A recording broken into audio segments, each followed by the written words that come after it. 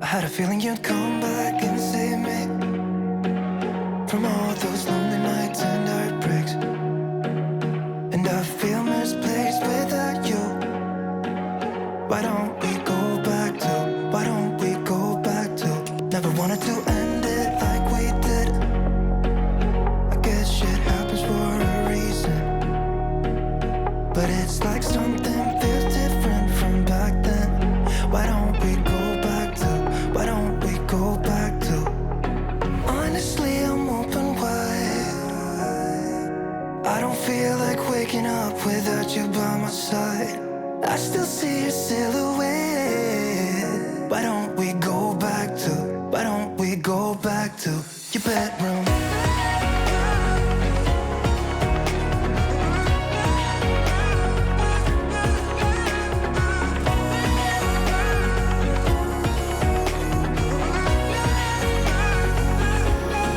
I had a feeling you'd come back and save me from all my slip-ups and mistakes.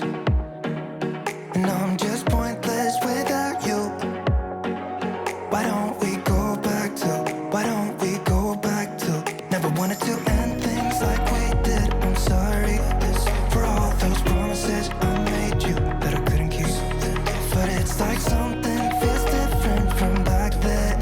Why don't we go back to, why don't we go back to? Honestly, I'm open wide. I don't feel like waking up without you by my side. I still see your silhouette. Why don't we go back to, why don't we go back to your bedroom?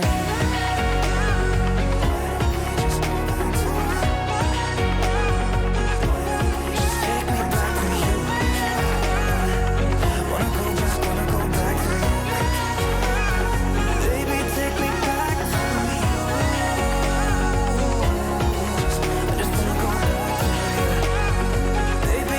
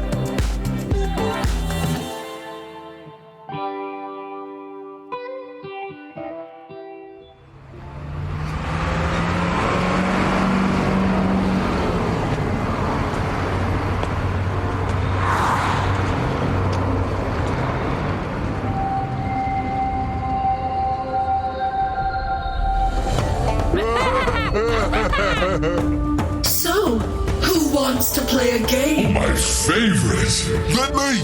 No, me! Try me now.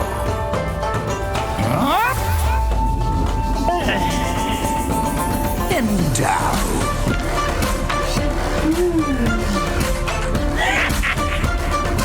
No, this.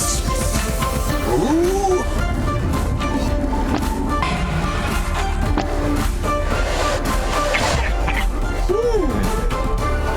Next. Damn. What's this thing?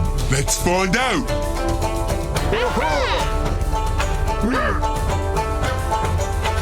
How much is in there?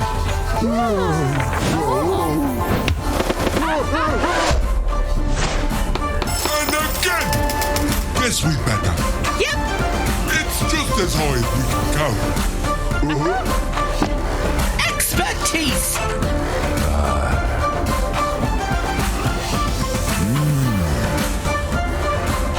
There's something off about you.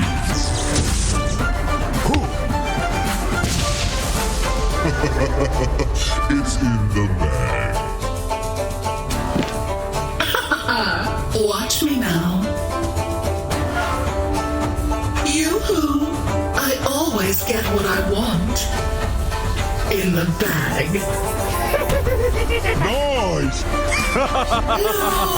Such talent, such sorcerers. You're doing good! You too! Where are you? You want me? Come get me. Hello, everybody, and welcome back to the DPC. We had a day break there, but we got some amazing series ahead of us today. We got IG, not that one, but the other one, up against Shenzhen. With me today is Snare and Lizard. How are you two doing? Good morning. I'm doing good. It's morning on our side of the world, so you know how much we love early mornings. That's how you know that Dota is the best game in the world. There's literally no other reason to be awake at this time, but we're here for Dota, so I'm hyped. Yeah, I'm going to call both of you out on lying real quick. I'm going to start with the Lizard. You talking about how you were a coffee addict before the stream. That's the only thing that's going to be able to power you this early in the morning. Mm-hmm. Go ahead again. It's only coffee or my everlasting love for Dota. Passion. Yeah. Passion for Dota. I have those two things. If one of them is present, I'm fine. Yeah, I need some coffee, but... That's fair. I can still see it's not even fully light out behind your curtains. Yeah, there. But it's going to be fine. It's going to be fine. We have some sick games coming up. The first one will be interesting, right, Neff? What do you think? I mean, Shenzhen, they've had a little bit of an easier run than IG Vitality so far. IG Vitality have only won a single game. Yeah. I'm normally somebody who wants to root for an underdog, but I don't know. Why don't you tell us, Lizard? I want to start with you. Is there hope for IG Vitality here? Did they take a series against Shenzhen? They take a game against Shenzhen. Yeah, that's it, right? They took a game so far, but they didn't take a single series in the whole damn tournament. And when you were this deep into it, I guess you had some rest. Well, if you can even call it rest, right, under the circumstances. But I guess you had some time off from Dota to regroup, to rethink your strats and all that. But, Shenzhen, for me, you guys were doing Division 2 last season, right, as well. And Shenzhen, even then, was this team that's just solidly occupying that middle pack, right? Like they're the middle of the tier team. They're not really that good to be promoted to Division 1, but they're not really they're still strong enough to stay in Division 2. And I think that's going to happen here again. They might stay in the middle, and to stay in the middle, iG.V is a team that they need to win against. Yep. Now taking a look at where everybody stands inside the division right now. IG Vitality very obviously at the bottom at 0-4. Snare, since you got to watch a lot of Shenzhen last season doing Division 2, what do you think their odds are at IG Vitality's odds of beating Shenzhen today are? Because they very desperately need a win if they want to stay in Division 2. They need to win probably like every single game they have coming up to secure themselves a spot. That is kind of the problem, right? That they literally have no other options but to win every single game coming out. Against Shenzhen, like Lizard was mentioning now, last season that they showed themselves being perfectly middle of the road, not good enough for promotion, but they're sort of like the gatekeepers. If you're not good enough to beat them, you're certainly not going into Div 1. iG.V, unfortunately, I was looking forward to them coming back into this. I watched some of their qualifier games this season, but it just hasn't panned out the way I thought it would once they hit Division 2 proper. Honestly, I think the best they can do is take a game, but when we watched the other game of theirs the other day, they just look so skittish and so scared about what to do in the game. So kind of feels like at this point in time, Shenzhen just have a better idea of how to play the game. They might not play the game at the highest level, but you don't need to play the game at the highest level. You just need to play the game with a plan sometimes. They have one. Generally speaking, iG.V doesn't seem to have one. So iG.V, for me, best odds is a game. But these last few days have been weird and wild, and a lot of crazy things have happened in the world of Dota. So it wouldn't be the first time. This sort of what happened last season. I think it was Aster Aries was in a similar position, like 0-4, haven't won a single game, but then they end up beating two of the best teams in the division at the time. So that could end up easily happening here from iG.V. Maybe the time they've had off, they trained in the mountains, gained some new strength, and now here they're coming back at the end of the training arc and going to show the fruits of their labor. So they could still end 3-4, gentlemen. I hope they do. It's unlikely, but stranger things have happened in Dota. Lizard, you laughed at that one. You would think that they'd be training in the hyperbolic time chamber, not the mountains, right? Of course. Running down the snake's path or something, I don't know. Playing under high ping. Do you know, like, one of the reasons why I became pro or whatnot was that my growing up was literally that. I grew up playing games under like insane circumstances. Like Warcraft 3, Dota. If I would play Dota, I wouldn't see half of the heroes. It was bugged. My PC was too bad. So let's say Morphling. The only thing that I could see from Morphling when I was playing him was the shadow underneath. That's it. And sometimes the bracers would appear as well, like golden braces on the old Morphling in Dota 1. I remember all the 8 megabyte max map files that you had to fit all the Dota assets into. Yeah, it wasn't wasn't the greatest time, but maybe for iG.V even being in this division is training under dire circumstances, playing versus teams that are perhaps a bit more prepared at the moment, a bit more experienced, and I hope that they remain in Division 2, but someone's got to go out, right? And so far they haven't really shown us anything to really be on their side besides, like Snare said, rooting for the underdogs. It's actually a good point that you raised there, right? About them coming into a bit more of experience, Div 2. I think if it was Season 1, it might have been a little bit easier for them. But all the teams that are left here, with the exception of, who qualified with them? Dandelion, yeah. With the exception of Dandelion, who's really good as a team as well. Everyone else is like IG, Sparking Arrow, who started to find steam. A bit weaker of a YBB, but still a YBB that's been together for a while. So it's almost like this is the worst possible time to be making a comeback into Div 2 if you are iG.V. So maybe Season 3, they tend to look a little bit stronger, but right now it's been a bit rough for them. I also think that coming into the series as well, onto the division, everybody else just is a lot hungrier, it seems. Like Div 2 does have slower Dota, to be fair, but I think a lot of it has to do with the fact that no one's trying to lose. Everyone's like, yo, guys, we only have 2 opportunities left for a potential shot at the major. If you don't make it now, we're never going to make it. So the competition bar has been raised. And unfortunately, when you raise the bar, sometimes not everybody can make the cut. So we have to see if iG.V can find something different, a new look. If they don't, this might be the last game, because if they lose here, then they're 0-5, pretty much guaranteed to be eliminated. Then you have to try again. Then there's pretty much no path to the major, no promotion. You have to re-qualify for Season 3. Suddenly you're looking at the 2022-2023 season if you want to try and find some proper Valve major action in this particular circuit here. Let's I guess they're knocked out. They have to re-come back through Kumu. I was going to say they could just do it the way where every team in the DPC gets to chance at playing at TI from going through the open qualifiers, but especially in the Chinese region, that is an incredibly dangerous way of doing things. Yeah, in China is the most they probably competitive don't. region for a reason, right? That every single time, that's what we keep saying. And unfortunately, when you are that competitive, we see this in Division One as well. Teams like right now LBZS and Magma, when things are that competitive, like Lizard was saying, someone has to lose, and it's often going to be the team that's less experienced, less coordinated, and is still sort of trying to find their feet. And there's no time left to find your feet. It's either you found your feet or you haven't. And when you don't have that opportunity as a team like iG.V, who's also, BCOP likes to bring this up a lot because there aren't these third-party tournaments happening all the time in China. They're not getting the practice that they need. So every single game, uber important for them. And this one, most of all, we seem to have a draft on our hands here, gentlemen.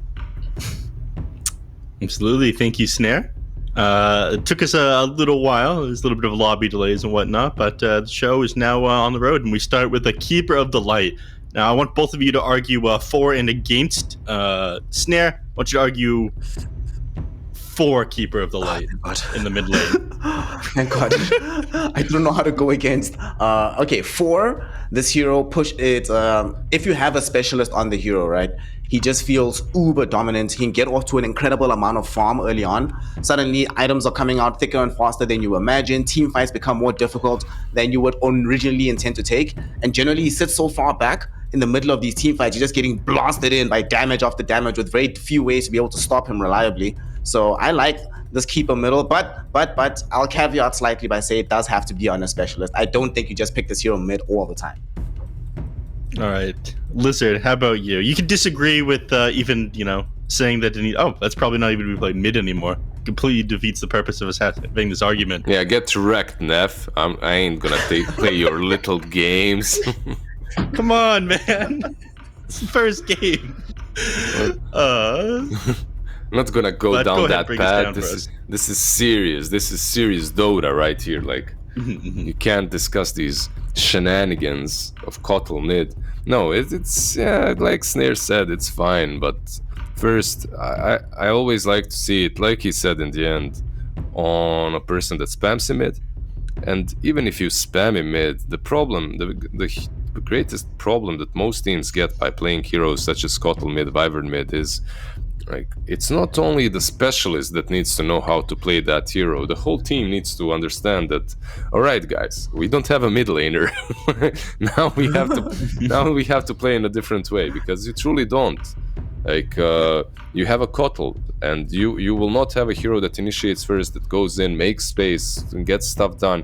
You'll actually get a hero that goes mid every now and then stacks the camps, farms up a couple of items, and just stands in the back, dishes out damage, pure damage dealer. But it can work. We've obviously seen it work. In this game, it won't work because it won't be mid. It will be Storm. Off lane Storm Spirit, boys. Don't worry. Yeah. Off lane Storm Spirit. The Keeper of the Light is probably doing played on the position 4, enable the Storm though. Stack up camps for him over in the triangle. Drop the Chakra Magic off him, so he's able to double static Remnant, clear out camps pretty quickly. I see this a lot from Dog Champ in NA, because Yaren and Rayleigh really enjoy playing this combination. It's gotten a lot less popular over the last while, but Kotal's started to be picked a little bit more. Spirits are obviously consistently very good. How does Shenzhen play against this one, Snare? Playing into the Spirit right now, I'm happy with what they've already got themselves. The Bane Elemental, which we were speaking about the other day, about his relative drop-off, especially the drop-off has been huge in Div 2, but they have some big catch for him. We saw the other day the power of this Mars hero. If they can at very least coordinate this with some additional damage, they can create some complications for the Storm Spirit, at least until he gets the BKB. At that point, they don't have a grip cancel, but they still have 3 heroes to get into the draft. So I think that Shenzhen, the way it's looking right now, just play your lanes, come out of the lanes in a strong, huge fashion, catch these Storm Spirits while he's trying to zip in onto the backlines. Sure, he's going to try to cancel his grip every now and then, but you reserve it for him primarily. Should be able to stop him more often than not. And right now, iG.V don't really have any save potential, right? This Kotal enables aggression, but there's no defensive prowess from iG.V just yet. So I think it's still okay with this on the side of Shenzhen. We have seen these Storm Spirits of late, especially because they can still get another Spirit hero themselves, Shenzhen, in the mid lane. So if they get another Spirit and they keep this Bane Mars, I think they're in a pretty good position to deal with the Storm Spirit. Yep. Now, I wanted to ask Snare this because, during when we were at the studio, you were discussing a lot of... It's fine. I can just chill here. Just don't mind me. All right, listen. No, Come I'm on. kidding, man. So when we at the studio, Ask him. no. This cry. is for you, Lizard. Mhm. This is for you, Lizard. So while we at the studio, you were discussing something like the fact that when you have Weaver 4, I think Coddle 4 has these same issues. You don't have a position 4 that normally has a stun. It kind of limits your draft. Snare was talking about saves up against a hero like Bane. Abaddon's got a really popular or very high win rate right now. I think he's got something like a 70% win rate, even though he's got 20% contest. Can they get away with going in Abaddon here in order to have a save for Storm Spirit, or do you need to pick a 5 with the disable? Like, what do you go for a support here up against Shenzhen's heroes? It depends what the rest of your draft is going to look like. I don't like this, then that's something I'll tell you straight away. Go on. I guess it's decent. Make lemonade, Lizard. Come on. I never like seeing a lifestealer into a Bane. That's my biggest issue here. You do have Rage to get out of the arena. Doesn't work as well versus Tiny as it used to, but it's okay. And then you have the Storm that you can you can jump into Inkspell on the Storm and just zip in, eliminate anyone in the backlines. I guess that there are some positives with it. A Lifestealer Bomb on Storm has always been one of these things that can it forces a team that perhaps doesn't have the best strategy. It forces them to play on a tempo, and that makes them better. So I remember, even for me, playing these kind of combinations would always make my teams better. Like Slardar Lifestealer, Storm Lifestealer. You suddenly have two cores that need to cooperate, right? But it's not even that pronounced any longer, because usually you save that infest for a bit later in the fight. But yeah, we'll see what they had imagined with it. They need a lot of people using that. Yeah, sorry, just to complete, they do need an offlane with the stun now. They need some proper cash there. I was thinking that a lot of people use the infest as like a save because it provides such a large burst heal now, so they don't use it to initiate. So I think that's the point you were going to there. But yeah, this one's kind of like an old strategy now. Now the Storm Spirit has to play against the Queen of Pain, who I mean, this is a very rough matchup for the Storm Spirit. Pretty much at like level 4, you need to move over and start going over to like the neutral camps and clearing those ones out, because you can't fight up against a dagger at that point. Snare, do you think that Shenzhen's just going to ward up IG Vitality's camps and they're going to be like completely ruined for what they can do in the early game? I see this all falling apart pretty easily if Storm doesn't have a good game. Storm doesn't have a good game. Even if he does have a good game to start with, the game doesn't get any easier as time goes on. Right now, he's the only hero that can get to the backlines to find Bane. So Bane actually just has to wait for him specifically to try and deal with him. And if Storm Spirit doesn't make that initial jump, Shenzhen just have a very easy time fighting, it feels like. They don't have much catch on the side of iG.V. Honestly, it's one of these games where you don't even have to focus that much on the Storm Spirit. I think that the primary focus for the side of Shenzhen will be ensuring that this Tiny Moss get off to a decent start. They know that Quap will lane decently against the Storm pretty much no matter what. There obviously is still options at the end of the draft for like some hoodwink hero to come in the 4 position for Shenzhen. That way, then you double down on just griefing the Storm Spirit mid. But the way it's looking right now, Shenzhen, I feel like are really far ahead in this draft. I also don't like that iG.V, they go for this Grimstroke. Normally when I see Grimstroke, the thing I like seeing most, and first and foremost, is Inkswell Carrier. Only have the one right now in the Storm Spirit. Like Lizard was mentioning, there's no real option for a bomb in this game with Lifestealer. He needs a way out rather than a way in. I don't know, man. I feel like Storm Spirit right now can kind of get ignored a little bit because they know that he's the only big team fighter. He'll get BKB, but along with dealing with everybody else, we'll grip him once or twice in the fight. That's it. Hopefully, even Queen of Pain just beats him normally in the lane, gets an early Orchid or something, and then suddenly Storm Spirit can't play Dota anyway. So I think they don't have to worry about him that much in the mid lane. It's easier to finalize the draft, I feel like, for Shenzhen as well. There's just so many carries left in the pool that can deal with what IG Vitality has got. Is there anything that comes to mind right away? I feel like a lot of agility carries are just like better than Lifestealer for like a 1v1 matchup. You can pick almost anything. even Of if you're in a course, decent place. yeah, you can. You can even go for something like a Razor here, right? And just ruin his game that way. It's not the hardest carry, but it will still, should still work in the matchup and with all you've got. But wait, if you're looking in Shenzhen, I'm sorry, Tiny, no coffee. Yeah, Tiny can be as well on that carry, right? And then it's even easier to complete the draft with some position 4. But iG.V as well thinks that it's a carry that they need, as they're banning out most of those, as you can see right now. Monkey, Void, TA. Meanwhile, what's left? What's left for the? Can you go Slardar here? Like, no, nice Stalker. Nice Stalker, Belena. Okay. This is decent, I suppose. You wanted a hero that's going to get to the back lines. The silence is very, very good against Quap. Can be useful against Bane as well. I don't know about... I mean, it's not the worst laner in the world versus like Tiny Bane. There are ways to be able to deal with that, especially since you'll probably be going with this Coddle.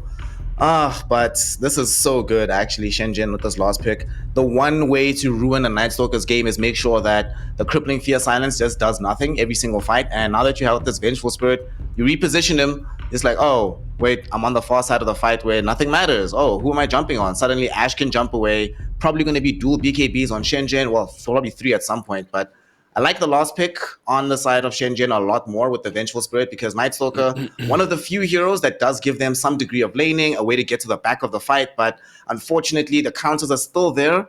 Until he gets BKB, he's just gonna jump in. Unless he jumps on Bane, he just gets Nightmare or swapped out by Venge. So his effectiveness is locked behind his laning phase. I think Shenzhen are better players in the laning phase as well, so I don't think he's gonna be able to have the game that he expects. And whenever I see Night Stalker, I'm always fearful, because this is the definition of feast or famine hero. If it doesn't work out early, it just doesn't work out at all. He's very scary. Very scared about iG.V. Yeah. Well, the darkness and all that, it turns day to night. It's very spooky when there's no light on the map. Yeah. What about Keeper of the Light? Does he like playing with someone that turns everything into darkness? He doesn't care, right? No. I mean, a bad lore matchup, man. Yeah. Yeah, I feel like one thing that I will take away from Shenzhen, like one bad take, is I feel that their draft... sometimes you look at the draft and it looks way too cookie cutterish, you know? There's no flair there. You have this Venge with the stun, Bane with the grip, Arena, and that's it. You know, there's no shenanigans, no craziness going on there. Meanwhile, on Vitality, the Ink Spell, all the Keeper of the Light spells that can come in handy. There's a lot more AoE as well to go for them, but probably it's easier to execute Shenzhen's draft. Well, we'll see how easy it is for them to execute. IG Vitality very much need to close out 2 wins here. And that's a tall order given the fact they've only taken 1 so far the entire DPC, but take it away, you two. Thank you, Neff. And let's see how this is going to go. They're smoked up. I don't think this is going to be a fight that happens. Also, we were talking about this other day off air, or on air, Lizard, that during the DPC, the region that has had the fastest games is Division 1 China. And it's like by some significant margin, over a minute, right? The region with the slowest games has been Division 2 China, by like some 3-minute margin. So we might be here for a while, even if Shenzhen wins. So how you doing, Lizard, you know? I'm doing. It could be better, could be worse. You know, there are moving pieces still waiting to be settled. But watching some Dota and enjoying some Division 2 and Division 1 always lights up the room, brings up the spirits. So happy to be here, my man. And sometimes to bring up the spirits, we don't even need vodka for spirits, man. You know, we just get some Dota. So I can't even get it. It's sanctioned now. Oh God, you're right. Oh God, this is the saddest thing I've ever heard in my life. I'm bleak right now. So talk to me about this offlane matchup in this game. So we see Horror on the screen right now, but the thing I'm really interested in is how this lane is going to pan out at bottom. So Tiny having the backup here of the Bane Elemental into the Night Stalker Keeper of the Light lane.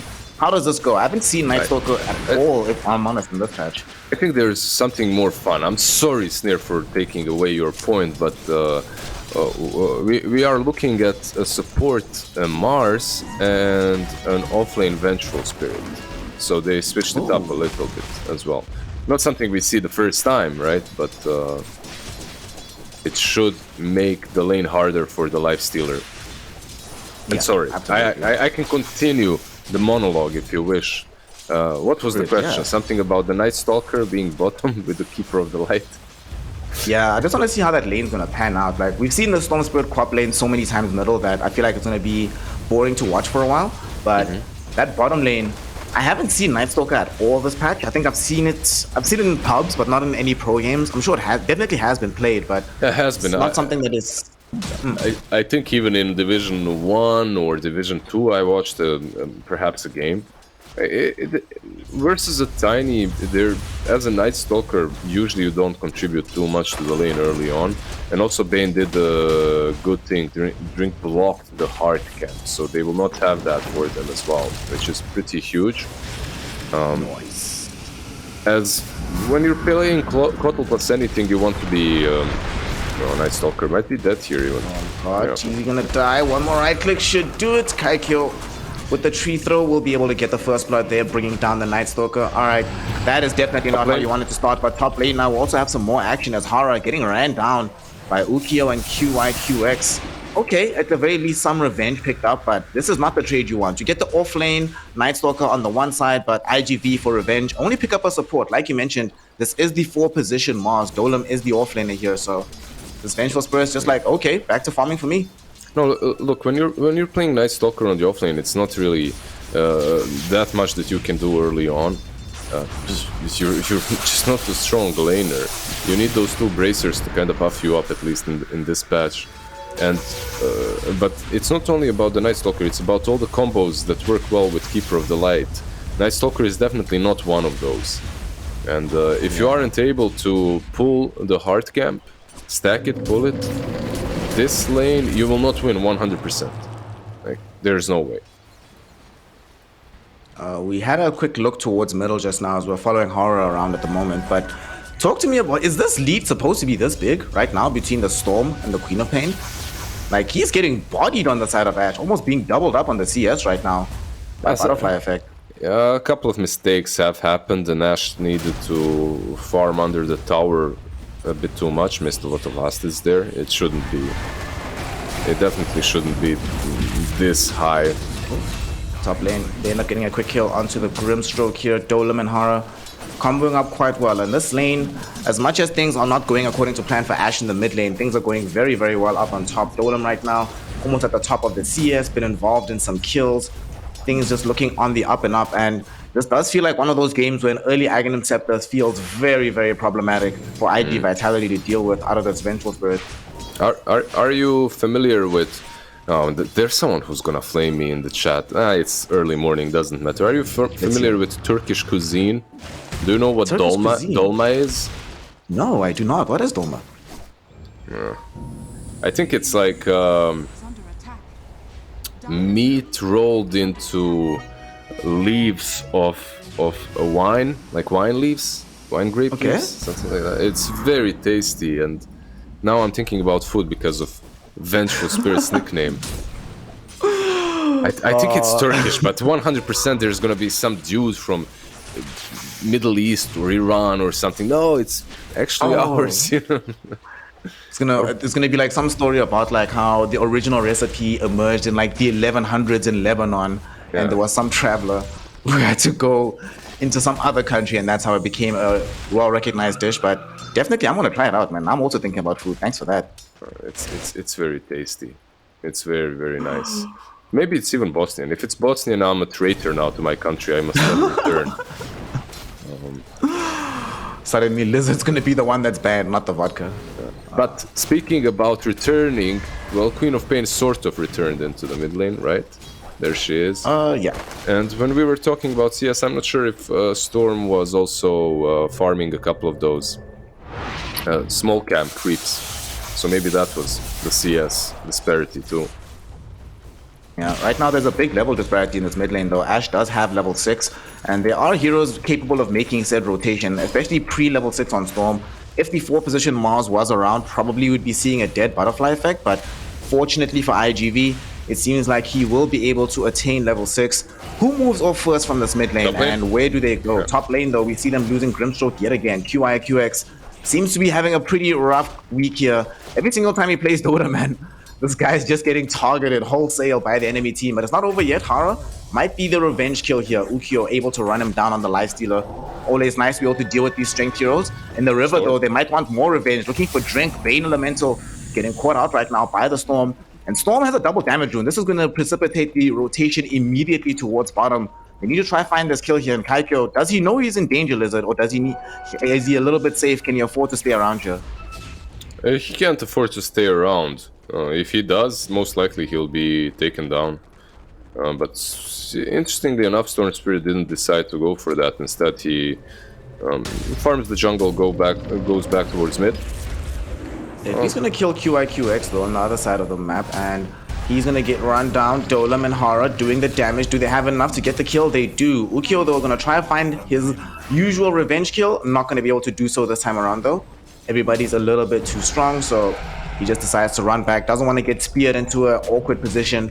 And things going from strength to strength in the top lane. Dolam already having completed the full power trade. It is time now to make the progression towards the Aghanim Scepter. And things looking very, very solid here. Doesn't seem like iG.V have any interest in involving Butterfly Effect anywhere on the map. They seem very interested in farming him up still. So is this a mistake? I really thought they tried to involve Storm Spirit a little bit earlier than this. At the very least, to also try and angle that first rotation at the same time as they trigger Dark Ascension. But maybe the issue is that this Night Stalker is only level 5 right now, so not having the best time level-wise. Maybe they didn't feel like they could actually get the kill if they tried. Yeah, Tiny is tanky. He's a tanky sword with one Raid Band, Magic Wand, and Power Threads, sitting on 1500 HP. But they... it's hard to say. They had that double damage on Storm Spirit. They could have, but they didn't. They assessed the risks and thought, okay, I'd rather just farm up the stacks and actually go and fight when I feel like it. So it's a player preference kind of a thing, I would say. Might get a fight here in the river, though. QIQX. The Grimstroke Inkswell will trigger onto the Queen of Pain, but there's nobody nearby. Kaikyo also getting involved, throwing in the Avalanche. They bring down the Keeper of the Light. Kaikyo trying to TP out right now as both Nightstalker and Storm Spirit get involved. Sonic Wave flying in from Ash, going to be good enough to bring down Stranger as well as QIQX and the Grimstroke. Two heroes brought down here in the river. Ash will just be happy to walk away from this point. And that's another situation where iG.V, they got involved first, but found themselves getting lost out in this mid lane. This is a problem because this is happening without the involvement. I mean, Kaikyo got involved, but Dolam didn't. So it's almost like Dolam is getting the safe lane farm right here. Just chilling top of the net worth right now on this Vengeful Spirit. Like, they ate no problem. Aghanim's coming sooner rather than later. Yeah, he's... it was a really nice thing that they did. Switching up the Vengeful on that offlane position. Putting Mars on 4. We will see just how much Mars will accomplish in the mid-game, because that's something that... there's always a price you have to pay, right? There's a reason why Mars isn't played on position 4 as much. He needs a couple of those items to really contribute. We'll see. Bane might die down bottom. Yeah, he should die, but he might not be the only one that does. Hara shows up, doesn't have the level 6 though, so they cannot trigger out the full arena still. With the Nightmare Spear back play, they drag back LG. Kaikyo trying to close the gap as well. Nice usage of the God's Rebuke to push him into the Avalanche, and that's going to be good enough to kill him as Ash also shows up for the party. With button a kill onto the Night Stalker. They made the dive onto Drink, but Drink, with his allies, able to turn it all around, and iG.V, once again, making the aggressive play but getting caught out and losing. This is not good. When you're playing Storm Spirit, Night Stalker, these sort of heroes, and the early fights are all going so badly against you, this is not good. They're going to try for another one here, Lizard. Going for Drink once more. He's always the debate. This time around, he will die, heads up. Will he be the only one? It does seem like it. Kaikyo, though, no! Storm Spirit, be careful. Out of mana, but there's no blinks on the other side, so he will be able to escape. But that came a lot closer than he wanted it to. Does able to skirt himself away, though. Yeah, so far Vitality is, I would even say, trying to do a little bit too much, and their movements aren't, they aren't that precise. Like this dive on the bottom lane on Bane. Bane survived way too long. They miscalculated where he was, and because of that they got easily punished. So Bait 6. Gonna kill top. They swap into the Fiend's Grip up on the top lane. Drink smoked up after dying to get here sooner. Yeah. And they just turned this into an immediate other play. You were just talking about how this Bane was dragging them out of position. He went top, got this ward out, and Lifestealer didn't see him. Thought that he could just farm the lane, instantly get swapped back into Dolem. And there's a grip. I'm not sure if they knew he had level 6. He might have gotten it on the way up, but what a way to get this first kill onto the Lifestealer. Yeah, and that's another thing, right? Like these levels on supports from Shenzhen, they just impact the game so much more than level 6 on Kotal and Keeper of the Light. Like Kotal and Keeper of the Light, Kotal and Grimstroke. Like these two, these Kotal of the Light. Kotal, give me mana. Give me mana. Give mana. It does kind of feel like at this point in time they're accomplishing the same thing with Grimstroke Huddle, right? They're can't really play aggressively on the map. They can only either back up or provide additional damage, but in terms of the lockdown and teamfight prowess, neither of them is doing anything at the moment. Like, they're trying, but even with these level 6s, like you're mentioning, the degree of impact just isn't there. They're gonna at least try jump and dive onto Hara bottom. Do they get this kill? Yes, they do. That's gonna enable them to get the tier 1 tower at the very least. Does Shenzhen start to open up space to just give Hara an opportunity to farm up his Blink Dagger so that he can have that mid-game effectiveness you're talking about? It's hard to justify it. It's not really a hero that can be given too much space at this point in the game. But we'll see, maybe under some tier 2s. And then if you get Doven, top lane Kotal. It's just Kotal. He's gonna die like a million times this game, it's fine. If you get Doven, perhaps you can set up the arena and then get some follow-up counter kills.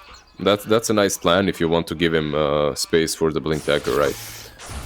But yeah, we'll see. I think the more important one is the Aghanims on Venge right now, and then you're actually able to take every fight. Yeah, almost got it. In fact, not that far away. Mere 900 gold until he has the fully completed item. At that point, we should be expecting Shenzhen to smoke up immediately. It would be nice if they can coincide that with a timing onto this Queen of Pain as well, who is going for this early Orchid that we discussed in the draft. Of course, the Storm Spirit things were, you're talking about the recovery of the Queen of Pain. The impact of that recovery has also meant that Storm Spirit's progression has been halted.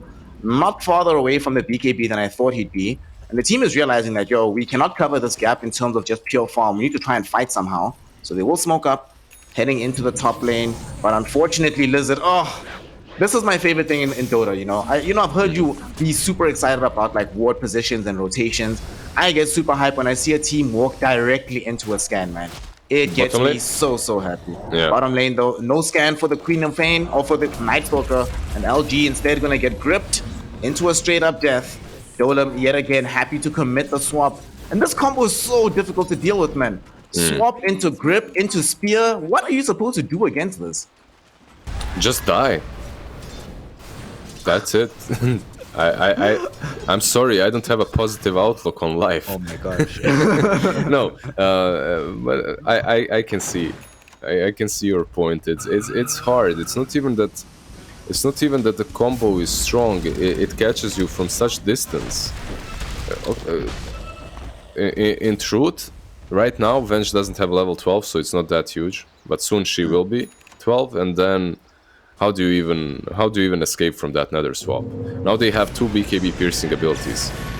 Well, she has just got the Aghanim Scepter, so she's gonna have an opportunity to use that illusion now. She's gonna lose her first life here. The second illusion is up, throws out the magic missile onto QIQX, gonna enable them to get that kill. But IG Vitality, at long last, the smoke succeeds. You'll take it. Might not be perfect, but you did end a killing streak. Dominating spree ended. Goes the way of Stranger. Not the best thing in the world, but it's a dead Vengeful Spirit at the very least. Yeah, and you did force that arena. And even though you are 4 versus 5 at the moment, they can't really take a lot on the side of Shenzhen. Remember that on iG.V they have 2 supports that do the same thing, but they do it well. They defend very well. So if one of them is dead, it doesn't matter. You can still have the other to spam out Stroke of Fate or Illuminate. Oh my god, dude, you just reminded me of how annoying this game is gonna get if it goes ultra late. Like, pushing for Shenzhen is gonna be so difficult, especially if they keep losing Hara. It's gonna be his 5th death here. or fourth rather, of the game, gets taken down in this mid lane. Ukyo is the one that will claim that kill. And with a low health tier 1 tower in front of him, this will open up an opportunity for iG.V to dive forward for this. We were mentioning the defensive prowess. Stranger gets swapped back, but this time around, no follow-up with the magic missile. There will be a crippling fear. Soulbind onto 2. Do they have the damage for these kills? Yes, they do. Drink is down, so is Dolem. They're going to be able to kill off the illusion as well.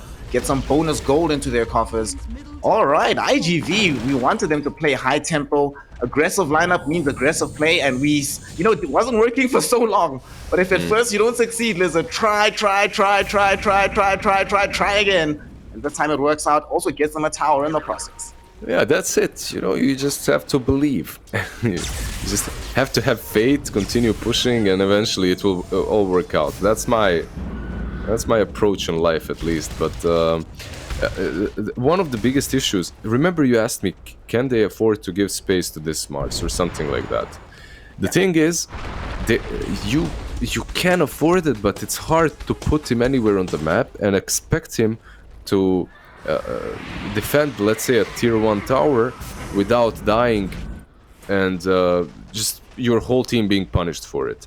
I feel that the problem lies with the item build as well. Rushing the Blink Dagger this way on a 4 is something to be expected. But imagine if he has a Bracer and a Raindrop there. He doesn't die, you pop the arena and you fight off of that. Sometimes rushing the Blink Dagger and being too greedy delays it even. Yeah, it does affect the survivability in a pretty massive way. And especially when all you've got in your inventory is like Tranquil Boots, Arcane Ring, becomes very difficult.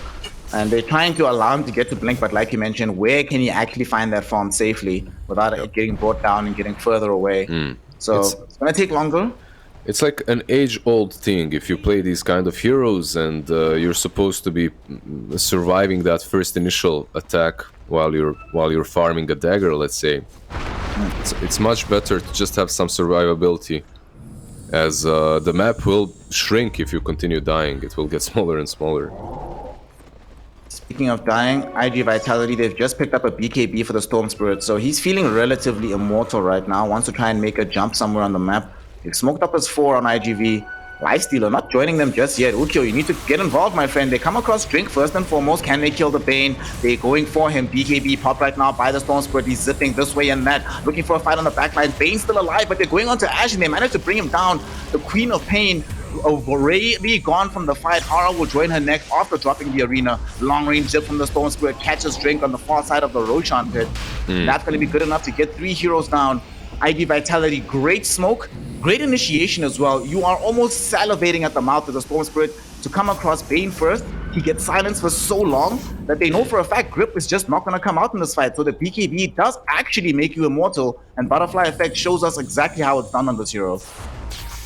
Yeah, also keep in mind that Night Stalker got in a really good position to silence a couple of heroes even without having a Blink Dagger.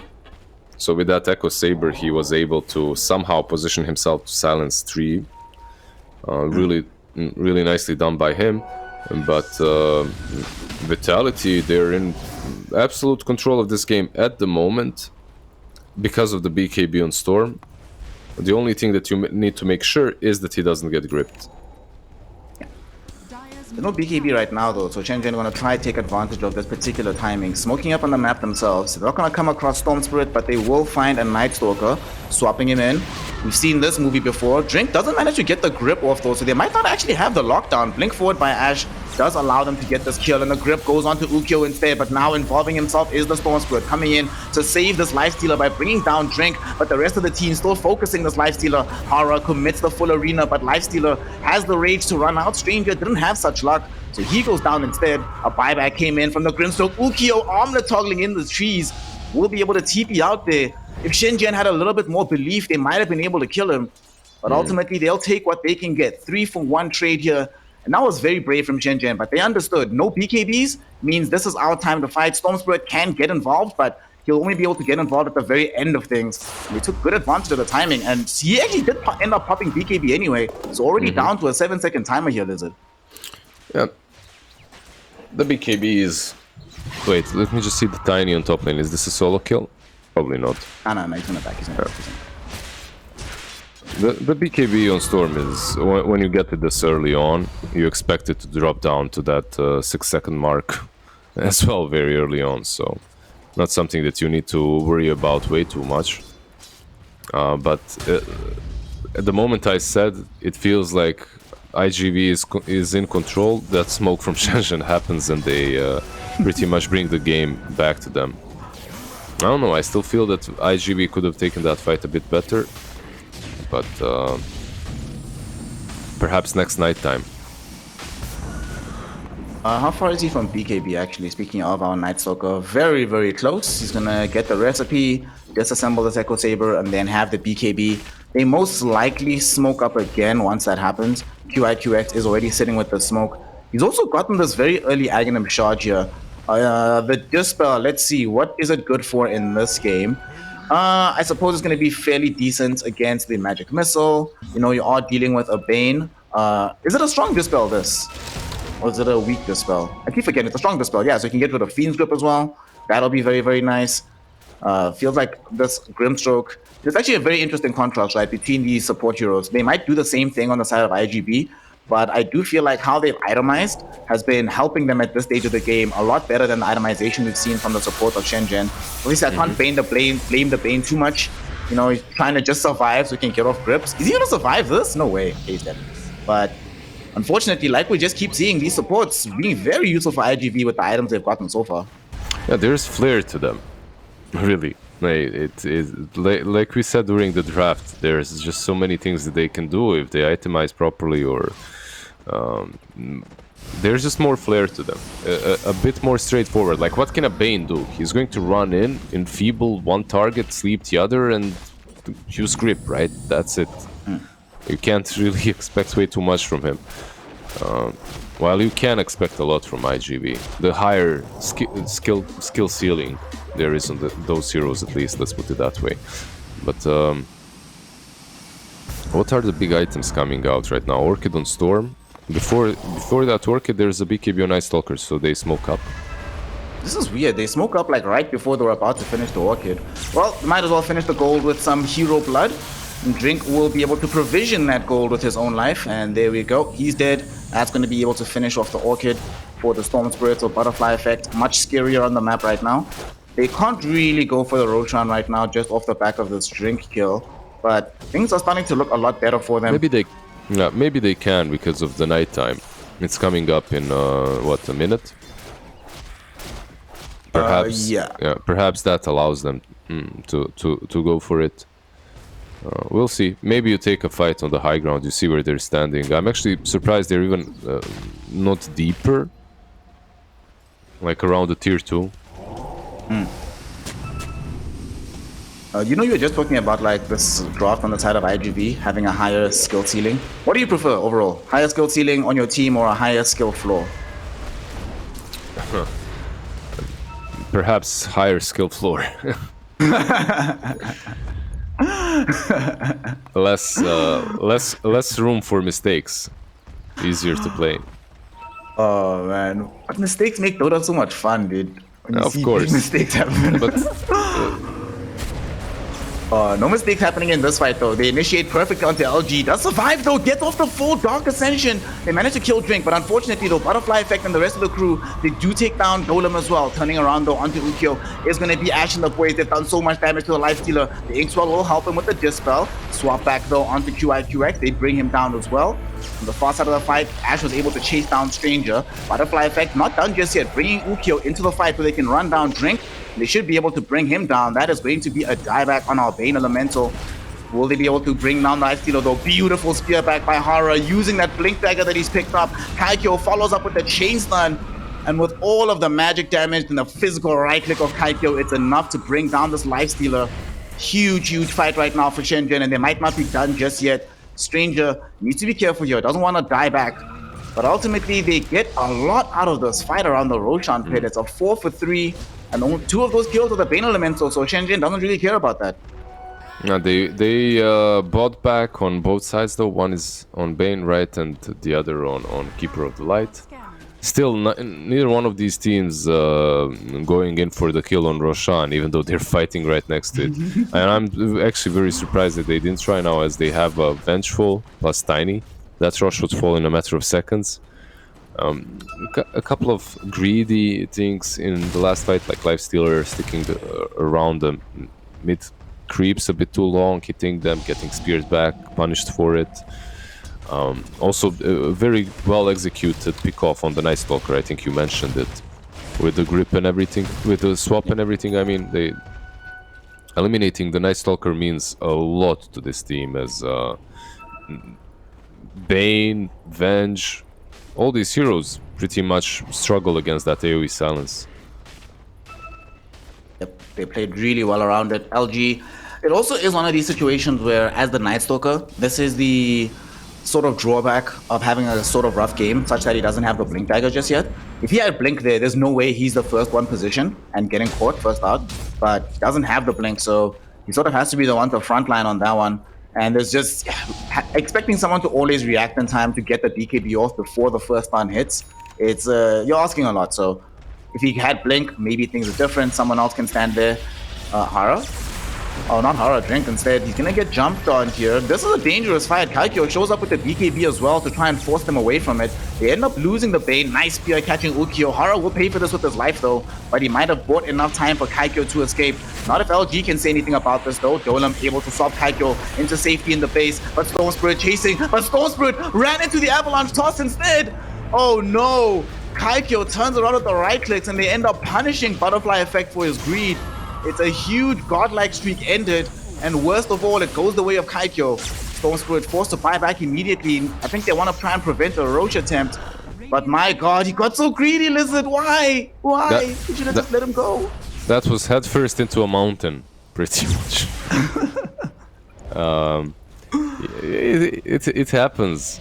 You sometimes forget just how scary Tiny is, and that he can two-shot your whole team pretty much. He was really low, right?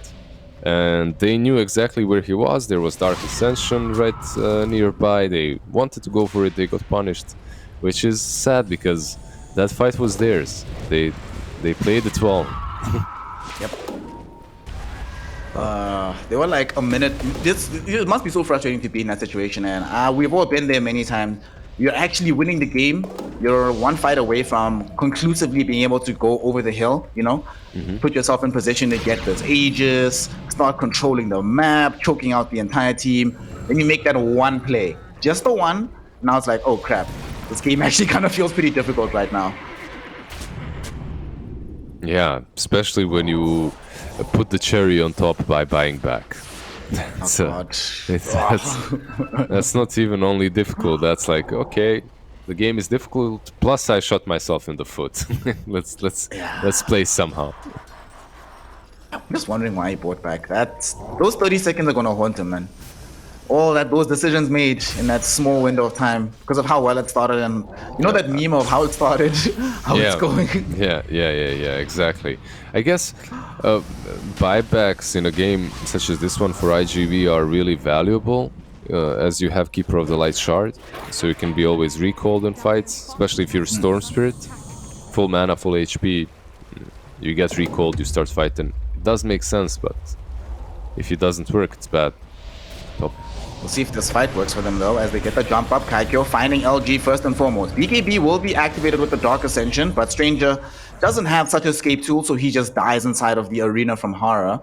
Nobody else caught in this one though, so both Storm as well as the Grimstroke should be safe here. LG definitely already flapping his way into a good position. Dolam has one more swap to go though. Let's see. Now that they've paused this up, they might be able to target the Storm Spirit. If he gets swapped, dude, he's actually in range of Fiend's Grip. Oh god. Or he's just outside of range. No, just outside of range. Let's see what happens here.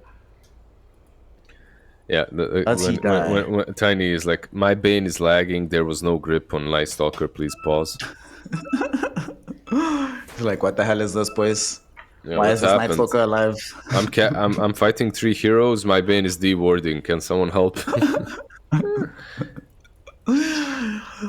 Bane's like... Yeah? It would be better if Bane had Aether Lance, right? It's so much easier for him to play, but can't always have it. Yeah. The unpause does come out, and we see the team communication as well. Don't even bother swapping back the Storm Spirit, rather put it onto the Scrim Strokes to save the grip. And finally, looks like we're going to have our first foray into the Roshan pit. The big man is going to have a visitor at long last. Kaikyo coming in to say hi. They've got this Vengeance Aura, Silver Edge. This is not going to take long at all.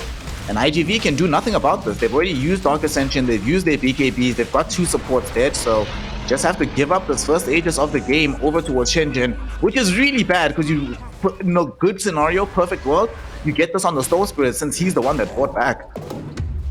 It's always like that. Even if he doesn't buy back, you'd love to have that Aegis on the Storm Spirit. Can't always get what you want, Snare. Aww. Sucks. Sad. It's You mean we're not gonna get Half-Life 3, Tekken 8, Kengan Ashura Season 3, more Jujutsu Kaisen? I'm not gonna get any of that stuff, man. well, I'm only sad for Half-Life out of all of the things you just listed. Everything else, I'd be fine if the first part didn't exist. Oh my god, get me out of here. Bring back Nef Sensei. What's happening right now? Where's my weebs at, man? Oh my. No. Oh, Kaikyo. This is He's the best reason why, the biggest reason why you give Tiny this Aegis as well, right? Like, if you want to push high ground now, you already have that capability, as Tiny is one of the best heroes to go for that. yeah. Such a strong hero. He can just tank up on the high ground, has all this armor, no way to get past him. They're already struggling to deal with him once, let alone twice in these games. And the way they're playing this, they're doing this in quite a disciplined fashion. We've often seen that teams can be a bit reckless in Division 2, but they're not making that same mistake we've seen all that often. When they utilize this first Aegis to push out all the towers on the outskirts of the map, and then they'll probably use the second, maybe even third one to go up the hill. Safety first, safety first. They already saw last season in Division 2, they were on the cusp, honestly, of promotion, but there were a couple of games where it was sort of their own mistakes. I think it was the one game against YBB that they absolutely shouldn't have lost, but they ended up losing it. It cost them a slot in Division 1. They don't want to make that mistake again. They know that these 2 losses they've already suffered here, Lizard, is the absolute limit, it feels like. Losing more than that when the division contains IG, Dandelion, and Aster Ares, that pretty much means you're done. No Division 1 for you. So I like to see them playing this a lot more carefully, a lot more cerebrally. But even though I'm saying that, they're already on the high ground yet again. Yeah, because they did get a lot of vision of where the enemy team is. They had that Radiant Ward in the Dire jungle. They also saw Grimstroke on mid lane, so they go uphill and hit that tower a couple of times. And I don't think that's a wrong idea. I actually think that's what they should be doing, especially as you have Venge. Like, you could be... Not only... She has Aetherlands, right? So not only can the Tiny hit the tower with the protection of Swap and with the protection of Aegis, if they try to defend, you can swap out any of these heroes. You can catch them off guard. So I understand the discipline call that you made, but I believe that they're in a good enough of a position to force things. I mean, they are still sitting with about 90 seconds left on this Aegis, so quite some time before they have to really worry. And also, to make matters worse here, Queen of Pain has completed up the full Assault Cuirass. She has that online, that plus the Vengeance Aura, plus Tiny. My god! Damage to the towers and to buildings in general is going to be very, very fast. And she's also building an item that we never, ever, ever see. Ever. A Mage Slayer coming out right now for this Queen of Pain. Bloodthorn, right? The new build-up, so... Yeah. Just to complete that, I guess. Because Orchid... Yeah, that's an item that you always see. Yeah, every game, man. Yeah. It's honestly, that's weird. I was gonna say that, like, I feel like I see Bloodthorns in people's inventories much more often than I see Mage Slayers. Like, I've never actually seen somebody holding a Mage Slayer. It feels like you only buy that item to complete the blood form. Yeah, exactly. Like, it's on the courier. It's never in the hero. On the hero, that is. Oh no. Well, what do they do now? Is there any item that they can buy on the side of iG.V that can turn this game around at this point in time? Well, they aren't really aiming at anything huge when you click on all these heroes. Storm has high hopes of completing Aghanims at some point, but everyone else is maybe some Lotus queued up. Nothing too huge. Both of the supports actually went super selfless modes, shards, and a Big fight breaking out here. LG jumping into Kaikyo. Might regret this though. Already getting taken down, and the huge strikes from Kaikyo also takes out QIQX in the process. Storm Spirit forced to BKB zip away for its own safety. It's a 2-0 thus far. Both teams smoked into each other. One team losing out big in this fight. Only one buyback available, and it's not on the Night Stalker. Suddenly, like even without this Aegis, you were talking about how they're strong enough to be able to force this, and they believe you here, Lizard. They're inside the base. Look at this damage from Kaikyo. Stone Spirit trying his best just to try to get rid of this creep wave, but it's not going to happen. Now they can start moving to the top lane as well. There's still creeps inside the base, so there's no backdoor protection for this top lane of Rax. There isn't really a lot you can do. You need to buy. You needed to buy back the Grimstroke and maybe scare them with that a little bit, make them a bit more reluctant to push. But did you see the way that fight started? Tiny literally destroyed 2 heroes in what 3-4 hits. Night Stalker was being hit, and the Grimstroke was just dying next to him from the cleave. So yeah.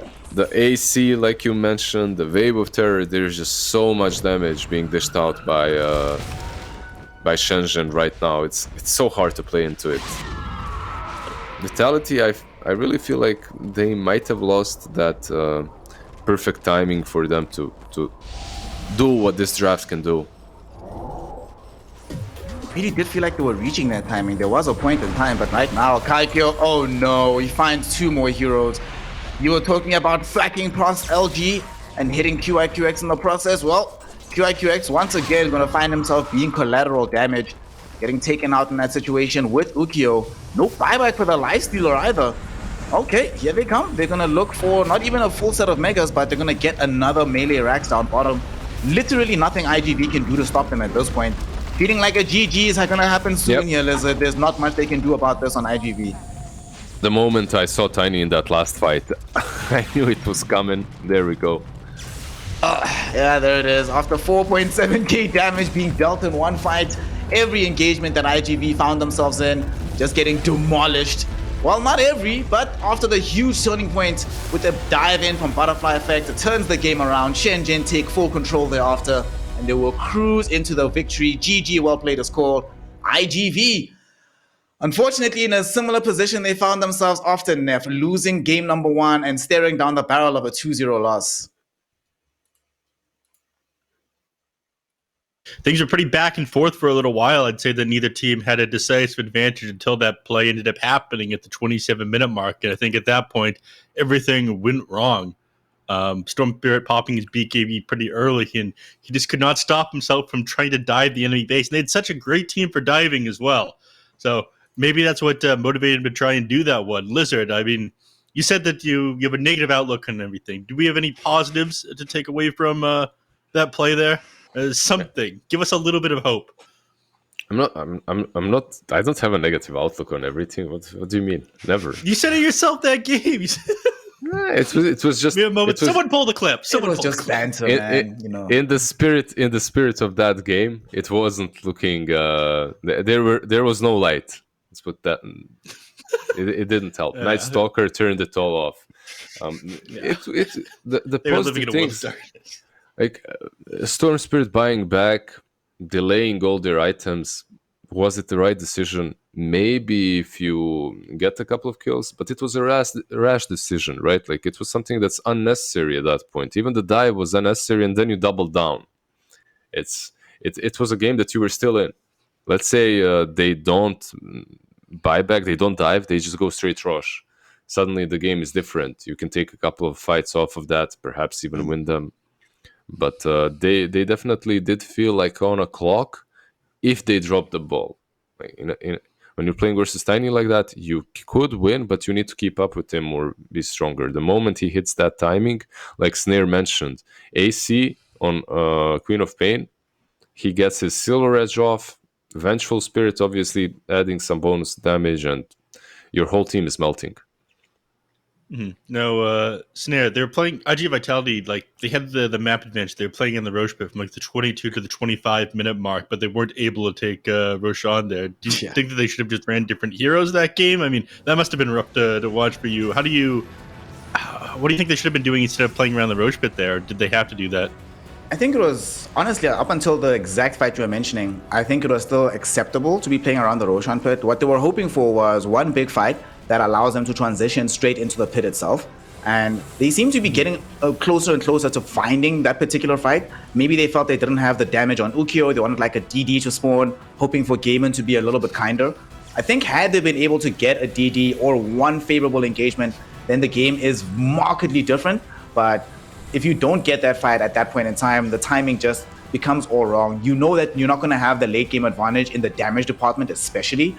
Ukyo is not going to be able to hard carry you into those particular positions. So it's weird that they decided, for as long as they did, or after that particular jump, that they still decided to try and find fights, despite the fact that the game was clearly in a much more awkward position and just became easier for Shenzhen. I think Shenzhen also did a really good job overall against iG.V of reading when timings are bad for iG.V and exploiting them.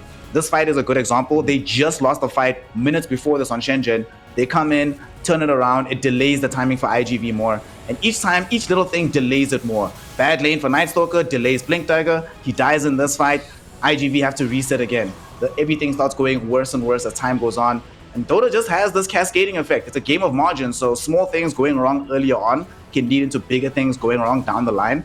I think they had an idea of what to do in the situation at long last, but the execution was the main issue I think that they had on iG.V side, rather than the ideas that they went for. They execute a little bit better, we're probably still in this game right now, but for example, things like this cannot happen. Ukyo going to farm during Rage, knowing that the enemy team has Blink Daggers and ways to catch him, that just cannot happen. So ultimately, I think they were just prey to decision making at the end of the day.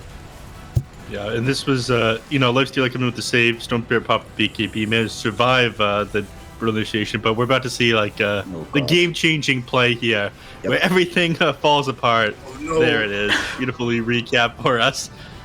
Moment before disaster. Yeah, it's one thing. Those kind of dives and Lifestealer on the mid lane perhaps not, but those kind of dives that they made with Storm Spirit, I can understand. It happens. You get a bit too energetic as you're winning a team fight or something, and you want more. But one thing that bothers me from IG Vitality is the way they move into areas of the map. Like even this last time when who was it? It was Lifestealer +1 that got caught. I think Grimstroke Lifestealer. They just moved onto the high ground without smoke, without anything, and it wasn't the first time.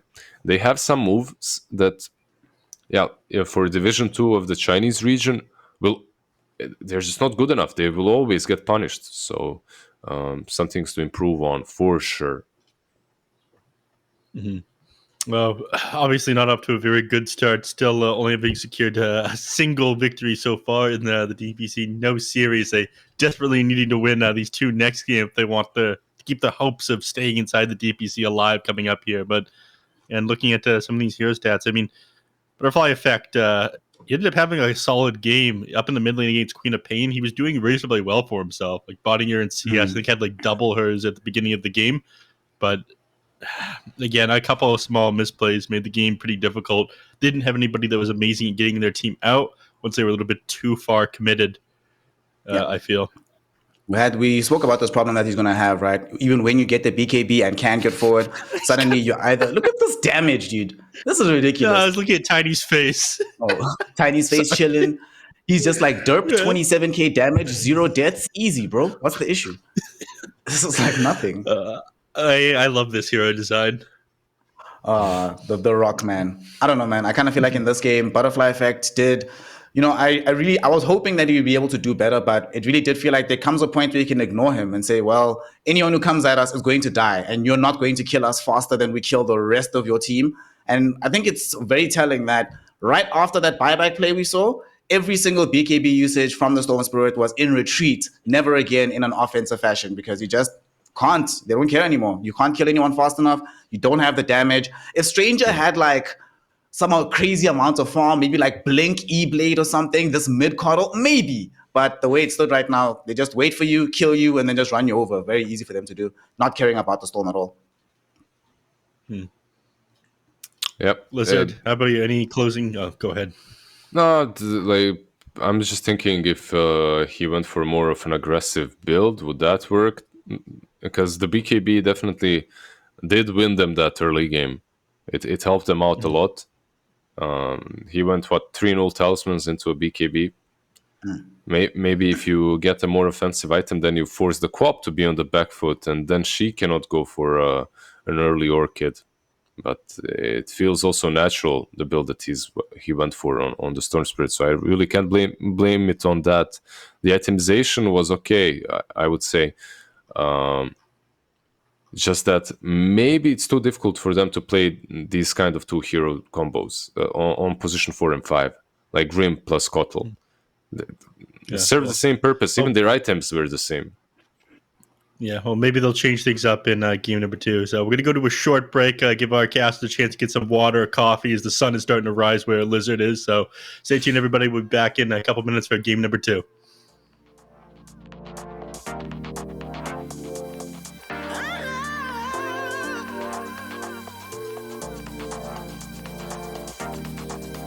Where are you? What's up? What's going on? Simple truth, I'm low, let's get it on. Touching the stars, touching the stars. Dancing, dancing, dancing, feel like dancing in the moonlight.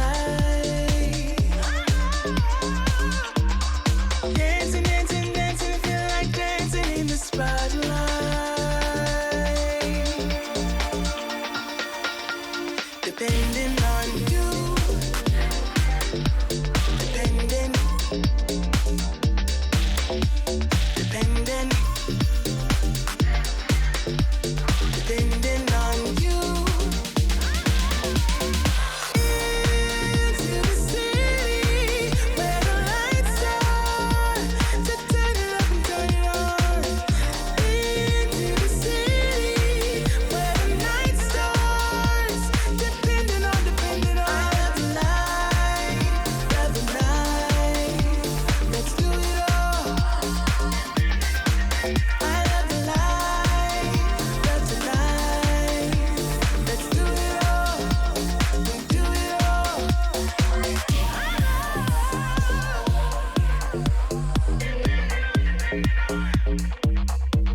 Where are you? What's up? What's going on? Simple truth, I'm low, let's get it on. Touching the stars, touching the stars. Dancing, dancing, dancing, feel like dancing till the daylight. Dancing, dancing, dancing, feel like dancing in the spotlight.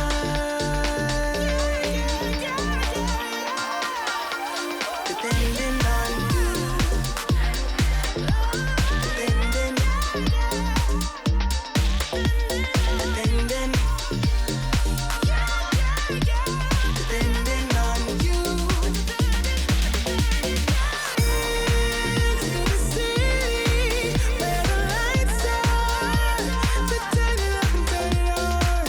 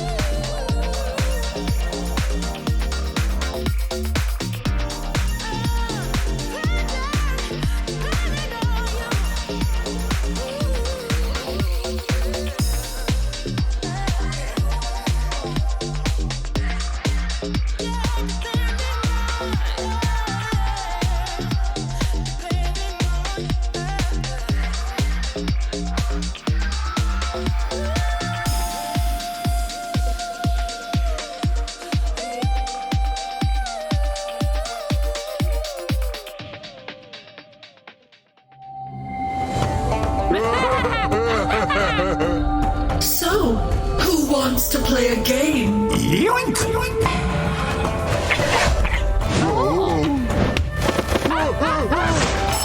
again!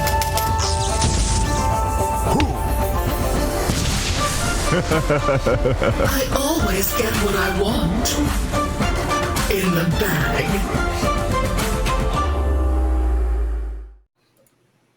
Welcome back to the CN/DPC Division 2, everybody. We got IG Vitality up against Shenzhen. Things aren't looking good for IG Vitality, but your boy Snare, your boy Lizard, the positive outlook.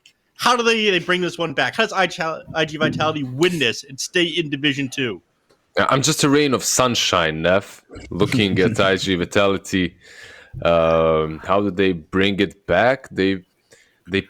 They go for something like a Dragonite and a Grimstroke. You know, I think that would be probably a good idea. Probably a good opener for them. It's also broken currently, more or less. Dragonite, right, with his Dragon Ball and whatnot, Fire Breath. Wow, look. Wow. What a guy. Oh boy, this is the best analyst I've seen in my entire life. This is just impressive stuff. Thank you. What a lane this is going to be. What a caster we have. Lizard, how can you match these thoughts? Well, we're gonna give you an attempt. Sorry, Snare. I cannot. You know how, okay, there's only one way to match this, right? How we match this is we keep reminding everybody what happens in Div 1, where Chalice told us, heads up, that Pangolier is a broken hero. And worse than Pangolier being a broken hero, you were telling us, Neff, in the previous game, how a Baron is a broken hero. So what's going to happen is Shenzhen's going to pick 5 broken heroes, but by the natural law of Dota, it's all going to fall apart, they lose the game, and then iG.V get game 3. That's how it's going to work. Okay. Ooh. How about them? All right, I probably shouldn't try to turn you two against each other. That's something I save for Ricky and whatever caster he's with, so I can. No, you can't come turn me against them. Snare, man. There's nothing. It's possible. Exactly. We cast together, we die together. Bad boys for life. Exactly. Never mind. He turned me against him on his own. That was very quick. Man's got absolutely no loyalty. All right. These bands coming out here. The Spirit Heroes now being gotten rid of here. I consider Puck a Spirit Hero. Do you think we'll see them ban out Ember Spirit as well? And IG Vitality, a little bit worried about the Grimstroke getting jumped on the back line. What is your biggest concern right now with your lineup so far on iG.V? For iG.V, I want to see them find some. I mean, they already have some way of dealing with the Pangolier, right? With the Soulbind. Mostly, I just want to see them have some way of dealing with the Sabaton. Either a silence that they can apply to the backline. Sure, Grimstroke can help in that regard, but somebody needs to be able to get there and jump them. We've already seen in this division, but across the world as well, what can happen if the Sabaton is allowed to just sit at the back, propping up the heals over and over and over again without being addressed. So if iG.V can't address a Baron, it feels like it's almost an auto-win hero right now if he doesn't get challenged in some particular way. That hero is so good. Yeah, well, I guess the solution is to have overwhelming physical damage. People run at them at the beginning of the game. All 3 of these heroes so far from IG Vitality are very scary to play against. I think this is like overwhelming damage even for a hero like a Baton. If you have Tusk on top of you, if you have Dragonite on top of you with like a solid Dragon Tail, and then of course just being run at by Inkswell as well, it's too much to deal with. They do take one of the Spirit Heroes. Surprising for them to grab the Void Spirit instead of the Ember, given that Ember is still in the pool. Lizard, why is this? It's not one of those things that I could answer really that easily. Come on, give yourself more credit. You're a genius, Lizard. Come on. Thank you, Neff. But no, Storm, Ember, and Void Spirit. It's since Void Spirit was added to the game, all 3 of these heroes have been more or less in equal strength, right? Like in equal power level. Some stronger than others at times, but very similar in teams. They just decide to pick what they feel like playing, and that's it. I believe that's probably the main reason why Void Spirit is picked here. There isn't a bristleback he's playing against that he'll be able to pull and or something like that. He's decent versus the Tusk. Like you get that way of getting away from him on the mid lane through the shards, which is always nice. I guess, early on, right before 6. So that can come in handy. All right, here's an easier one for you. The Enigma pickup, which we very rarely see, then immediately they pick up a Rubik. This leaves their draft a little bit lopsided on IG Vitality, does it not, though? On the side of iG.V, yeah, because it does feel like now you have to play either mid Rubik or maybe like mid Tusk. We've seen recently in other places around the world. I think it's one of these things when Enigma comes out, if you don't have a way to deal with Black Hole, you're kind of screwed in the game. And before this, it was looking a bit rough, especially post BKB. Before it, at the very least, you might have like Phantom's Embrace and stuff, but afterwards, things get super complicated. This way, you can steal Black Hole. You can steal Rolling Thunder as well, which is also pretty good. You can find yourself in a decent position to try lock down the Void Spirit, insta disable into another insta disable. So DK, Rubik, Grimstroke, the three of them can be like a mini ganking squad. But I think this is mostly in response to this Enigma pick. Honestly, they felt that, well, what do we have that plays well into Black Hole? I guess you have to pick Rubik. Butterfly Effect, hey man, what you want to play? You want to play Tusk or Rubik? He's like, I don't know, man. I don't really care. Let's just deal with Enigma. Yeah, it's a solid pick for them as well, right? Like the Rubik pick, not bad. With the instant disable with the lift. Even thinking about Rubik, he's good versus Abaddon too. You can take that Aphotic Shield and just cast it on your teammates. So there's just so many good things for him. Yeah, well, they could need a lot more magical damage right now, burst, in order to deal with this Terrorblade last pick that came out. Right now, they're severely lacking, and I'm not sure what it's going to be that provides them this burst damage with their current lineup, because they are in that kind of awkward position, and I think that's why they thought the Enigma was safe. They see the Grimstroke and the Tusk, and they're sure this is 4 and 5. Then they pick up a Rubik afterwards. How do you have the burst damage in order to deal with this TB? But it could be even Tusk mid, right? DK offlane. There's iG.V can flex it quite a bit on their side. It could be Tusk offlane, DK mid, carry last. Like they go with the Morphling, the good old school Morphling counter to the TB. The TB, okay. I was actually gonna suggest that maybe they go like a PL hero or something like this, but get the Morph instead. This is going to be an interesting game because iG.V, there's a lot riding on this Morphling. It feels like the pressure on Ukyo is going to be quite substantial. Does seem like we're going to be having a core Tusk. They're still deciding if it goes middle into the offlane. But with having the Morphling, like Lizard was mentioning, old school counter to the Terrorblade, it's a hero that also gives them some burst damage that you're talking about, whether it comes physically. They just needed some way to be able to kill heroes quickly during all these mass disables that they have. So everyone, whenever you see lineups like this where there's a lot of setup for heroes to help you in that regard, I always want the last hero to be able to kill no matter who gets stunned. And even if it's Terrorblade who gets caught out, Morphling is that hero that can kill you 100-0 during the disables. I actually like this. If they don't get caught in Black Hole with the Morphling is one of these heroes that can just show up and kill the Enigma heads up behind him. I'm okay with this. I'm okay with this from iG.V. And I think that it's better to have Ukyo play a hero that's not going to just fall off at some point in the game like the Lifestealer did in the last game. I'm going to make you question yourself and each other briefly, though. Is this still the case, the Morphling being the TB counter after the E-Blade rework? Yeah, I was going to say the moment I said old school counter, it's an old school counter that's in the old school. It's not longer as strong. It's all right, but not nearly as good as it used to be. So, we'll see just how well the matchup goes for IG Vitality. I would say that when I see an Enigma game, I'm always looking at counters and steals of that Black Hole. And they at least have prepared themselves for that with the Rubik pick. So that's a very important part of their draft that I have to address. But it looks easier again for Shenzhen. Okay. Snare, what do you think? You said that this is going to be pretty easy for them to snipe the Enigma and whatnot. Did the argument from Lizard and me change your mind at all, or are you still with IG Vitality for this one?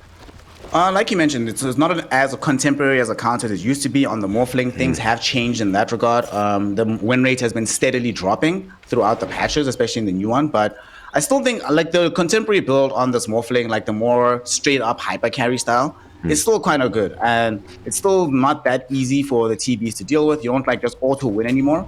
Like just because of the changes, not like an auto win scenario. And I overall like the fact that they did pick a hero.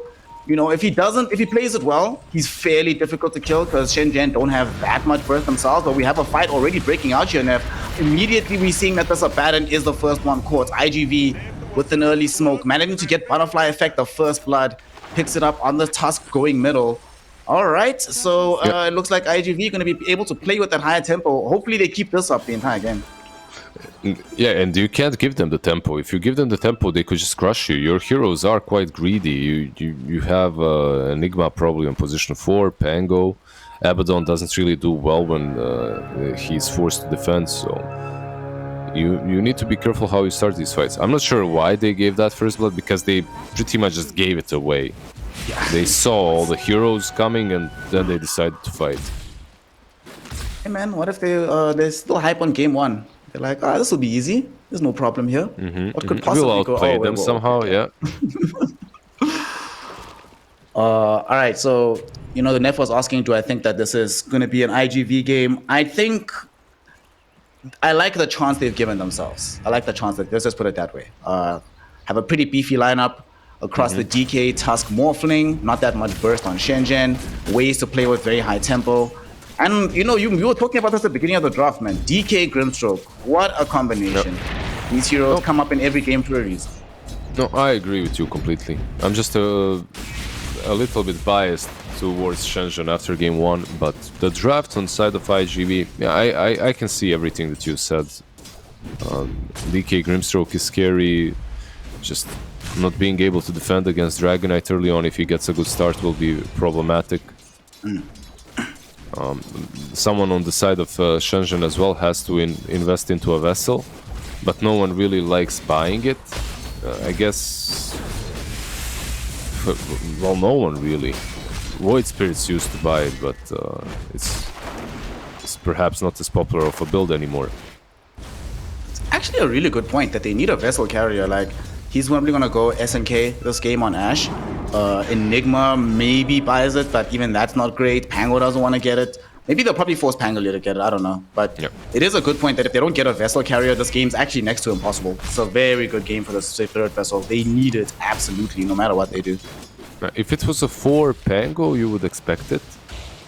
But offlane Pango, he kind of needs to bring that initiating tool first as well, right? So we'll see. Right now, though, they are doing a bit of a greedy shenanigan up in the top lane. Hara will be here with this Enigma, obviously dipping into the jungle when he can, but still needs to be on form for the first couple of waves, ensure that Dolam gets to level 3. From that point onwards, we'll see how Dolam's going to fare by himself, because Hara, you don't pick Enigma to just stay in the lane. At some point, you have to abandon this as the 4th position Enigma, go get super greedy, so Dolam, unfortunately, not really going to be able to do all that much against Morphling either, so it's going to be free farm for Ukyo. But this mid lane, this is an interesting matchup here, Lizard. Talk to me about this. Tusk versus the Void Spirit. How does it tend to break down between the two? We don't see this matchup all that often. Yeah, it looks like Tusk is winning most of the lanes that I'm watching. Recently, at least. There's just a ton of damage from Snowball, from Ice Shards, and it's always the same. You just max out the Ice Shards and the Snowball, and then you start rotating. The only question is, like, which one of these two heroes does more in the mid game with less amount of gold, right? Less amount of network. Arguably, it's Ash on the Void Spirit that it should be easier for him to make all the rotations. Top lane. They just got ran down. Happening. Morphling, they run down the Enigma. What really sucks about this when you're playing Pango into the Morphling, he's so close to the tower, he kills the Enigma, then he just walks away from you. It's like, you literally actually can't do anything, bro. It's so annoying. So sad. Yeah, not too many heroes, right, that can pull your Morphing out of the lane. Just a difficult thing to do early on, plus he got his Morbid Mask, so he will heal up like 15% of his HP with every single hit. Not annoying at all. No, it seems perfectly balanced to me, dude. I don't know what you're talking about. Yeah. Just like this Abaddon hero, it's very, very balanced. As we see, Drink down bottom. How are they faring with the Terrorblade? So Terrorblade's farm going about as expected. You know, it's Terrorblade, whatever. DK might actually be in a bit of danger here. Pops the Aphotic Shield, they get out the Reflection. Dragon Tail stun will be there. Stranger immediately starts running back. Fortunately for this, DK has a Bracer, a point into Dragon's Blood, so there's actually no way to kill him. It's going to be A-OK down bottom. Just picked up a Soul Ring as well, so should expect him to be able to have the mass sustain. No camp stack just yet to try and farm for later, but it doesn't really matter right now. He can just hold his position and get to level 6. Doesn't seem like it's going to be as hard of a game as it was in game 1 here for him, Lizard. Yeah. If you're playing against Abaddon plus TB and you're dying, top lane, yo, you should be fine, right? QIQX. Yeah, he's fine. QIQX has died so many times on Grimman. In the last game, it kept happening as well. It feels like deja vu. Yeah, he gets caught very often out of position in the lane. But he does these sort of things, though. He TPs mid, refills the bottle, secures the rune, wards up, D-wards. Like, he is dying, but he's making use out of his deaths. Tactical feed. That's what we like to hear. Yeah, exactly. The tactical feeding. Alright, so speaking of Tusk again, we're looking at the item build, of course, is going into this early Soul Ring. Like you're mentioning, wants to be able to spam out all these spells. He has level 6, and we've often seen these mid-Tusks very happy to make movements early. Wait, what? How did that? Oh, Rubik. Rubik, I'm just... why isn't he I guess he's just waiting to see where to TP. Yeah, that's it. You see, not that actually was Lizard, nah? Some players put wards down, other players become the ward. We are not the same. Some players are just born as a ward. When you gain that. Top lane. Top lane. This time around, it's QIQX once again getting caught in an awkward position. Does manage to escape though, and Ukyo might be able to get revenge on his behalf though, as Hara falling very low. Nice dodge of the waveform there. That would have been a kill onto the Enigma had it connected, but it does not. And instead, they will be able to just walk away. Ukyo just gets back to farming. Great movement there. Nobody dies.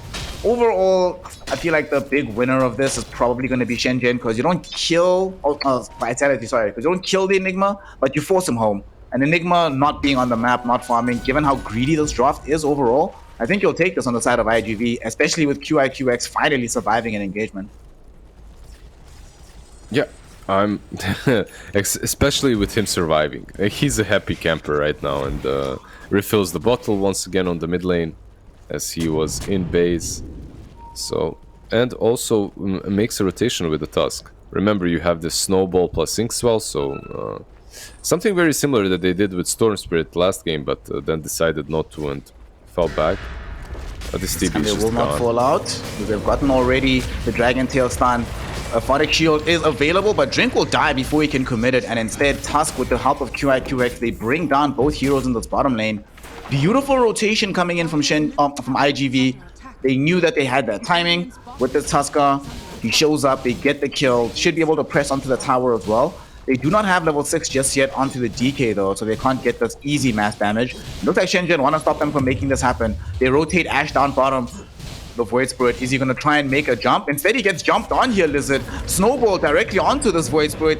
Does manage to get off the Dissimilate. He's running himself away. Instead, they're turning onto LG. Nice pullback with the Aether Remnant. Going to be good enough to kill him with the rotation from the Pangolier. Throwing in the Swashbuckle. That is a death on the DK. Right after committing the Dragon Form. So even if he respawns, he can't come back and pressure the tower anymore. Yeah, that's a sad story there for the Dragonite.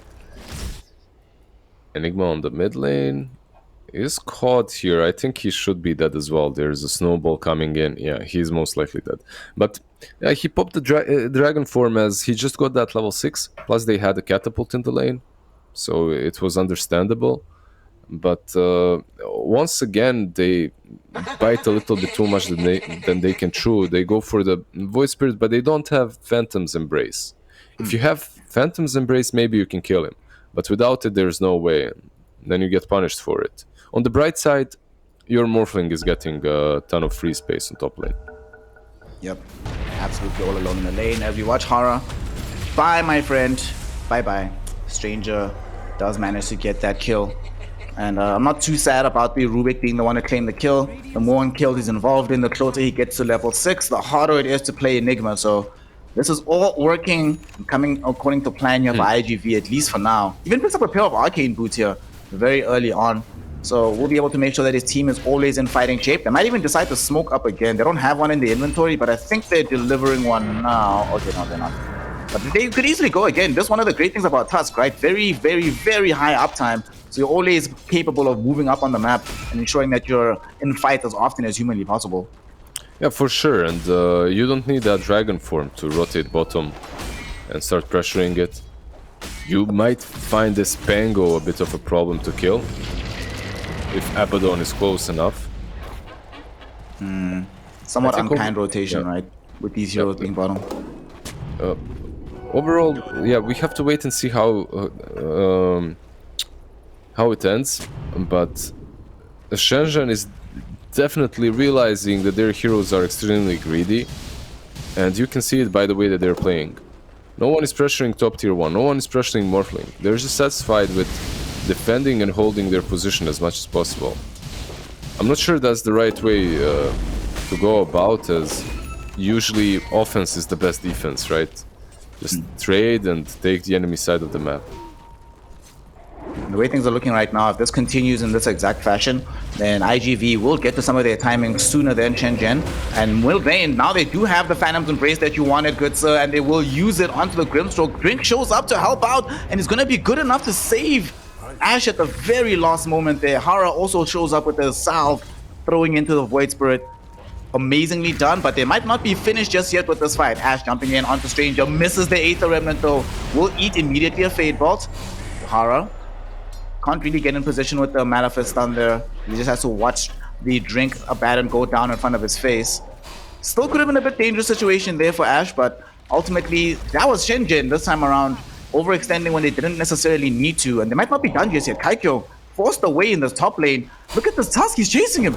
Wants to find him. Kaikyo is aware though that he is being hunted. The entire team scouted this out. They have an observer ward right over the lip of the river, so he should be able to survive this. But iG Vitality, man, are finally being able to exploit Shenzhen when they try to go for moves instead of vice versa here, Lizard. Yeah, like, I think when Neff was asking about the draft, I said it's easier on Shenzhen. It's not really. Like, their draft is hard as hell, at the moment at least. It's not only that their draft is hard to play because it's so greedy, Vitality has just so much aggressive potential. And some of it maybe being unleashed middle. Oh no, Inkswell stun will not connect directly out onto this Void Spirit, so that enables him to get off his spells. They kill Stranger. I think they really thought that if somebody made that jump, they'd be able to stun them, but unfortunately it doesn't end up happening. And this fight might still continue. QIQX gets off the Soulbind onto 2. Do they have enough to take this fight though? Ukyo jumping into it. The Snowball will come out onto Dolem with the Walrus Punch as well, but there's not enough damage. Drink doing so much work on this Abaddon. Always focus the healer first, boys. They're going on to Drink right now, but they're not going to be able to kill him. Also manages to dodge the Stroke of Fate. Ukyo with his Void Spirit spells gets nothing done, as Dolem was interrupting everything on the backlines with the Rolling Thunder. Great steal of the Shield Crash. They drag him back right after he tries to get out. Telekinesis into the Shield Crash of his own, and Stranger grabs the kill onto the Pango. And this fight might not be done just yet. Does Ash want to jump in? No, thank God. All right, I feel like he wanted to roll out, but then he got he didn't catch the angle and he rolled back in. That's how it looked at least. Because of that, he couldn't get out with Pango. Also, Dragonite used that time to not only take the bottom tier 1 tower, but also TP top and defend the top tier 1. So, Vitality, they're in complete control. But usually when I say that, the opposite happens, and they lose the next fight. We'll see if that will be the case once again. We'll see if they have the power of the Caster's Curse. Will overwhelm the power of the 4K gold lead early on. And they're looking so good on the map right here, Lizard. Everything that they've been trying to accomplish so far, they've gotten these tier 1s in control everywhere, closing in on items like Blink Dagger for the DK, which he's practically got finished right now. He actually just buys it. Ukyo already having, is this full Manta or just SNY that he got for himself? Doesn't really matter, because the thing that matters is that he's top of their net worth right now. The world is his oyster, and there's a lot of catch-up still to be done from Shenzhen. Terrorblade, Kaikyo's been completely AWOL because he just has to be farming to try and catch up, but the rest of his team is not strong enough to punch back the 4 of iG.V. Whether the DK or the Morphling coming in, it does feel like iG.V just more capable of fighting at this point in time. Like you're mentioning, the game just not easy for Shenzhen. They need to recover. And you're talking about how they're playing very far back. Even after being punched in the nose so many times, they still don't have an option but to play this far back. Look how conservative they are on the map right now. They're just waiting for the blink dagger on the Enigma, right? You can kind of feel that. That's why they're so conservative on the map. They have literally 2 junglers. Like, how do you play the game? You have TB farming the jungle, and then you have an Enigma doing the same thing. And arguably, one of those junglers is on a position that's supposed to be the most active in the game. That's the position 4. It's doable. Like, we have seen this position 4 Enigma work before, but it was against teams that aren't as active, against drafts that aren't as active, and with top laners that don't need a single item to start initiating. Top lane, speaking of initiation, Ashe might be in danger here. Tusk does have blink, but they cancel these TPs. Instead, maybe tuning the focus down bottom. You were talking about offlaners that don't need items, and the progression of Dolem has been a bit sad to watch here. Very far from getting anything like Spirit Vessel. Also locked out of progress towards getting the Blink Dagger because Shenzhen is prioritizing Horror for that. As he's top right now with Ashe, they finish off that tower. But this is one of these situations, right, where you have a struggle with gold distribution, where Horror needs the Blink for them to fight. It's going to rob gold away from this Pango. They do get the Blink now, but what happens if this first initiation with the Blink Black Hole doesn't work out for them here, Lizard? Then it feels like so much time has just been wasted from Shenzhen. I need to say that, yeah, even though a lot of time can be wasted if they don't use that blink, they weren't punished that hard. At least not in the last couple of minutes. I believe the top tier 1 tower perhaps shouldn't have fallen. I think they could have defended that, but maybe iG Vitality is just taking it as passive as possible to maintain the lead or the comfortable position that they feel they're in. Blink Black Hole, great reveal, but the Morphling did get off the strength morph in time. He will be able to survive for now. They are attempting their best to kill him, but he's quite strong. Stole away Dolem's form as well, so gets out with the swashbuckle. Still running away for now. His allies are streaming in. Will they be able to defend him here? And it looks that way. Shenzhen realizing that they might have bitten off more than they can chew here, trying to turn tail and run. Ukyo looking to initiate with the swashbuckle, feeling strong with the rest of his team backing him up. It's not even the whole team. Tusk is middle, dude. Look how confident they are on iG.V, and it seems like it's not false confidence. Shenzhen back away after the black hole movement fails for them. Yeah, jumping and black holing Morphling is never an easy task. He just presses one button and that's it. He gets that strength back up. DK. He might not have as free an option here. At the same time though, Dolem going on to QIQX instead. They almost killed the Grimstroke, but instead Dolem is the one that's in danger now. He will lose his life underneath the tier 2. LG on the far side of said tier 2 might be overextended here, and he indeed will die. QIQX saw his mate. You know what your fate is. He ends up getting taken down here, but a big roll from the Tusker, finding Drink on the far side of this fight. They get that kill. Ashe in danger, but the Grimstroke dead. There is no Phantom's Embrace, no additional silence, and no way to hold this Void Spirit in position. So they will allow him to flee here. The question is, will they allow this tier 2 tower to live? Ukyo really wants to try and right-click this one down, but his team is cautioning that, hey, there's heroes respawning, man. Maybe we should let this one go. And you were talking about them being so aggressive, even though they don't really have the numbers. Well, the numbers don't matter when the Enigma doesn't have a black hole, right? Like, if Enigma doesn't have black hole, then it's kind of a 4 versus 4 anyway, if you're missing a hero. They're still trying to initiate here onto Ukyo. They're going with the Rolling Thunder. Aether Remnant will connect. Enigma comes in. They've got the Midnight Pulse. That's a ton of damage, and even without the black hole here, Lizard, they get the kill. Overextension from iG.V, or maybe overconfidence, whatever it is, they get punished for it, losing the Morphling. Stranger does manage to get out. Ashe has Astral Step and an Aether Remnant. Will they kill QIQX on the way? No, they won't. They'll let him live. But iG Vitality finally get punished for this down bottom, and that was great. I thought they might have been able to get the kill last time, because when they came in with the black hole, it was a double blink reveal on him and Pango, and I was surprised Pango didn't use Rolling Thunder, but it turns out the patience pays off and they do get the kill eventually. Yeah. Will they get another one? Are they gonna try for it? And it's, oh wow, Ash is the one that dies instead. Tusk has a double damage rune here. This is one of those heroes that you always like, oh, just Tusk with DD. Tusk with DD is super scary. It's just Tusk with DD and then you die from one hit, pretty much. From one punch. But on the bottom lane now, I also don't think that Morphling should have died, even in the second attempt, because Tusk was right there with the Blink Dagger just watching the fight happen. Perhaps he didn't expect Morphling to drop so low so fast as well. But they had tools to save him. Maybe it was some tough love, man. They're like, hey, why are you that far forward, bro? Yeah, gotta teach the kids, you know. Speaking of teaching the kids, Black Hole's online. Oh no! LG teaching the kids how to use Blink Dagger on the Dragon Knight, baby. Hara came in with the Blink Black Hole, gets whiffed entirely. Oh, feels bad for this Enigma. Second time in a row where the Black Hole doesn't pan out. At the very least, he caught somebody last time, but now it's just an air ball. We'll pretend we didn't see it. Sorry, Hara. You know. Yeah, I don't Black know Hole what you're just has a talking 3-minute about. cooldown. Yeah, What happened? Abaddon.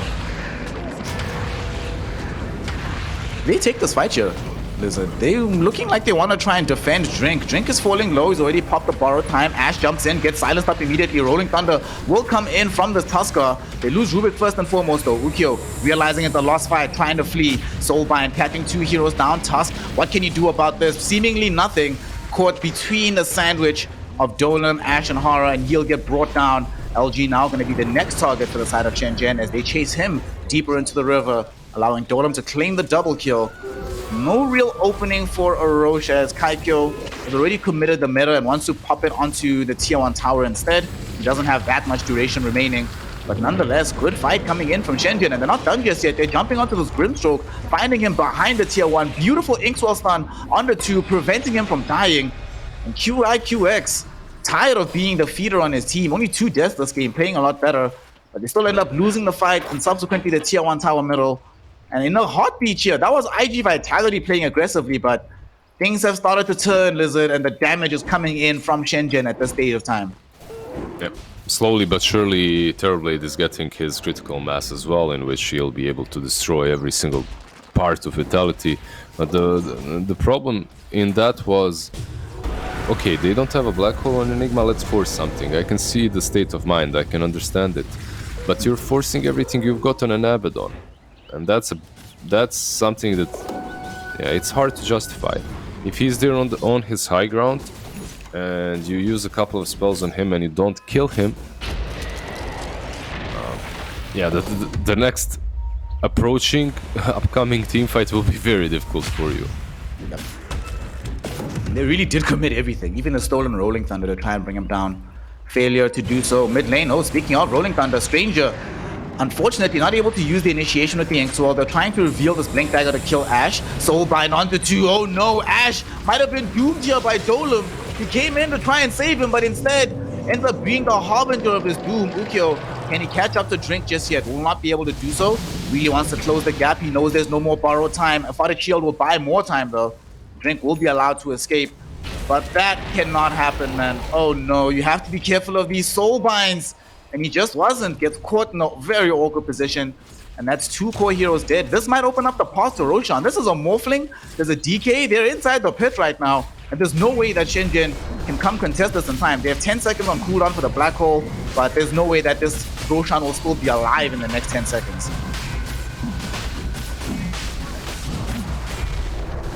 Hard to defend that in any case. There's no way. Do you think... I'll just ask you one thing. Do you think that this BKB will be the game changer on Enigma? I don't think so. No, actually. Right? Because you are playing versus a Rubik. You need... What? You need the BKB Lincolns in order to make sure that that Black Hole will not be interrupted or stolen. It's fairly difficult to get, actually, and he has a lot more farm to go for. And they have started to prioritize actually giving money over towards this Pangolier. But yeah, I don't think he needs so many more items for this Enigma. And he still has, even after even if he gets like Blink, with the full Lincoln Sphere. He still has issues, right? He still has so many heroes that he has to reliably catch. If he doesn't catch the Rubik, then he has to make 100% sure he's positioned such that the Lincoln's not broken and BKB is active. He needs to try and catch Morphling as well. He needs to have the right Midnight Pulse down to catch both Morphling and the DK. Like, it feels like the game actually gets harder with time for Horror rather than easier, even with the items that he's going for right now. It does, yeah, but there's that fact that it's a team game, and you have the Pango with the blink and whatnot, and he'll be able to jump in first, create some space. I think that's the way you approach the fight. He goes in first, he show maybe him and Void Spirit. They go in, they show you the enemy heroes, they force a couple of spells out, perhaps even that Rubik's spell steal, and then you go in. I think that's Abaddon breaking smoke again. Yeah. Good job, boy. Good job, Drink. Good job. That's what we pay you for. Go die for the team. Good. Well, Abaddon's gone. Another thing actually that's going to help out this Enigma quite a lot is the presence here of this Agnium Scepter. Ash has just picked it up. So having this available, he can, during the Black Hole cast, he can get to the backline, silence the Rubik, and prevent there from being the possibility of a steal anyway. Rubik doesn't have Vuels, doesn't have a BKB or anything like that. And there's a jump bottom, speaking of said Enigma, and the the Void Spirit rather.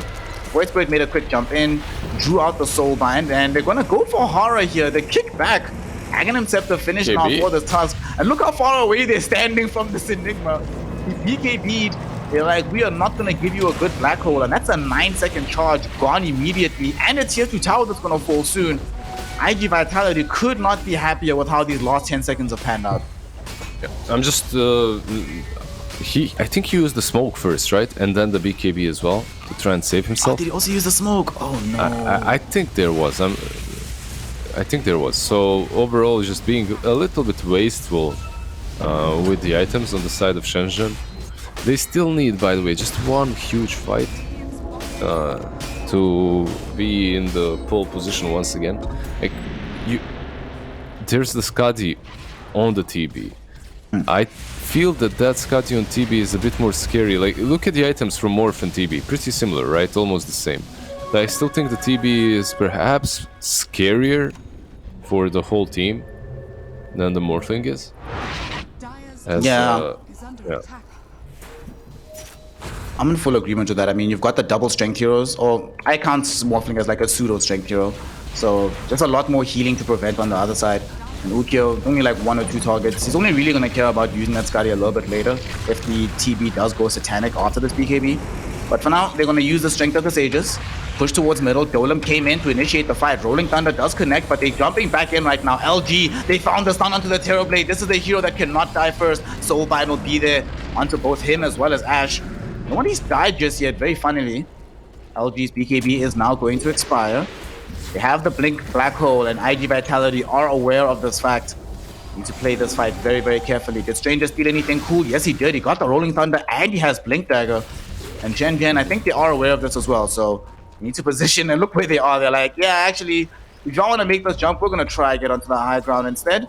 Smoked up, though, from iG.V. They do not want to give up on this positioning or these spells.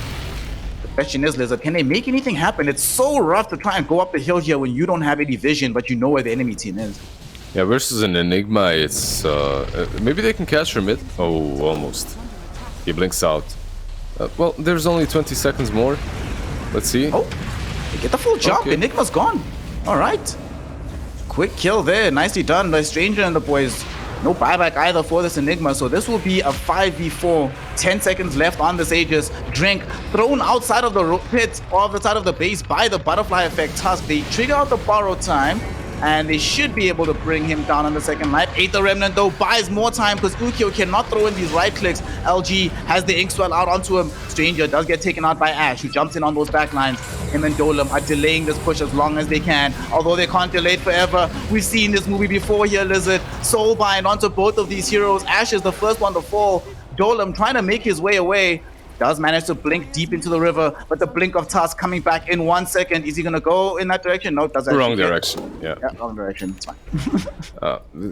TB used the space that was given to him sort of space to pressure top lane, and it looks like tier 2 will be falling to his illusions.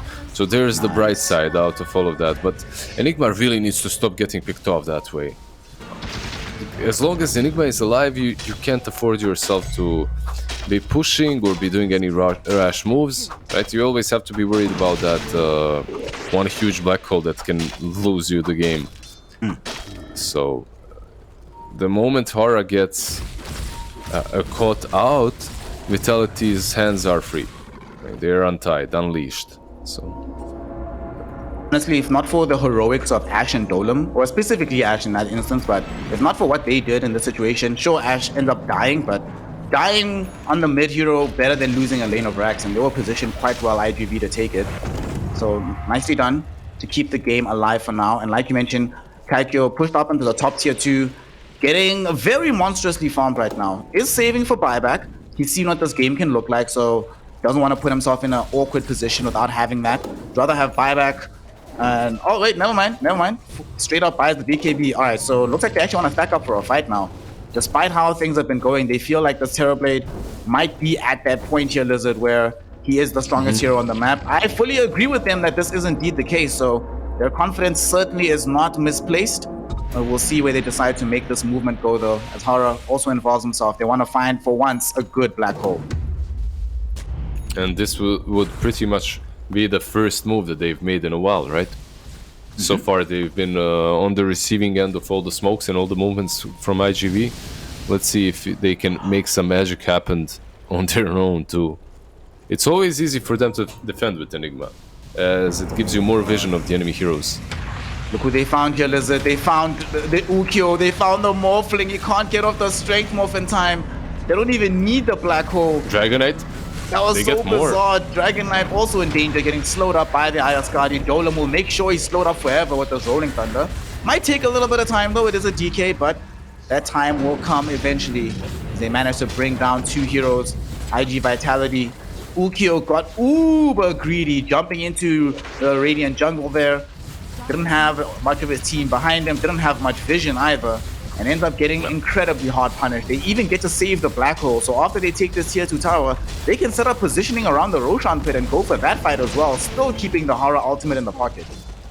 Yeah, they don't have meta, right? Metamorphosis is running out because of that. They won't be able to get more than that tier 2. Perhaps position around the Rosh pit, ward that area up. That would be the easiest thing to do. But yeah, I agree again with you. If you look iG.V and the way they smoke, most of their smokes got broken by an Abaddon, right? But Shenzhen, they made not too many moves because of their greedy draft, but every move that they did make was a pretty good one, pretty well executed one. Yeah, another thing about it, like every time that they've gone for a smoke, they've either found a kill onto Ukyo or LG, and it's been...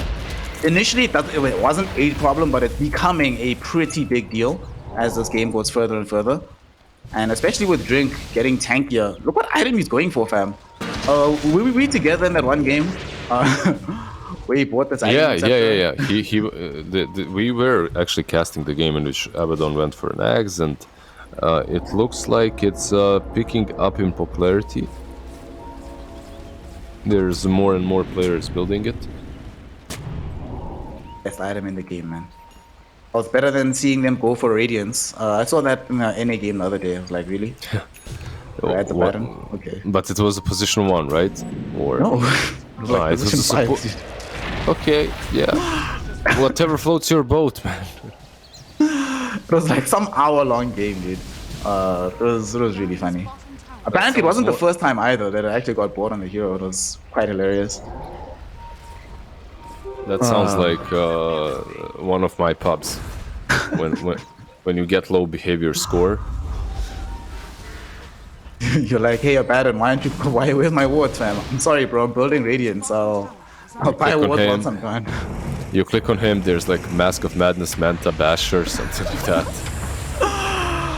Speaking of stuns, like from the Basher, Rolling Thunder connect onto LG. He gets saved right now by this Tusker, but at the same time, he might have only been bringing himself into a doomed position. Black Hole connects onto Tusk right as Kaikyo is right-clicking down LG.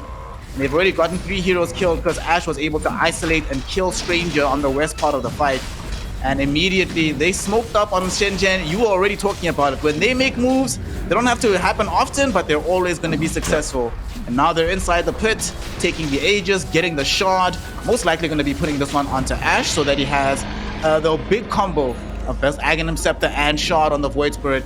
And now suddenly that big advantage for so long that IG Vitality were building has eroded before their eyes, Blizzard. It feels like they've been behind for a while, but now it's definitive in the net worth and in the win probability. Yep, for sure. Very well executed by Shenzhen, eliminating the Rubik at the same time. TB has he's pretty much peaked.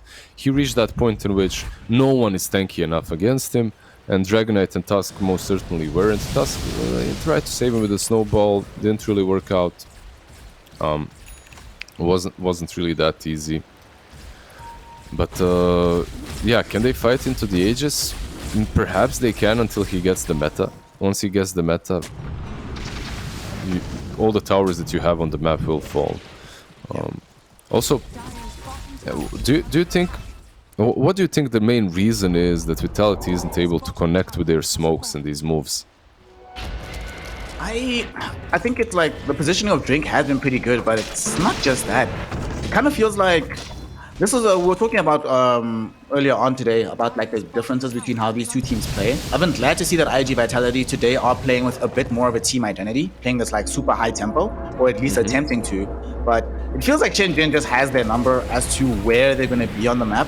I sometimes see this. I see this happening all the time. With like whenever a team is just way better than you, and wherever you show up, it's almost like they have full vision of the map all the time. You get there and they're either stacked up, prepared to fight, or the worst hero to jump onto. They're just waiting there. And over time, I think it's also started to demoralize iG.V, where they're just like, well, every time we smoke, we're spending 90 seconds or to 2 minutes on the map trying to find something. We don't get anything. Okay, maybe let's try farm for another item, find a bigger fight, but then by the time the bigger fight is ready, it's like we actually can't jump this fight because Horror's in the position. I don't know, I think it's like simultaneously better positioning from Shenzhen and some demoralization from IG Vitality. Each smoke that doesn't work makes the next one harder to connect with. Yeah, the game is definitely a game of wits that we're playing. Mental stability as well. You need to have that. It's very unfortunate, man. Yeah, I can see all your points. And why does it get harder? It gets harder because the enemy team is getting all the items that they need, right? And usually, if you're playing on brand, let's call it that way, and you have this early aggression, that means that most likely you'll lack something in the mid to late game, and heroes like that usually do tend to fall off. Dragonite, yeah, it's easier for him now with the shard. That's why he's picked so often. But still, you saw that last fight. He just got completely crushed by the Terrorblade. Really wasn't pretty. Really wasn't pretty. I think it also doesn't help that this Tusker, although he was hyper active in the early game, connected with a lot of kills, a lot of these kills were at the hands of these support players. Like Drinkers tanked so many deaths. You know, Dolam tanked a death or two. And Dolam also made such a huge recovery in this game. There was a point in time where they were leaving him stranded on the map to finish the blink on Horror. But since then, they've been very faithful in allowing him to also farm up. They actually haven't, you were talking earlier about how they're not really being punished for their greed. Not being punished for their greed at all, dude. Look at how many of their heroes' net worths are in such close proximity to each other. Well, except Terrorblade, he's just out into the stratosphere right now. But it's kind of crazy how much money they have distributed and how well it is on the side of Shenzhen. Might see that distribution now as they're looking for a smoke, but for once, IG Vitality seems to have read this. They're already and prepared, back in the base. They're not going to get caught. Because they've just been farming, right? That's why they're so close. Usually you see the offlane and mid kind of separate themselves, and Carry separate himself from the rest, but when you have an Enigma that's just been farming, plus that good old Philly Stone on him, he got the best item. Yeah, he got the best item for Enigma very early on in the game. That is the best item to get. And he's got everything that we were talking about, man. Blink, BKB, Lincoln Sphere, Aether Lens. Now it's just Refresher. And You know, this might be one of those beautiful games. You know, it's the best Enigma game. The best Enigma game is where you don't even have to use Black Hole. You're just like, oh, I'll just keep the spell, dude. It's fine. Whatever. But wait, will it even work? Like the Lincolns? I don't think so, right? It doesn't work versus Aghanim's Rubik. Does he have Ags now? Oh, okay. Yeah, he's had it on Rubik, but obviously, before you could steal 2 spells, Lincolns would be great, but now that you can steal 2 spells, can't you just double-click R on Enigma and take it? I think you should be able to with the double, because it does pierce spell immunity, yeah, so... Yeah, of course. So you just get yourself a Black Hole anyway. And, yeah, it does make it harder. So you getting this Lincolns does make it harder for Rubik to do exactly that. So I'm still not going to say... I even called for this build, so I'm not going to say that it's... that it's bad or anything. Yeah. Here's what we do, right? We buy a Lotus Orb on someone, right? Then Lotus Orb BKB with the Lincoln Sphere. You want to break the game. Yeah, there we go. I see. There we go. That's the way out of the situation, man. I see Rubik and Lotus Orb, and I'm just afraid. I'm afraid I'll get blue screen. My PC is going to turn off. He's just like, what's happening here? What's with all these bounces of spells? We don't know what it is. Speaking of Rubik and the boys, they have Elder Black Dragon on the DK, but this will rob him of buyback. So we are now at that point in the game where for IG Vitality, the important thing for them is making sure they can come back if and when they lose a fight. And the fight's coming to them just now. Golem, oh no, look who they find first. It's Ukyo. He gets saved for the moment by the Tusk, but Hara's there with the Black Hole. It whiffs again. Nobody catches anything. Stranger, though, cannot steal it in time. He ends up getting taken down, and now they can focus their attentions onto LG. He's going to get brought down as well. Kaikyo is just too damn strong. QIQX, of course, died early on in the fight. At the very least, the Tusk does save the Morphling. But with these 3 heroes down, this could be looking into a lane of racks here, depending on how aggressively Shenzhen want to play this. They've got a double Sea Dragon wave coming through middle.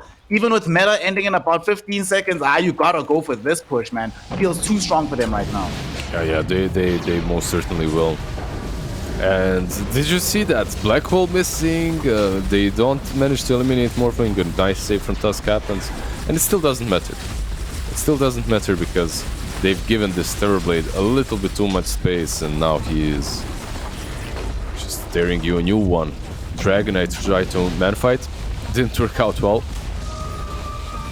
Yeah, did literally no damage. Tusk is just gonna buy time, but I don't know about this one. Butterfly FX, Malefice stun, catches him out, but Kaikyo doesn't care. Just concerned with these racks right now. Golem will buy time with the Rolling Thunder. Now Kaikyo got a Blink Dagger delivered. He's allowed to jump in onto Stranger. They've already gotten the kill onto the Rubik. Tusk will buy some time, rolling back towards Drink, but that's only some time being bought. He gets taken out immediately. Buyback will be off from the Tusk as the rest of Shenzhen still looking to think about sieging the base. Hara pops BKB just to enable a safe escape here. And this is 100% safety first on the side of Shenzhen. They know they could potentially take this fight, but they don't know who else has buyback. So why risk it? You've already gotten the lane of racks. Might as well go back. You've already got the outpost. Wait for the next Roshan, and then slowly but surely close out this game here, Lizard, with a 29k gold lead right now. 29k gold lead with that Terrorblade's Swift Blink. Like, you take this Rosh, he doesn't even want to drop a single item that he's got. Just look at him. It's art, a work of art, that inventory. Is it fair that he got a freaking Titan Sliver? Really? Seriously? That doesn't feel fair. He got the double damage rune now as well, bottled up, so... Probably you don't use it for Rosh, right? You wait for Rosh to respawn, you kill Rosh, and then you use the DD on the push. Yep. What's happening with the timer, by the way? I don't see when Rosh will respawn. It's stuck on 0 for me. Is it the same for you? Me as well. Yeah, I was wondering when is Rosh coming, and it seems like Shenzhen, they don't want to wait for Roshan, man. They want to go for a fight. They found Ukyo. Oh no, Aether Remnant will be there. Hara gets the 2-hero black hole onto LG as well as Ukyo. They've gotten Morphling dead. Dragon Knight follows him into the grave. Morphling has buyback, but DK does not. And even though Morphling has buyback, his second life not really helping him out. Stranger already being taken down in this fight right now as Kaikyo blinks in after the Morphling. Look at the damage from the Terrorblade. That swift blink with the silver red shots, more than enough to grant him the ultra kill, more than enough to kill the Morphling, and more than enough to win them the game. GG, well played. It's called iG.V, throw in the towel. Shenzhen have grabbed the 2-0. My God, what a performance from them. It wasn't a comeback, this was strategized. Hashtag agreed is good, 99999. It all worked out for them and they get the dub. What do you think about the greed, Neff? Did you like it? Oh no, our Neff is muted. Oh no, a quiet Neff. It never happens. Okay, we got that one fixed. My bad, you guys. The grid, that one was wild. It didn't even matter that these black holes didn't have a very big impact. In the end, it was all the Terrorblade. He was too big to fail. He's just like the Banks Lizard. I know that you're a big fan. 100% I'm the fan of the Banks. I don't know. Yeah, Man's the biggest doomer I know. But like so many things went wrong. I mean, Tusk ended up getting first blood over in the mid lane at 50 minutes. Horror revealed his blink egg and dropped Black Hole to Morphling. It didn't end up getting him. Eventually, though, it just felt like the Morphling was not able to fight into this TB. You were saying this is an old school matchup. Well, you know, times have changed, unfortunately. You don't have that magic damage to blow him up anymore. And I think your draft ended up being a little bit too lopsided. Yeah, absolutely. Look, we can talk about the drafts as much as we want to. If there are 5 heroes on the enemy side just farming the first 20 minutes, and you aren't punishing that, you aren't taking advantage of that, there's something wrong. And we can see those things repeating for iG.V from the last pretty much every single series in Division 2. They have to just find a way to form the proper strategy, to formulate a plan in that mid game. The early game was fine. If you think about the laning stage, it was all right for them. The rotations are there, like in the first game as well with the Storm Spirit towards the tier 1 on the bottom lane. In the second game with Tusk, the rotations were there. It's just that at some point they press the snooze button and they take a 15-minute nap. You know? And then TB comes back with 3-4 items and you lose the game. Yeah. It doesn't help either that, like, while that's happening, like, the early game movements are quite good. You're going for all of these aggressive fights, and that's fine. And even if you do take that snooze, it doesn't help if you snooze while also falling off in the farm rate versus the enemy's carry. It's one thing if you, like, decide, you know what, guys, we're going to spend some time just farming up for the next item on Morphling, but Morphling getting outstripped reliably in the farm rate doesn't really help, because he's also showing up for a lot of these fights, but the smokes aren't connecting. This was one of the worst ones where Drink is the first person into the fight. He gets caught, but it doesn't really matter if the Abaddon's the one that gets caught. What matters is that iG.V decide to all in, follow up with everybody, and if that stops working, you get to this point where it's like, well, what are we afraid of as Shenzhen? We can just farm forever. If they do try to gank us, cool. Drink will show up, and then suddenly the gank is finished. It's only like rare instances like what we're seeing right now, where they get caught on this big soul bind, suddenly everything turns around. But it's a bit of a problem that as the game goes on, they sort of rely on these massive moments, right? You shouldn't always rely on big moments to change the game for you, where the enemy team is just like, well, if the game is normal for us, we just are going to win, because they need to do something spectacular. Spectacular things happen much less frequently than normal things, and yeah, normal things ended up happening in this game. You give the team 20 minutes to farm, like Lizard's saying, without any big counters. You're only 3k ahead at like the 20-minute mark, and it never gets bigger than that. The game is just not going to work out for you in the long run. I feel like they played. Oh, this was where everything ended up being a complete disaster. Rubik ends up getting killed, and this allows him to finally end up committing a black hole into the enemies.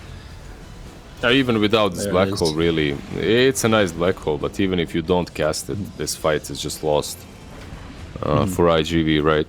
Because Ruby got eliminated, the Dragon Knight as well, Tusk is isolated. Yeah. At some point it felt at some point it felt that Vitality just couldn't kill anything. Abaddon is way too tanky with his Aghanims. Yeah, you could perhaps kill off Enigma, but everyone else, there was an Aeon disc, I believe, on Pango. Avoid Spirit hard to pick off. I don't know. iG.V, they just couldn't connect their heroes properly.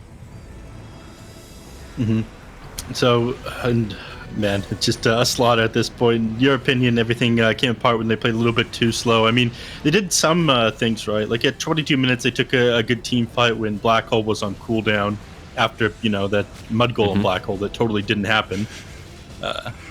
We'll forget about that one. My bad. Yeah. It was just on cooldown for some reason.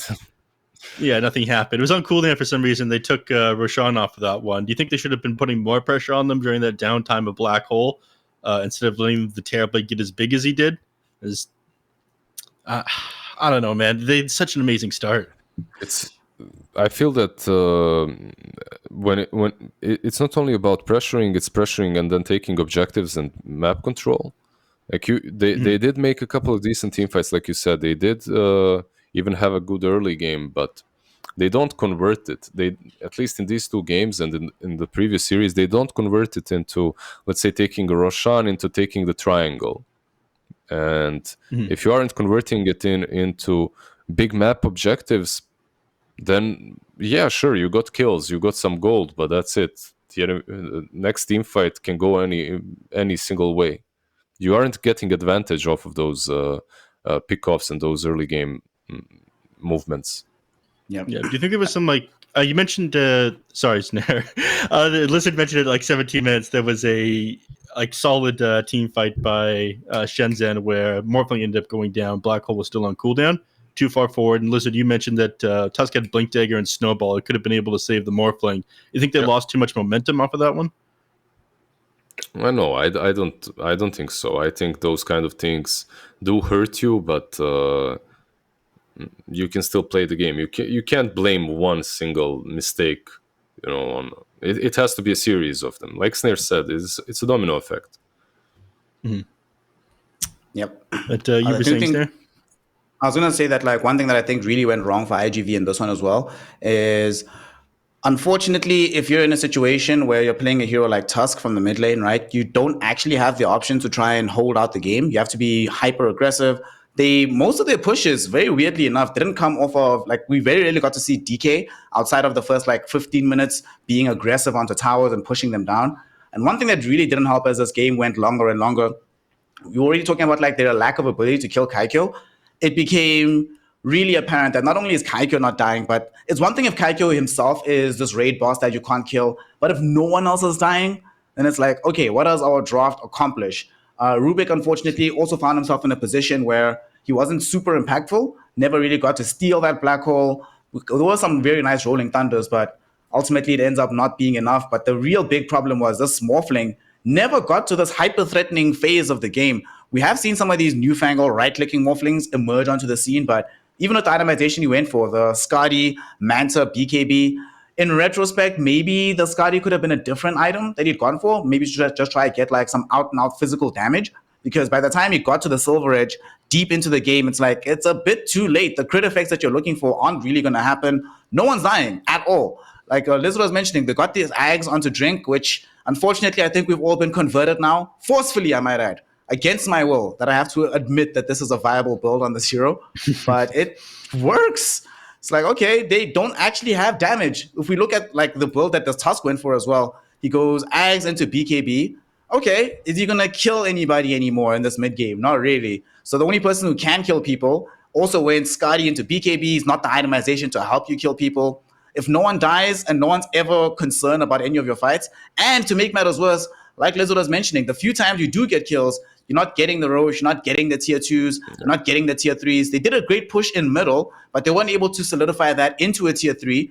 Ironically enough, because Drink is I'm going to go feed my life because I'm going to buy time. The rest of the team will come in, buy time for us. And if we buy time, we know that they'll be forced away. And it only takes us 1 or 2 rotations to kill them and get a Roche and get a tier 2 and get a tier 3, whereas it takes them 5, 6 smokes to accomplish the same thing. So also, I think a bit of a strategic difference in terms of their understanding of the game here. And Shenzhen just had it better and knew how to exploit their advantages a lot better than iG.V did.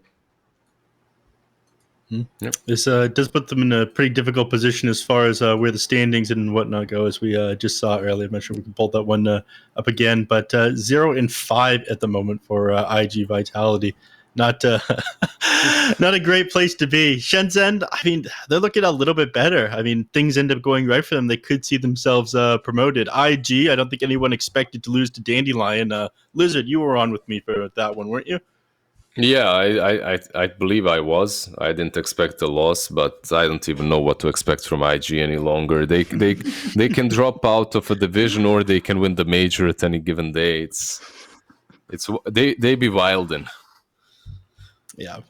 But that is the first series of today. Invictus Gaming against Phoenix Gaming next. Do you have any predictions for this one, or have they, completely ruined any sort of expectations that you have for them, Lizard?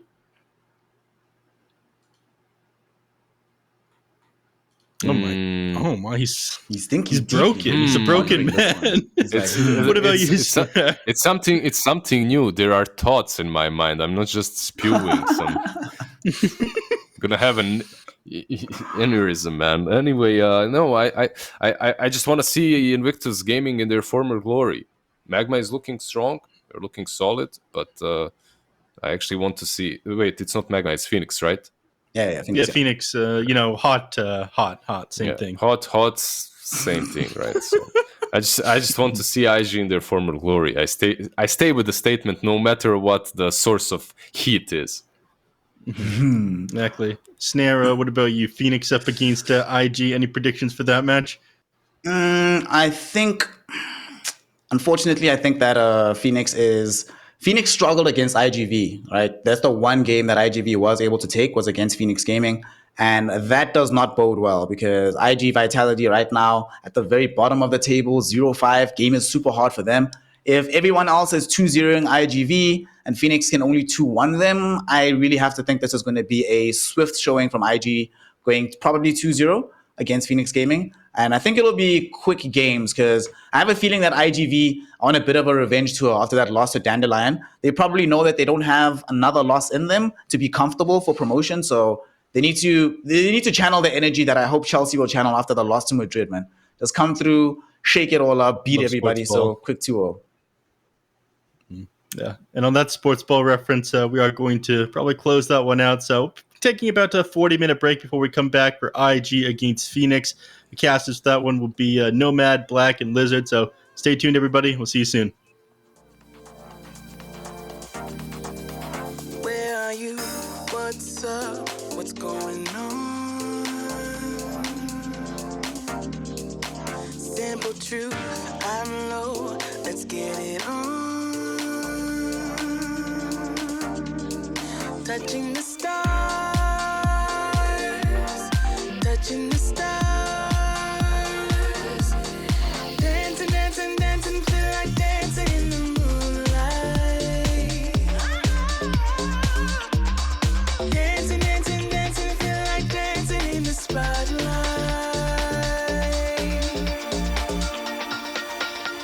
Depending on you. Depending. Depending. Depending on you. Into the city where the lights are, to turn it up and turn it on. Into the city where the night starts, depending on. I love the light, love the night. Let's do it all. I love the light, love the night. Let's do it all. We do it all.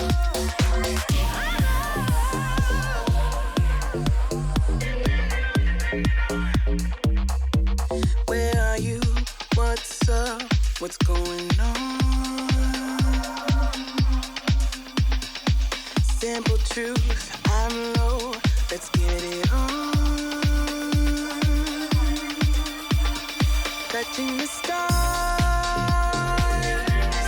Touching the stars. Dancing, dancing, dancing, feel like dancing till the daylight. Dancing, dancing, dancing, feel like dancing in the spotlight.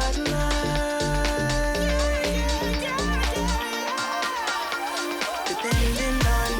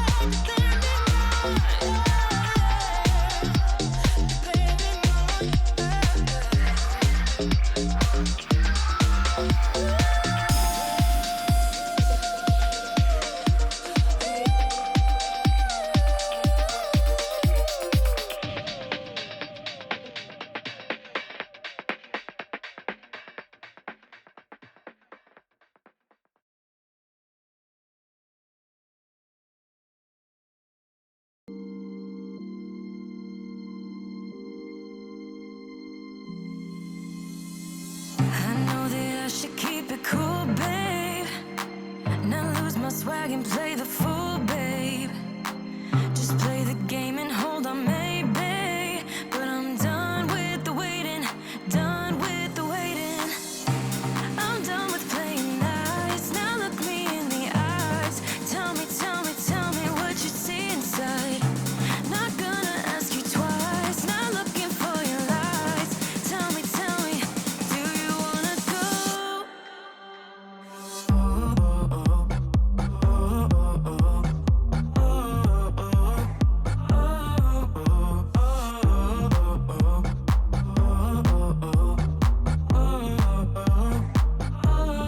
Do you wanna go?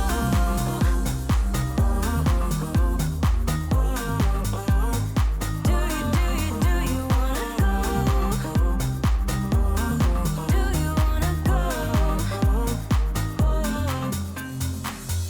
Those who wanna play by the rules end up last with nothing to obtain.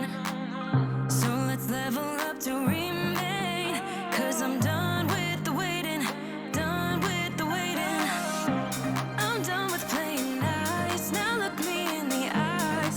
Tell me, tell me what you see inside. Not gonna ask you twice. Not looking for your lies. Tell me, do you wanna go? Do you wanna go? Do you wanna go? Do you wanna go?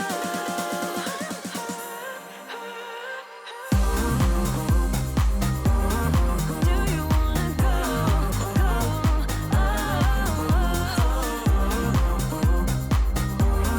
Do you wanna go? I'm riding the wave tonight. Gonna try it while the world's bright. Got room for one if that's alright. That's alright. Do you wanna go? Do you wanna go? Do you wanna go? Do you wanna go? Do you wanna go? Do you wanna go?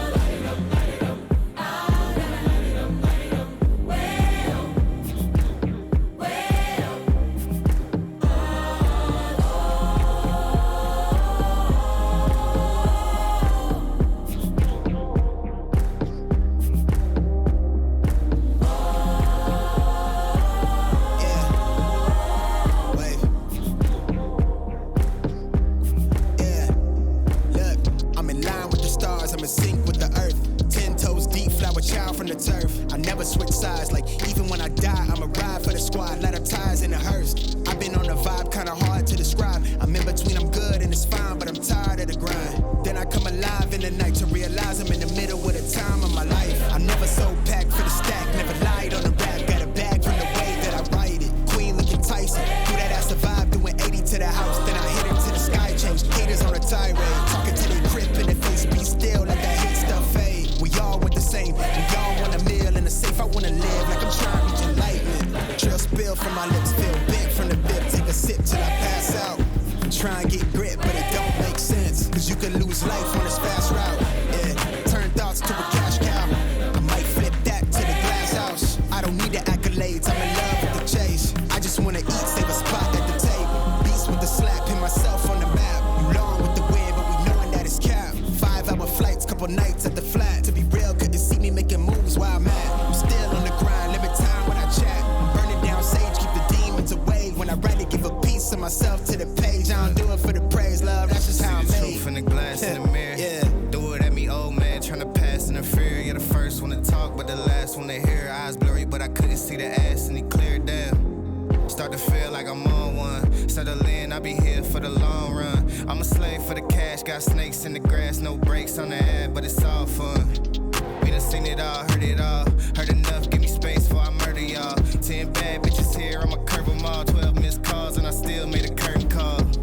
Here to light it up, lighten up. Hear him talking, they ain't right enough, tighten up. Everything that I came for, I left with. I don't bang sets, I just bang on the set list. Going past supper when I came for the breakfast. Put me in your prayers, I might put you on the guest list. Young niggas and me reckless. Gold in my soul, got the same on my necklace, bitch.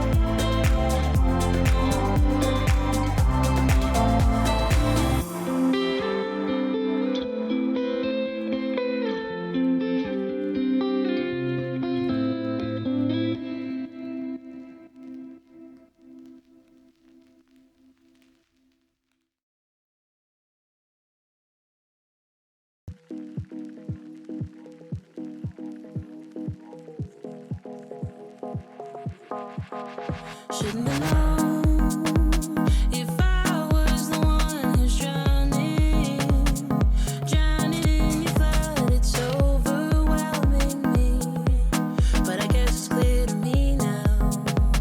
After staring holes in all my walls, don't you cut me off like you did that time. Once was already enough, I'd say. But I wonder if you hear me. Can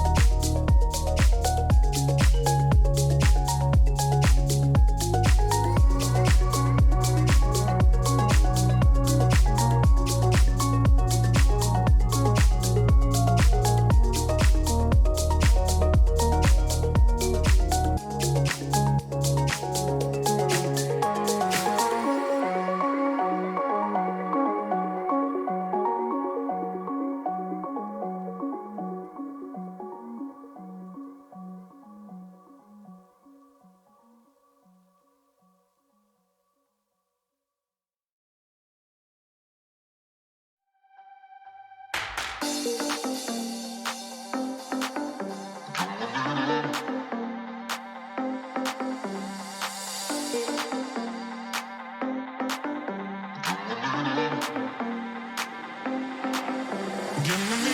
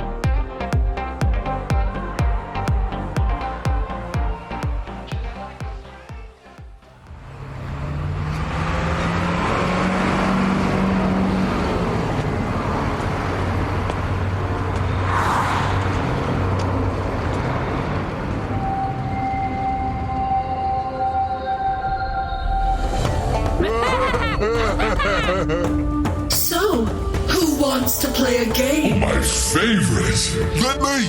No, me! Try me now. Up. And down.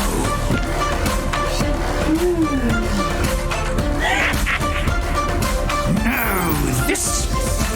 Ooh.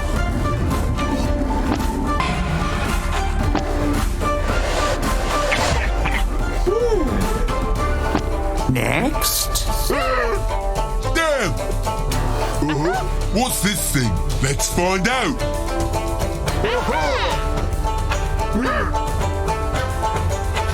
How much is in there?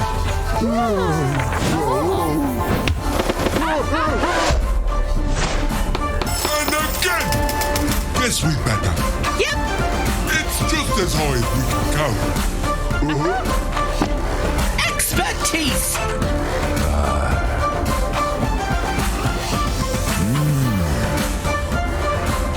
There's something off about you.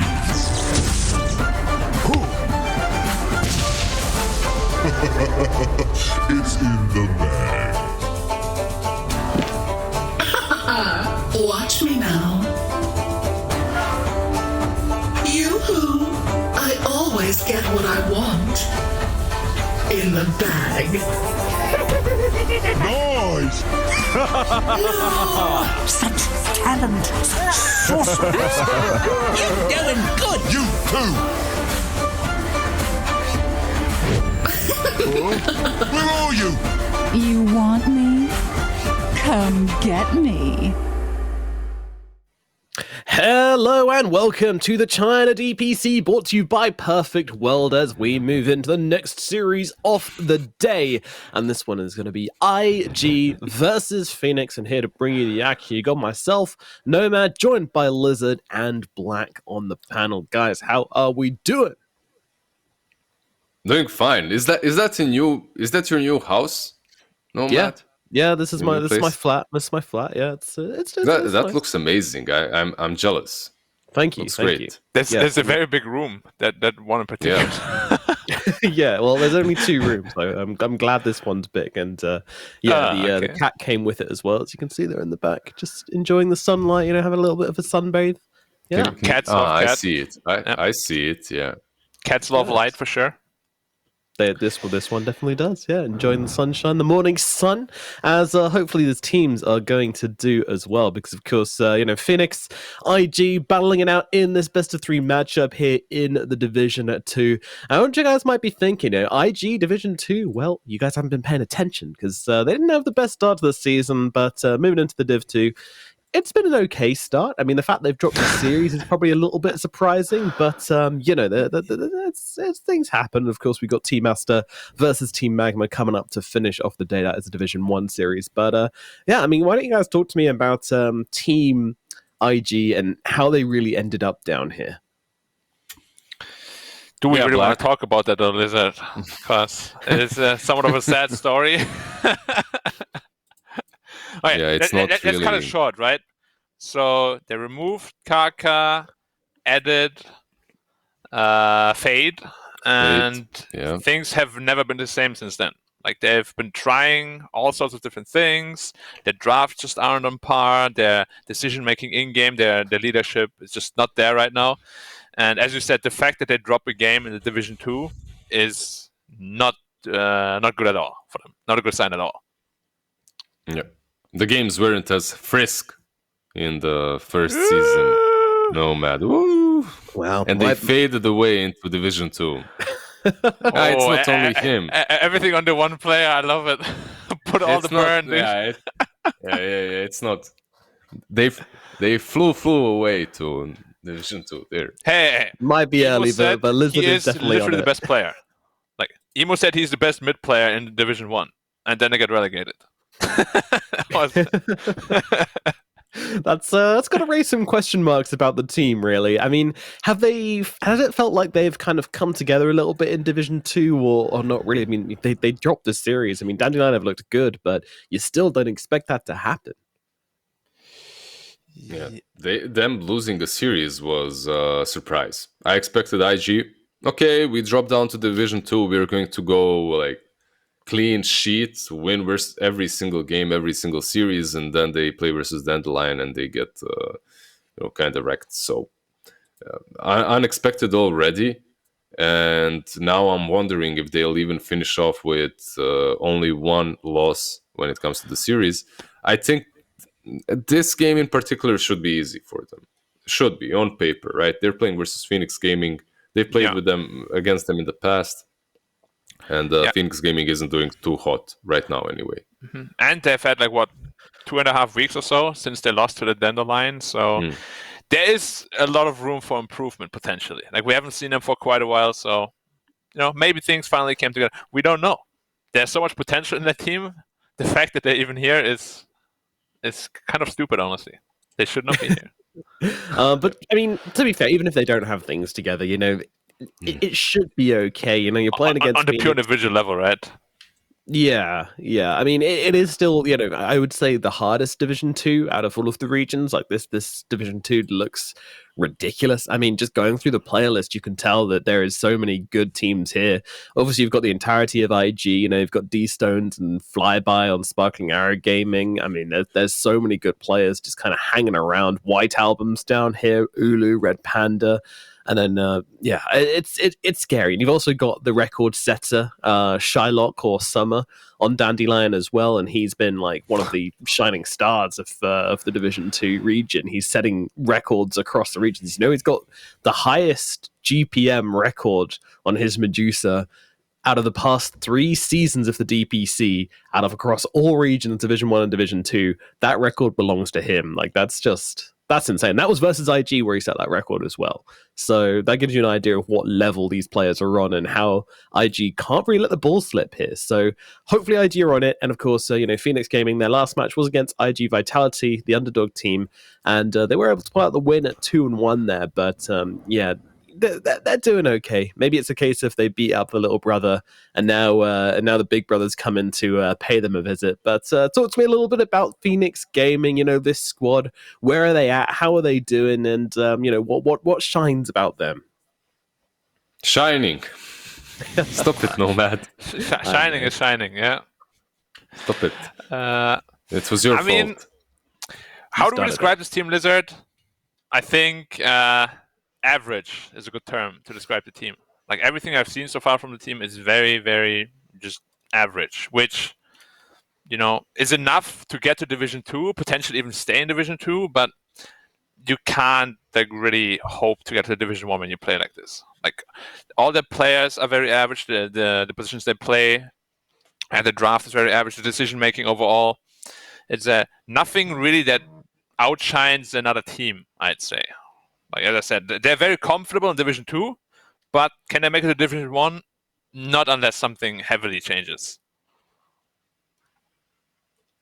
Yep, I think that's very reasonable. I think there's nothing like egregiously wrong about what Phoenix do. Their drafts are always okay. Their gameplay is always okay. I mean, one thing I would like to see them do, which I think was really kind of highlighted when they played against Dandelion on week 2, was getting on the map and kind of making plays and committing to an idea. Just doesn't seem to be in their playbook at the moment. It seems very much like, you get some five-man spokes going on, towards the end of the game if they're losing, or, they're capable of making the right decisions. But in terms of actually taking a step beyond, going in pairs or whatever and kind of making plays happen, it just seems to be a little bit weak, and because of that, they often end up playing into the opponent's hands. I mean, is there any kind of way to fix that, Lizard? Oh, that's a age-old question. Yeah, can they play better? Can they smoke better in and make all the mini moves in between faster? It's hard. It comes with practice. It comes with experience. It comes with it comes with being the hardest worker in the room. It's not an easy thing to improve on, and I would say that it's not only Phoenix that are like that. There are plenty teams of Division 2 that are struggling in a similar fashion. Even Division 1 teams, right? A lot of them. Even in Division 1, in some regions, but how do you improve on that? I think it just comes down to screaming versus the best and actually learning about the game, because at some point, pure practice and just playing the game over and over again will not improve you. At some point, you need to actually study it. Yeah, and that's one of the most difficult things to get better at, right? Because it's all about speed, and that's not really fundamentals of Dota anymore. That's more like just team cohesiveness, having a good leadership and everything, and that, as you said, develops with time. Or for a lot of teams, it doesn't, because it takes a certain personality, a certain player to actually get that going. Not every team has such a player. You need yourself a playmaker, a cool maker in that regard. I mean, Kaka is the best example, right? Yeah. And I think, Dandelion have proven this season for sure. I mean, they're constantly making plays, and like they're playing the map in a way where you basically have to go and fight them on their terms, which I think is, it's a really interesting thing if anyone's looking for a team to kind of break down in terms of that idea. That's definitely something you want to look into. And anyway, we got a draft on our hands. Let's get into it. Game number 1, it's IG versus Phoenix here at the China DPC, and we're going to start things off with a Rubik and an Abaddon opening from IG. Does this opening give you guys a lot of faith, or does this raise some concerns, or is it okay? No, it's rising in popularity, right? This Abaddon is being picked up quite a bit. Can't kill heroes when he's around, especially later on with that Aghanim's build-up. which is, yeah, I'm still not completely sold, but it seems to be doing just fine for the teams that do build it, for the players that do build it. Is Rubik anything else but them wanting to play it, and perhaps it's a good counter in a way that it steals a Photic Shield?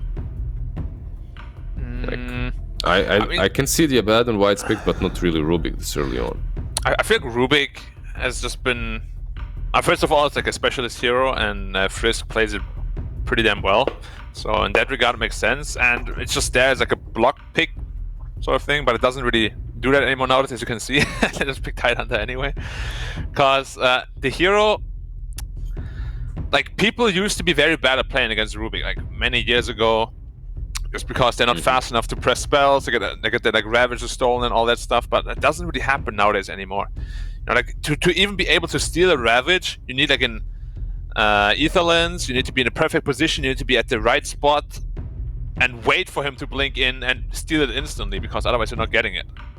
And if you don't get a good spell, you're just, as you said, a walking hero with 2 spells. You don't have an ultimate, basically. Yeah, there's... I guess there is that point that if a hero... if you can steal a spell that's spammable by the enemy team and make use of it, like Omni Knight Abaddon, then it's... Yeah, right. Or Anchor Smash. Or Anchor Smash, sure.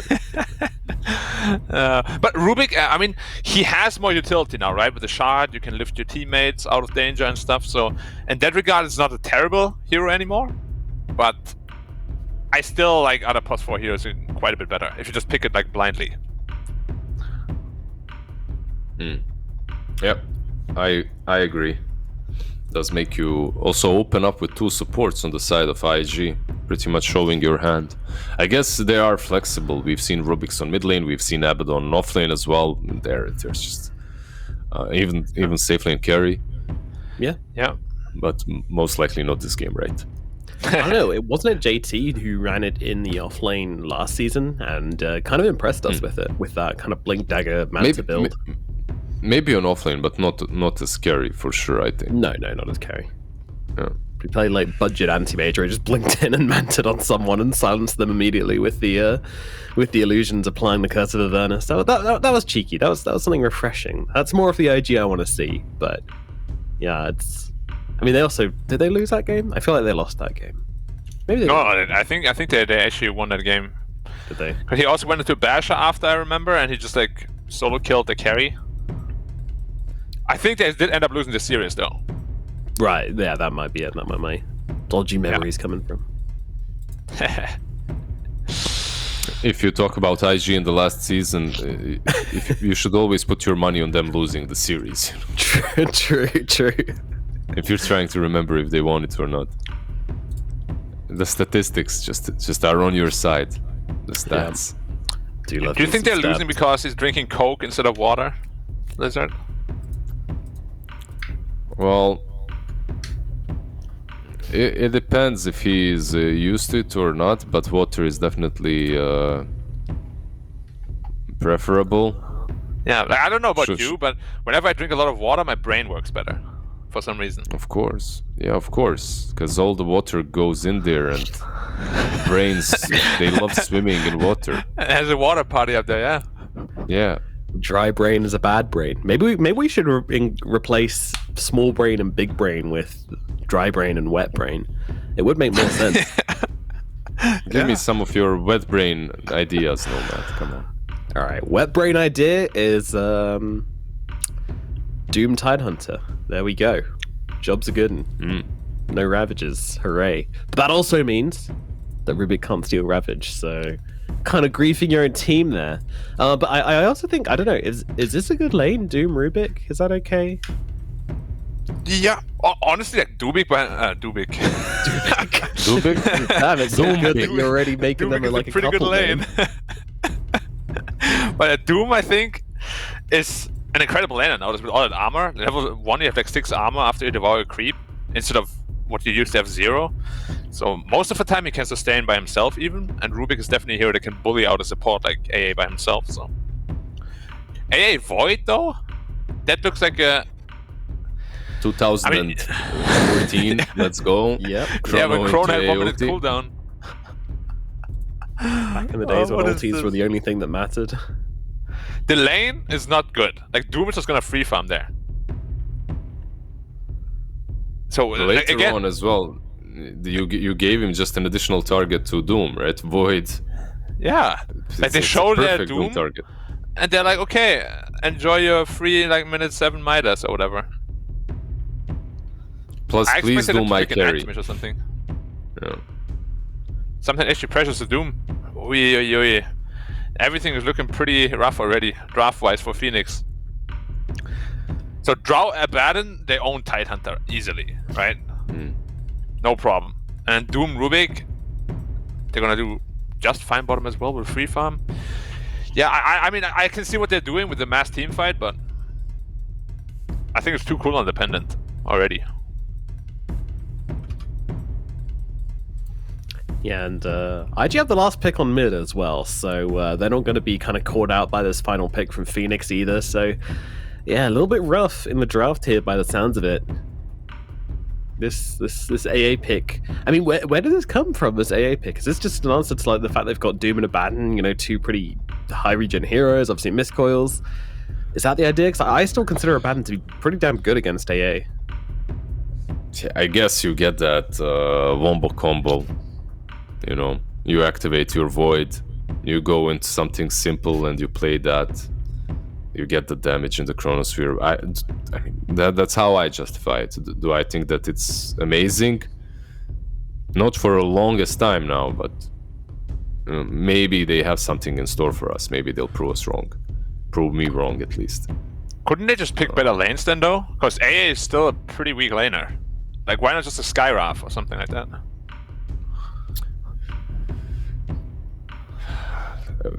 I have him on my WhatsApp. I'll ask later. Why not Skyrat? Remind me. Okay. You mean your Wii chat? Who are you asking? Just pick a random player. I'm making this up. Okay, Shining, please. Shining, yeah, I have Shining. Okay. Maybe he will shine some insight in their draft. Heyo. Okay, they need a hero that can take over the game from the mid lane against the Doom. I think it's not fun. Surely Void Spirit, right? Void Spirit, yeah, sure. Void Spirit, one of those heroes that can do it. There's like a hero like Tinka can do it. It's pretty greedy though. Yeah, Queen of Pain, perhaps, but against the Drow double Doom. spell block. Honestly, against Drow Doom, a lot of heroes don't sound very fun to play. True. I mean, you need the mobility here. That's like the first thing in the front of my mind is that if you don't get mobility in this final pickup, this Drow's just going to have an absolute freebie. So they need a way to pressure the fights. Wind Ranger is going to be the choice Drow? here. Okay, that is a. I mean, it's a CDR special, right? Yeah, but Drow has an inbuilt MKB. Sorry, it's not a CDR special. It's a zone special. Yeah, I don't like it. It's already countered. Yeah. All right. We're gonna have to go game 2 momentarily here. I just got the news that Phoenix said they're done. They have heft. Yeah, they're done with the game 1. All right, Black has absolutely zero faith in this Phoenix draft to come through. Lizard, and it's I mean, is that bad in your opinion? Well, yes. It's interesting. It's simple, and maybe if this Void is a beast at some point in the game, but I didn't see it happening. I feel that for IG, this is way too simple to execute. Looks straightforward. They have strong lanes, strong catch. Their lanes haven't been countered. Their cores haven't been countered. Yeah. All 3 cores should really just be free farming. Like Ember beats Wind Ranger in lane, Doom is gonna free farm bottom, Drow Ranger free farms against Tide, and like obviously things can go completely wrong, and Ember dives tower, dies some random, like somehow Wind Ranger gets the super fast Maelstrom, snowballs here and there. I just can't see it happen. Like unless this is like a Division 1 against like a Division 3, which we don't have team, like it's not happening. Yeah, this is also super comfort zone for IG here as well. I mean, you're running Frisk Rubik, you're running JT Doom, you're running Emo on the Ember Spirit. I mean, Emo on a Spirit Hero is just generally where you want to be. I mean, sure, you've got some comfort on the side of Phoenix Gaming as well. You know, we know CDR loves his Faceless Void, and we know Zone loves his Wind Ranger, but I mean, this is just looking so good for IG. They are so happy with these 5 heroes, and it also looks like a great draft from them as well. So, yeah, I'm pretty sold on IG here. I think this might be a quick one, but what can go right for Phoenix? I mean, I guess they have the team fight advantage with this Ravage, with the AA Blast, and with the Chronosphere. So there is that kind of wombo combo potential, perhaps. Yeah, wombo combo potential. The 2 supports dish out a ton of damage, can take out pretty much anyone if they catch him out of position. So they do have ways. But those ways, you know, we're reaching right now. It's unlikely that IG will allow them to have that much fun with what they've got. Uh-oh. All right, well, this might be a bit of a slappening. If you've got any kids in the room, maybe, maybe turn off the TV for a little bit, because this one could be messy. But let's get into it. Game number 1, Phoenix versus IG here at the China DPC. I don't know which way this first game is going to go. Look at all those iron branches. Just to sort of elaborate on the idea that Phoenix can out-teamfight them, 100% the teamfight is superior, but it will have to come from IG making positional mistakes, because they have good tools to deal with the teamfight of Phoenix on paper. Yeah. You can counter it with Rubik, you also have Abaddon. Yeah. And you have a lot of poke, right? Ember just spams, Rubik spams spells, a Baron in the front line. It's not that easy to really get a good position in for a good Chrono or Ravage for that matter.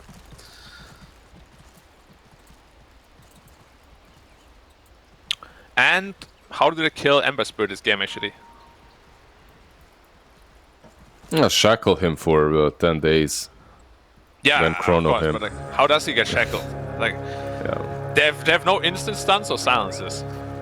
I mean, yeah. Is it the first Ember game? You have got these Bramble Maze to throw down. You know, you've got 2 big ultis in the Void and the Tide Hunter. Yeah, I'm just wondering if he runs down the lane with Flame Guard and pushes it. Like, he's always gonna be on his activate Fire Remnant button, right?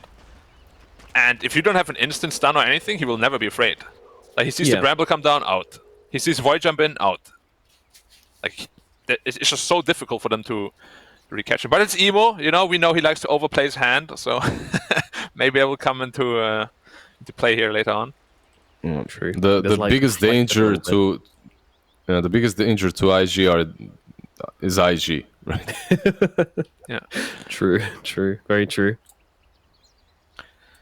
Let's see. Emo said, like we previously spoke about, he is the best mid laner in all of China. Let's see if he can prove that a little bit at least. Did Emo say that? Yeah, he did in an interview. All right, I respect it. No. Oh, well, we know Emo, right? He's a he likes to be cocky. Yeah, he's not exactly humble. We'll say that. A humble god. Which is what makes him so likable. Exactly, it makes it fun. I like that. Oh yeah. You know, yeah. Enough with all these humble boys. We have way too many of them. Your opponent. Yeah. Ugh. Yeah, like this game, pubs are okay. Pubs are sometimes toxic, but pro games are way too friendly, man. We need some beef. We need some. Yeah. I'm gonna put you in a dumpster again, or something like that. Remember last time we played a pub? That's what Toronto Tokyo did, right? Matumba Man. Yeah. We're gonna own you, easy. And then it did. So you guys are a fan of the trash talking, you know, at the start of the game or when the game ends? It depends what kind of a person are you. Mm-hmm. Yeah. But just pure trash talk, I feel like it's always better when you're not winning already. Because when you're winning already, it's kind of like a, it's a beta move. Exactly, I agree. So even before a game, right? Like if you're a pro player in the lobby. Pro players, listen up, yeah. In the lobby or before the game on Twitter. Not after you won. Because that's lame. Agreed. Or as the first creep wave comes, you deny for creeps, like, damn scrub. I mean, top lane, YP, he's going to be the first blood. Oh dear. Fly bringing him This down. is not a fun lane. Shiny might also be in trouble. He's He's- actually TPing. Okay. It's not a fun lane to play. Like whenever you get Drow plus some strong melee frontliner, it's hard for almost any duo to play against that. Yeah. Especially against the Baron, like he just instantly plays that slow as soon as he hits you once. You just can't out-trade him. Not with this lane at least.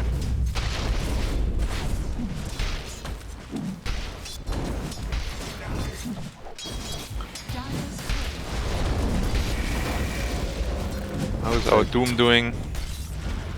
Yeah, I mean, as expected, all 3 cores are currently at the top of the CS chart. It's just really hard for the Radiant to really do much in the lanes. So they will have to come after the lanes, like as soon as they reach level 6, some good rotations. Try to get back into the game that way. Yeah. It's even the rotations, when you think about it, should come easier for IG.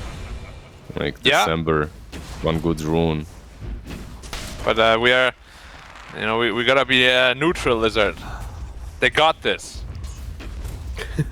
That's not neutral, that's cheering for them. Bottom lane. Oh, true. Well, ice melts. As we know, the sun is out right now. In 1 minute, it's nighttime. He'll be a lot stronger. Ollie. Living a dangerous life up in the top lane. Both of the sports getting very well. Fly trying to finish the job here. Oh, the multi-shot just about going to catch onto poor old YP as he takes his second fall of the lane here. And that's going to leave the Tide Hunter alone once again. And the problem is, the more kills Drow gets, like, Shiny might also just be dead, actually. Yeah. No TP this time around. Unfortunately, that Ring of Protection and the Ring of Health might not be enough to save him here. The slow's coming through. Maybe. No, the shield. Gonna finish the job. At least Drow's out of mana. That's positive. You're a real glass half full kind of guy, aren't you, Black? Yeah, at least today. Today he really is. He woke up on the right side. Right or wrong? We don't know that yet. Actually, on the right side for once in a million years. Oh, thank you, Lizard. I like you too.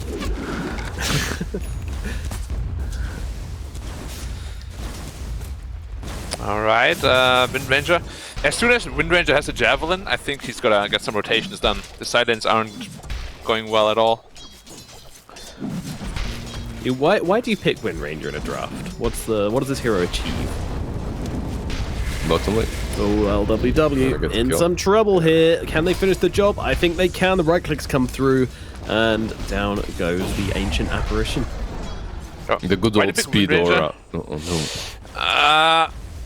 Well, usually when there is a lineup that can't kill you, and you can just run in and eliminate one of their strong heroes. But in this game, you're already hard countered by a Drow Ranger who has an inbuilt MKB. Which is why I was so surprised when they picked it. You're everything but unkillable in this game. Yeah. It's really about getting a good lane, you get the fast Maelstrom, you rotate around and you kill all these hard to kill important targets. Because like Wind Ranger's single target damage is still probably top 1 in the game.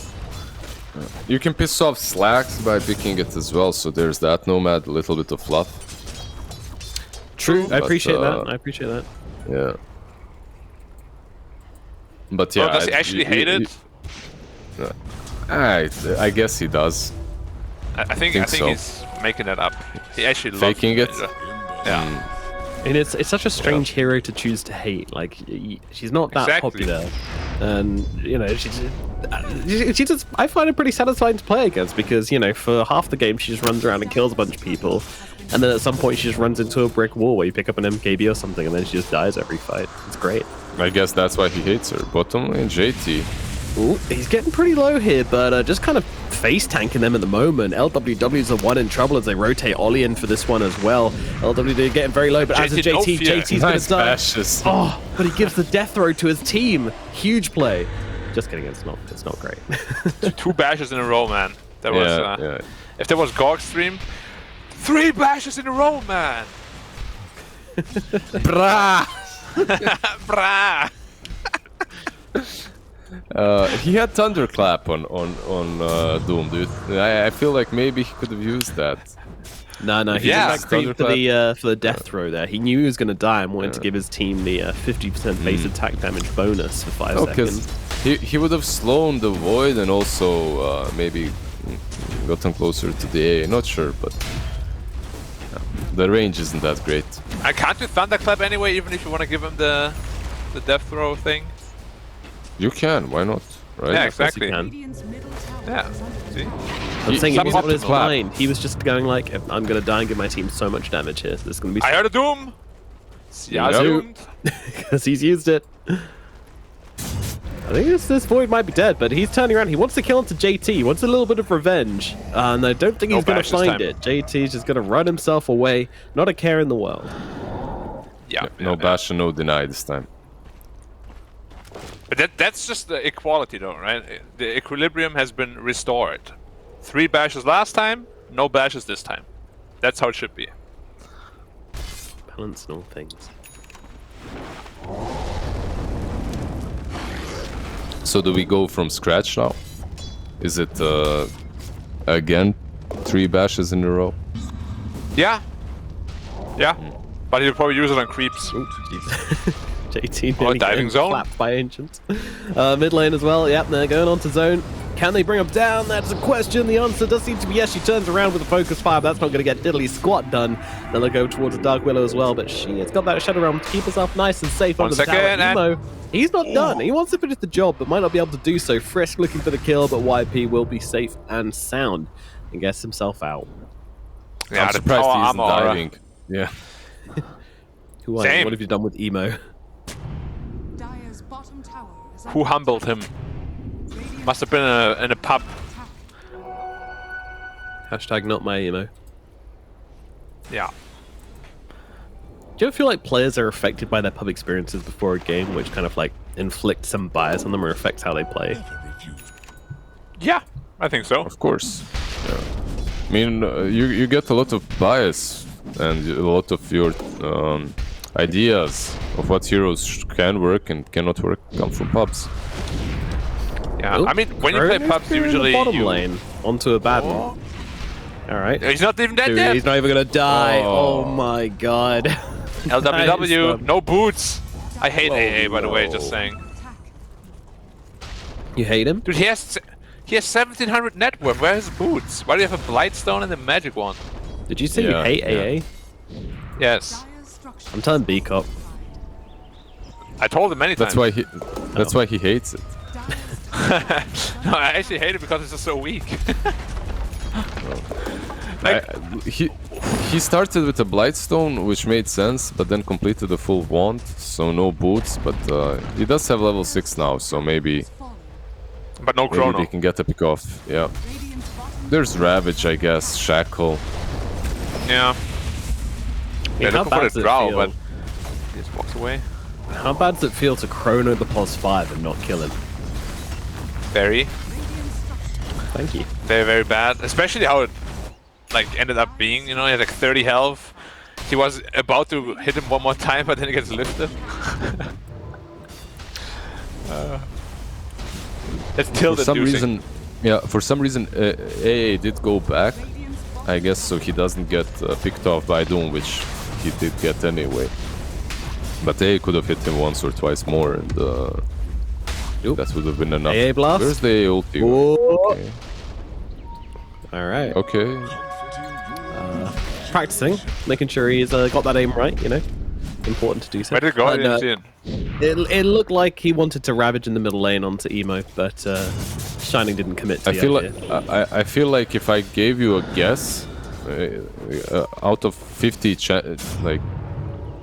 out of 50 attempts, you would maybe be close. You wouldn't guess it.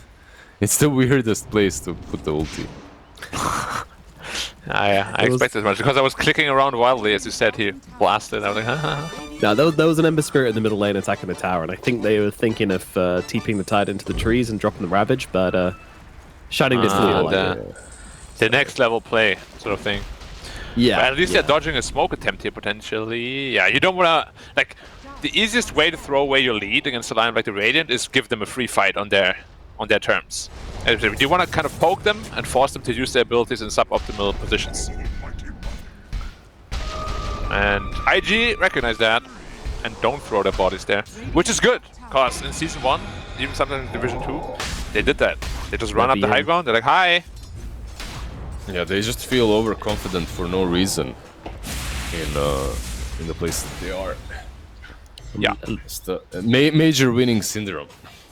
Yeah, their biggest enemy was themselves. I think their second biggest enemy was probably stairs. The amount of times these guys just ran up a staircase and kind of got wiped was rather concerning, but again, that comes from the overconfidence we were talking about before. Yeah, staircases. They're pretty good for your knees, though. IG have really good knees, then. They have amazing knees. I've seen them on the camera just a while ago. Flexible, strong. They look very healthy. A good knee. Yeah. Exactly. What does JT want? Does he want to Doom Shining? No. What about YP? Yeah. He was trying to Doom the Willow, but was a bit...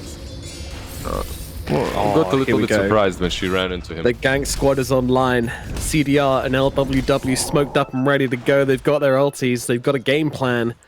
Can they execute? Is a question. It's a very... The revealed Frisk. Oh, he's still time walk. Quick on the fingers there. Steals the time walk as well. Fly flag? Oh, fly flag gets oh, the he's silence. silent. Oh no, this isn't looking good. The faceless void just held still and beat down. He does get off the chrono, but dies to the Aphotic Shield on the end of Oh, and he thrown his own tide. Oh no, no Ravage coming out now from Shining either. This is not a happy situation. Oh. Phoenix now. Oh dearie me. Hey, take with him, take with him. Nice. Jumping in, see what he can do. The answer is nothing. 4 heroes dead suddenly on the back of that. I don't quite know what we just witnessed. And to pause. This is emotional damage right there. Translator Black? What was What could it be in that context? It means my kill. No, it does not. What could it be in this context?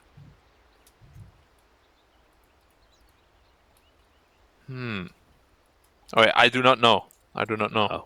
Maybe there is a... You know, every word has like 4 different meanings. Maybe there's like one meaning that's eluding me, but all the ones that I know, they make no sense in this current... Which are what? Well, the most common one, especially used in Dota, is that they buy. Like, Mai means buy, but buying wouldn't really make sense here. He's challenging or maybe they got delivery or something, and that's the way of saying they got the delivery.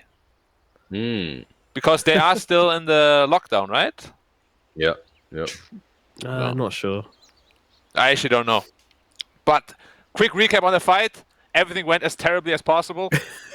Frisk broke the smoke, steals time walks away, and then he gets silenced on the void, and then Kronos is out Tide Hunter, who then gets doomed.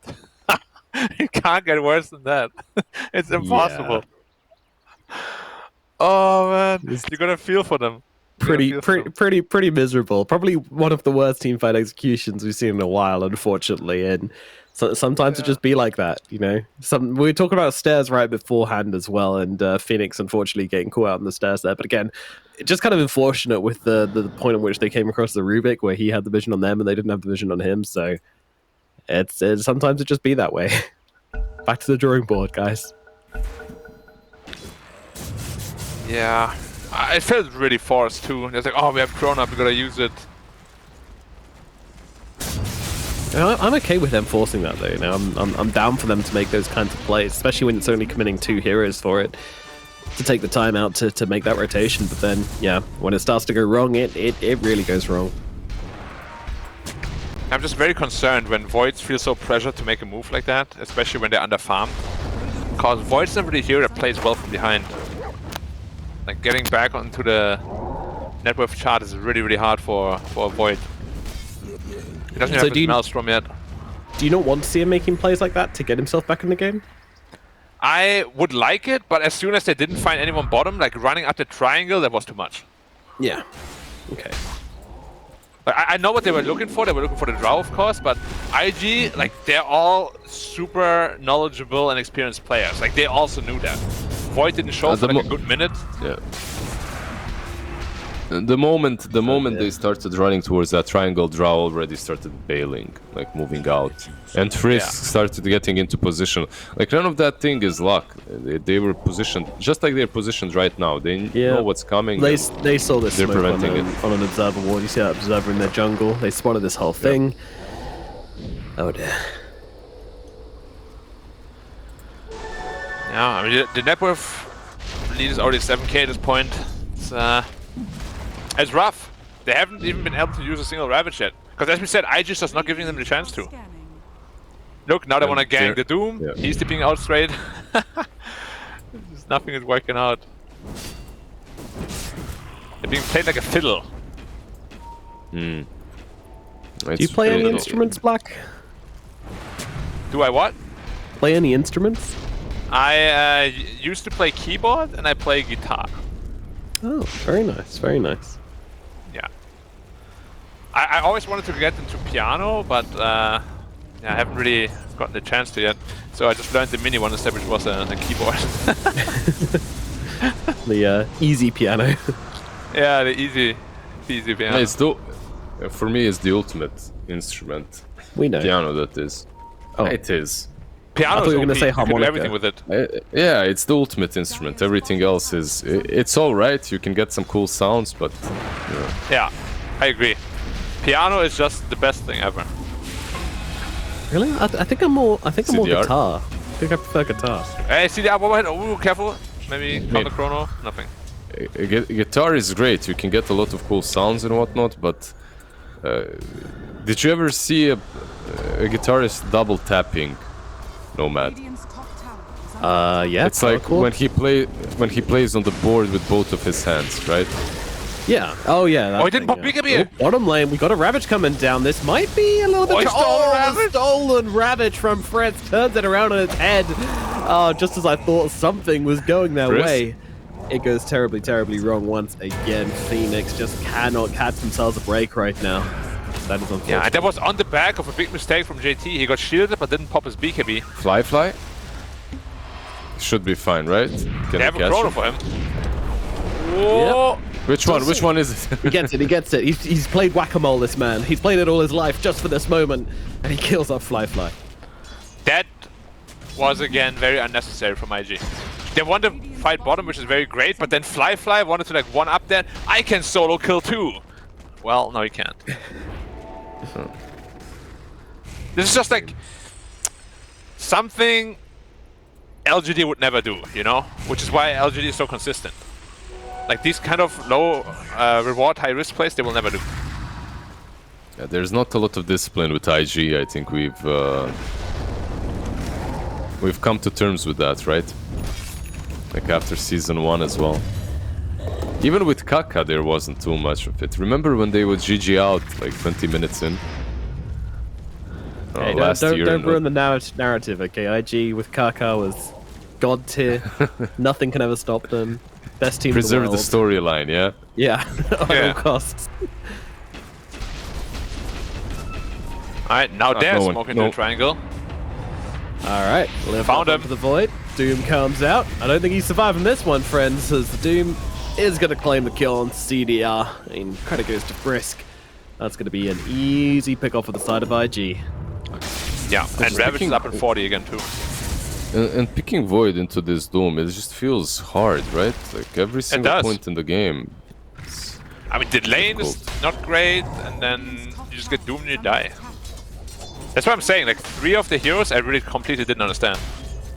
Shining has a blink dagger, gotta get out fast. It's already cancelled. Oh, Juki!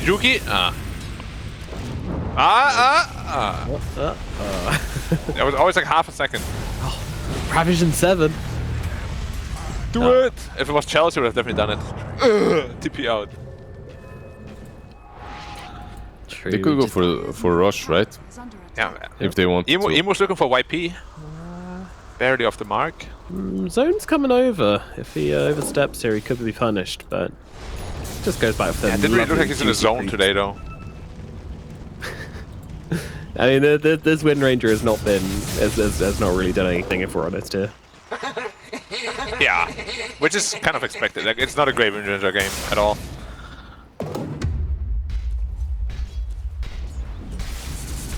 She's even got the Brigand's Blade as well. Gaben even blessed her, said, you know what, you look like you're struggling, have a Brigand's Blade.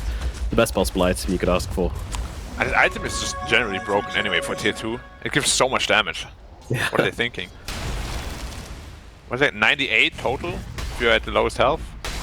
You guys just get one shot at the low health points. But especially on fast attacking heroes, it just goes absolutely bananas. Yeah, but it's so good at pushing towers too. It gives you attack speed for free as well. I feel like it's like a tier 3 item, honestly. Just like value-wise. Wow. And the passive has the coolest name ever. Dark Mercy. Sounds like what a 13-year-old would know. So, oh, Ravage in the middle lane. They're going onto the Doom here. Shining is going to be able to take him down. Nope, JT gets off the BKB, but they will be able to finish the job with a Focus Fire and an Anchor Smash. JT finally drops. The gank finally works. And Phoenix finally grab themselves a kill onto that pesky Doom, putting him back in his place.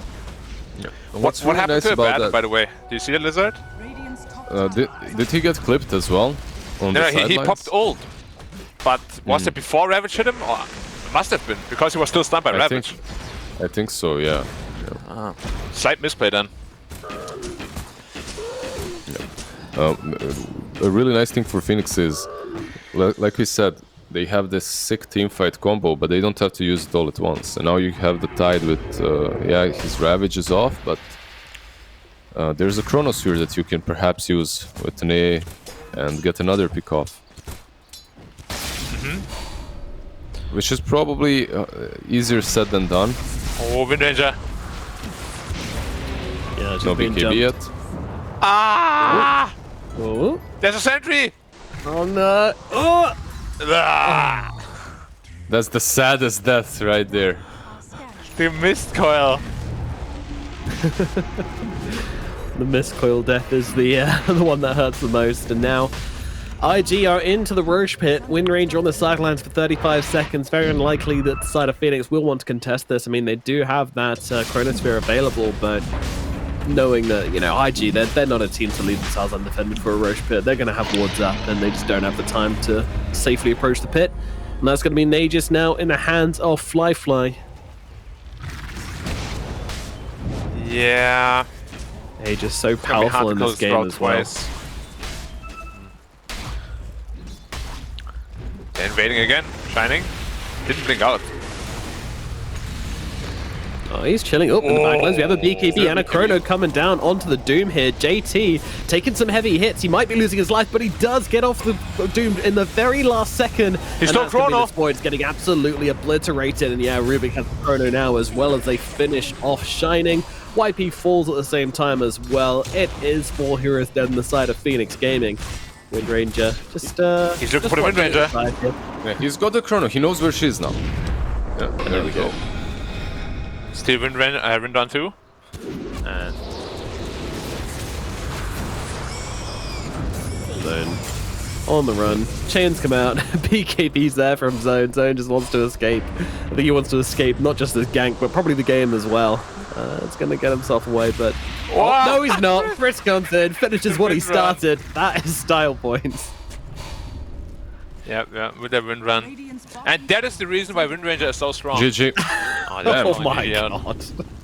I mean, we saw it coming, but that is a way to do it. That is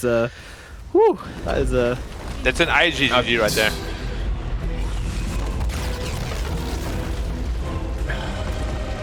Like, there aren't many games that are absolutely decided in the drafting stage, but they really made it so hard for themselves. Like, so hard. Every single lane struggled. Wind Ranger just didn't have a game. You couldn't see any of the rotations. And then you have the Doom as well that's been picked early on, and then he's given everything. He has a good laning stage, he has good targets to Doom, he's just loving life. Absolutely. Yeah. It was, honestly, there's just not much to add. Like, the draft was, I don't know, like, you counterpicked yourself already. We've seen it many times when the weaker team plays against a better team. They like, try to find like a really good reasoning behind all their picks, but ultimately you just counterpicked yourself 3 times in a row, and you just can't win like that. Like, even if you're an even skill level, you are going to get completely stomped. And I would say IG is probably still quite a bit ahead of Phoenix in terms of skill. So, yeah. I think that's unfortunate.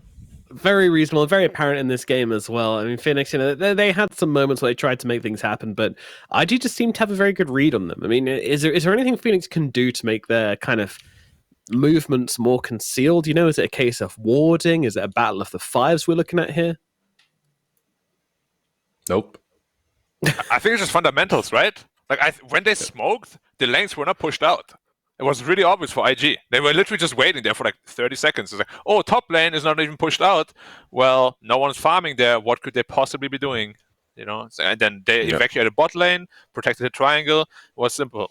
And that's just all fundamentals again, as I said. Like, they seem to forget them. That's why that's why I said I didn't like it when they forced it too much, because if you don't do it properly, it's just too obvious.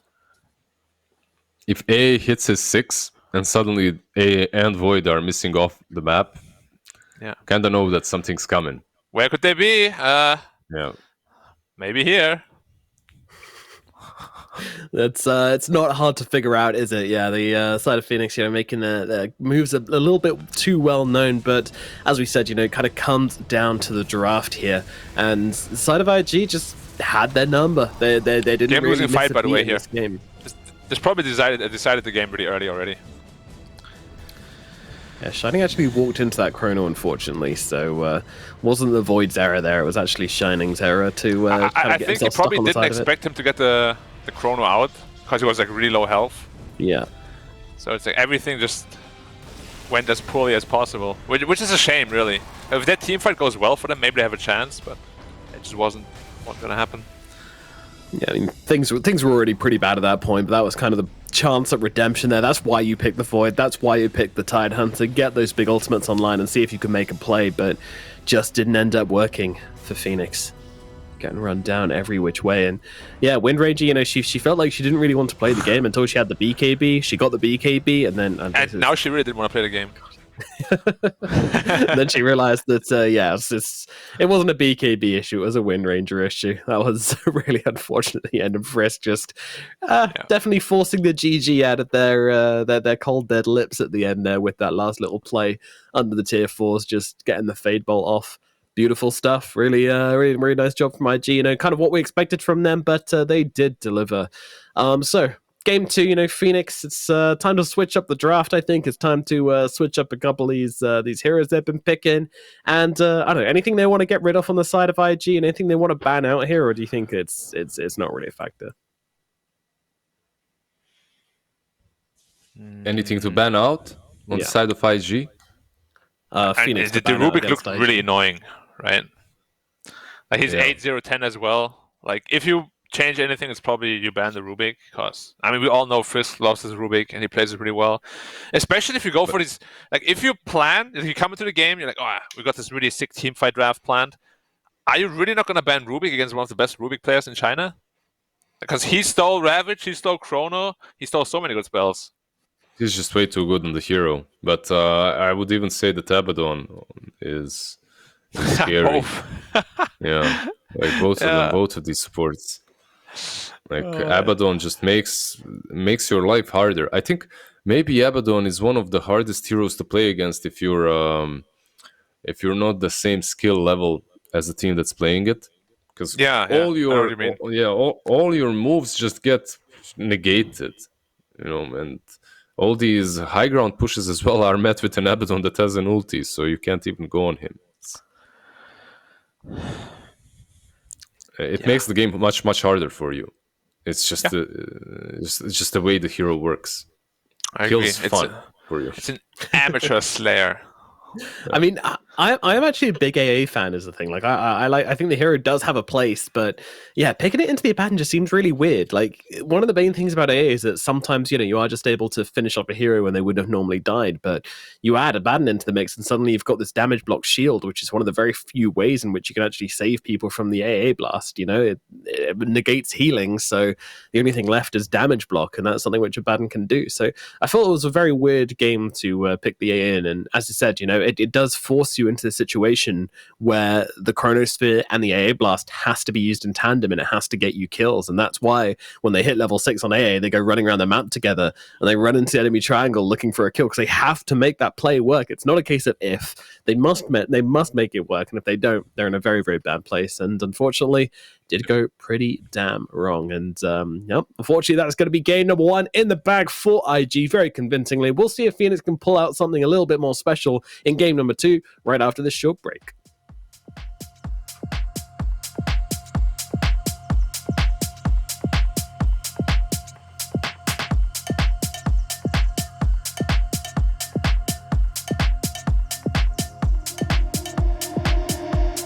Nothing's gonna stop me.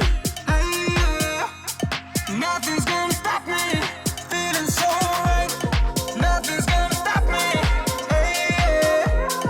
Nothing's gonna stop me. Feeling so, feeling so, feeling so, feeling so, feeling so, feeling so, feeling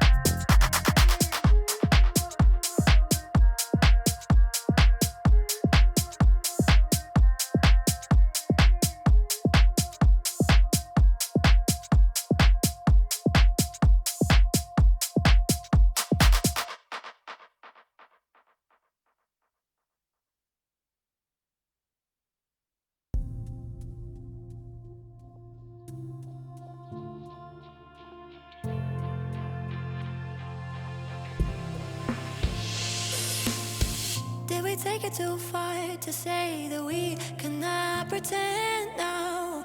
Was it never enough to have just everything you want?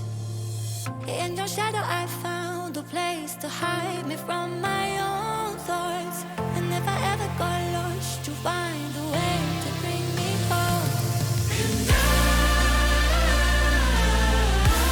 I want something I can hold. That's why this waiting gold. And I want something that is real, something to make me So wants to play a game? Yoink!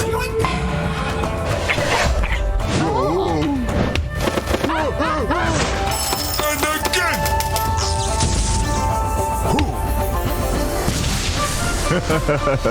I always get what I want. In the bag.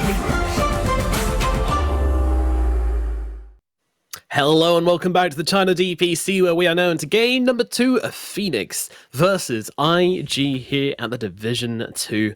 Phoenix, unfortunately, got snuffed out pretty heavily in game number 1. Not much of a chance from them due to a bad draft and some poor executions of fights. Let's see if they can pull things back in game number 2, as the draft is now live. My name is Nomad, and joining me on the panel, we have got Lizard and we have got Black. Guys, game number 2, and we're going to start things off with IG actually batting out the Abaddon themselves and going for a different start as they pick up the Grimstroke. Meanwhile, Phoenix open things up with a Coddle and a Storm.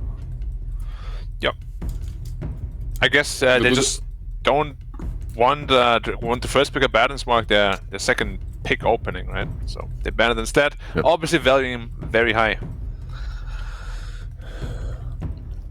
I feel that the hero will... I mean, it's already rising in popularity. I've seen him picked up in a lot of games. Yeah. I also Kotl and Storm Spirit, because of the shard on Kotl with the recall, seems pretty good too. Yeah, I like the combo for many ways, because Kotl alone gets actually countered by Storm. So if you pick Storm with it, it doesn't only synergize well with it, but it also protects the Keeper. Yeah. But Grimstroke tanking, they are pretty good against Storm, right? Like if they ever catch him. The Phantom's Embrace, the instant stun, the Inkswell follow-up, the Soulbind. There's just a million things, really, that work well against him. But you saw that they're buying BKBs very early on now, right? Like, few null talismans, BKB. Yeah, so maybe that's something that can help him out versus these two. Yeah, they're just playing much more of like an initiation role nowadays than like a semi-carry role, which I like. Like BKB into Aghanim Scepter or something on Storm is super strong. What answers does IG have? I mean, they're still probably gonna pick a couple more ways how to deal with that Storm. Maybe like Ember Spirit could be a good choice again against Keeper of the Light as well. Void Spirit is pretty decent as well. And DP obviously still doesn't get through ever, cause until there's a patch, you know. There's no way. Lizard, I haven't asked you yet. What is your explanation? Why do the ghosts deal double damage? Deal double damage? Yeah. Well, you know, like. And why is it not getting patched? The second follow-up question. Well, I have the answer. It's. This was actually an Easter egg planned for the Halloween update, and they were going to sneak that one in. They were like, "Oh, ghost scary over Halloween time," but unfortunately, Valve time, that kind of stuff, delayed it a little bit. But we get it now, which is fun. So that's why. Oh, yeah. No, it actually makes sense. Cat. Look at that fluffy cat on the IG side. That's a cute cat. That is an adorable cat. Look at that little fluff ball. That's a cloud. Doing waves. Jim Boy. Yeah. Is that JT? Of course. Yeah. But he did one rep? Nah, he did 49 off screen. Just came in and did the last one on.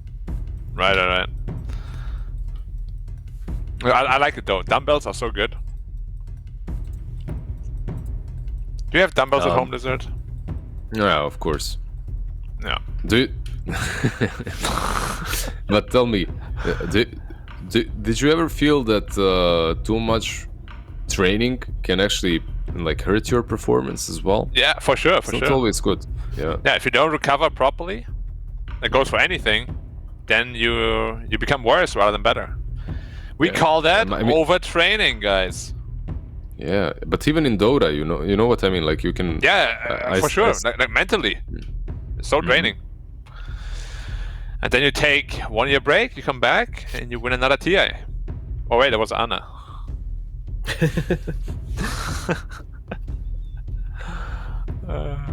That was so funny. Never thought it would work. I don't think he thought it would work. It's definitely the dankest timeline. All you have to do is stop playing pubs and just play. I mean, stop playing ranked and just play some party queue with your 3K friends. Dude, he did not play ranked until like 2 weeks before TI. He literally only played unranked games for 8 months. It's ridiculous. And yet every time I say MMR is overrated, they're like, no, it's not true. Okay, relax. Sorry, Reddit goers. Black to say MMR is overrated.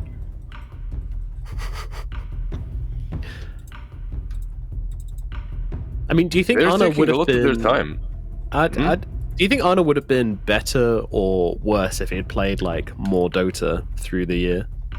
I have no idea. It's hard to say, but can you be any better than winning 2 TIs is the question. Well, that's winning 3 TIs. You know, you can be dominant throughout the year as well. You can always be better. And, oh my goodness, what is this coming out from Dawnbreaker? Now we're talking about gym and health, and she never skips leg day. Oh no, them thighs are strong and powerful. Yeah, her arms too, like being able to carry the hammer. Yeah.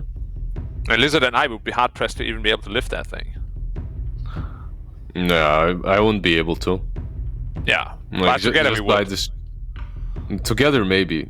Yeah, together we'd manage. Would you hold the upper or the lower end? I don't know, man. Like I think we both hold the rough one, the upper end. Okay. And just go around and hammer Nomad. Just throw it at him. Oh, sorry. You're the only other guy here. True. Well, you said they're taking a lot of time, but IG's taking a lot of time too, Lizard. What does that mean? Are they not comfortable? Are they perhaps going to lose this game? Yeah, that's definitely what it is, Black. I can see that by the way they're looking at their screens and the time that it passes between each pick, that nervous players are in that room. Yeah, and they're not communicating. They're silent. At least the guy on camera right now. That means they're intimidated by the Dawnbreaker pick. I would be too. Not blaming them. Jokes aside though, do you like the Hooping pick? Yeah, I hate it versus Storm. I don't like it. Exactly. Yeah, the Storm just makes your life horrible, but Underlord! Dude, what's happening with these picks? This feels like such a just, group up and just kind of, monkeys together strong, apes together strong down lanes. Yeah, I like that approach though. Like, you just got picked apart around the map, right? So now just go 5-man. It's gonna be Dawn 5, Coddle 4. Looks pretty decent. Now you just gotta pick a carry that ties everything together, and you're good to go. Yep. Dawnbreaker position 1. Let's go. We've seen that. Could be. I mean, I don't know where this hero's going. It's probably a 5 in this game at least, unless they have better plans, other plans. We get some Kotal plus Underlord pushing in all the time. Yeah, it's so hard to go Hygon 2 against Phoenix Gaming. Like, these two can just delay forever.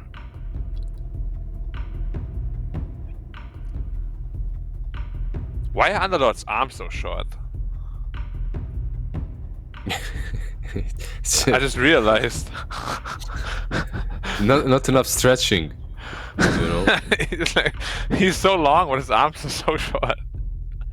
He can never scratch his ass. Poor guy. No way.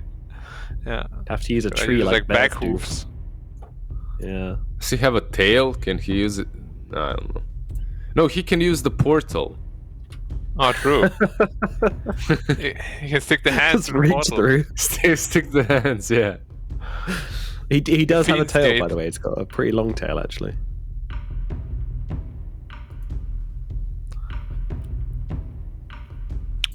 And he has horns.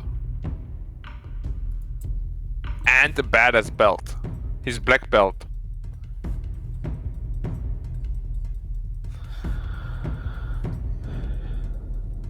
Underlord is a very What does that say on his on his sword.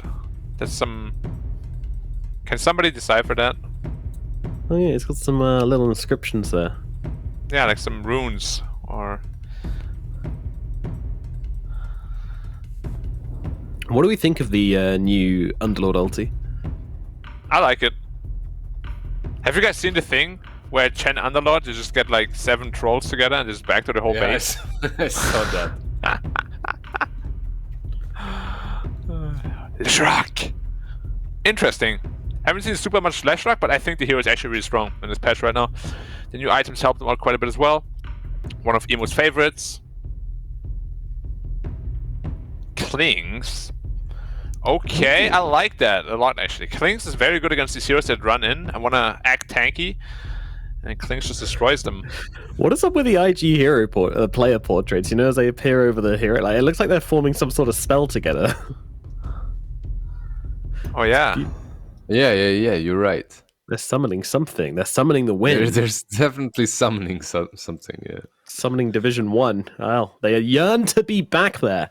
Will they be able to be back? I mean, this is a weird draft coming out from both teams, I gotta say. This is very interesting and off-the-wall stuff coming from both of them. I mean, firstly, you know, what do we think about this Phoenix draft? Because that's definitely the odder one of the two. But yeah, it kind of seems like 4 heroes just going to run around as a big mush together whilst CDR just kind of does his own thing on Clinks. Is that going to work?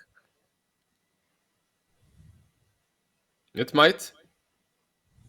We'll see. Like my eyes are on Lesh. My eyes are on Lesh, just moving around and taking towers early on.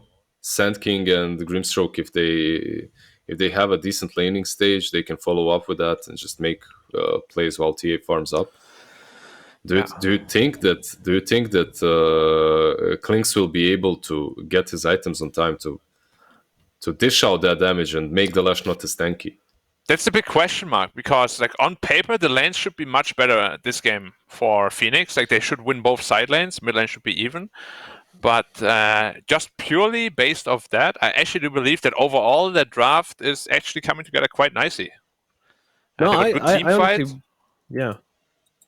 I really do. You like the draft too, don't you? Yeah, I really do. I think Phoenix draft was great. I think they've got a lot going for themselves. A little bit lacking in the stun department on the support duo, which I always like to see across the board, really. But I think this TA is looking like she's going to have a horrible time until she gets BKB, and even then, Klink's pretty damn good at dealing with the TA's refraction charges, making it difficult for her to stay in the fights. And as you mentioned before, the Storm Spirit can be pretty annoying as well. So yeah, I think Phoenix stand a pretty good shot on at least dragging this game out and maybe threatening IG here with a win. So IG better bring their A game to this one. That's purely based on draft though. Like, yeah, there's still a high chance that IG will just completely outplay them on like an individual basis. Yeah, and they got some very snowbally heroes on the side of IG as well. I mean, the cause of Sand King, Leshrac, and TA, like these guys can just take over the game in a matter of seconds. Like, if you drop this laning phase on the side of Phoenix, then you're going to get punished real hard. Yeah. They're forcing you into buying BKBs early on, right? Like when you look at the IG heroes, you can't really play without the early BKB. Yeah, it feels like both teams though. Like imagine a Leshrac you run in without BKB. Also feels pretty bad. What's the rune? Is it through? No, 2. 2-2. Classic. Ollie showing shiny who's boss. Take that. 2-2 with Fly not taking his... Did he leave it on purpose? Or will Ollie pick it up? Probably Ollie, right? Yeah, I think he just wanted to be in position to do double melt strike, but joke's on you, Underlord is very slow to the lane, so he won't even be there in time. Well, Fly feels a bit silly now. Nah, he's like, ah. So yeah, well, I was just chilling. Yeah.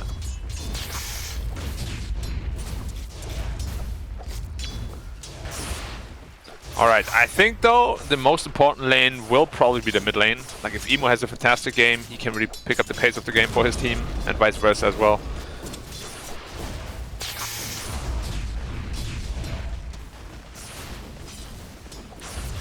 How does the lane usually go?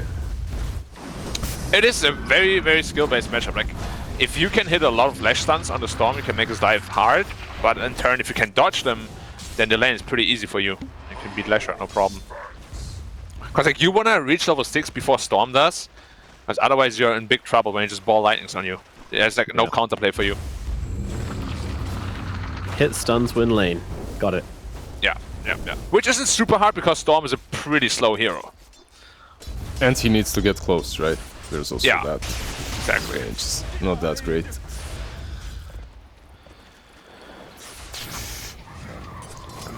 Do you think Sank is just gonna go Brown Boots Blink?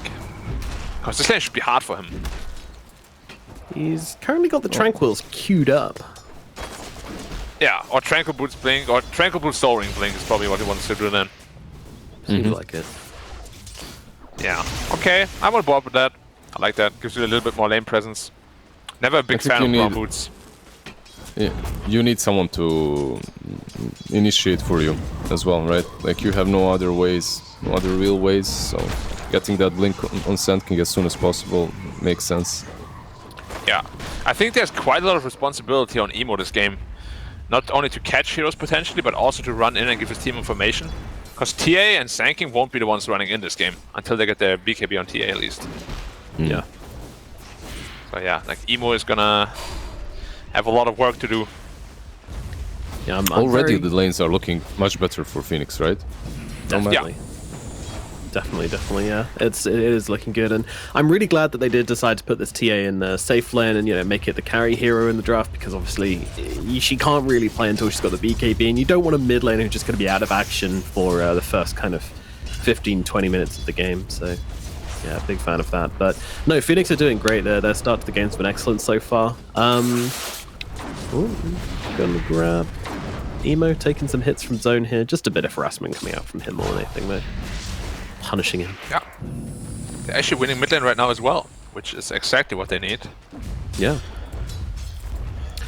So one thing I did want to ask about, I've seen a lot of different kind of starting builds on Clinks. A lot of players do seem to go for, like a Wraith Band, then into the Power Treads, then, into something else. Get the full wand, and then kind of, eventually go in for the Maelstrom. And then some other players just seem to rush the Maelstrom straight off the bat, like CDR's doing here, just getting kind of like the bare minimum items and then moving in towards the Maelstrom very, very quickly. As they look for JT here, he might not actually be okay. He doesn't have himself Burrow Strike, so yeah, getting out of this could be a little bit tricky. LWW and CDR, though, they're just so lacking in any kind of control CDR here. He didn't put the boots in his inventory on the Clinks. Now he does. I think he would have actually chased him down potentially. Yeah, that's unfortunate. Yeah. The courier delivers a bunch of stuff. And, yeah. Look at all the small items. But personally, I'm a big fan of just going brown boots into just a javelin straight away, because once you have a javelin, most offlaners cannot stand there anymore. Searing arrow damage plus javelin. What? Oh, Bottom lane. I didn't expect TA to be the one getting first blood. Underlord attempting to stand his ground and kind of turn things around against that kind of Inkswell TA coming in on you. Not the right play, unfortunately, as he does get brought down by Ollie and Fly. So yeah, very surprising first blood going the way of iG, and they're going to be very happy about that one. Yeah, I guess Underlord in this lane is strong, but Bottle isn't as much, right? Because of the Illuminate, it gets kind of negated by Refraction. Yeah, but how you want to play this lane? You just want to push and pull, right? Like, why are you even standing there fighting the TA in melee range? Of course, yeah, of course. Not sure. We're looking for zone. One creepy for 6. Oh, Emo just got 6. Oh, he's so low. Zone cannot escape. What? The rotation's coming in. Emo's very low. The tower hit. Is it going to be enough to finish him off? No, it's not. The bottle comes through big, and they keep the Leshrac alive. So gank successful, but that was not clean. But it doesn't matter. It worked. Yeah, the glyph play was amazing. They glyphed the wave, so Storm didn't get his 6, but Emo did just off that one last creep. Oh my! There was like a game of millimeters there. Yeah. That was an Emo glyph if ever I've seen it. We don't know for sure. Yeah, he loves doing that play. Yeah, he loves that. I mean, most mid laners nowadays are very adept at doing that. Ooh, JT is gonna get a massive one. Let's run in again here. Zone could be in some trouble. The second time around, he's dead immediately. The moment Emo TP's back to the lane. Wait. Ollie and Frisk just hang around and they hammer him down. How did he die? He's 6. They caught him out. Well, he is now. Yeah. No, he was 6 at the start of the gank, but he just stayed for the last hit, and Leshrac caught him with the split earth, and then they had... they killed him in 2 seconds? Wow. No, they had the bushwhack as well from Hoodwink. Oh, bushwhack was there, okay, gotcha. Yeah, and they used a stroke of fate just to finish the job. Yeah, it's very close, but... Zone had such a good game, and now... Walk of Shame. Emo. Coddle is way too fast. No boots, but 350. Yep, one of the fastest in the game. Him and Puck now the fastest, right? At 330? Or is there anything faster? It should be Pugna. Pugna and Kotl, right? Yeah. What was Ench again? 325 or something? She's fast, but she's not Kotl fast. She's at 320, okay, yeah.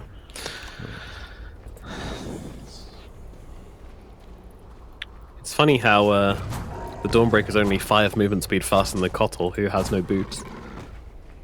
Yeah. Feels bad, man. And then once you go into Spirit form, you just get a percentage-based movement speed increase as well. Which is why this mid-Kotl is so strong, again. Percentage boosts in Dota are just so good most of the time.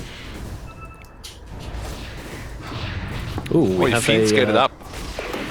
Yeah, Fiends gate up to the top side of the map, just the budget TP. Is he gonna leave? Clear out the wave, is he gonna go back?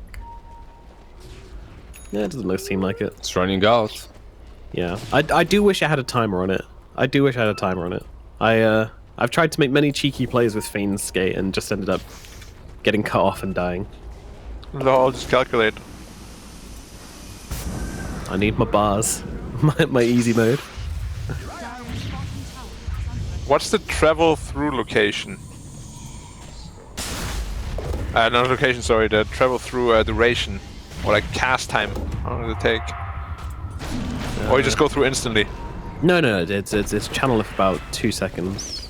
Oh, channel time, yeah. No, 3 seconds, 3 seconds, yeah. 3 seconds? 3 seconds channel? Yeah. That's huge, actually. Yeah, that's very long. No. Can't really use it to escape then, ever. No, it's... Unless you're as tanky as the one in Agam's Labyrinth. Oop, and we go in the top lane, the Burrow Strike with the Inkswell coming through, Epicenter to follow as well, everything thrown the way of Shining, and they're going to be able to bring him down. And again, IG just being a little bit more on the ball in terms of Zone doesn't have super much mana. Game, but Storm's jumping on to Ollie. Ollie doesn't look like he's got any help here, so he's going to be able to get that kill onto Zone. Yeah.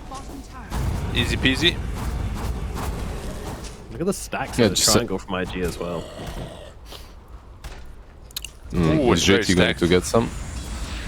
He can't really farm that. Fly, I'll take it. But JT is really close to the Blink Dagger now, so it's a pretty big deal for IG.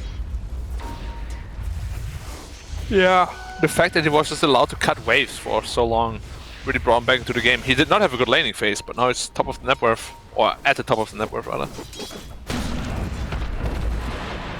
And suddenly it's only Klinks that has a good game from Phoenix Gaming. There's really just the individual skill shining through for IG. Yeah, I mean they've just been kind of way more on the ball when it comes to like making ganks and making plays happen. They've been trying to do stuff where Phoenix have just kind of been like happy with the bare minimum. Yeah, but it was also a little bit of that domino effect on mid lane, right? Storm dies just before he hits 6, then he dies again. And then Lesh is making all the moves, meanwhile Storm is stuck. Sorry, I was watching the Klinks just go for Burning Barrage on the Ancient stack and the medium stack, the hard stack. Yeah, it's very balanced. Yeah, I heard you chortle. Yeah, as so a Klinks player, that's the dream right there. But mid lane, the action's coming in. They do have that ulti now on the Dawnbreaker, though, to try and save Shining. Can they keep him alive? Yes, they can. JT's the one to fall instead. But Emo's still hunting. Can he get on top of him, though? No, he cannot. The drag back onto Emo. He's going to get killed off as well. An overextend from IG, harshly punished by the side of Phoenix. They take down 2 big heroes. Now another Fiend's getting back for everybody with this Fiend's Gate. Jump in the pool, friends. Oh, he stole the Ancient Stone. I feel like I stole 5 of the big Ancients. No, that's just rude. And they were just well done for him as well. With Klinks. Yeah. All the effort. Cooked just nicely. They need to get revenge. They need to run with the Klinks and the Underlord to the enemy Ancients. They really should. Oh, and this is why we say Hoodwink is not that good against Storm. Well illustrated by Zone there. And it could be good epi. Oh yeah, he's actually managed to catch out the Storm Spirit here. Zone, he's trying to get himself away. Gonna grab himself a cheeky exit kill on the way out though. Style points there for Zone, I would say. Yeah, sadly no Phantom's Embrace there. It was on cooldown. So, but he knew that too. And IG, like, inconsistency is what has been plaguing them for a long time, right? And they're playing nowhere near as cohesively as they did in Game 1. It just seems like the team play isn't quite there right now. I think they were pretty consistent in Season 1. Yeah. Not in the way they wanted. Thank you. Thank you, Nomad. I'm sure IG fans are very happy to hear that. As long as they're consistent, right, Nomad? Doesn't matter in what way. Yeah. Consistency is key. Radiant's bottom tower is under attack. IG on the hunt, but at the moment not really finding a whole lot. Phoenix seem to have read this one pretty well. CDR though, oh never mind, they're on top of the Clinks. This is the best target they can possibly find. They're trying to save him as they jump down with the other. Oh, Storm actually jumping into this one as well. JT is gonna fall, but Emo's taking damage. Some heavy hits here. The Dawnbreaker, Mummy's here, she's gonna take down Emo. Nice little kill there. Frisk looking for the snipe on the sideline. Will he be able to find it? No, he will not. The Dawnbreaker sensibly backs herself away. And that will be that. Or will it be that? Going in. Those jumping in for a little bit of +1 action here. And this is some very nice Storm Spirit play. Just constantly finding the extra pick off at the end of the fights, which is what's making this look pretty damn good for Phoenix. They need to... Why are they in such a rush? Like, your TA was nowhere near that fight, can't join. She has a Desolator timing. Like, you want to include her in those fights for sure. You didn't have Epicenter up either. Yep. It just feels like they're forcing unreasonable fights. It was some call that okay, TA will finish off the stacks. Meanwhile, we're smoking up, protecting her, maybe finding a fight elsewhere. They find a bad fight, but yeah, not sure why not wait for her. She's getting closer to the BKB as well, so at this point you might even have to wait for that. Oh, Phoenix keeping the tempo up here. They see Fly and they immediately pounce upon their target. Templar trying to play around them at the moment, but that might not work as they just drop everything onto the TA and she melts to the power of Phoenix. I think the point of the first smoke was to prevent this, and then this happens. Well, things coming together for Phoenix here, and you know, they're making the plays at the moment. They see Emo in the middle lane as well. Leshrac taking some heavy hits here. Frisk trying to come in with a bushwhack to save the day, but it's not going to be nearly enough to save Emo's life from Zone. Immediately looking for the next target with that DD, but under the tier 2 tower, Frisk will be okay. Man, 1 by 1. So, yeah, oh my god, and there's another hero here as well. Grimstroke going to be the next target. It is just, yeah, it's a feed train from IG. I mean, this... Yeah, you can't play like this if you wanna, you know, go back to Div 1. And even if you do, like, you will get kicked right back out again. Extremely. It's very sloppy. Yeah, sloppy playstyle. Just losing one hero after another. No, at this point, just giving way too much to Phoenix Gaming. Yeah, it just feels really complacent, right? Yeah. It's like, oh yeah, it's fine that this is happening. I'm gonna go in there too, and then the next person, and the next person. Like, we got the lead. It's okay. Then suddenly, okay, now this is a problem, and then it's like, okay, we lost. Been there, done that, many times. Yeah, not only you, I'm afraid. And yeah, I think now you definitely have to wait for that TA BKB, right? Maybe even Lesh as well. Feels like it. TA is pretty close. Just recipe needed, right? She has that Dragonlance. Lesh apparently going for travels. That's what he has at least queued up. After Hood. Interesting. Usually if you go travel to one after like first item. I don't know why he thinks that now is a good idea to split off the map when you just lost so many fights. Yeah, it feels a little bit desperate. Yeah, seems a bit counterintuitive. Honestly, I really hate that. Kind of feels like a pup mindset in this case. So you would rather see a BKB, right? Yeah, or some way of just being able to fight. Yeah, exactly. Like, what do these travels do for you now that you already lost so many fights? But you're so fast. You are. You can travel. You can just run away from your problems. It never works, guys. It never works. Face your problems head on. It works for like a day or two. But then, you're in trouble town. Hoodwink. Frisk is gonna have to say bye-bye. See you, Frisk. Thanks for playing. What did CDR go for? Dragonlance Maelstrom? Should have more money than that. It's a Clinks. I mean, he's got the shard as well. Oh, he went for the shard early. Okay, yeah. Yeah. Very standard. Interesting. Clinks build. Ooh, and a Plus they Brigand's did Blade. steal his stacks, right? So...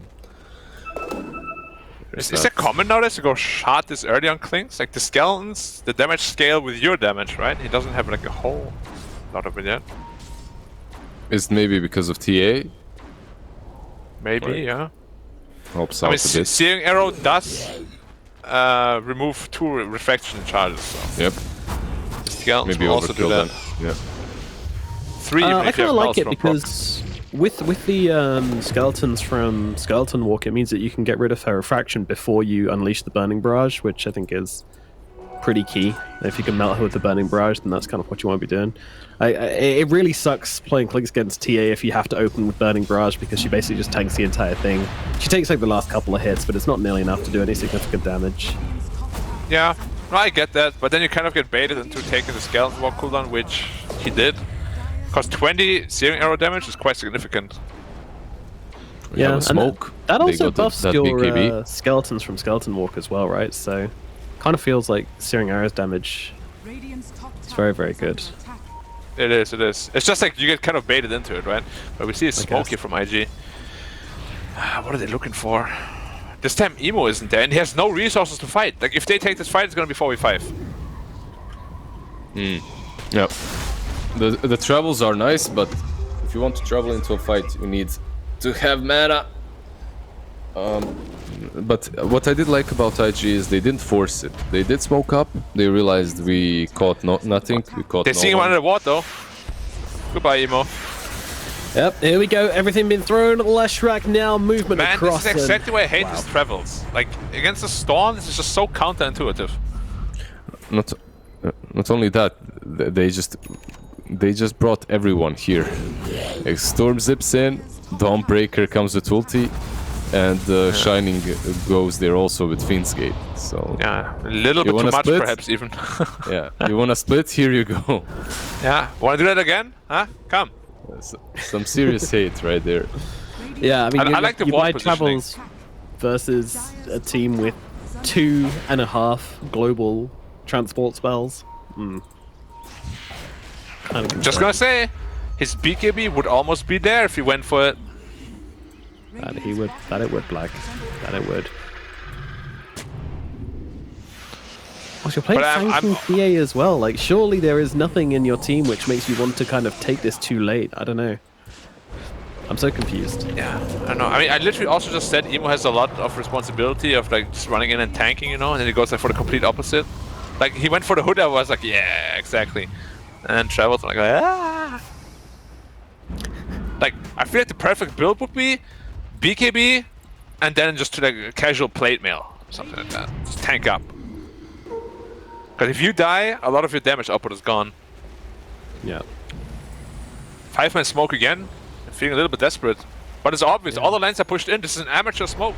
They should be super ready for this. Let's see it.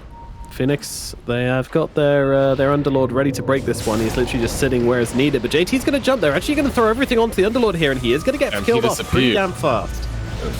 The buyback from him, jumping onto JT. JT's gone. Zone, next target. Who's it going to be? For now, they're just going to throw some shots. Storm has a cane rune. That is shots and a half coming the way of Ollie. Now they move forward onto Frisk as well. Zone jumping around, but he might have bitten up more than he could chew. He's gone. The heals from LWW not nearly enough on the Dawnbreaker, and now she jumps in. Nice two-man stun from LWW, getting herself the double kill. Flyfly is able to escape, however, but it is a couple of kills. I mean, the kill on the Storm, the kill on the Underlord. Underlord buys back. Could have gone worse for IG, but definitely could have gone better.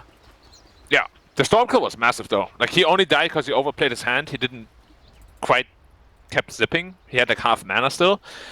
But you know what happens as a Storm player. I guess something just get caught out. But if that didn't happen, this fight would have been perfect for Phoenix. Oh, sure, you lost your Underlord, you had to buy back, but the Storm loss, I would actually give the IG, the edge to IG in this fight.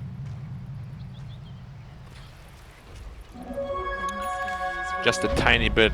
They definitely want to try to secure Roshan soonish though. Yeah, but they can't, can they? Versus Storm, versus all this, poke damage. It's just so hard. Klings also has the BKB now already. Yeah, I do think even though Phoenix have been in control of the map for a very long time, they've kind of failed to shut IG out in any meaningful way. Roshan's still up, there's a tier 1 tower at top still up, all tier 2s still remain. Like, I don't know, do Phoenix need to commit to a part of the map when they're ahead and kind of lock it down?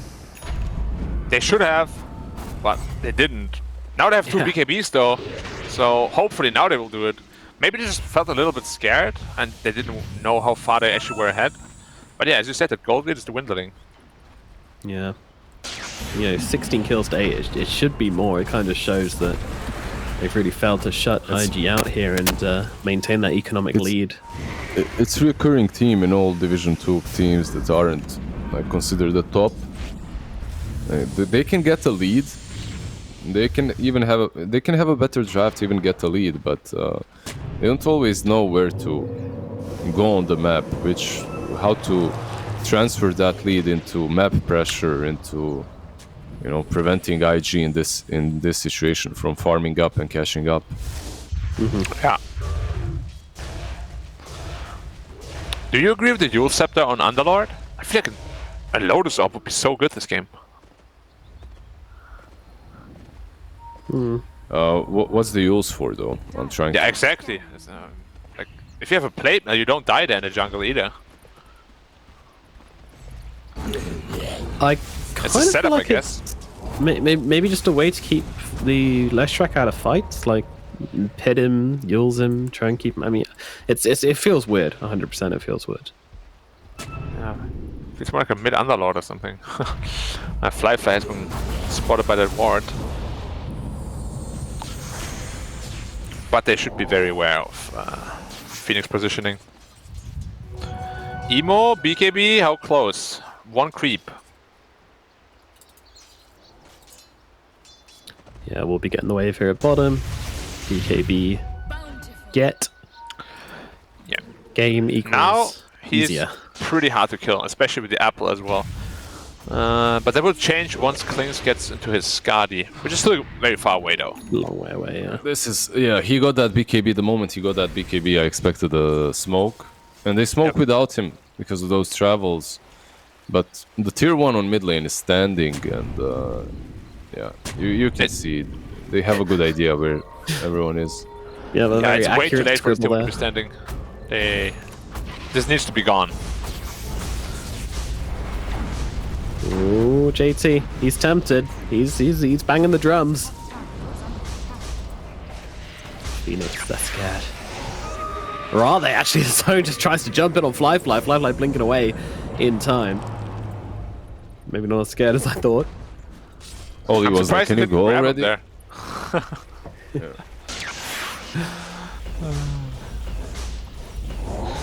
Yeah, when you play Storm and you zip on someone, it's actually sometimes a little weird how it works with the Vortex. If you zip past them, you actually have to like turn around in the air to grab them. Oh. Because of the turn rate and stuff. Yeah. No. Best way to avoid that, just spam the button. Radiant's top tower is under Just spam it. Shining. Does he even? He must know how close he is to. I mean, there's been like 100 epicenters queued up on him so far, but none of them have come through. Yeah, I mean, he's very aware, right? He's playing very far to the left. Yeah, he now sees the bottom. And here he could have died easily, but is this not a little weird from IG? I'm surprised they didn't try for Rush. Yeah, look at this. They're going in Phoenix. They see this as an opportunity, and this is going to be quick. They saw with the trap though. I don't know if they're fast enough. Let's see. CDR. This tier one on the mid lane is just making it so much harder just backdoor, for IG please, to move. fly.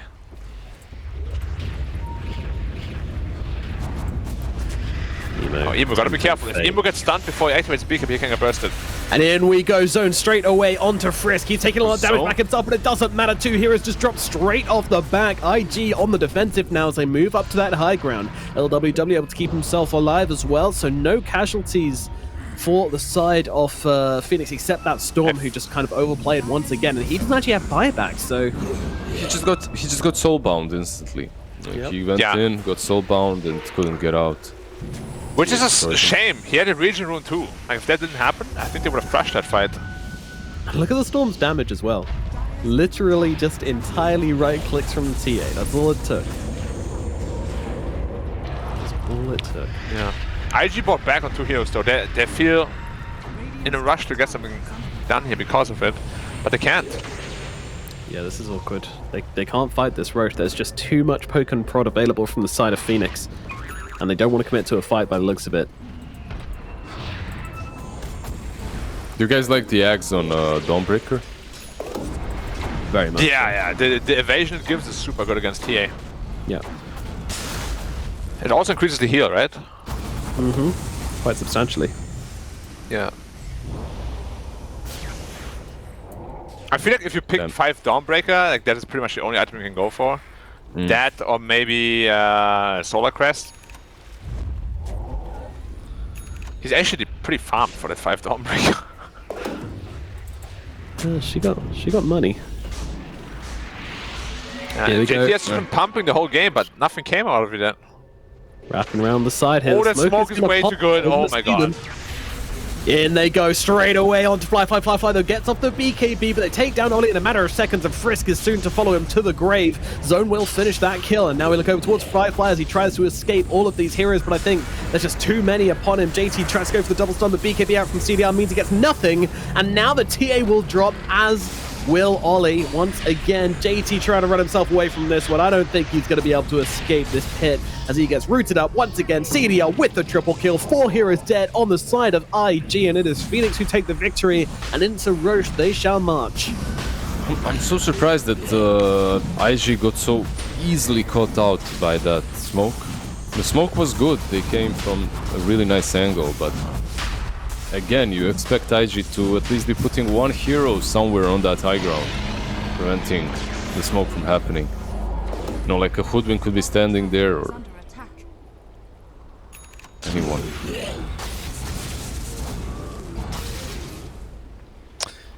I am very surprised by a lot of things that are happening from the IG side here. Mainly the itemization also. Like, why did Sanking end up going for heals? Isn't that terrible against an Underlord? Like, you're basically setting yourself up for the next route. Wants to help him out a little bit. I don't think he needs help at this point. But yeah, like, this Travels, this Yules, this is really not the standard that I expect IG to play. Like, in my head, it should be an easy series for them. And not even is their draft that much worse in this game. I think their draft is very playable. Yeah, I would probably say it's a 50-50. Yeah. So far, it's good on Phoenix. I still think your first point about Lash and the build on him was on point. Like, getting these travels, not only did it not help them fight early, but the team was mostly 4 versus 5, right? Because Lash is somewhere else. Or it's a long zip by Frisk. Lands it. That never feels good. A little urgency ping from Frisk there. Just going, what the hell was that?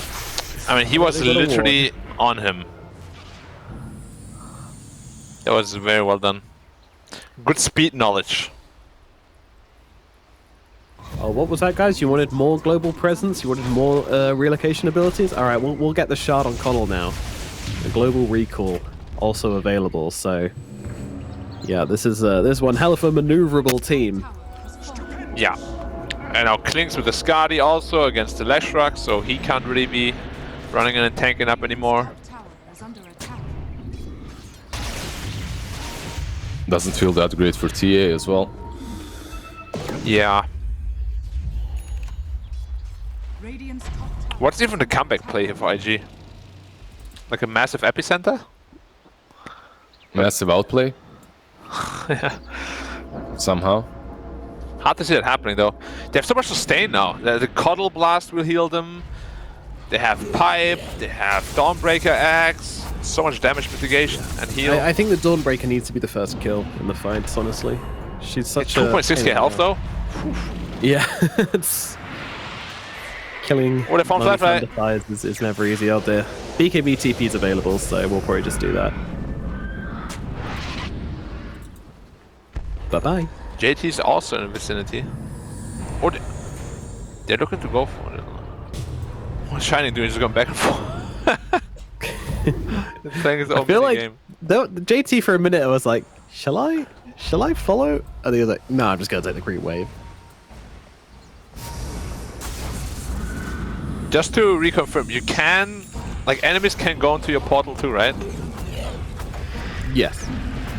Or at least you could when it was released. I don't know if it's changed. But do you know where the other portal is? Just put it in the fountain. Yeah, exactly. That's what I mean. Like I would just go in there out of curiosity, and I end up in the fountain. Like, oh shit. Hello. Never mind. Let's try a 3-second channel back home. It doesn't work. I'm just knocking on the high ground. They're not ready for this at all. Yeah, no, IG are not set up to deal with this at the moment. They're gonna have to pop with Fortify. TA coming over. Oh, with his skeletons, it's so hard to engage this. I mean, JT does have a TP, but he's, you know, he's hitting some jungle creeps at the moment, and then goes so straight onto the backlines looking for Ollie and takes him out instantly. That is a freebie for him. Double damage rune, by the way, picked up on zone as well, so more than easily able to take out that hero. But they've got some wave issues on the sides of Phoenix they're going to have to go and deal with. Their middle wave, their top wave, but not in a great place, so they'll take the kill, they'll take a bit of damage, and now they'll go and defend their structures. And it was the only hero that he needed to take out, right? Yeah. Doesn't want to get soulbound. There's no hex yet on anyone, I believe. Yeah. And I like how Grim went from, yeah, I'm buying hex, into, please let me have at least Go Scepter. Yeah, very ambitious early on, for sure.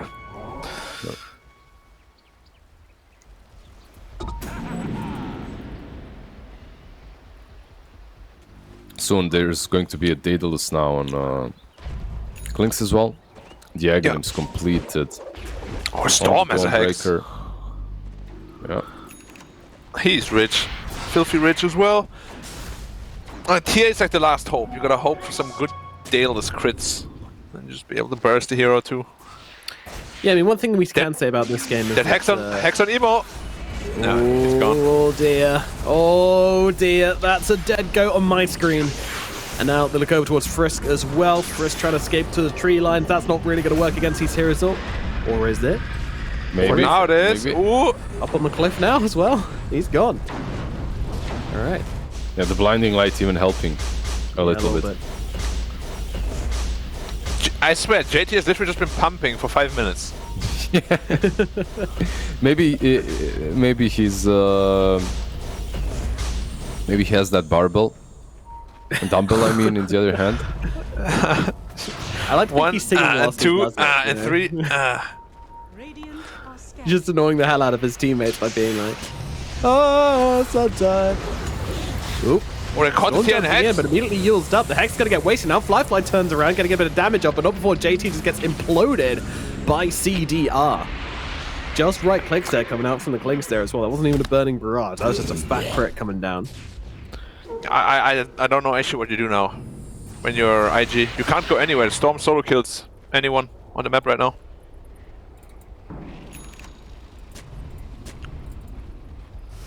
What do Lizard? It's a good old 5-man. Hey, Storm's going in again. Hey, Storm, you don't speak up this time though. Never mind. Just kidding, just kidding. I expected a good old 5-man smoke, desperate smoke into. Hard to do when Phoenix just throwing heroes at you over and over again. Yeah. Just leave us alone. We're trying to play the game. Let us have some fun too. Plus, it's so hard to split or do anything when Kotl has a shard. It's just going to be recalling the storm. Oh, Flyfest getting destroyed. Yeah, there we go. Taking off that refraction, unleashing the burning barrage, but the BKB from Flyfly's going to get him out, although he's stuck inside. Ooh, does get the blink away. Oh, that could have been a tricky situation there. $100 question, Lizard. Is Underlord gonna get an armor item this game? I can't believe he doesn't have a plate mail. Oh wait, that doesn't count. He had Lincoln's queued up before this. Now he has AC queued up, so yeah. He's Thank gonna you get for the plate mail. at least. Answer is yes.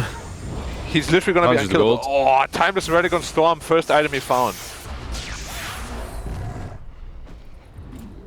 And chose to send it back to base? Huh? Ah! All tier 4 and sent back to base. He jumps in now onto the Leshrac. Emo hexed up, taken down. Do they have the damage to finish him? All the burning barrage off the mark. That's not ideal. Are they going to be able to kill off Emo regardless? Yes, they are. The crit comes through, the damage there, but JT with a huge epicenter on the backlines. Do they have the damage to actually finish off these heroes without their TA? And the answer is yes. Emo is just destroying them in this fight. 3 heroes dead, 4 heroes dead. IG clapping back in style here as they look for YP. He's through to the tree lines. The Coddle though is going to Roshan is up in 1 second. Emo gets the last kill of the fight. 5 heroes dead on the side of Phoenix Gaming. They come back with a bang on IG. Yeah, on the back of an Emo buyback, and now it's time to go Roche. That was a perfect fight pretty much from them. Yeah. Some sick, good old 3-man Leshrac and Sand King stuns. I still want to know what happened with those neutral items. They sent all 3 neutral items back to base. They would have helped him so much there.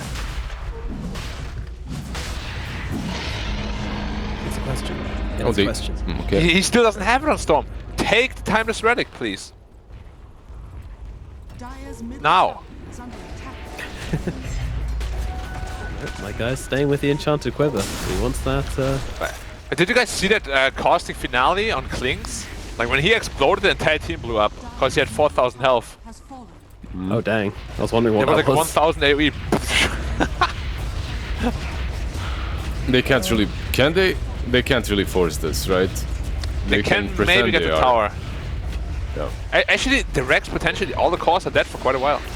Blinding Light. 15 more seconds, yeah. Blinding Light. He's scared.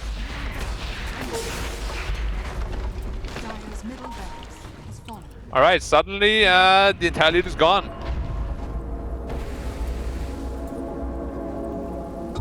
Imagine you work so hard.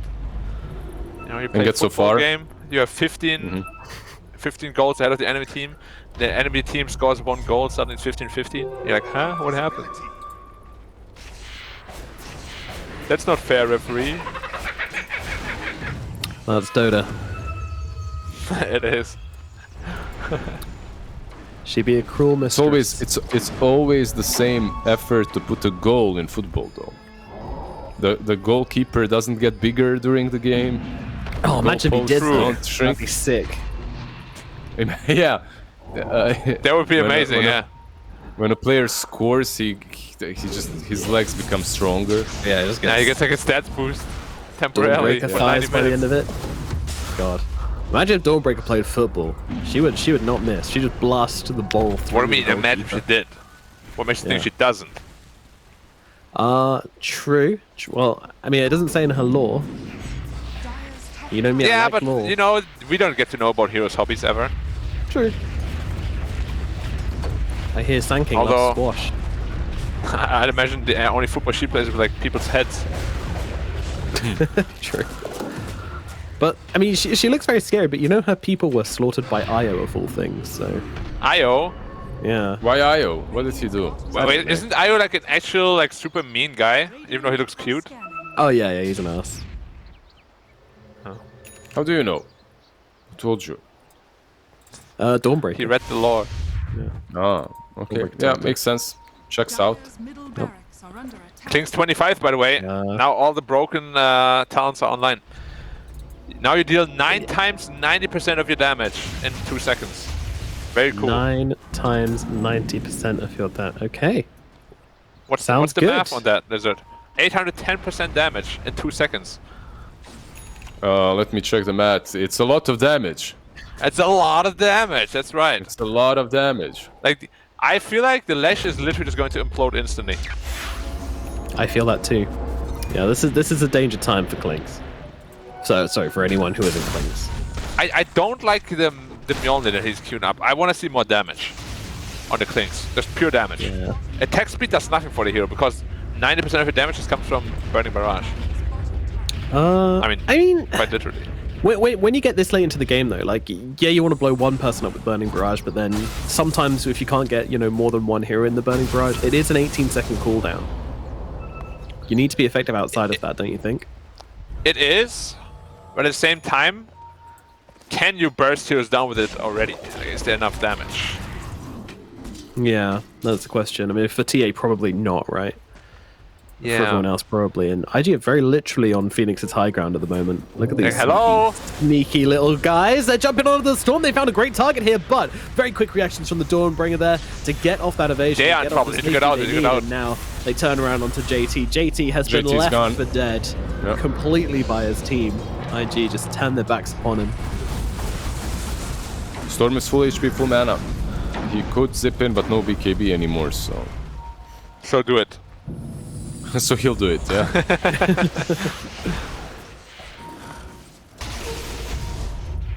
No, you're playing versus IG, you need some respect. I want Storm to go for an Acceptor, not a Linken's right now.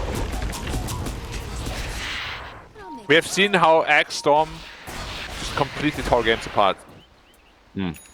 Maybe he's afraid of the upcoming Blink Daggers and... also the Soulbind. The thing is, Lizard, they can't kill you if you kill them first. That's true. Offense, best defense. Yeah. The enemy can score, but if we score more, we still win. That is one of the most important lessons to learn as a carry player. You've got to make sure you've got the...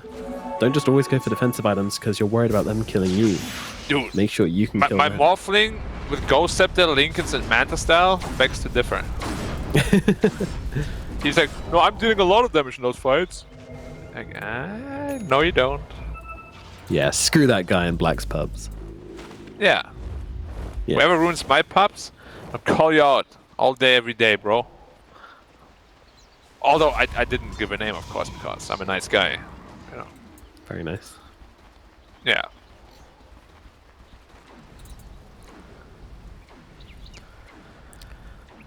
We're approaching the 45-minute mark here in this game, and we actually have a Wind Waker picked up from Sand King.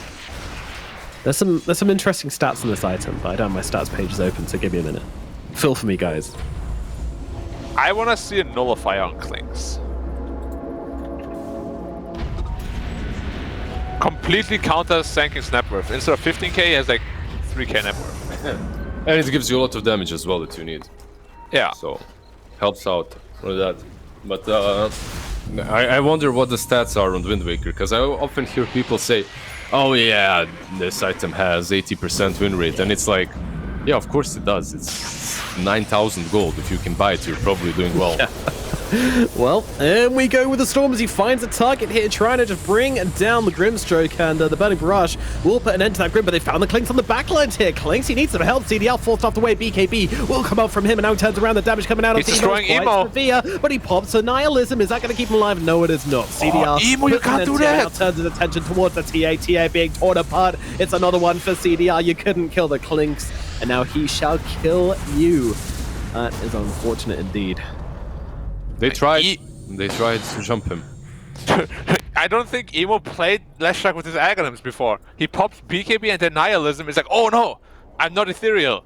Of course you're not, because you used BKB. The Clinks just destroyed him. Yeah, unfortunate. I mean, JT. Almost got him, but they didn't have any detection anyway. Yeah. Exactly. But no buyback on Emo for like ever. This might just be... Is it going to be Megas? Do they have enough time? Clinks does a lot of building damage. We shall see. We shall see. So the pickup rate for Wind Waker, by the way, in all DPC regions is 0.2%. That's how much we see this item. How much gold does it cost? Like 7k? Yeah, 6.8. So expensive. But the idea behind the item is broken, right? Yeah, like, it is. Just having someone save you whenever from whatever is. It's just the sad part is that the counter item is like half the price almost. Well, not half the price, but like 60% of it. Yeah. And if you can land it on the target of the Clinks, you know, if Onco's getting Burning Barrage, then that's great, but Burning Barrage is so quick now, it's just so hard to actually answer that. But yeah, they're not really doing anything with this Emo death. Like, Emo didn't have buyback, and Phoenix just didn't really force the issue. I kind of feel like this is another one of those things we don't see as much in Division 1, where a team can get away with not saving buyback on a hero, because, you know, Phoenix just assume he has it, or something. Yeah. I thought they were gonna go for 2 or maybe even 3 sides. I didn't even try. Nope. And there's a little bit of respect there as well, obviously. Put some respect on the name. They do have a DD Clinks sitting on this high ground. So this could be pretty bad for IG if they try and go for this one. LWW going to engage immediately upon this now. Stunning up to us. They jump on the backlands on zone, trying to bring it down the Grimstroke. Meanwhile, JT's just blown up by CDR from the high ground. The Burning Barrage blasting through the fight, forcing back Fly. Emo trying to hold his own here, but he's got no BKB, and he's got no life as he is going to die. They have managed to snipe off one on the sidelines here, though, as LWW falls, but it's a small pick as they jump in and out. Fly's BKB now coming out as well. He has to back himself away, and he will do exactly that. Refresher having to be popped there from the TA, by the way, to get that second BKB off, and boy, was it required. Yeah, another pretty good fight. What, only the Dawnbreaker bought back on the side of Phoenix Gaming. They waited for them exactly where it was necessary on the high ground. Killed off the Sand King so fast. Burning Barrage, and what a spell. It's a cool one. It is a cool one, especially when you get to this point in the game. And now we have ourselves an Aghanim's Scepter on the Storm Spirit, which just improves our team fighting so much. I wish you'd picked this up earlier, but I'm happy for it now. For free. For free. Absolutely. Moshe's just giving them away. I'd take it for free too. He also picked up the Timeless Relic. Finally. Alright, seeming pretty hard now for IG to be able to defend this one. The game reaching its sunset phase. IG, what can you do? Not much. I love Wind Waker. It's such a funny item when you use it on yourself and you just kind of glide away. Do you guys agree with me when I say, like, it's never really countered properly? Like, whenever there's a Wind Waker, nobody builds Nullifier. I don't understand why. I don't agree with you. You don't? Nope. You don't? Nope. No? Nope. Yeah, I mean, I don't agree as well. Yeah.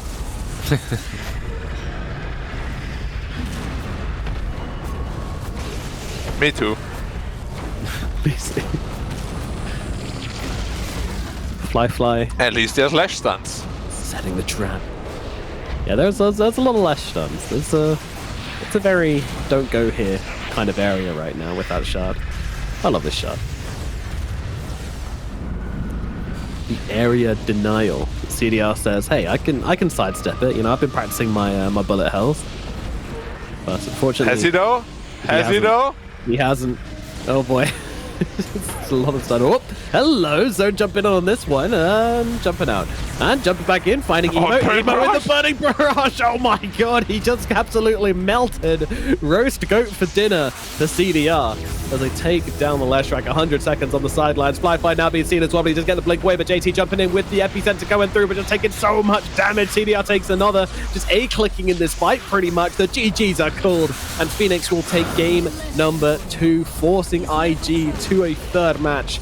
They're going to be happy about this one, that is for sure. The underdogs have done it. Did you guys believe this was possible? No. Yes, unfortunately. Yeah. Unfortunately, yeah. It shouldn't be possible. Not if you're IG, at least. Like this result in general is so disheartening for, like, I feel like many IG fans. It's just like the difference between game 1 and 2.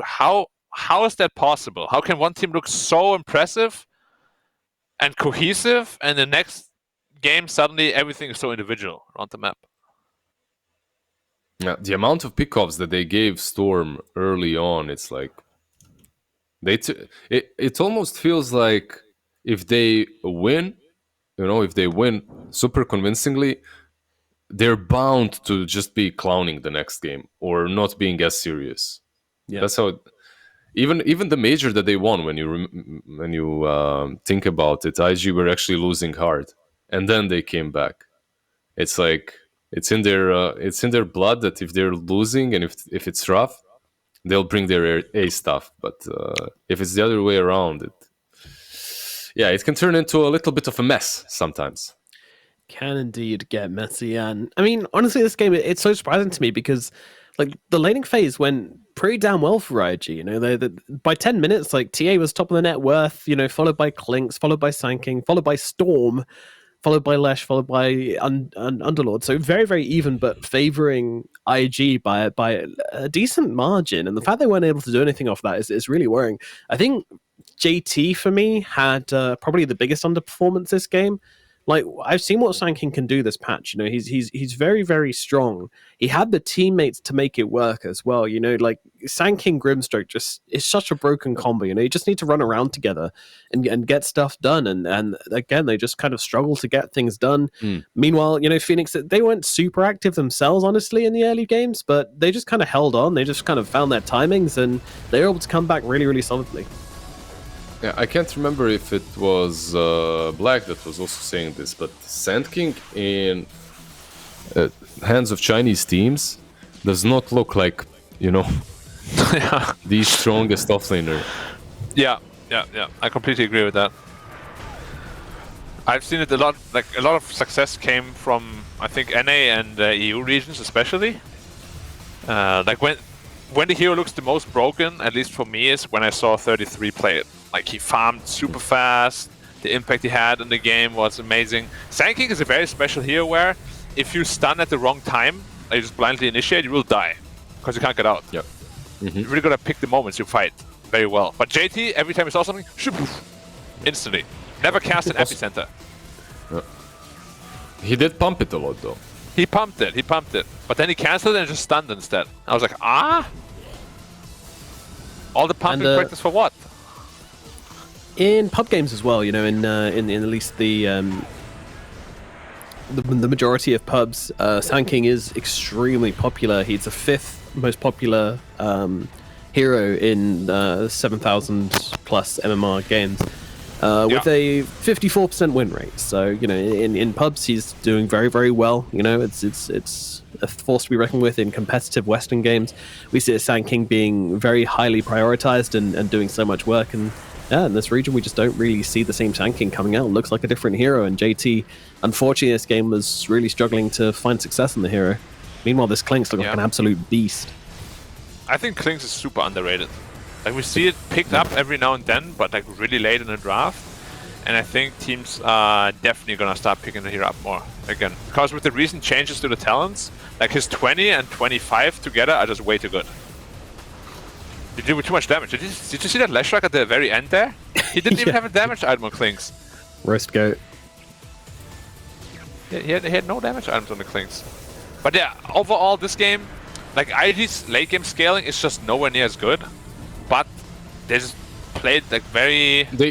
They had their lazy. chances. Yeah, they did. Even it didn't matter. Even if even if their late game isn't as good, they had their chances to win this game, and yeah, they just didn't capitalize properly on them. Which is weird considering it's IG versus Phoenix. You always kind of expect, okay, if these guys do get the winning condition, they'll take it. But yeah, something's not right. Something hasn't been right for a long time. Yeah, and it's just what scares me a little is that we have seen the same patterns throughout Division 1 last season, now Division 2, and then they had like a 2.5 week break just now, and things are still literally the same.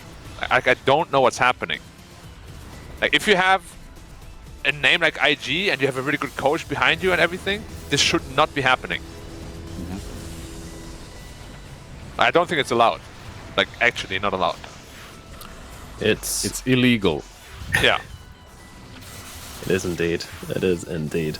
I mean, it's only one game, but at the same time, it just means so much. Like, it means a hell of a lot. You got to be concerned if you're IG at this point. Like, this isn't a game they should be dropping, and it's a bad look for them. I'm sure they came into this Division 2 saying, like, right, we're not going to drop a game. We're just going to tear through it, get the wins, come back to Division 1, get to next major. The goal was very clear for them. And yeah, this just isn't to the standard we expect from this team. We do have to start asking at what point do they start making changes, because we've seen teams, RNG, for example, they're already making changes and they're not even in Division 2. So do you think that it's worth it for IG to keep sticking with this roster in the long term? Or do you think they should be considering changes maybe towards the end of this season?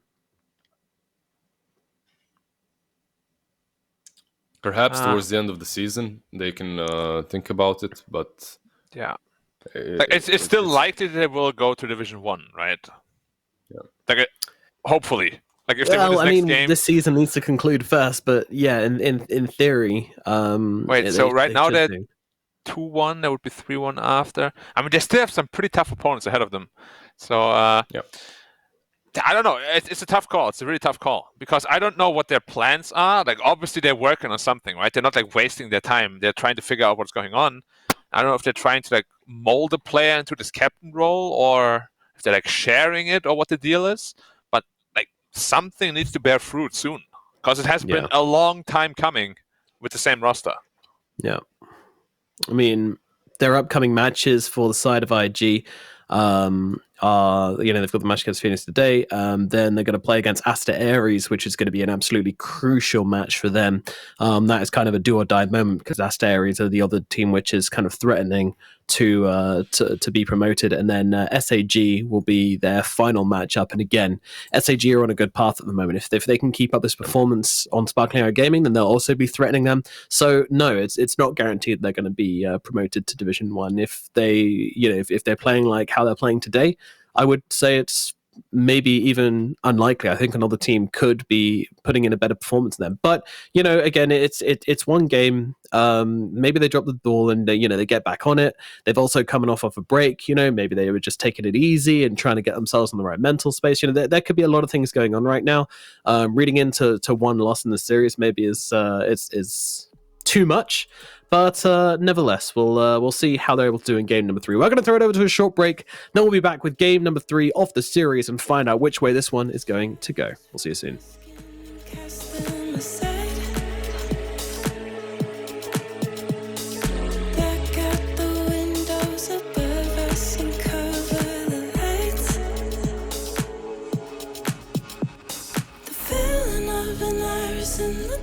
Keeps on calling. Did I find you? A fading of a fire at the spark keeps igniting like a prelude.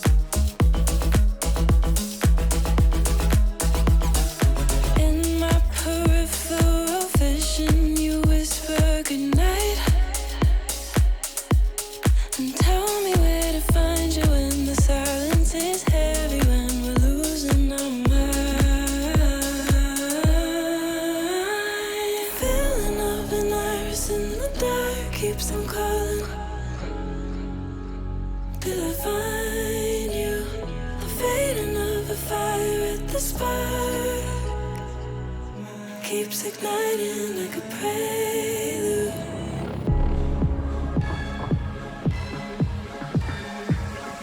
Keeps igniting like a prelude.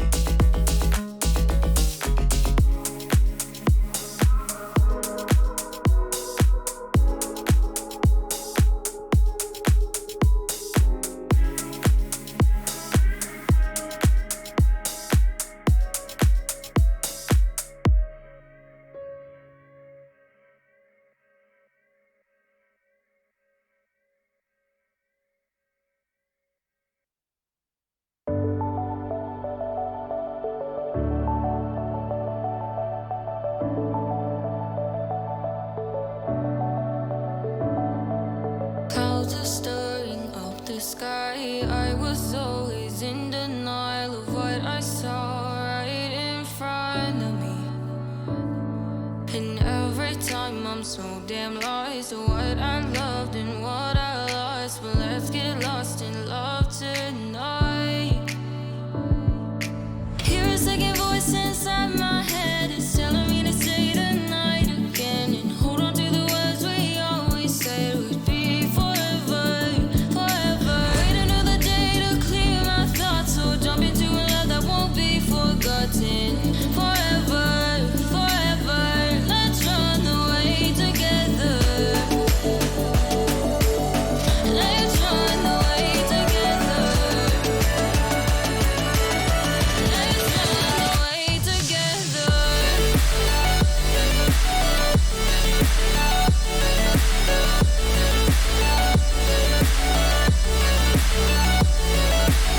I wanna run away with you.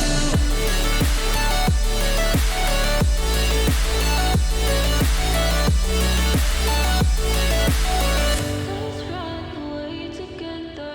Let's run away. Let's run away together. Let's run away. Swear we'd never say goodbye. Fall asleep to lullabies with something that I thought I'd never find. And what is right and what is wrong, and all I ever saw was love. But let's get lost in love tonight. Hear a second voice inside my head. It's telling me to say the night again and hold on to the words we always said would be forever, forever. Wait another day to clear my thoughts, so jump into a love that won't be forgotten. Forever, forever. Let's run away together. Let's run away together. Let's run away together. Let's run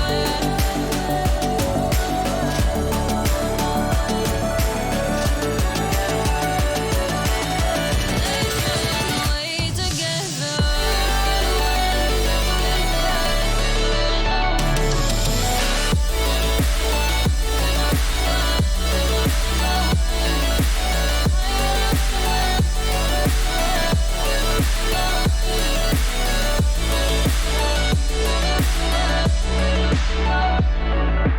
Wait another day to clear my thoughts, so jump into a love that won't be forgotten.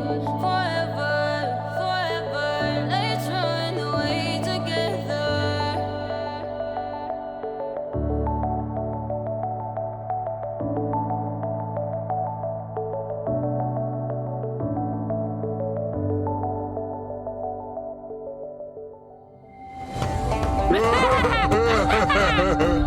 So, who wants to play a game? Yoink!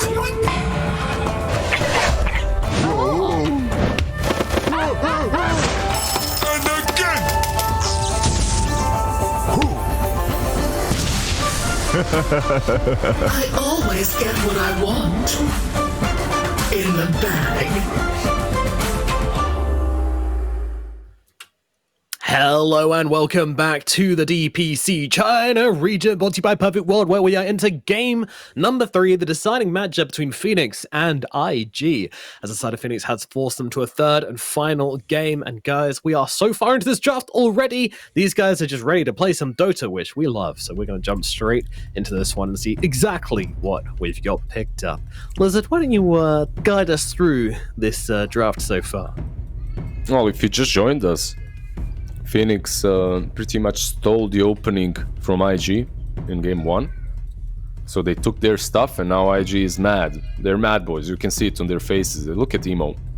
Shaking. His hand is shaking. You can't take this. This disrespect.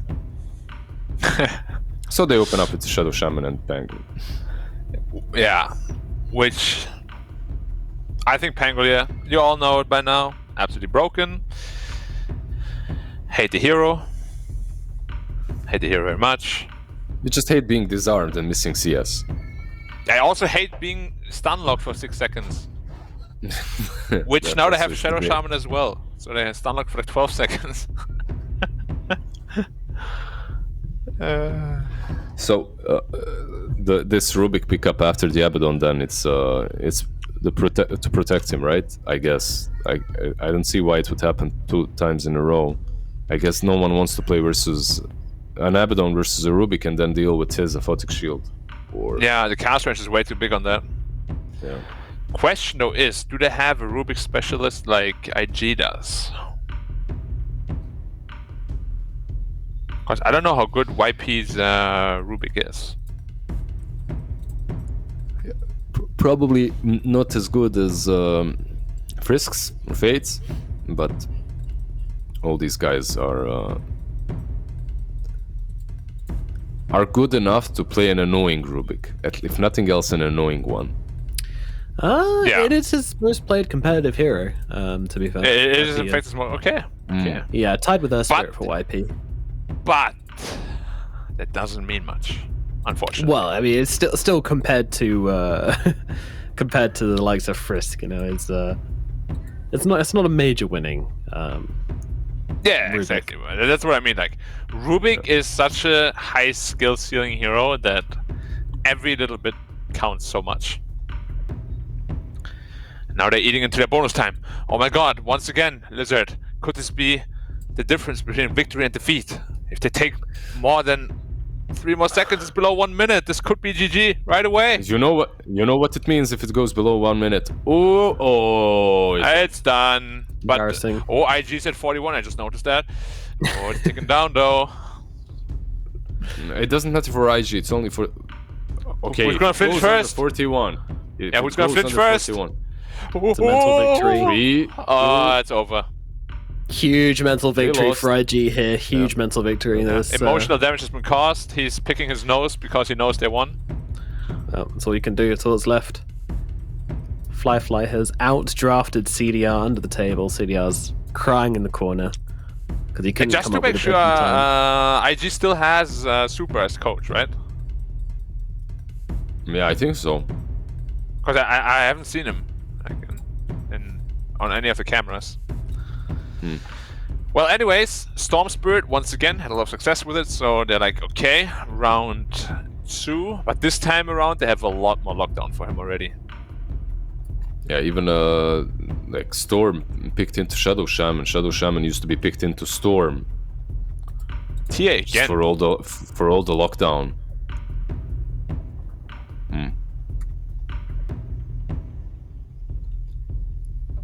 Haha.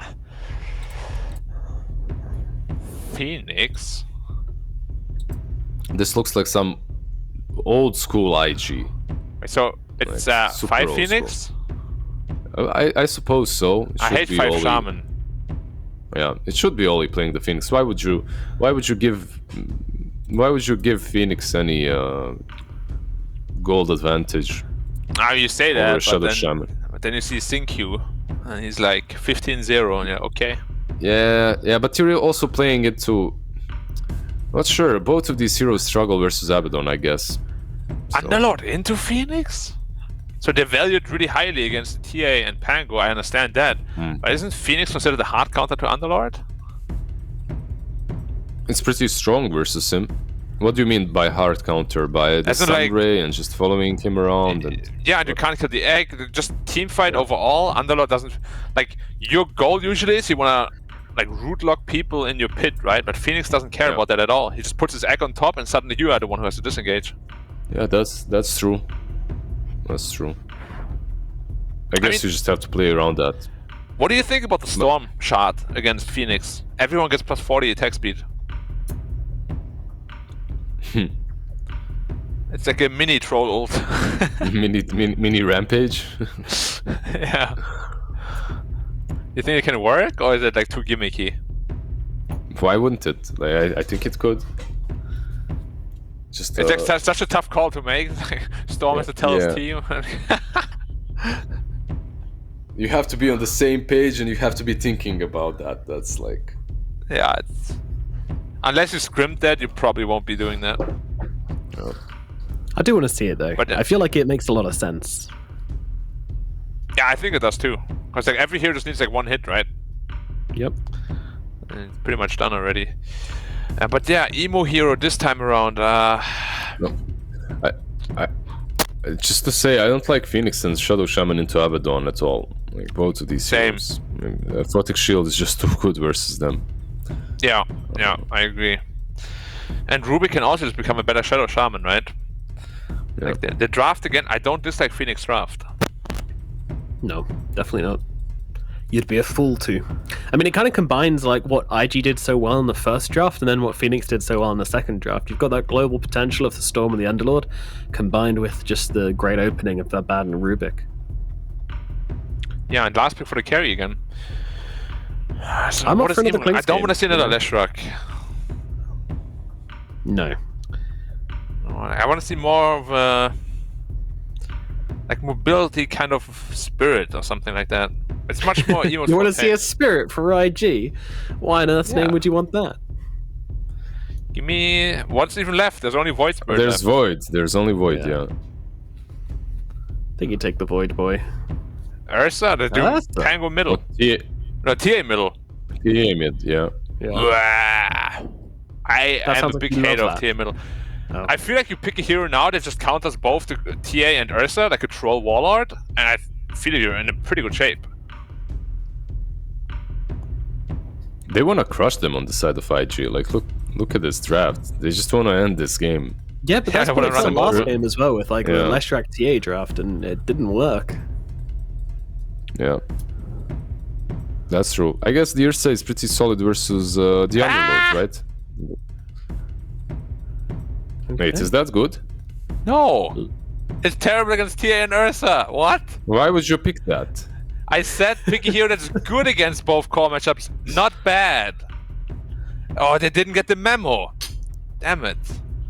Alright, it is good against Phoenix, at least. We know that much. No, it counted the plus 5. A lot of respect put on this Phoenix, I suppose. Yeah, I don't know. Emo and Fly, they are going to be having well, Emo's still got the Underlord problem and the Storm problem to deal with. So I do think this looks like a good Ursa game, though. Yeah, like the Underlords should struggle there, right? Yeah. Should not have an easy game. Easy. Yeah. It's all about spamming out, but it's a 4 Phoenix actually and the 5 Shaman. I hate that too, but I hate the lifesteal pick much more. I really see like zero reason for the lifesteal pick. Okay, sure, Phoenix, but there's so many heroes that can do the same and have a good matchup. It was unnecessary. It was unnecessary. Yeah, I agree completely.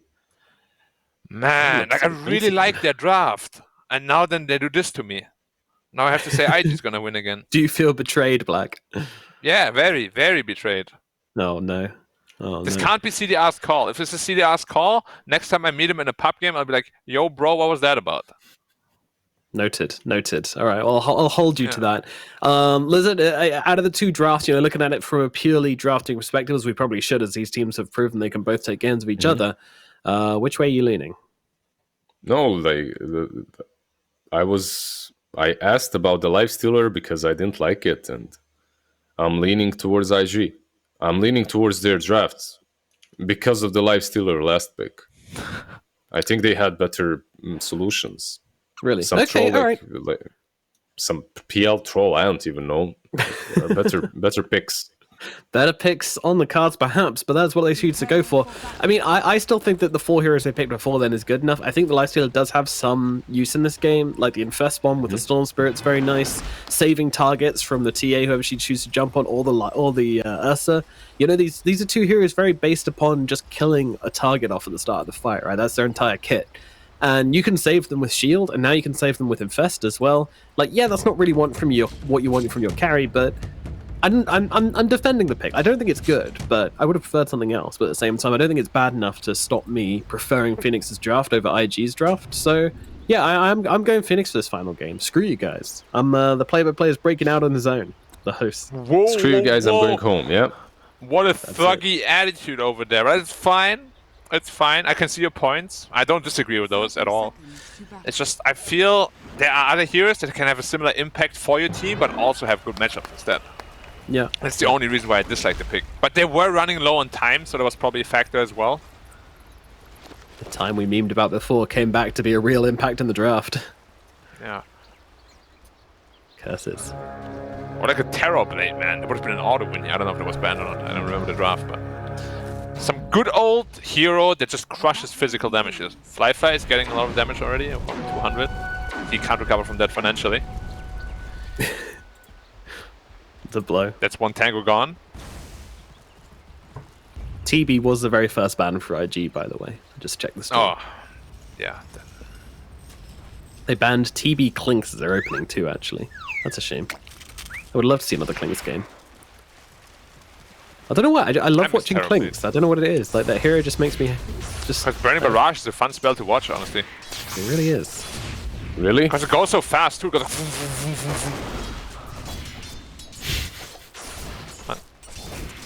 It does indeed go foom, foom, foom, foom. It goes foo, foo, foo, foo. No, the thing is, it's all constant. You know, like, you gotta have the same interval between them.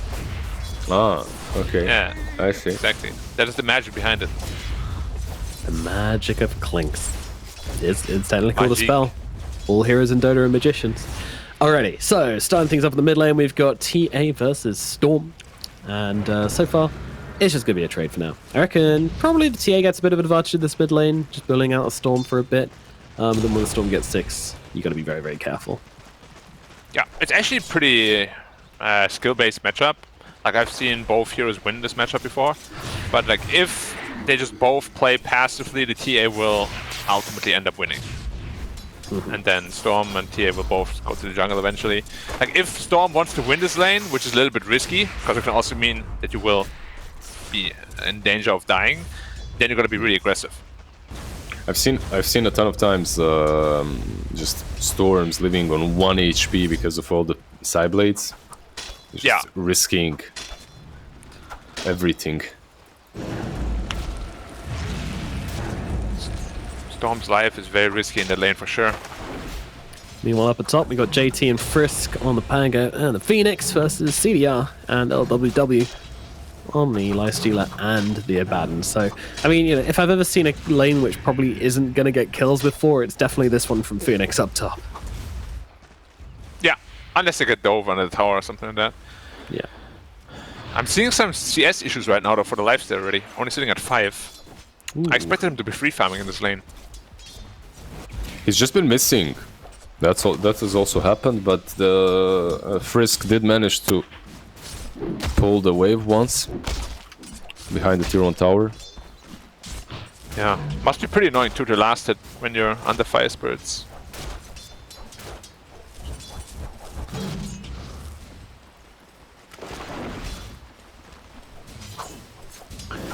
What is the redeeming factor here for Phoenix Blizzard? I feel like it's going to be so hard to teamfight at any point in this game. It's hard to say, even some Lifestealer bombs with Storm or something, but even that, it's not how you play the combo anymore, so... I really don't know, I don't see it. I feel that Thunderlord needs to be big. Here's the real problem. Yeah, exactly. Lifestealer's losing the lane hard. already, what, 400 nepals behind the Pangolier? This cannot happen. Yeah, JT be doing a bit of bullying up in the top side. CDR, bit of a sufferfest for him so far. We'll see if he can pull his head out of the water in this top lane. So far. He has 2 creep waves under the tower, so he will be farming a lot here now. But hopefully. Yeah, not the best position to be in. Hopefully, yeah.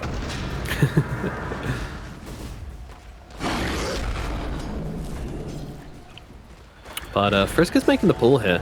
I don't think LWW is going to be able to stop this. There's a lot of XP which is going to be denied from the lifesteal. A lot of CS taken away as well. 1, 2, and does get that range creep. Close. But yeah, not the ideal start they were looking for, to be honest. Yeah, I think the biggest saving grace for Phoenix is that iG's mid laner is very AFK. Like, I'm a big hater of TA mid lane for that very reason. Because it feels playmaker mids in this current patch and meta are just so much more impactful. Like, you Ursa and Tia will both be farming, right, for a while.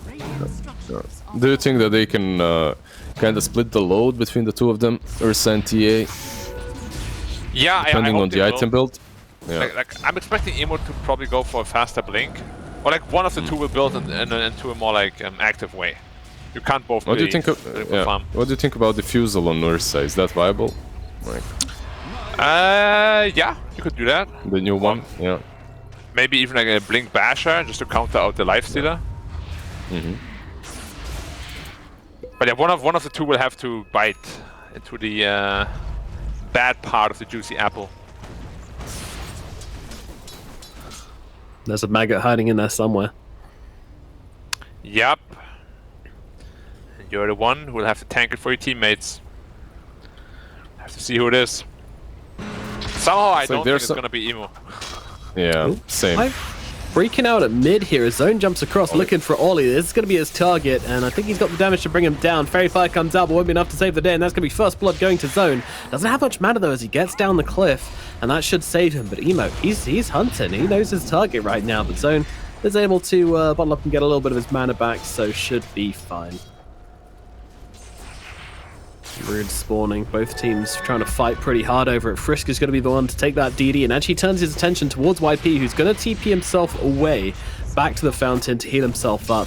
Meanwhile, the middle tower taking a little bit of a beating from the TA and the catapult, forcing out the fortify. Oh, Friska's actually tanking a little bit.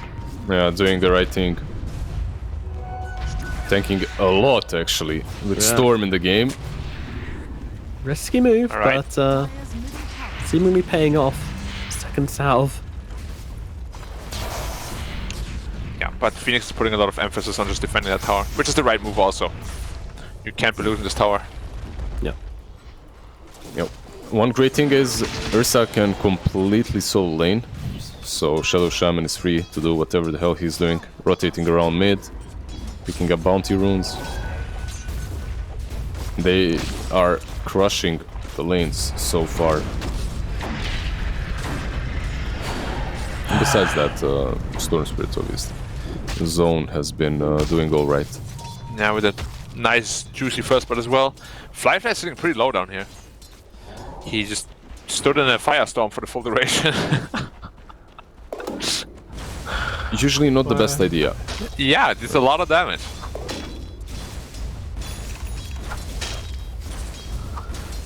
Now, what item is Zone? He's actually jumping on Frisk again, straight away. Wait. Oh, he didn't go for it. He was a little scared. I think he could have zipped in and out. Had enough mana to do so. Yeah, he didn't have a TP as well. I think if he had the TP off cooldown, he might do that, you know, and just try to TP if nothing else. Yeah. If there was Emo, he would have done it. Well, and then maybe die. It's not the hardest it's not the counter by any stretch, but also playing Phoenix into a storm doesn't feel amazing. It doesn't. You have to, you have to. Was a haste on Emo, but no, it is too deep. Come on, man, come on, go. Even for Emo, he has his limits. Disappointed. Shining trying to catch him out blind there, but doesn't quite make it work. Palpatine moment. Do it. Do you guys see haste in the game? On the minimap? In Yeah. Dota? Yeah, you still see it, right? I see it. Yeah. But he just stole the stack. That's actually pretty good. Was it what, Yeah. like 4 stack? He's quite large. That's going to inflate his last hits a hell of a lot here. Emo getting a lot out of this laning phase early on. 93 CS in 9 minutes. Seems good. Seems too good.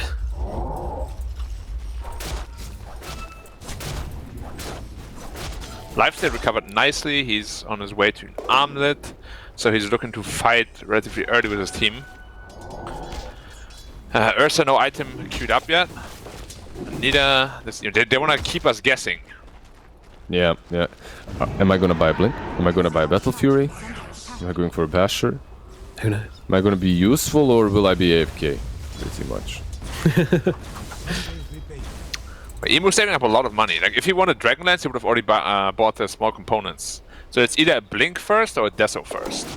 I'm assuming it's gonna be a Blink first. Yeah, I'm here for an early blink. That's what I want to see. You're playing with Shaman. You're playing with Pangolier. Let's make some pressure happen. Firefly's going into an early Blade of Alacrity, which then means Diffuser Blade, of course. So they're both going early game, actually. Yeah. Lizard said they want to roll this one. Yeah, but with TA, I guess even if you buy that Blink Dagger, it doesn't mean that you have to fight all the time, right? The Blink Dagger is... Yeah, you can buy it and still continue farming.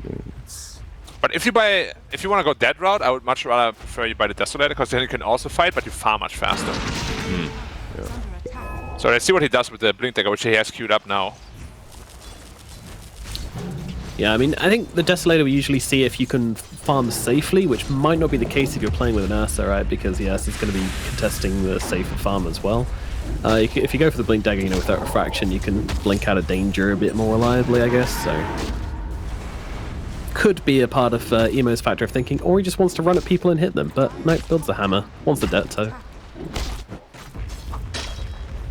He's just fooling all of us all the time. Snakes have already been dropped, so they're committing to this tower. CDR just popping the rage and trying to kill off these snakes as much as possible, but the tower's already taken a ton of damage from this. Yeah, the next wards or the next creep wave, you might be able to just take it out. Yeah, so he is going to the Deso first, and that's a lot of damage coming out from him. I'm just a little bit worried about the Sable department. JT is going to fast blink, which is very good. But Ollie, obviously, that's why I don't like 5 Shaman. Like, if he's the main control you have, and he's not getting farmed, that's an issue. Yeah, that is a huge problem. I mean, how do you fix this problem? Well, it's going to be JT with his Blink Dagger. Yep. Ollie in the top lane, getting beaten down. Unfortunately, CDR's going to grab that kill onto the Shadow Shaman. And yeah, it's something to go on the way. I mean, they're actually the only team to get a kill so far. It's IG so far killless, but I mean that's very surprising, isn't it? It feels like IG have been pretty harsh control of this game so far. Yeah, laning wise at least, but they're keeping up quite nicely on the core still of Phoenix Gaming. Underlord suffering a little bit. But yeah, I love the itemization from the Underlord too. Just going straight Heaven's Halberd, like the hard counter item to both TA and Ursa. Wouldn't be surprised if I see one from the Lifesteal too. You know what time the TA picked up the Desolator at exactly? 11 something? Not quite sure. Okay. That was very fast. Yeah, no, I was just checking the previous best score, and the best score of the patch so far was 10 minutes and 55 seconds, so damn, very close to the fastest of the patch. Very impressive. Do we have a name to that? Or? Huh? Do we have a name to that or no? No. Because I assume it would be like a carry TA. Yeah, probably. But no. Also, he did steal a couple of stacks, right? So yeah, got that extra gold there. So Diffus online, Blink Dagger. Are they gonna rush? Online. Yeah, they want to force the rush with the Blink Dagger of JT.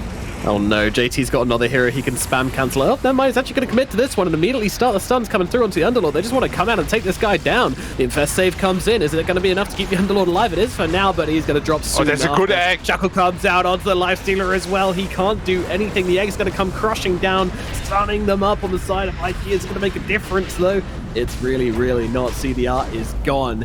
Frisk is pretty low, but he can just swoop himself away. Struggling with the lockdown here as Flyfly gets another double kill for the Aster. But now he needs to leave. He's being chased by Shining, by LWW. Now YP, I say that. He's turning around and hitting the guy. Fair enough. YP on the backline's getting low as well. Down goes one, and JT's ready to finish off YP in 1 second with the swashbuckle. He's actually just stopped moving.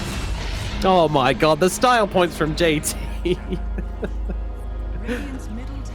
Was that? All right. Was that necessary?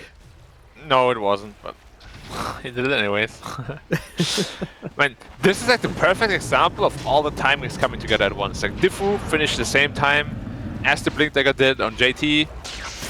TA already had the Deso, and yeah, they do this perfect thing. They force the Roshan with the Shaman wards, the Desolator, the Phoenix Egg.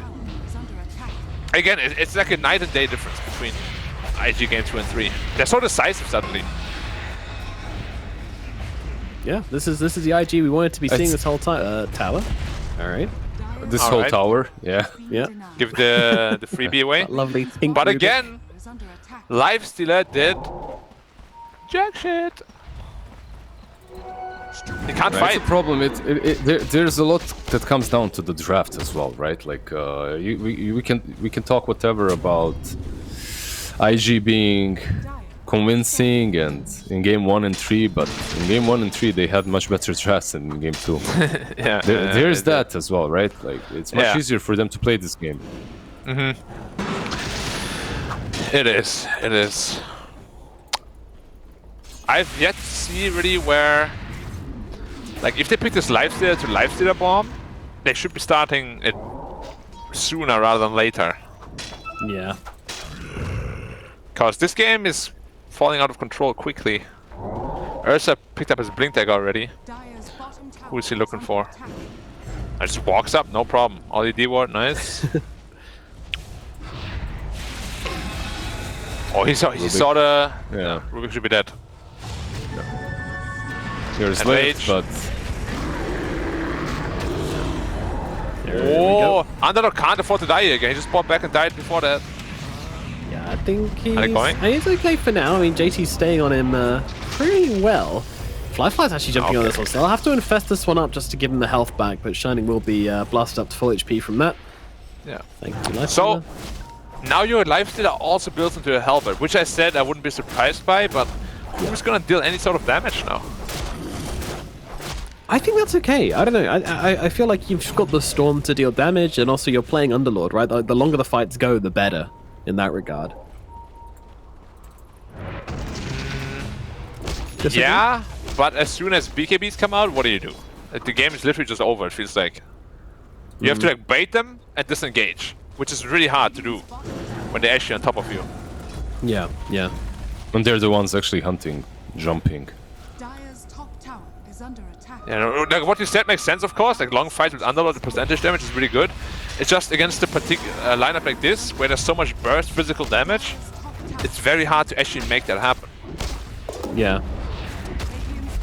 And once the BKBs come out on these heroes, like right now is their weak time, but you have no damage to kill them. That's what I'm afraid of. I see, yeah. That makes sense. Well explained. And also, Zone's picked up this Orchid and we just haven't really seen him do anything with it. Like this has not been a good Storm game so far. Yeah, it was also weird how he picked it up. Like when he picked it up, he had like 1,000 gold left over, so he was like really juggling with the idea, do I even want to have this or not? Ultimately chose to go for it, but yeah, as you said, didn't find any success with it yet. Yeah, might be regretting that choice. Maybe wanting something like the BKB just to kind of be a bigger menace in the fights. And you know, BKB just gives you so much staying power on Storm, which is so nice. You can just kind of be... The Orchid is also really nice versus all these heroes. Yeah. If you can isolate them, it's perfect. It's a really good item this game, I would say, but You need to play around it. You can't be the only one going in. You need to have your teammates, some follow-up. Like, Phoenix hates playing against that, but he already has Jules. Same goes for Pango, for Ursa. Yep. Yeah, but Pango's also a natural Jules builder, and he's very farmed. He's gonna be having his soon as well.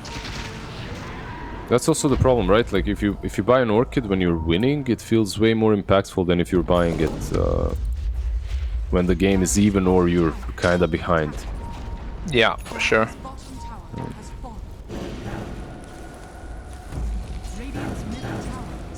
90 minutes into the game, 5k gold advantage for IG. Aegis in the claws of this Ursa now running out.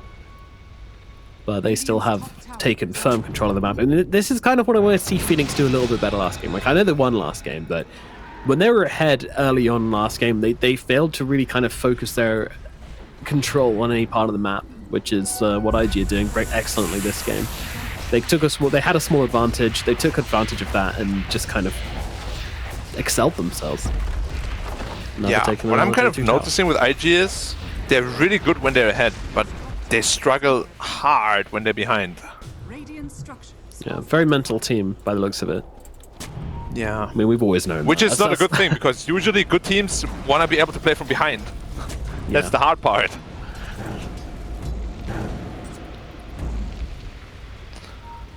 Big smoke up, and fast bomb ready as well. Who's going to be one tanking it? I think Frisk is a great target. Oh, They're actually no. going to go... Oh, they get a little bit confused there. Find a different target and said they'll just bring down the Phoenix.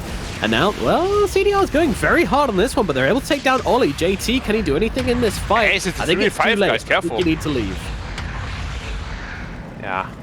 The fact that they even thought about staying is crazy. Yeah. Against these Heaven's Halberds and everything. Fly. Can he get caught here? Nah, he has Blink. Famous extra wave. Almost got him caught out. Yeah. Phoenix was on the edge of that pit. Like, if it was just a little bit to the side, maybe he can dive out without using Yules instantly. Yeah. Was it the Ursa who they went for, but just kind of missed a little bit on the storm? That was a TA. Oh, the TA, yeah. Which now has a BKB, so that's not happening. That's probably your best chance to try and bring it down. Good reaction from Emo. Now you have an Ursa timing still, though. His BKB is about 800 off.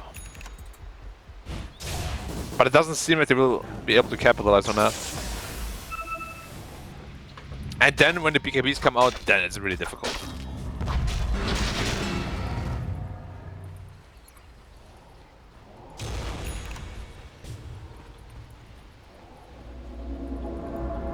Look at all these item build. Brown Boots blink, because he knows the 5 Shaman.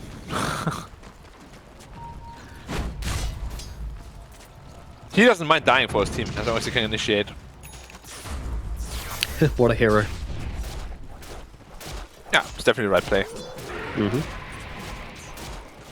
I also like that they gave him the Philosopher's Stone.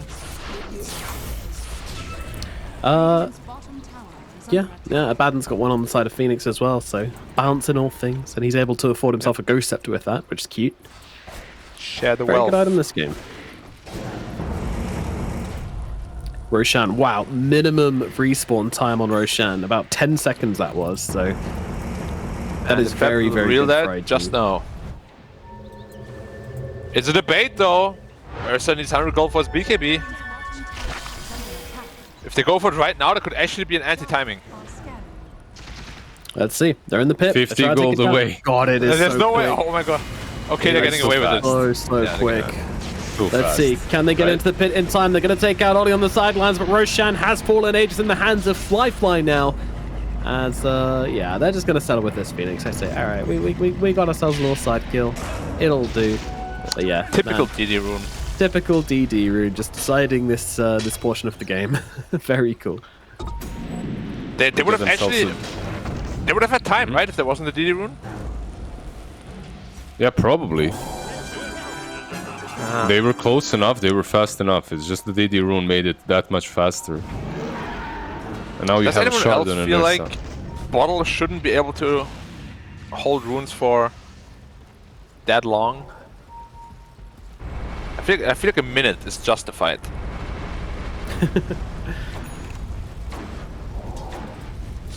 Wait, it used to be 2 minutes, right? I Then it went to think, 90 seconds. Ready for this? The runes should get weaker the longer you hold them in the bottle. Okay, yeah, I could see that, but Regen rune, heals for half, haste rune, speeds you so up what? for half. So instead of a double damage, it's like a half damage. Half damage. Yeah. Yeah, bottled runes should be Or weaker. it falls off, like percent based gradually over Yeah, time. and then it goes into the Yeah. minus if you don't drink it fast enough. Yeah, it spoils your bottle. You need to flush it. Yeah. Pour it into the river. And then you get 50% sued for damage instead of polluting the double. river and whole chemical incident. What He would sees the- the Underlord here. He's going to get the ward trap out upon him, but he's got the phase boots to get out the other side. He's a tanky boy, but when Emo comes through, he might have the damage. Yeah, and I that say too. that. Oh, LWW's dead elsewhere on the map. Shining still running away, but is going to make it up the high ground. BKB for my this? God. He's so committed to the kill, he's not even going to get it. JT Wait, comes in now JT? as well with the roll thunder, guys. This is not worth it. Guys, you can't play like this. Stop, man. Okay, yeah. It was not the best play, but the amount of misses that Timo had on that halberd was like 15 or something. Underlord needed to die way earlier there, if not for the RNG. Yeah, RNG is great. We all love it. That's maybe why he was so tilted and wanted to chase him. Yeah, for sure. I love that JT was there to back him up as well. You know, he was like, "Don't worry, mate. We'll get him. We'll kill him." Ride or die. Exactly. Now, no BKB on TA. This fight you probably want to avoid for 20 seconds. Unless Ursa can jump in and make some space. Lifesteal going for the Skadi, by the way. More sustainability. Don't know if I like it though still. They're having such a severe lack of damage. Oh, YP, you are... Oh my god. Yeah, you're dead. Oh my god, the Rubik's just absolutely torn limb from limb. And now they need to get themselves out. LWW gonna have to force out that ultimate here, but they've got the Yule Scepter to waste his time. And now when that runs out, he's gonna get shredded, or is he? In comes the egg. They've baited it out. They'll get themselves up to the high ground. LWW still alive for the time being. So nice bait coming out from Phoenix there. Yeah, they lose the Rubik, but I think that's worth it for them so far. Now, can they follow up with a fight of their own here? Running themselves forward, CDR taken to the front lines, but they don't really have the catch to find anyone. They don't want to force the issue too hard, so they will leave it at that. Yeah, I like that they instantly backed off as soon as the glyph was activated. They were like, oh, they want to fight, okay. We don't need this. Some much needed discipline finally shown. Surprising, right? Yeah. It is. Dude, after seeing that base dive, like, I don't even know what to think anymore. I think they're offended after game 2. I think they're offended after after season 1. I feel that they're offended. Yeah, and it never stopped. Yeah. Lifetime offended. Yeah. Is there anything big coming from Phoenix that can change the matter? I don't think so. This Skadi, like you said, it's good versus TA, but is it good now though? Wouldn't you rather have a Basher first and then a Skadi? Yeah, that is true, actually. Probably. Abaddon. They have Yules for him, there's no way he gets out of there. He's chilling. Storm cutting wave. 11. Fury swipes. Oh, he caught him! Storm Scott. Oh my goodness, what is this? Caught on the high ground. Can he get away? He's actually out of mana as well, so he's going to get the kill. And now he's going to accept his fate. It's a game of overextensions, isn't it? He was creep skipping. Got caught by But that was like the worst possible position to TP in, cause that's like right next to where 20 buildings to TP to are.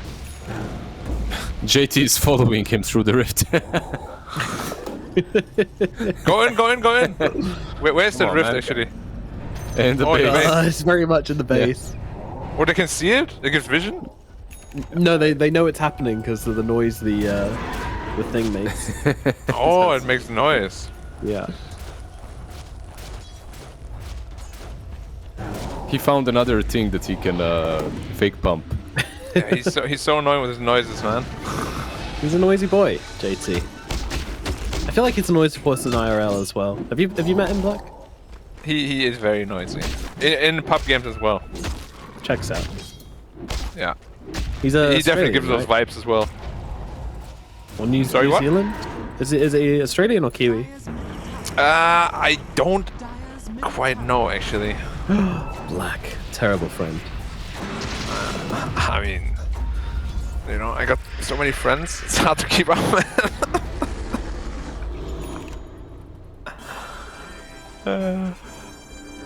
But there's always a place. You know, if you're ever in trouble, you reach out to me.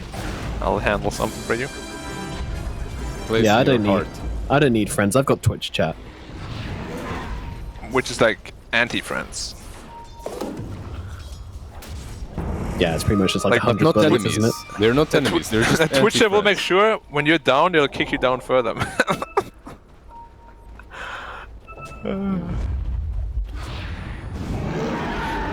Oh, 5-man smoke.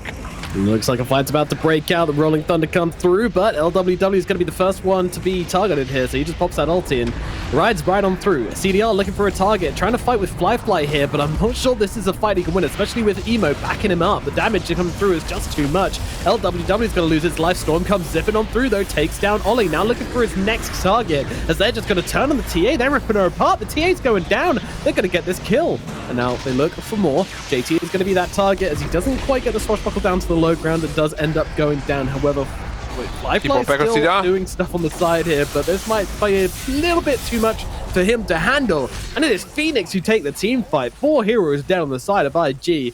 Excellently done by the side of Phoenix. But they did buyback 2 heroes, but well worth it. This is a very big problem now. Like Storm, super fat, can easily solo carry this game. When he gets a Shiva's God, fights are gonna become so difficult for the Radiant. I actually can't believe that IG like might lose this game. Like, that is insane. That's insanity.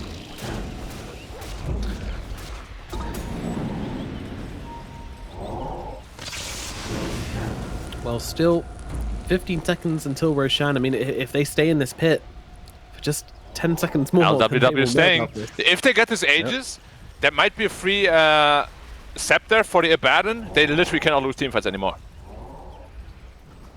Oh, yes. Or the Storm, even. And it's a Scepter.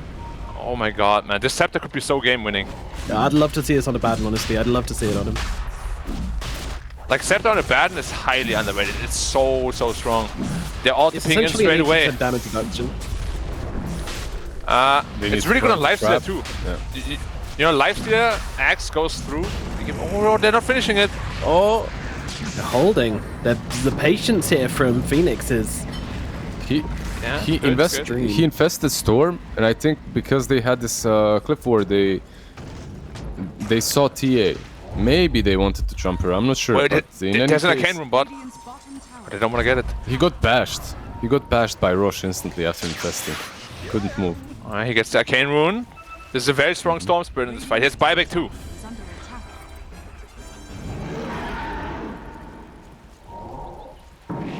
Phoenix, they're pushing it. They're going up the high ground right now. Shining just leading the charge, giving them the vision they need to jump on a target, but they haven't really found the target just yet. Abaddon still keeping himself alive. They turn their attention towards the Underlord. Underlord gets shredded by Flyfly, but Flyfly has to pop the BKB and get himself back as CDR and Flyfly just battle it up in the middle of the fight, and neither of them are really getting particularly low here. The front line, they'll turn on to CDR. CDR's gone. He is out for the count. 100 seconds. No buyback on this Lifestealer. Hexed out onto Shining as well. They're going to be able to catch him on the backlines by the looks of it. JT jumps forwards, looking for more even. They don't just want the Underlord, they want everybody. IP going for the TP out. He's going to be able to... No, he's not going to be able to make it as the Eul's comes through from the Phoenix just in time. And now I think this might be a dead Rubik. He's got the swashbuckle to get himself back, but the damage from the TA, the projectiles coming through, they'll take him down. And that is going to be IG, just punishing the over-aggression from Phoenix thoroughly there. Yeah, and straight into the pit. They even they used halberds properly on TA and Ursa. I believe their BKBs were wasted for a couple of seconds on them. But in the end, it didn't matter. They just forced the high ground fight a little bit too far. Yeah, the mark of an inexperienced team. The way they just rushed up the high ground is very messy. They had no high ground vision, had no wards to be placed either. I guess they had that arcane rune and they were smoked up thinking, yeah, this is our time. Yeah. They got punished for it. Now you get the free axe on the Ursa as well, so his enrage, super low cooldown.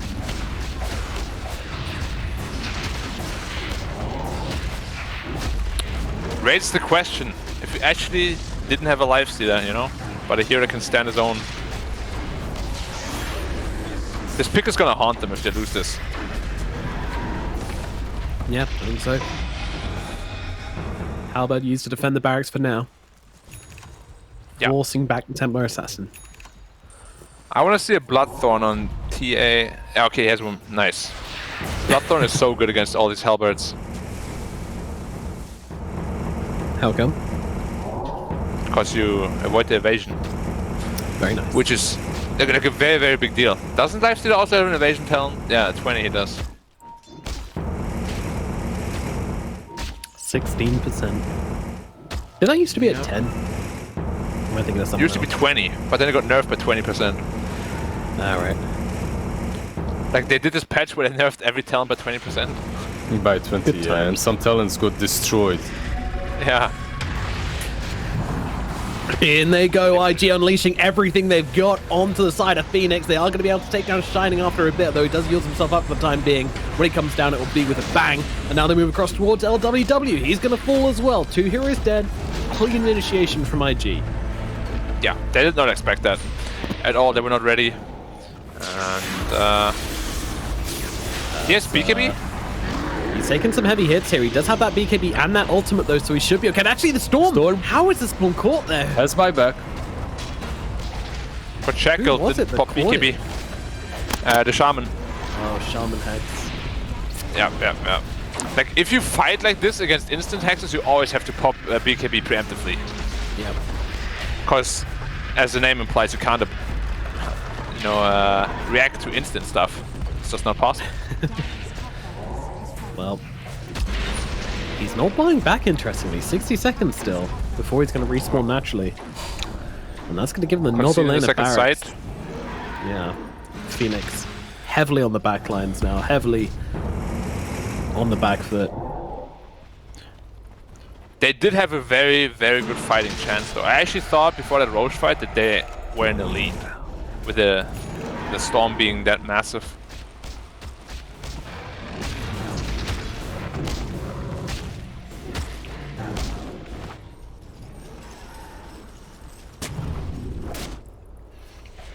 Is that a full MKB? Almost, yeah. Oh. Precious bounty. Yeah, okay, he went into MKB instead. Satanic on Ursa. So all the pieces are coming together. Absolutely. It's just a formality at this point to end the game. BKB completed on CDR. So. Oh, I really don't know. So many passive items, man. Yeah. Like in Not a lot of damage. 3 passive items. Exactly, no damage at all. Your carry can't be hitting for 250 at this time. Fly, slowly bunny hopping his way onto the enemy high ground. Snakes come down, forcing the issue. Another jump forward from Fly, making his way across, zones in the trees.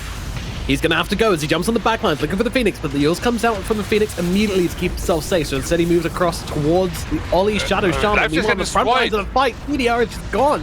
The Storm's trying to get the backliners, but the frontliners who needs help.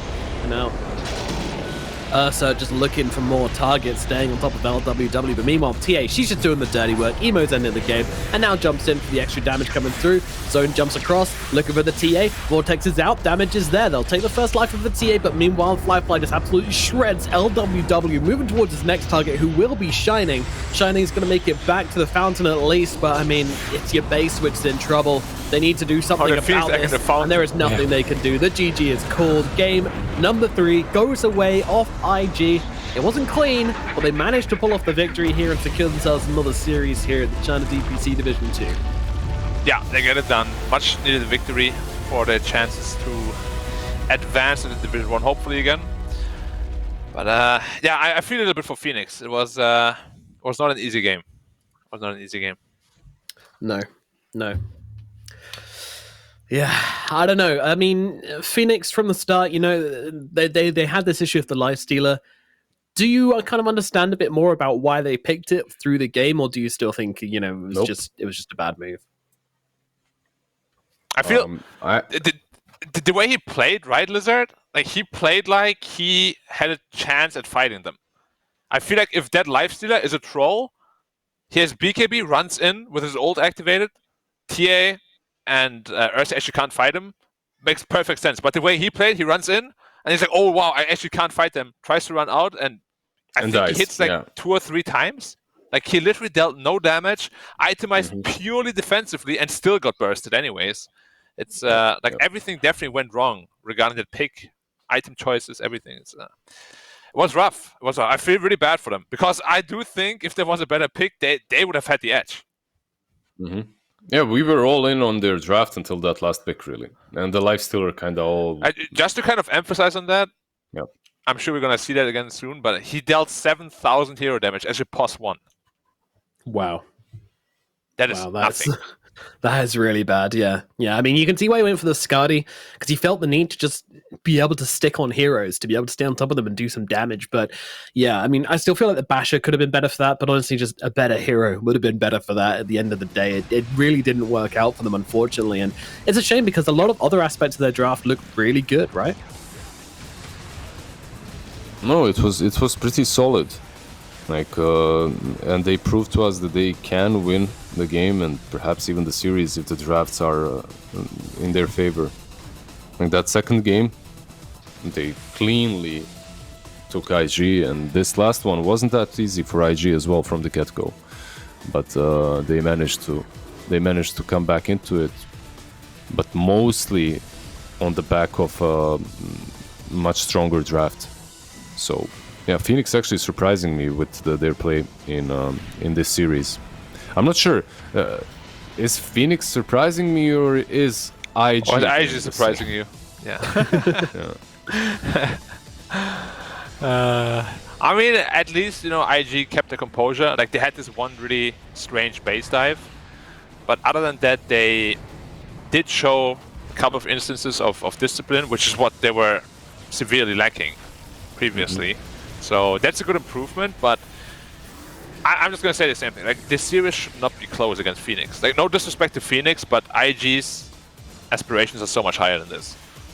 IG want to be winning majors, and they're dropping games in Division 2. Any team that wants to win a major should never even consider dropping a game in Division 2. That's, I think, the issue here, but obviously, you know, IG have a lot of problems to figure out. They have a long journey ahead of them still. And yeah, it still remains to be seen, you know, what they decide to do. I respect the fact that they're trying to stay together and make this work, you know, but it could have been really tempting after their first season to say, look, this isn't working, let's swap some heroes up. And it is a harder option to stay together and not just pull that trigger and just say, you know, oh yeah, we'll swap some heroes around, we'll shake things up. You know, staying together was the braver decision. Is it paying off? Not yet, but I'm hoping that we will see this team start to improve and we'll get IG back because, you know, we do miss them. We do miss them. That we do. But when? How long? Who knows? Only they know. Eventually it's gonna happen. Or you just retire. Right? Do you retire or Dota retirement? You Dota retire for 1 week. A day? And then you come back. Oh, okay. Yeah, a day. Yeah.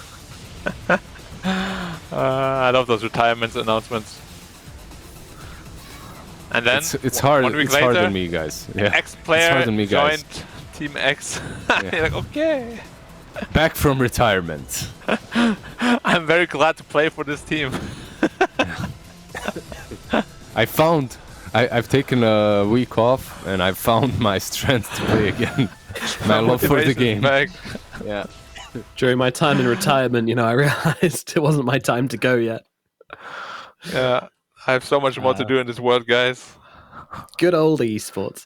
MVPs for that game. Who we giving that accolade for, and for the series as well, I guess. Game 3, I probably think JT did the most. Yep. I mean, Ollie also had a really hard job. Honestly, everyone but the 1-2, I think, played almost a flawless game. But Fly and Emo had some moments where I'm like, whoa. Like, relax, guys. The supports did a lot in all 3 games. In 2 games that they won, at least. They did a ton. Like the Rubik in the first game, Fate, Frisk in the last game as well, with pretty solid Phoenix performance in a game that's not that easy for a Phoenix. Yeah, he did well. Absolutely, and despite a very valiant effort against the side of IG, Phoenix do take the series loss, and that win means absolutely diddly squat in the DPC, which means they will go 1-4 now on their record, drawing with YBB at the moment, only 1 point to their name. Relegation is a real possibility for Phoenix at this point, so they'll be fighting tooth and nail not to be knocked out of this DPC. Meanwhile, IG, they maintain themselves as one of the top teams, as they are now 3-1, having only dropped a series to Dandelion, who have looked pretty damn incredible. But of course, these are guys on IG, they wanted to take the top spot, and there's still big threats to come. They have to play Aster Aries, they have to play Sparkling Arrow Gaming. These aren't easy teams to beat, and as proven, IG, it's not a given that they're going to take those series, so their journey is going to be very, very rocky through Division 2, and if they want to get back up to their former glory in Division 1, then still a long road to come. So I very much welcome that, and hopefully we'll get to see them playing up in the future. But for today, we're all done with IG, and we are all done with Division 2 as well, which means we move on to our next series of the day, and that one is going to be Team Aster versus Team Magma, playing it up at a best of 3 for the Division 1 points. Very important series for both of these teams, as they all are in the DPC, as the format does insist upon. Therefore, we'll be throwing out to a short break, and then we'll be back with that series. Don't go anywhere. We'll see you soon for the third series of the day.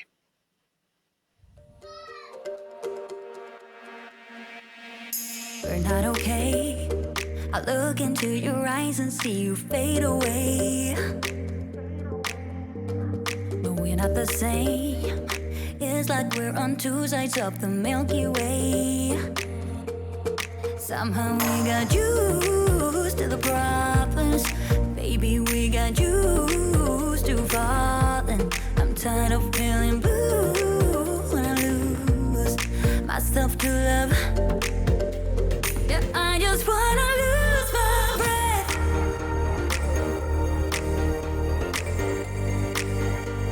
Yeah, I just wanna lose my breath.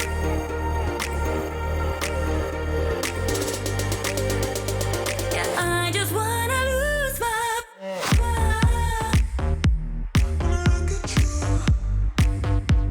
Yeah, I just wanna lose my breath.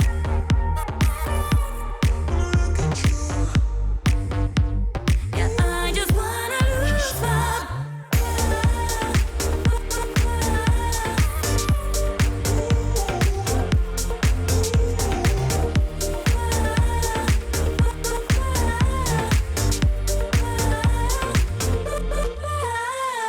Do you agree? This is not the way it is supposed to feel. Oh, and I can see there are different paths laid out for you and me. 'Cause baby, I'm a true believer, and I wanna stay true to my feelings. I'm tired of feeling blue when I lose myself to love. Yeah, I just wanna lose my breath.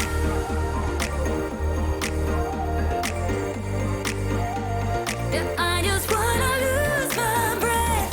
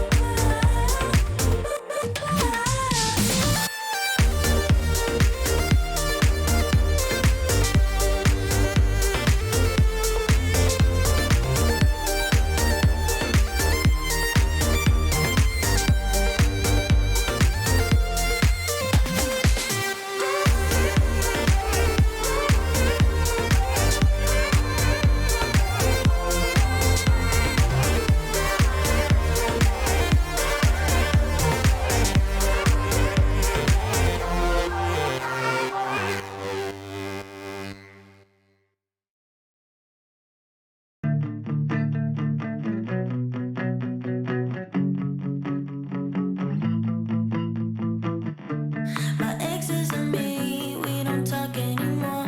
If we did, I think it would get pretty ugly. They made me believe love's an open door in the beginning, then they shut it pretty quickly. I thought we were good, at times even great, but apparently I was just one big mistake. My exes and me, we don't talk anymore. If we did, I think it would get pretty ugly. I'm just a victim and not the evil villain, so I'm sorry, not sorry that everyone that crosses my way is gonna feel the same pain that I felt. That ain't what it seems. It's dark and cold and mean when you're with me, you and me, you and me. I'ma show you bad, yeah, I'ma show you bad when you're with me, you and me, you and me. I'll never be brave. My exes made me this way. That's not what it seems. It's dark and cold and mean when you're with me, you and me, you and me. I don't really care if I hurt your feelings. I can make you fall in love, but I won't catch you. 'Cause no one was there during breakup season. All I needed was a couple of I love yous. I'm just a victim and not the evil villain, so I'm sorry, not sorry that everyone that crosses my way is gonna feel the same pain that I felt. That ain't what it seems. It's dark and cold and mean when you're with me, you and me, you and me. I'ma show you mad, yeah, I'ma show you bad when you're with me, you and me, you and me. I'll never be brave. My exes made me this way. That's not what it seems. It's dark and cold and mean when you're with me, you and me, you and me. I thought we were good, at times even great, but apparently I was just one big mistake. My exes and me, we don't talk anymore. No, that ain't what it seems. It's dark and cold and mean when you're with me, you and me, you and me. I'ma show you bad, yeah, I'ma show you bad when you're with me, you and me, you and me. I'll never be brave. My exes made me this way. That's not what it seems. It's dark and cold and mean when you're with me, you and me, you and me.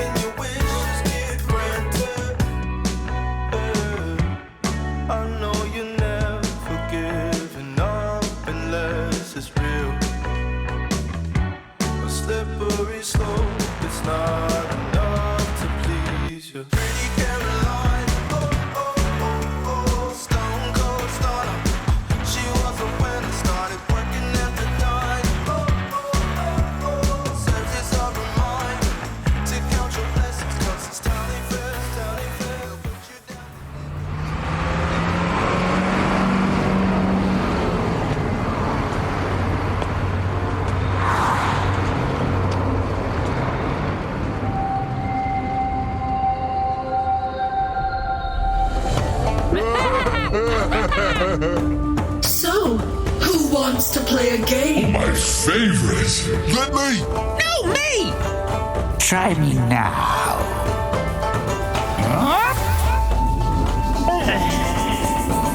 And down.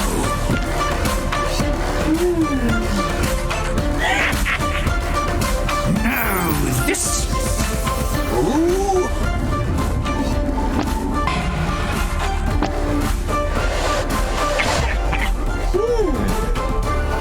Next. Damn!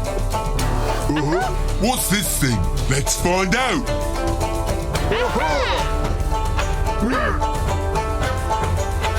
How much is in there?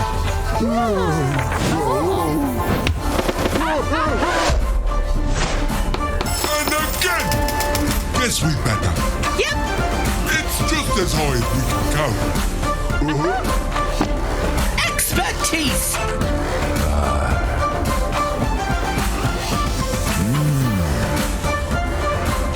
There's something off about you.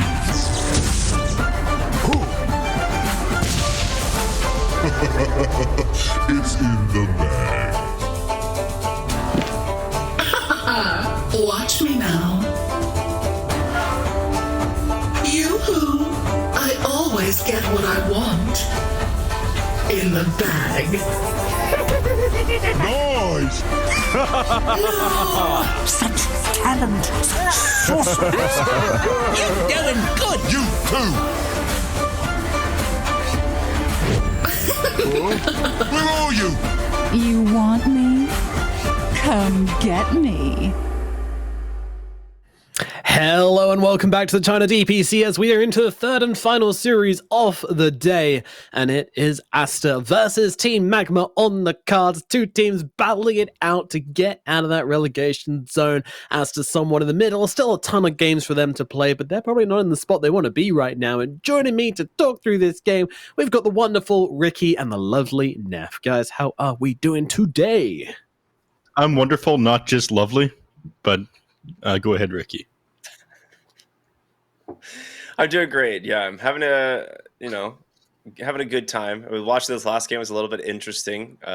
Listening to Black and Lizard is always a treat. So excited for this series back in the Division 1. We'll see, how Aster look. This has been like a big question mark for this team for the last few weeks.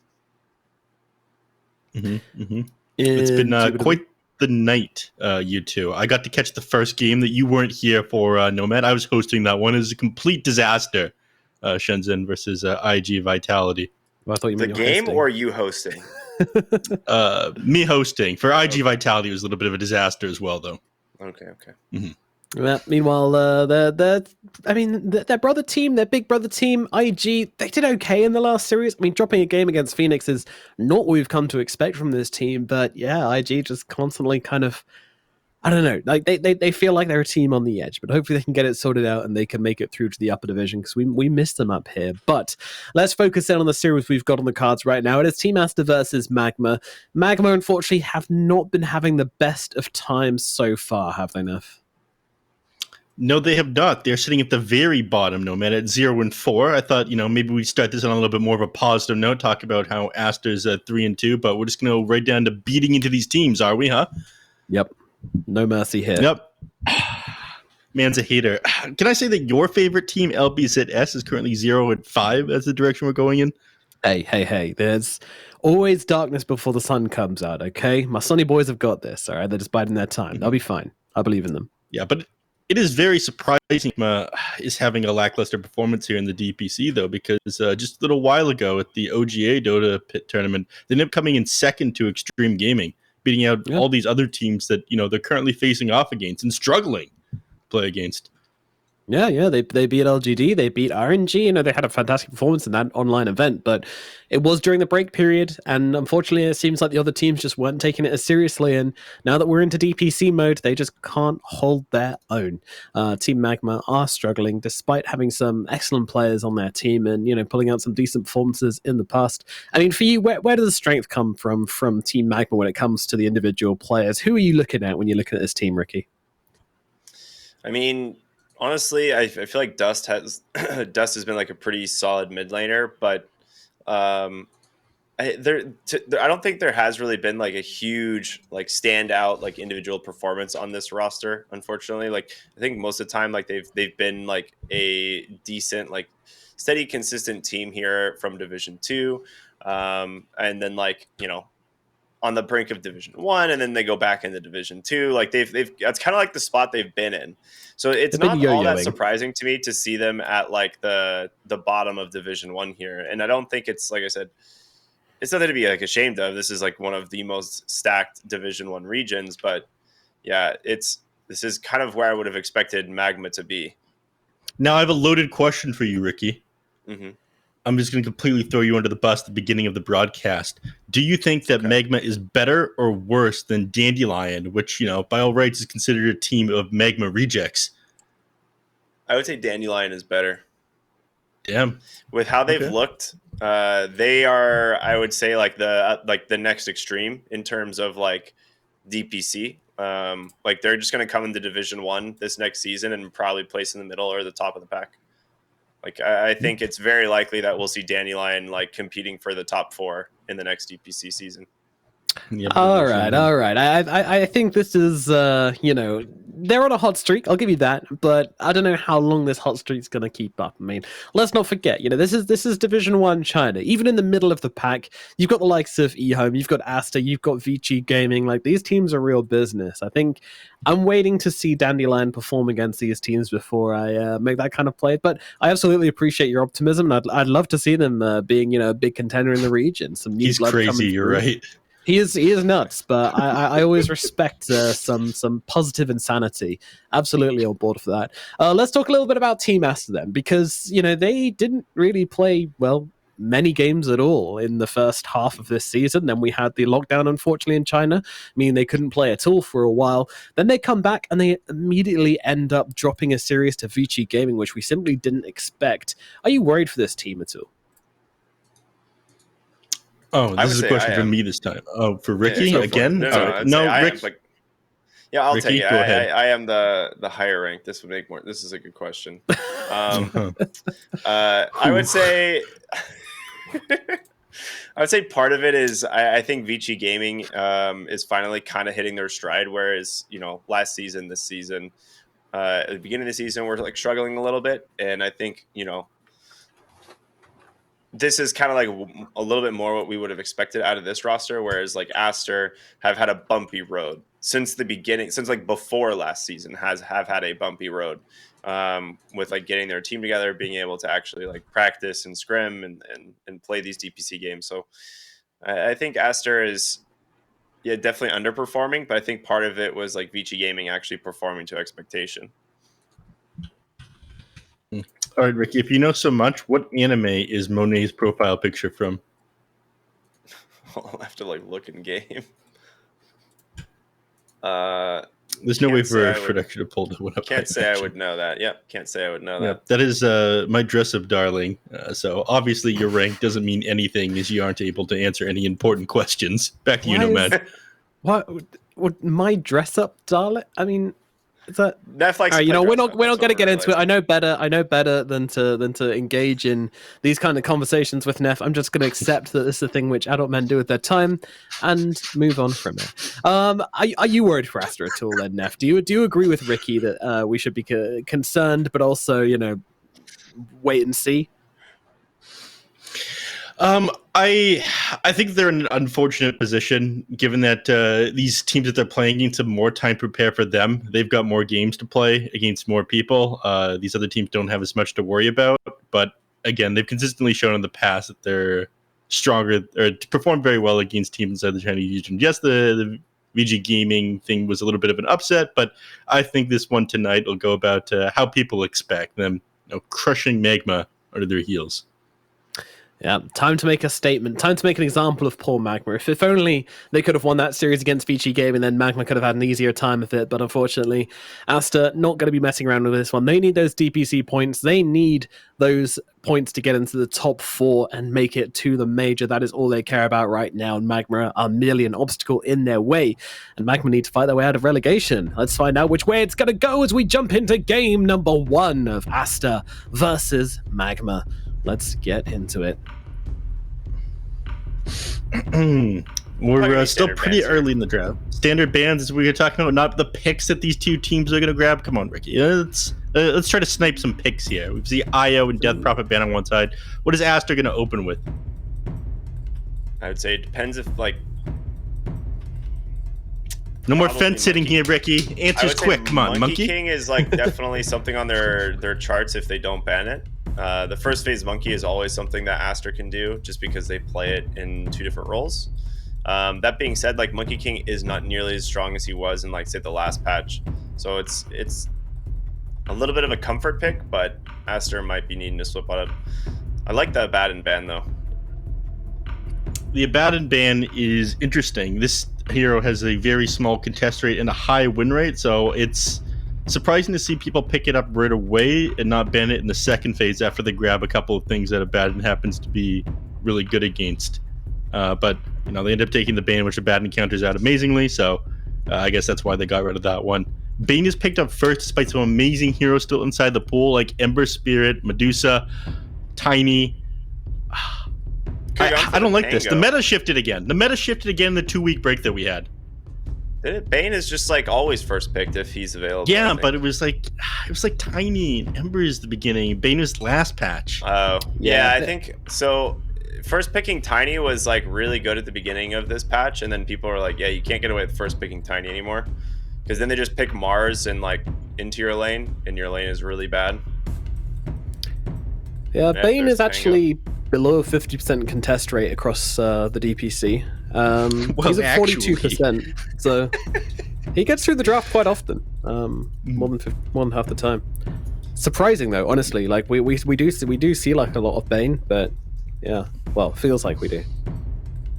Yeah, Phoenix picked up here. This has gotten a little bit more popular since we came back into the DPC again. I feel like we barely saw this picked up beforehand. In the last couple of days, I've seen it a lot more. I'm still not crazy about the hero. I feel like it's a little bit underwhelming. It's definitely a staple with the Chinese region in particular, though. Yeah. I actually want to check the Bane pick rate across the China region, because I definitely feel like we've seen a ton of Bane. Yeah, go ahead. The Pangolier is like decent with the Phoenix, of course. Being able to drop the Rolling Thunder, keep people like grouped up, or punish them when they're trying to play near the egg, or be able to disarm them. Obviously, there's a lot of synergy there. The Phoenix can be a little bit awkward to run during the laning phase because you know you're playing a position 4-5 that doesn't have a hard disable, and so it makes your draft a little bit more awkward. You're more inclined to take something with a disable in the mid lane. I love seeing Kanka in the mid in the previous patch, but that one's gotten a lot less popular. Again, with Ember Spirit still in it, I think he'd be solid here. They'd have a lot of jump, they'd have control. They could force fights kind of around the Phoenix egg with like the Ember Spirit throwing a slight chains out, Pangolier following up with Rolling Thunder, then eggs. But they go for something safe here on the side of Aster. They pick up the Templar Assassin, which is, you know, just a free carry in the late game. They need to nerf the Meld so he's not so strong inside the laning phase, I feel. TA is just way too good inside the lane. Yeah, TA is pretty insane. I'm a little bit surprised about the first phase TA, but I guess you get to protect it with some bans now. But I already feel like Magma have a good answer to this TA in the Pangolier and the Phoenix. Like, I like both of these heroes against TA.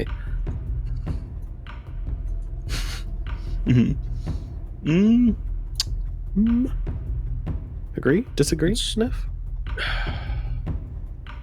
I don't know. So I was just thinking about the Medusa ban and what else they're going to get rid of here. I just feel like TA is too versatile right now. Like, it's way too good in the late game as a hard carry with the minus armor and the extra damage that you get in the refraction instances, and it's too good inside the laning phase as well. Okay. Yeah. I mean, she is up there. She is one of the big ones who contest the most. The weirdest most contested hero in the China region is the 5th most contested hero, who's Grimstroke, who's 77%. So over 3/4 of the games we'll see the Grimstroke picked or banned. But do you know what his win rate is when he's picked? I'm pretty sure it's low-ish. Is it what, like 38%? I'd guess. Minus 10% from that, and you're there. It's 28%. Yep, 28% of the China region. Why? Holy moly! All right, that is a good stat right there. That was shocking, actually. It's so insane. 32 games, 28% win rate. I mean, yeah. The only thing that makes sense is if LBZS and Team Magma are the ones who have picked it the majority of the times. Yeah, always That's a just possibility. mean. Come on. I'm serious because I actually think Grimstroke's a good hero. Like I'm fairly confident that Grimstroke is still like a very strong hero and should not have a 28% win rate. I think people probably just pick it up when it's like all the time in games rather than when it happens to be incredibly good versus a hero like a Baden where people only pick it up in games that it's very solid and counters out what the enemy picks are. So there's like context that you need to run alongside these stats to kind of figure out why these heroes' win rates are so high. Stats or low, don't lie. Context isn't important. Just let the stats form the narrative. Definitely don't use stats to enhance your narrative. It's not how they work. Yeah, absolutely not. Glad we got that All sorted right, out. that's the hero you were talking about earlier, Ricky. Mars banned out by Team Aster. This draft is now in shambles for Magma. How do they recover?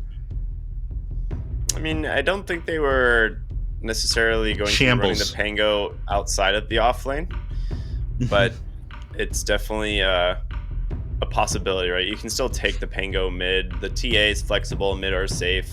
One of the reasons that it's such a good pick early on. Grab the Hoodwink, more burst damage, and then an offlaner that pairs well. And Brewmaster. Okay. It's a great Storm game for sure already, but he does have to be careful. A lot of times we see Storm into Bane, a lot like you look at it and you're like, all right, Storm just needs to find the Bane. But then what ends up happening is he like zips in and just gets instantly Fiend Script a mile away from his team. I don't know how many times I've seen that happen, and Brewmaster is so good at like zoning out the rest of the team, so he has to be very careful on Storm Spirit this game.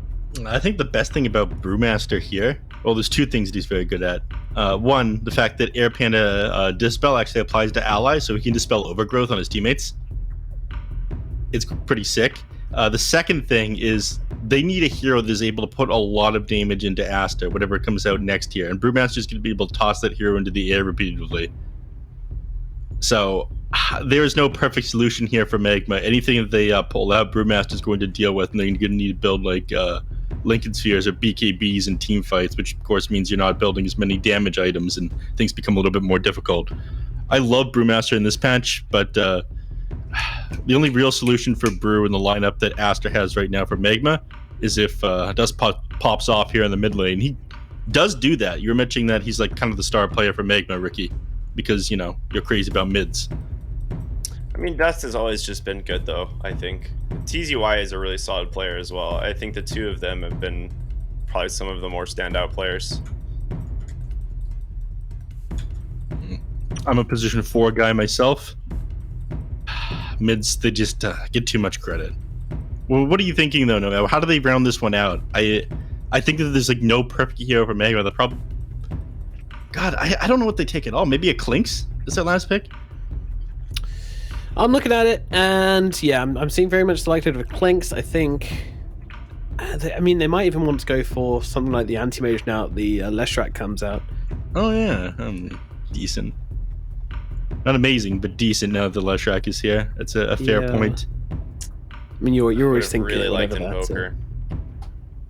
Invoker for who?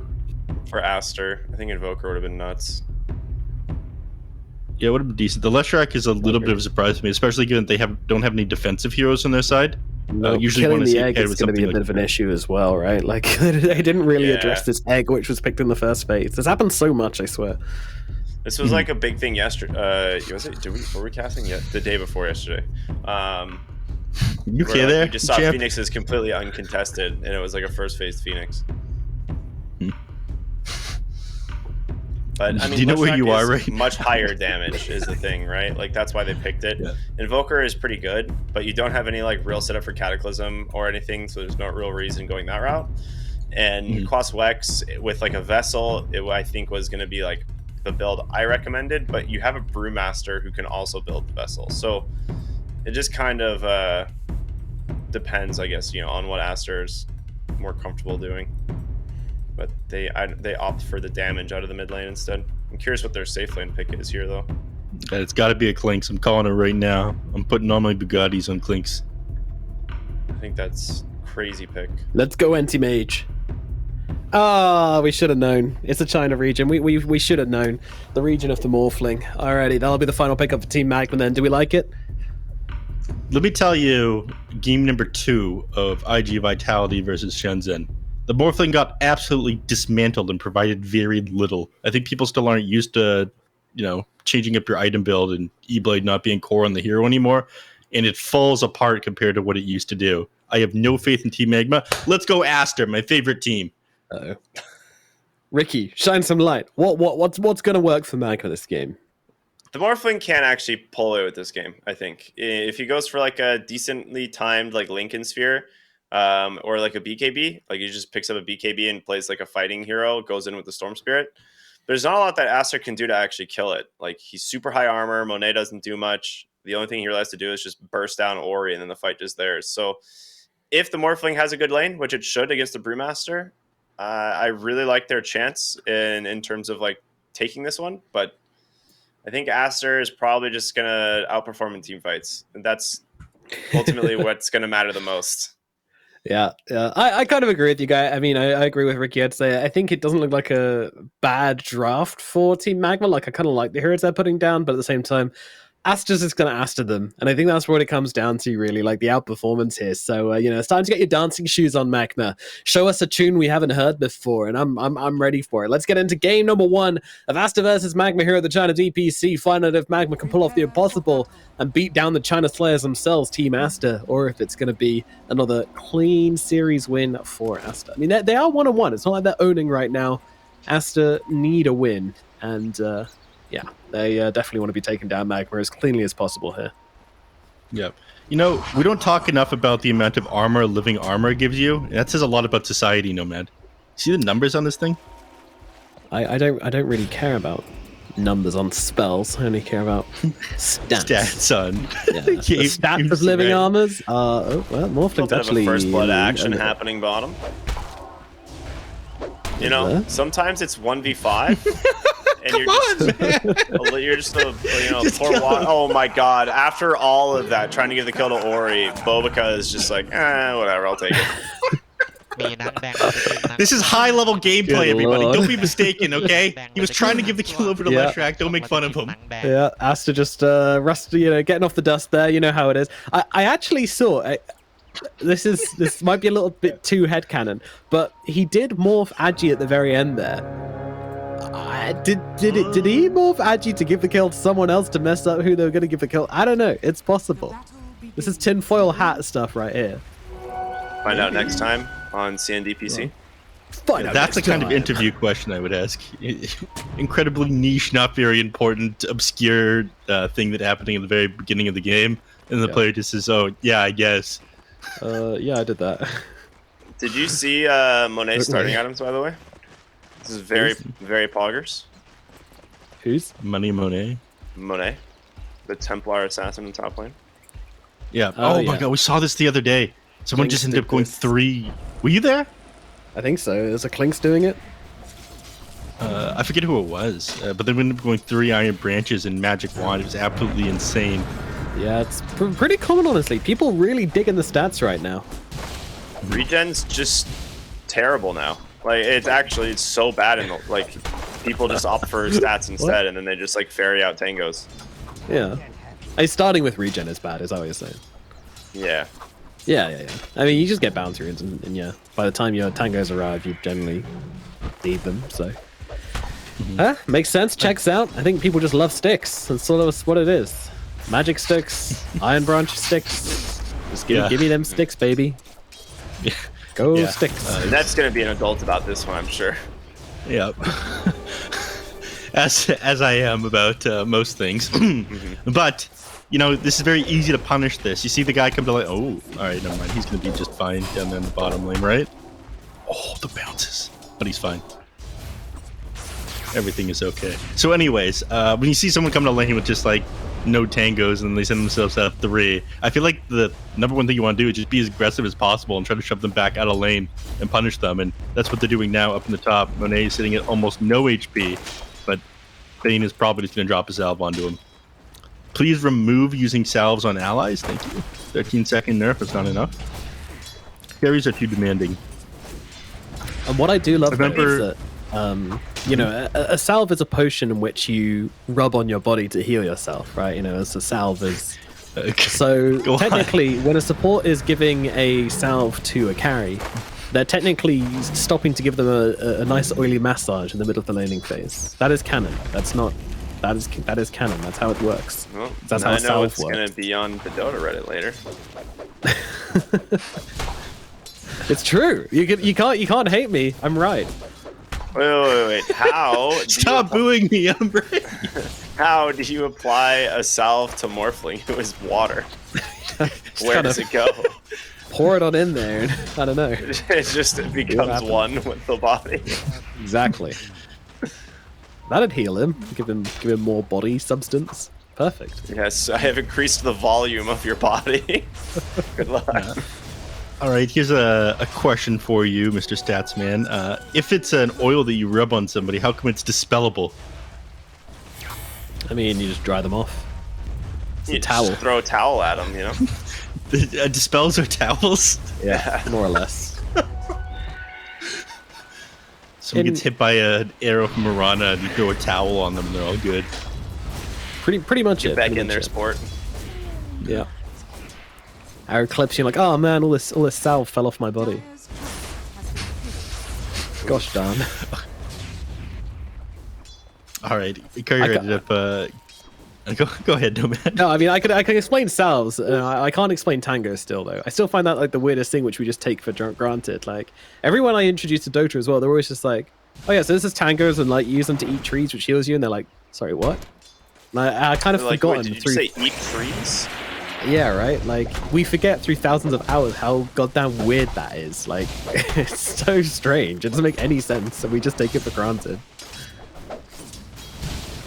Like what? It says a lot about society. It does. It really does.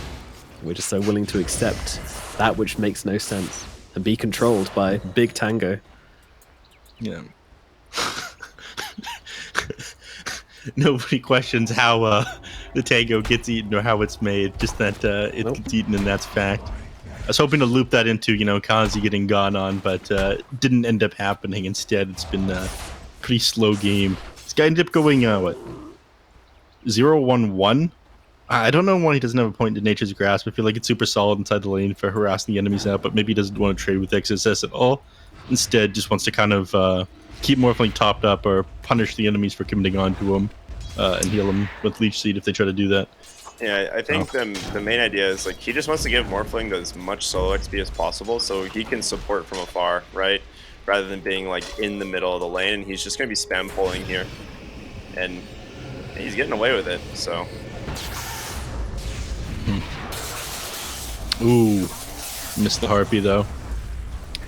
Got action behind the tier 1 tower in the mid lane though. They're going on to dust here by the looks of it. Storm Spirit getting melted down by Ori's level 6, and once again the Storm versus Leshrac matchup in the middle lane. It all comes down to who hits 6 first and who has more supports also in this case as well. Yeah. Beautiful wraparound from the Hoodwink. They did this earlier right around the 3-minute mark. Just to apply some pressure on over to the Storm Spirit, and yeah, just gets level 6 first on Ori, and they make the play officially. It's really smart. All right, now check this out. Look over under the Bane. The man has a smoke right now, and they also have a deep ward inside the enemy team's triangle, and it wasn't scouted out by this sentry ward here. So Storm Spirit, probably not wanting to go over to lane, is going to move over to the triangle, and at that point, the Bane is going to smoke up there with the Hoodwink and probably find a kill alongside the Leshrac on the Storm before he gets level 6. They get the Phoenix as well, but the Storm Spirit's going to be the important one once he moves up into the triangle. It's probably going to happen after he kills these 2 creeps mid.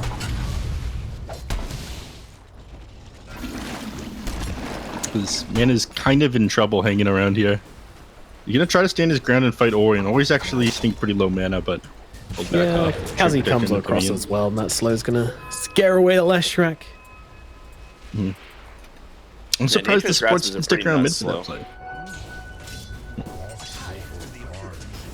Yeah, I'm surprised you didn't get that one at like his first couple levels. Instead, he got it at 3. Alright, this is also pretty sick. Warded up the camp for the Storm Spirit, forcing him to exist inside the lane where he can't really be either, so he's continuing to shut his game down. They got the D ward as well, so Mercy finally figuring that one out. Yep. Still slows down his farm though, and no camp there at 7 minutes. Look at this. He's like 1,000 net worth behind the... Well, that's a little bit of an exaggeration. He's 800 net worth behind the Leshrac here at only 7 minutes into the game. Or he's having a great start to this one. Yeah. They had a ward scouting the Lesh in the jungle, but their rotation is a little bit too slow. So Ori just going to go back to base, farm it up, and he'll be back into the mid lane in no time. He's also got stacks in his own jungle as well that were made by the Bane. Dire's middle tower is under attack. He'll be able to clear those pretty easily. Leshrac is amazing for that one. Hopefully nobody managed to invade and contest those. It's difficult for Pangolier to contest that until he hits level 6, so they're probably safe. He's got 3 points of Diabolic Edict, but he hasn't been able to pressure the tier 1 tower in the mid lane yet either. Ooh. Nice try, Phoenix, but might be regretting this one. That is not the rune he wanted him to get. Oh, dearie me. Storm, though, jumping in, looking for a bit of revenge on this, but won't really be able to make anything happen, unfortunately. It's such a weak support in the Treant to just kind of come in and try to react to these things. Until he has 6, he just doesn't offer anything. Yeah. I mean, you've got slows, but yeah. Mr. Steal your stacks. You've got slows, but again, Hasten is probably like best case scenario for the Leshrac. Yeah. Good scenario for Phoenix. Oh, looks like Bane walking through the wrong neighborhood there. Feeds a kill on over to Dust. Looks like that was his nightmare, huh, Ricky? Nice one. Thanks. Loving the enthusiasm there, guys. Yeah, great joke, bro. Really, great to be here. Laughed a lot of that one. Cool. Very nice, Nep. Very funny. Monet, though, plenty more stacks to go for Mr. Monet. Are we getting that gold? I'm not making the obvious joke. I'm not stooping that low. Right, that's levels only I would go to, of course. Absolutely. Now, where are we at right now for the Treant Protector? I mean, he's getting closer to his level 6. He's not, like you said, going to have a very big impact until then. Once he's got the tome, they'll probably try to make a couple of plays, but Dust is very obviously behind where he wants to be on a Storm Spirit in a game like this. You want to be close to that 5k net worth mark, and we were talking about this one in the draft. A lot of this is going to come down to him popping off in the mid lane. Right now, things don't look too good. Wants the mid lane. He really wants this solo XP, but the Storm's just not giving it to him because Dust doesn't want to make any moves at the moment. It's made a really awkward moment for the team. It's done out, but no rune. Rune will be top. Yep. And TZY is there to guard it. Yep. I just learned something very interesting. I don't believe that, but go on. Cinderbrew ignites off of Chip Vest. Yeah, it ignites off of any spell damage. Oh. It's considered spell damage. I didn't know that. It's just... It's not a spell. You know, it's like... That's the thing that's so weird. I very much agree with you. Like, I just, like, watched Brewmaster, like, ignite a wave, and I was like, how did this light on fire? And I'm just like, Chip Vest actually ignited all of the creeps, so it just saves him 100 mana per creep wave. Because it doesn't have to thunderclap it. Yeah, it's pretty good. And he does have the Spirit Vessel, which is exactly what I was talking about in the draft. Yeah, watch. Look at this. They hit them, and they just get ignited. What is He missed the range creep, though. Very cringe. Ooh. Is it There's the another only fun fact. passive in the game which isn't named something, Chip First? It's true. Oh, it just says passive there. Yeah, it's so weird. Everything else in the game has some like weird ass name. It's great. They're gonna ult for this, top right? lane. On top lane? Brewmaster? Well, unless he gets chain stunned, which it's looking like he's gonna be okay. Wow. A little bit of too defensive there on the side of Aster, holding those spells a little bit too long. They do manage to take the Phoenix, but Dust has a DD rune. Can jump the Bane here, and it's gonna be impossible for Ori to catch the stun, so a free kill for the Storm Spirit. The only thing he catches is these hands. Even the Bane had he was just trying to nightmare the guy, but Dust was just like, add him on the other side, add him on the other side, add him on the other side, add him on the other side. Yeah. Very cool hero, Storm Spirit. Anyhow, he actually baited himself there on the Brewmaster. He went to like he's trying to leave the Supernova and not get stunned up so he can get his ultimate off. The worst thing he could do is get close to that wall so the Fangolier was able to chain stun him there. he would have loved to just drop his primal split and like take that fight or get away with it, but like it was out of the frying pan into the fire or something like that. Is that how the saying goes? That is the saying. That's correct. You got it, bud. Nice. Never doubt yourself. Thanks. You're a queen. Thanks, Nomad. All right, let's play some neutral item. Hold the phone. Top lane. I got TZY. Pango just gonna die to a Brewmaster here in a moment. Or is he? There's no way out of this one. Yeah. Or is he? Oh, he is. Ori? Is he? Sorry. Yeah. That was just... I thought we weren't going that low. Stop dragging the quality down. All right, you know what is very surprising? The fact that we've got a Leshrac on the map, but that mid-tier 1 tower is still standing here at 13 minutes. That is due to Kazi here on the Tree and Protector, providing living armor to his tower, keeping this thing healed up. Impressive gameplay. What a guy. Yeah, you can just kind of just sit here for most of the remaining of this like mid game. Like keeping this mid tower alive is super important.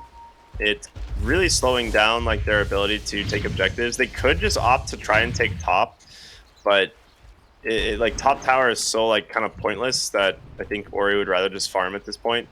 And they are staying ahead in net worth. Like they have a 2k lead, but ooh, big scan there. She sees them on the other side of the mid lane. Yeah, so they know exactly what they're up to. Brewmaster's going to come to this one regardless, and he doesn't have his ultimate. Bane going to be the target of this. He gets brought down very quickly. Indeed, the Supernova's out as well. Brewmaster, he needs to get off this ulti, but well, he doesn't actually have it. It's still on cooldown, so it's just going to be a sad death for XXS. Aster getting torn apart once again here, and the middle tower belongs to Magma as they race over towards Ori Overgrowth. here, but not sure about this one. Does get off the Overgrowth in the very last second of his life there, and that's going to allow them to kill off Ori. Meanwhile, the backline's Mercy does get taken down as well, so not quite the trade they're looking for at the end there. But overall, actually, I don't know, maybe you do take that. 2 supports for the Ori Leshrac. Oh, that's a huge win for Magma. You take like that is unbelievable.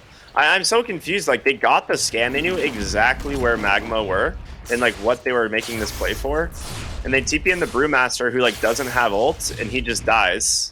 And like the other 2 heroes on his team are not there ready to back him up. Like Bane has to be sitting so far back and like respond with Fiend Script to stop the Pango or the Storm Spirit. It was just a very weird decision to like kind of fight for the mid tower. And then, you know, Lesh going for the rune. Kind of adding insult to injury. Kinda made a mistake there. He went far forward, yeah, into 3 heroes, ended up catching him out, but he had a 20 charge wand and a hood they didn't end up popping. Like just before it would have popped it, he got hit by Electric Vortex on Storm. So good timing by Storm, and kind of unfortunate there for the Leshrac. Overestimating how strong he was because he wasn't able to pop those 2 abilities. Two things there. That's a very dead tree on my screen. The damage from the TF Desolator, pretty damn severe. He is strength morphing Oh. I don't think they care. I think they've got so much anti-armor that they're just going to rip through him regardless. That's a TA Desolator effect onto a Morphling. Yep. The strength morph actually might have backfired because he had no armor. He went down to like -4. Damned if you do, damned if you don't. If only he had some sort of nature's protection, living armor, if you would. You're really about this spell, aren't you? I am. It is a wonderful spell. That is an incredibly fast Roshan, though. Yeah. As TA does. Well, and just like that, despite the tactical fumble in the mid lane a little while ago, they managed to find some kills. They get Roshan immediately after, and now they're up 3 king net worth. It's crazy how things turn around that fast. It really is, Neff. It really is. Now, the pressure will start to come out on the top side of the map. Meanwhile, Bane, he's good. He's not going to walk up that slope. Regen rune is available on the Storm if he wants to go for anything crazy. And it looks like he does. I mean, Monet is hit, but Dust doesn't seem to care. Pops a regen rune on the high ground. We'll be able to get the kill. The Super comes down, Vortex. His egg is just dead. Okay. That's unfortunate. Oh, I thought he canceled his auto for a second. Yeah. He did for a moment. Yeah, just the maneuver again. It's fine, okay? He's adding tension to the game. Yeah. Doing it for the fans. What a guy. Yeah. You're welcome, Twitch chat. And it was concerning to me. Always still hanging around the mid lane. He would love to be able to take this tower. The Train Protector is doing a decent job at protecting it. Oh, that's why they call him that. Makes sense now. Yeah. So Dust looking for the BKB. No surprises here. I mean, every Storm I've seen go for the Orchid now just falls off like a trap. Like it really does feel like this BKB build is just the thing to do. Oh, poor tree. Yeah, he's gonna get turned into a Sometimes lovely. you try to place a ward and you die for it, and then you also get your ward dewarded. Rolling Thunder onto the Bane here. They're going to be able to bring him down without too much trouble. BQ will fall eventually. Wait a minute. Eventually. Wait a minute. There you go. What a swash by TZY. Yeah, that was very good. Of course, I knew all that was going to happen, which is why I said he was going to fall. Spirit Vessel? He's out. Yeah. Didn't Spirit Vessel Cinder Broom there. I mean, it would have been tricky to get that off anyways. Maybe he's more concerned about saving these charges for guaranteed kills off onto the Morphling. Maybe they just want this tower instead of chasing too hard as well. This does give them a lot easier access to Magma side of the maps. The game gets a lot easier once this mid-tier one's down. They do manage to find it. I look at this game and I'm like trying to figure out the way back into it for the side of Magma, but it just doesn't feel like Morphling's that's unfortunate. Doesn't feel like Morphling's that super strong late game carry that it used to be after these E-Blade nerfs. So even if this ends up going ultra late, I'm not sure that this Morphling has the advantage of the TA Morph matchup. I mean, his Ags is like super late game. His Ags gets very, very strong though. That's like kind of the trade. Yeah, maybe I just haven't seen enough of it.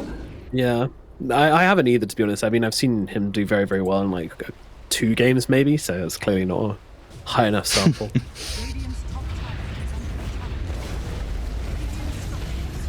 Oh, I did literally say, yeah, like 2 days ago that 2 was my minimum sample size. So, yep, get 100% win rate on late game Morphling. Very, very strong.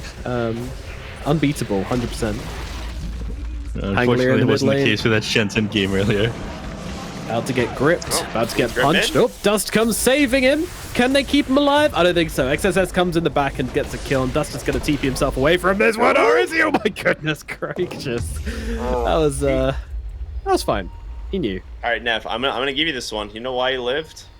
Because Brewmaster wasn't on fire, Panda? Because living armor. I am not joking. He literally hit him with living armor on the last auto attack from TA, and he lived with like 30 HP. It counts. That was a freebie. I should have taken that one. I gave you that one. I literally. Dude, I am such a hater. I'm such a hater. Instead of highlighting like the thing that Magma did right, I tried to highlight Aster doing something wrong. I need to change my attitude. Yeah, man. What is wrong with me? Yeah, it was a very clutch living armor. We don't really see like very rarely is the ability like not on cooldown, or is the ability like off cooldown. But smart play overall from Magma there. Yeah. I really like maxing this one out first at the moment, because then you have like 200% uptime on the ability. You're able to drop it onto 2 targets. Phoenix, but they catch Dust instead. That's a huge even better. He BKB as well, thinking he was gonna live. Yeah. I'm not crazy about this Phoenix build. He's just going straight refresher. We see this every so often inside the region. Yeah, we're talking about during the draft. They don't have an amazing way of getting on top of this egg and popping supernova, but I don't think it's good enough to go just straight refresher instead of other items. Eventually save your allies. I think you're wrong. Okay. Okay. Care to elaborate? He's host. Remember, that's one of the host privileges. Yep. Right. Just make points and leave the man in the ether. I guess you're right. You know, you know, you know. Stupid, Nev, stupid. One thing to talk about, XXS did finish up his Aghanim Scepter, so you now have the double Primal Split, Spirit Vessel. He's just going to drop that right at the beginning of the fight and go for the split immediately after. They do smoke up again here. 2 minutes till the next Roshan is going to respawn, but they're actually not finding anyone on the top half of the map here. It's going to be a I counter think smoke from Magma. I think the goal is just to establish control around the Roshan pit for the next couple of minutes, and then you probably want to go high ground after that. Templar Assassin has their 9-second BKB completed. Like, this is an ideal time. You can just complete item set on the Brewmaster as well, like you mentioned. This is an ideal timing for them. It just kind of sucks that they don't have ages to work with the moment that they complete these item timings. They'll still very easily be able to win these team fights, though. There's your initiations. They find Bane. Chrono Split does come off, though. See if they can take down TZY during the Rolling Thunder. Monet doing a ton of damage. Kazi will finally get that overgrowth off. Dispel? Doesn't end up dropping it. Egg gets dropped as well. Question is, do they decide to back? They will. Fiend's Grip is available, and they've caught the Pangolier. Oh, it ends up getting woken by the Panda. TZY goes for the roll-up. We'll finish it off. So a 2-for-1, the buyback on the Bane. Mm-hmm. Wait, honestly, we're looking for the not storm. bad. I mean, if you get a sick bushwhack, he got the sick bushwhack, and he's coming in. Oh, the just had BKB timing the whole time. Oof. All right, that was close. Yeah, he just saw the creeps getting like attacked, so like he knew Storm was there. So just a blind bushwhack up on the high ground, hoping it's gonna snare, and it did. I thought the Storm would die for sure there, but yeah, BKB immediately after that one shot where we're walking towards him, so managed to escape that one with his life. Almost clutched out play there, though. He deserved it. All right, Mercy's getting closer to this this refresher orb. The question is if it's going to be a long Roshan respawn, and then will this Phoenix be able to have the refresher orb for this Roche fight? We'll find It that. is pretty good. Answer this question in 5 seconds. Well, Trainer Protector once again chopped. It is a 10-second Roche respawn. All right, literally saw this last game. Very cool. Obviously, Templar Assassin will be able to scout that with the trap in the pit. Mercy, bottom lane. They do get this scan on the Phoenix. They just don't know if anything else is there. We'll drop the trap for the moment. He's going for the TP. All right, guys, peace. I'm out. Yeah, just run off the map. That they laugh. Love it. Absolutely love it. You guys can't just walk off the map. Not all heroes are created equal. Nope. That is very true in Dota. I was a Broodmother player like I'm old now, like 7 years ago, something like that, 8 years ago, where you could just walk off the map when you had webs. Disgusting. There's just no counter to it. Yeah, I had like a 90% win rate with it. It was super sick. Cool. Smoke up immediately. They could, want, I guess, find a pick off here and then go right into Roche, and that's like a big play for them. They do see TZY under the ward. That's a great hero to start this one on. And they will find him immediate Fiend script from the Bane. No hesitation. He's gonna buy back. He knows Roche is up. He has no choice. I mean, even if you buy back, I'm not sure you're going to be able to win this team fight. How close are we to that refresher orb? No, there's no grip, you know. Magma, they're believers. Let's see how it goes. Okay. That's the kind of ace in the hole here for Aster. If you manage to get like the initial split, throw the Morphling into the air or something, it's really good. But a 9k gold lead here for Aster now. I don't think they really care all that much. They're very content just like continuing to farm. Yeah, Monet has level 20 as well. You have the Meld Dispel now, so you can just take the overgrowth off yourself. Cool stuff. So he doesn't even have to be worried about when he commits the BKB in the middle of these team fights, as long as he doesn't just waste his refraction. His Meld. It's only a 5-second cooldown on this ability anyways. So actually controlling up this TA is going to be a huge issue for the side of Magma. So I feel like they've got reason to feel super confident around this pit. Smoke up. Magma are looking for the engagement here. They want to be the aggressors. Still no grip for another 50 seconds, which means the Pangolier will be free to do what he wants in this fight as Dust jumps in, immediately looking over towards Ori. Can they take him down? The Nightmare comes through. Ori's going to yield himself up, trying to survive through this fight. Do they have the damage? Yes, they do. The goat is dead. 75 seconds without a Leshrac. This could be a real opportunity for Roche here for Magma. He's got no buyback.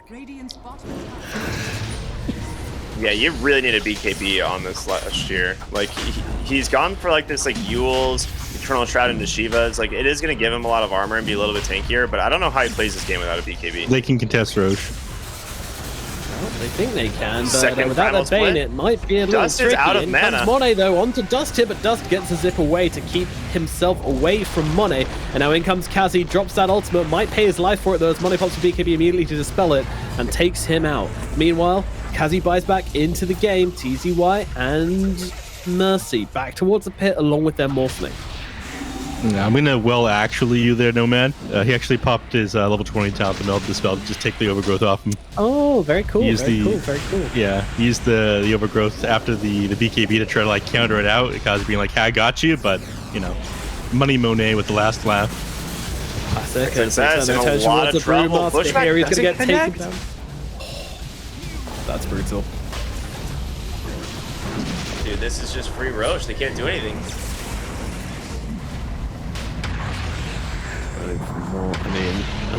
Okay, interesting refresher egg there, but we'll let that one slide.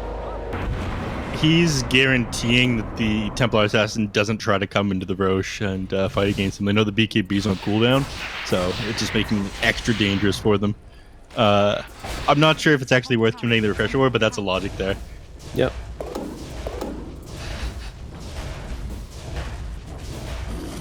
Well, I just was explain who am I to interpret their actions.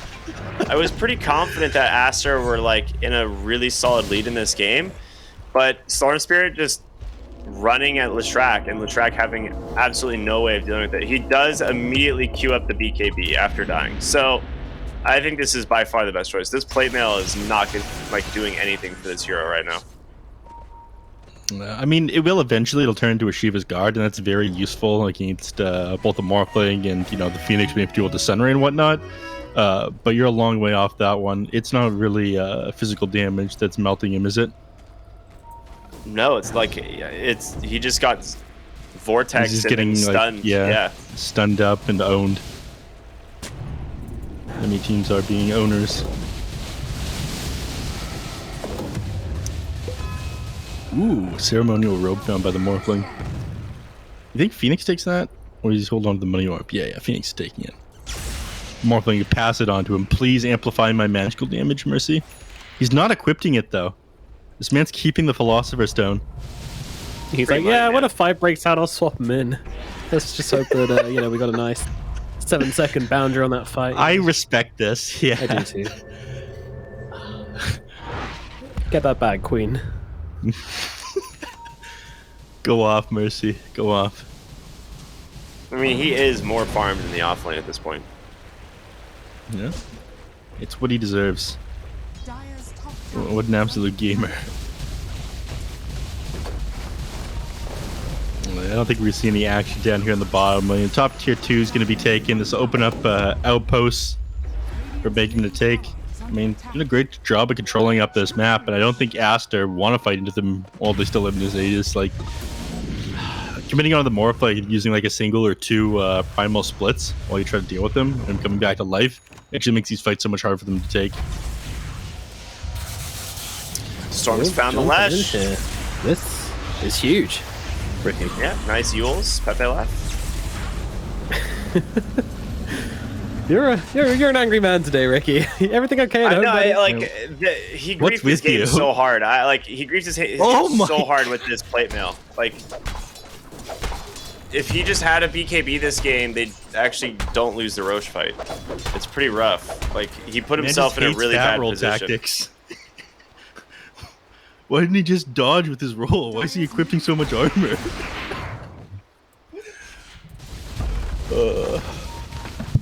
Look, man wanted to tank up. He wanted to be like in front of the enemies, but that's why we thought that the Leshrac pick was a little bit bizarre, because we don't have somebody behind you to offer like a save. The enemies just blow you up. That's exactly what's happening this game. Yep. If you don't get the item to save yourself like a BKB, it's even harder. Yeah, he's just fine. He can reassemble this whenever he needs. Master. All right. Has the end this now Being just ripped delivered. Dude, they're just getting ran over in their base. Monet is dead as well. This is crazy.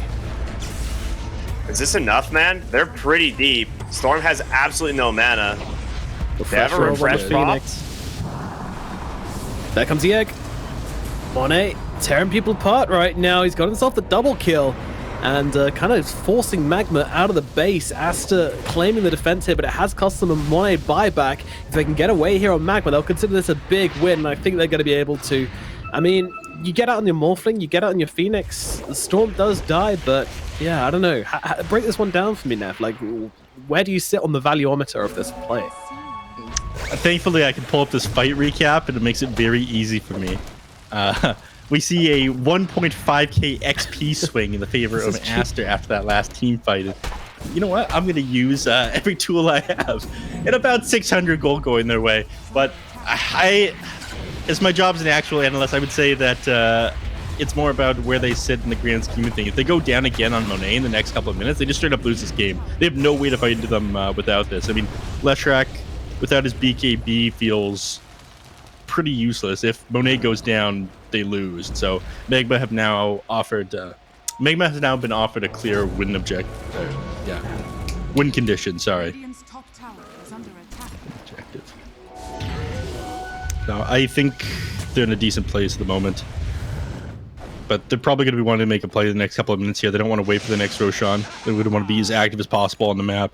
Mostly for some reason farming up a butterfly right now. I don't feel like he needs it super badly, but the evasion is pretty good because TA isn't going to be able to build an MKB in the next couple of minutes herself. This isn't what I was expecting, though. Expecting this to be a pretty easy game for the side of Aster, but it really feels like this Leshrac is not having a huge impact. Maybe that's what got Ricky so angry.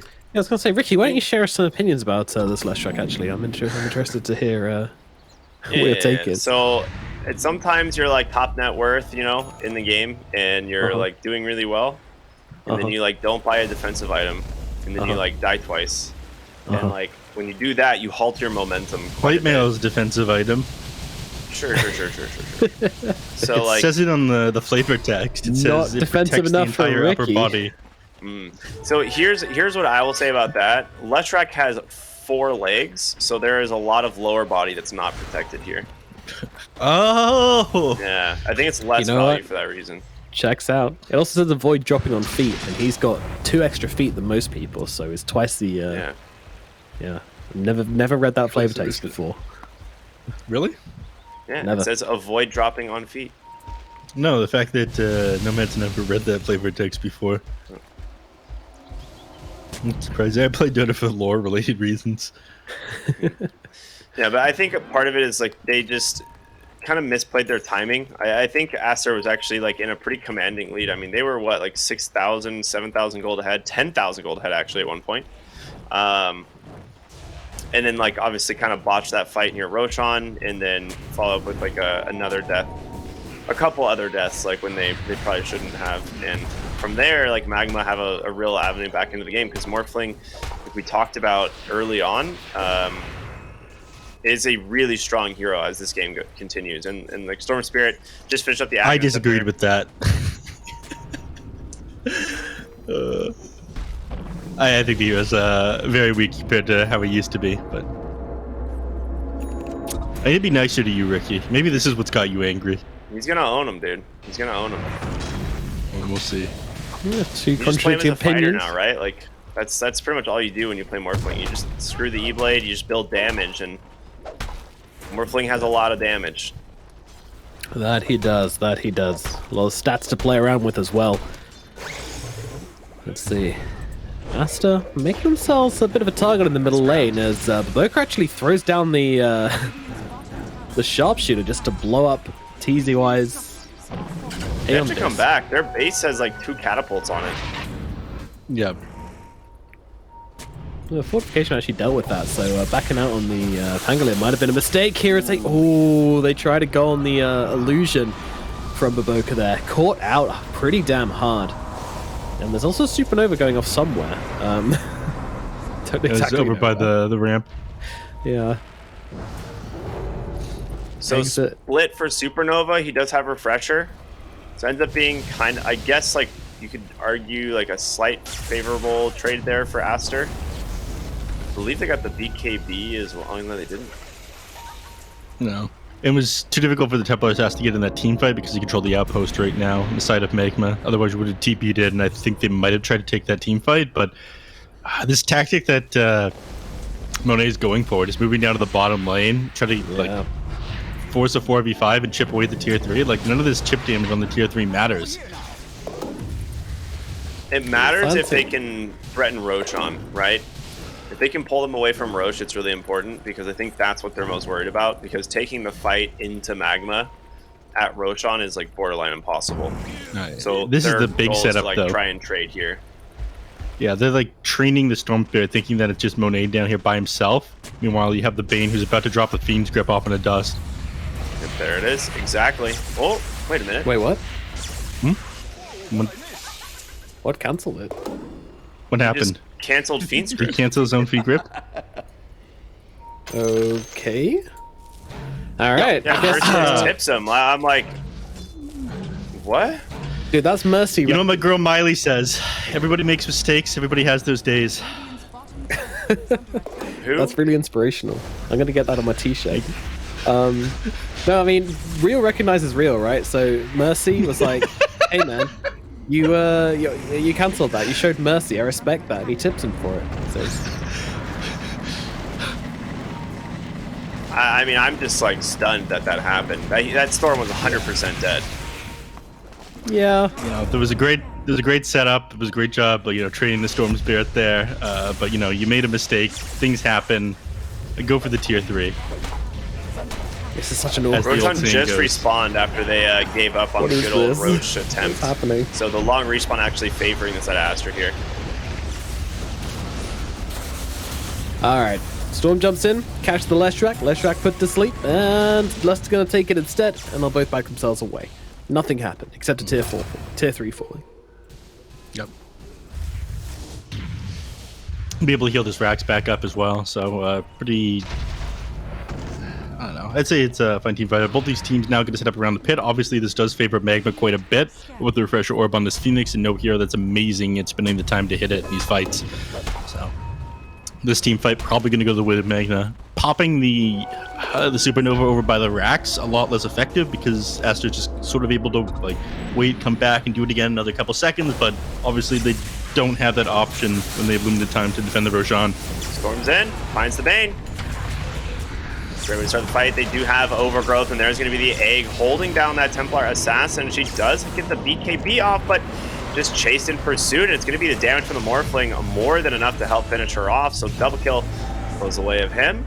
Going to buy back on both and try and get themselves back in this fight. Mercy does have that refresher plus a second egg to work with. The Pangolier held down TZY, swashbuckles away, but still ends up losing his life in the process. Mercy now the next target in the sights here as XXS continuing the chase. He's going to go ahead and pop that refresher dive instead.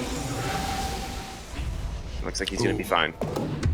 Nobody wants to let this fight go. No one wants to let this Roche go. Both teams know how important this is. It's 40 minutes in, and they are fighting tooth and nail for this Roshan. And stuns out onto the Storm Spirit here. He's losing his life pretty quickly. Will zip himself away. Sharpshooter's going to fly through, but not really hit. XXS is on the back line, though. He's looking for Mercy. Mercy, he's going to have to pop down the Supernova here, and I don't think they're going to be able to destroy this one, so they'll have to back themselves off for now onto Aster. Does he have another Supernova? The answer is no. His Refresher Orb, his ultimate, they're both on cooldowns. They are lacking in those ultimates. Meanwhile, the split is about to run out as well. I mean, they won't have that one in their arsenal either. It is a very, very interesting game now. They played the team fight super well in Aster, baiting Magma all the way back to their shrine where they're able to buy back in the game, come back to the team fight, and not have to worry about, committing to an objective while the Supernova goes off. Team fight gets back up again, though. Yeah, Bushwhack onto the Dust, oh my god, what a setup. So much damage. Monet, BKB blinked up to the high ground. He's safe. Can they actually bring down Storm? Oh my gosh, God. they do. 2-hero Bushwhack into a 2-hero Split Earth. He will buy back though, so Storm is ready to come back into this fight. They know that this next Roshan probably wins the game. Pango held in place. Dust 2-hero Vortex. Does he have to follow up damage? He doesn't have Electric Rave yet. Oh boy. Oh boy. That is going to be a free Playbeam's become a Roshan Lotus for- Orb. Yeah. Look at how I'm really corrupt. glad he did not go Shivas, man. But the amount of damage which Ori output there when he got the ability to do so, like, I think that was the Edict talent plus the Supernova, the Pulse Nova just going off at the same time. It just absolutely melted them. Like, those heroes turned to butter underneath them, and then they just ripped through the team fight. And yeah, I think it's a really, really hard game now for Magma. Now that Aster have taken this advantage, it's going to be really hard for them to fight it back. I have to say, I'm disappointed that the Morphling didn't have buyback for that fight. You know, they needed everyone they could get, every buyback they could possibly get. They needed in that fight. So yeah, very, very disappointing not to have the Morphling come back into that one. Might cost them the game in the end, unfortunately, as they jump forward here looking for the Phoenix. He's going to get taken down under his own tier 4s. There is no mercy from the side of Aster as they now march up the high ground looking for the tier 4s and looking to kind of put a close onto this game. They can take this in 6 seconds with Morphling back up. You've got Refresher and Supernova available as well, so absolutely going to try to fight into this in just a couple seconds here. Oh, Storm caught a Yules. Forced to BKB. Yeah, where's the Phoenix? He's not coming back into this. I would like to point out that this like hold power dive in like the fight in Roshan was literally set up by a Helm of the Dominator Harpy Scout, which for some reason is still in the game. Yeah. We'll allow it. Phoenix is back. Phoenix coming back in. Pangler is back in 3 as well. They've lost 2 Raxes first. Yep. Yes, they have. Young Neff. This is rough, man.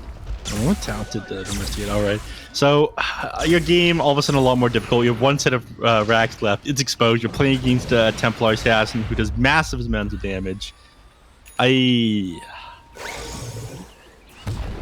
avenue back in this game is long since expired as well. Actually, no, it's still here, but it's going to be very difficult. You've got 4 minutes left on the Templar assassin buyback.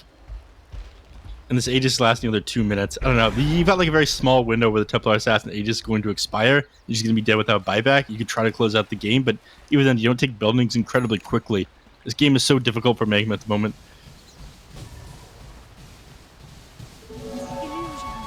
And they're not even confident enough to go outside their base right now. Not that they really can be. But we're now at the stage in the game where it's not about them making the correct play. It's about hoping that Aster makes a mistake as they're trying to break high ground here. And team as experienced as Aster, that's very unlikely. You also have Wind Waker on Lash. Like this item is very strong in this game. Yeah, I mean, did he just build this for the sake of building it and upgrading his Yules? Yep. I feel like there's nothing like super amazing that Wind Waker counters out. Like maybe one of his allies getting like chain stunned up by the Pangolier. It helps them. Yeah, well, it also allows potentially him to as well. Like if Pango goes on him, he like can just move himself during his own Yules. Yeah, while these Yules. I like that a lot. Also, Supernova as well. Just get yourself out of the range. But XXS gonna start things off with the split. Just run in his handlings. He's fine. He's got the eggs. It doesn't really matter. Oh, this just died so fast. Yep. Now he's just a panda. Just a little red Lord. panda. Jump in, split again. By the way, he can do this 6 times if he wants. He's got a refresher orb and a refresher shard, but meanwhile, the fight's breaking out of the front lines here as Dusk trying to find his way to some supports, but they're just not making themselves viable targets right now. Ori taking some heavy hits as the Morphic runs him down to the front lines. Ori needs some help. Is he going to get it? The cheese comes off cooldown, and he's going to get a little bit of help back. They turn on Morphling. What are you doing? Morphling gets caught out, and now he's going to have to buy back into this fight as Dusk comes charging on through there, but they've lost DZY as well. Dusk trying to play around this one, but those silencing traps just so annoying for him. And they'll take the last lane of barracks here. That's going to be mega creeps. If they want to come into this game, it's going to be very, very hard. And now the Morphling caught just on the edge of that stun. Dusk trying to make something happen, trying to save his Morphling, but it's just not going to happen. Bai Yi is dead, and it looks like the Storm Spirit is going to follow as well. And there's your GGs coming out. Aster take game number 1 of Team Magma in 46 minutes. Not the cleanest win, but they'll take it. 36k now with advantage by the end. If you look at the end game stats, it looks like a bit of a stomp, but way more back and forth than I thought it would be. I mean, Magma definitely showing off their strength. They put Aster's backs against the wall a couple of times. It never really felt like they were able to threaten high ground, but they definitely performed better this game than they had some of these previous DPC games. Dude, I'm so confused. I saw the Morphling at the end of that fight get feared, and I have no idea what feared him. Cinder Brew applying fear is the level 25 talent to Brewmaster. Is that what it was? Okay. Yeah. I was trying to figure out, I was like, there's nothing that provides fear here. What in the world was it? Yeah, because I don't think he was expecting that. It completely caught him off guard. Yeah, and that one's pretty wild. The fear, you can't get it. Even, it like applies a silence to you as well. Fear is super weird. Mm-hmm. Yep. Strange game all around, really, to be honest. Like this was an absolute battle from both of these teams here. Magma putting up a really good showing there, especially Dust, Ricky, you told us to look out for him, and he was definitely providing a lot on this Storm Spirit, jumping the backlines, finding the target. The Morphling, though, could never really become a factor in this game, honestly. Like, he kind of struggled to get off his damage.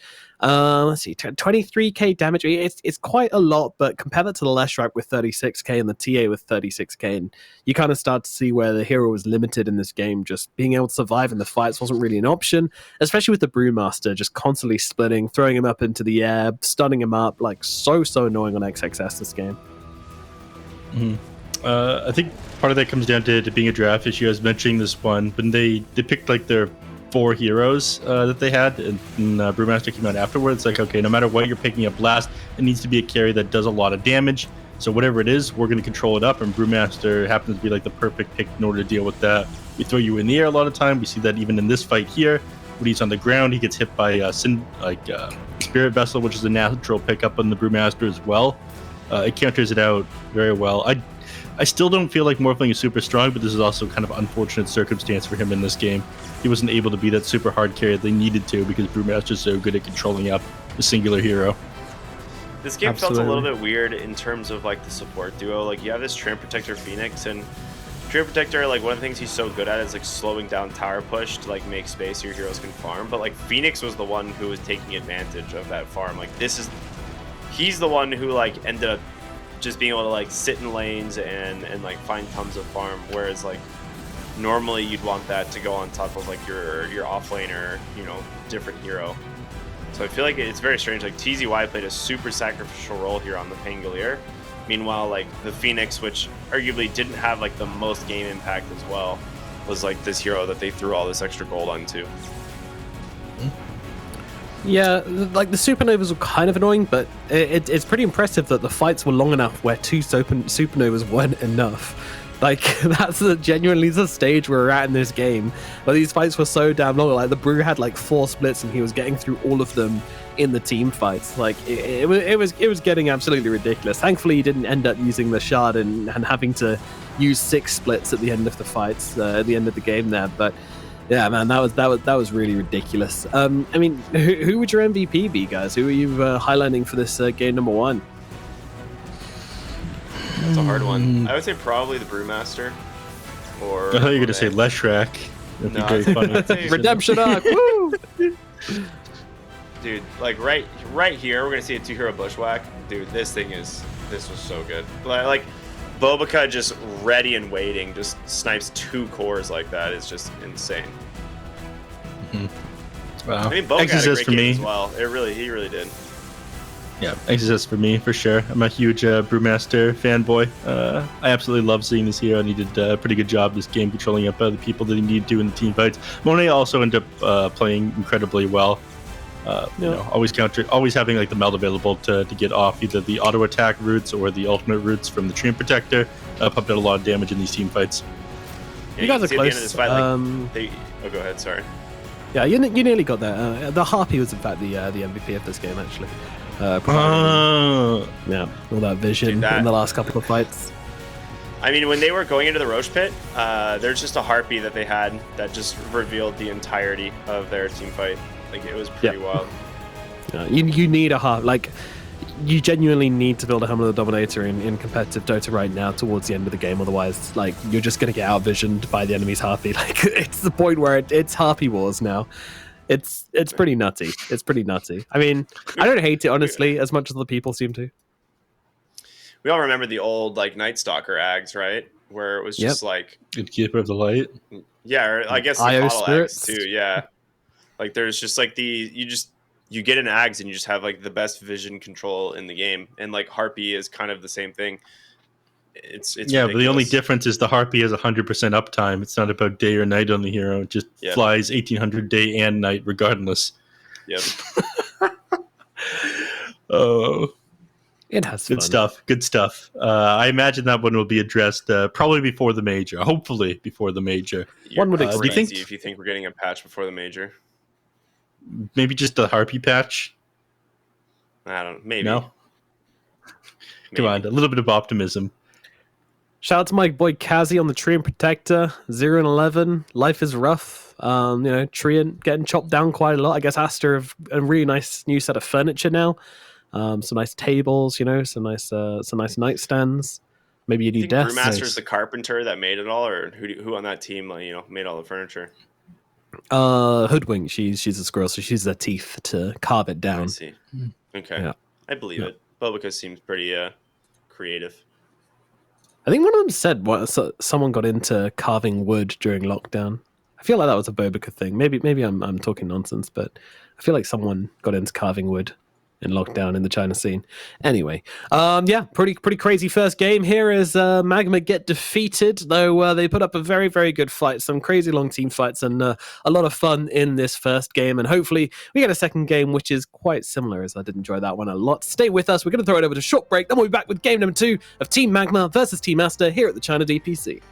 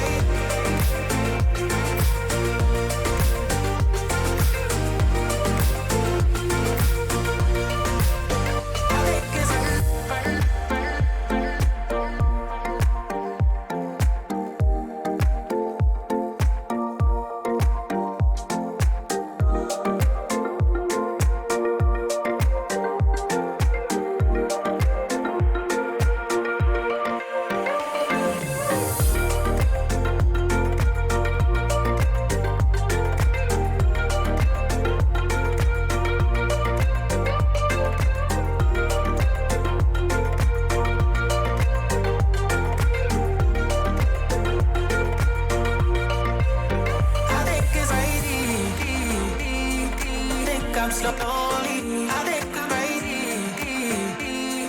Well, I think it's crazy. Think I'm slowly, I think I'm crazy.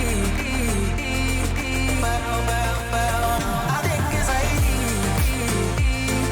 Think I'm slowly, I think I'm crazy. Well, I think it's crazy. Think I'm slowly, I think I'm crazy. Well, I think it's crazy.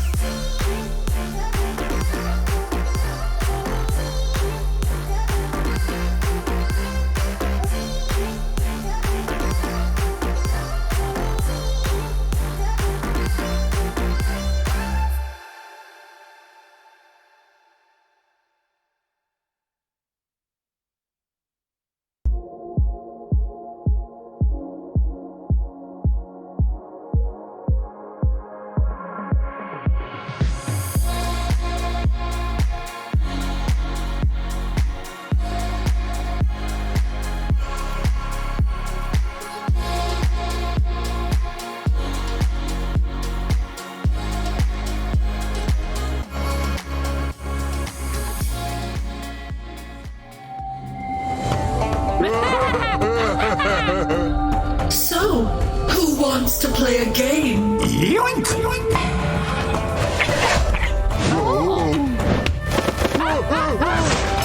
And again!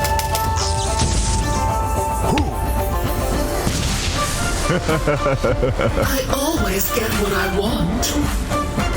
In the bag.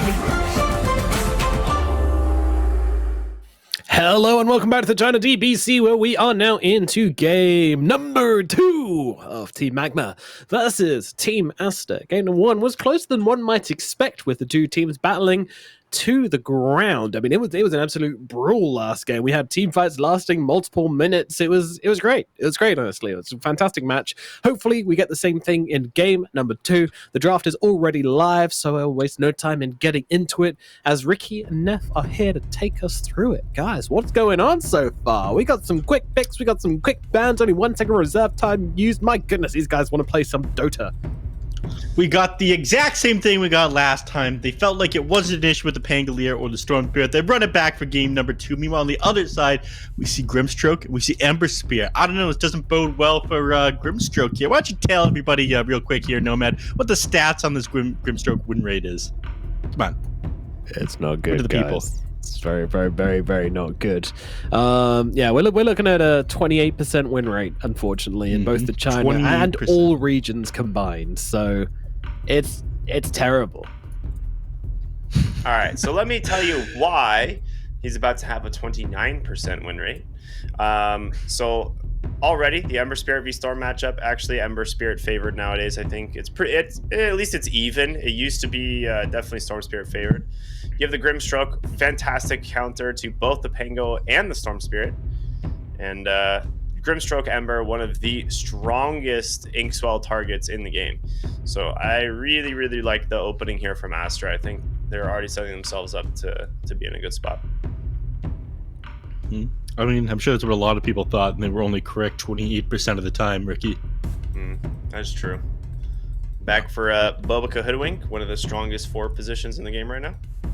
Yeah, and that's surprising. They actually respect Phoenix so much after Mercy's performance on the previous game that they banned it out here.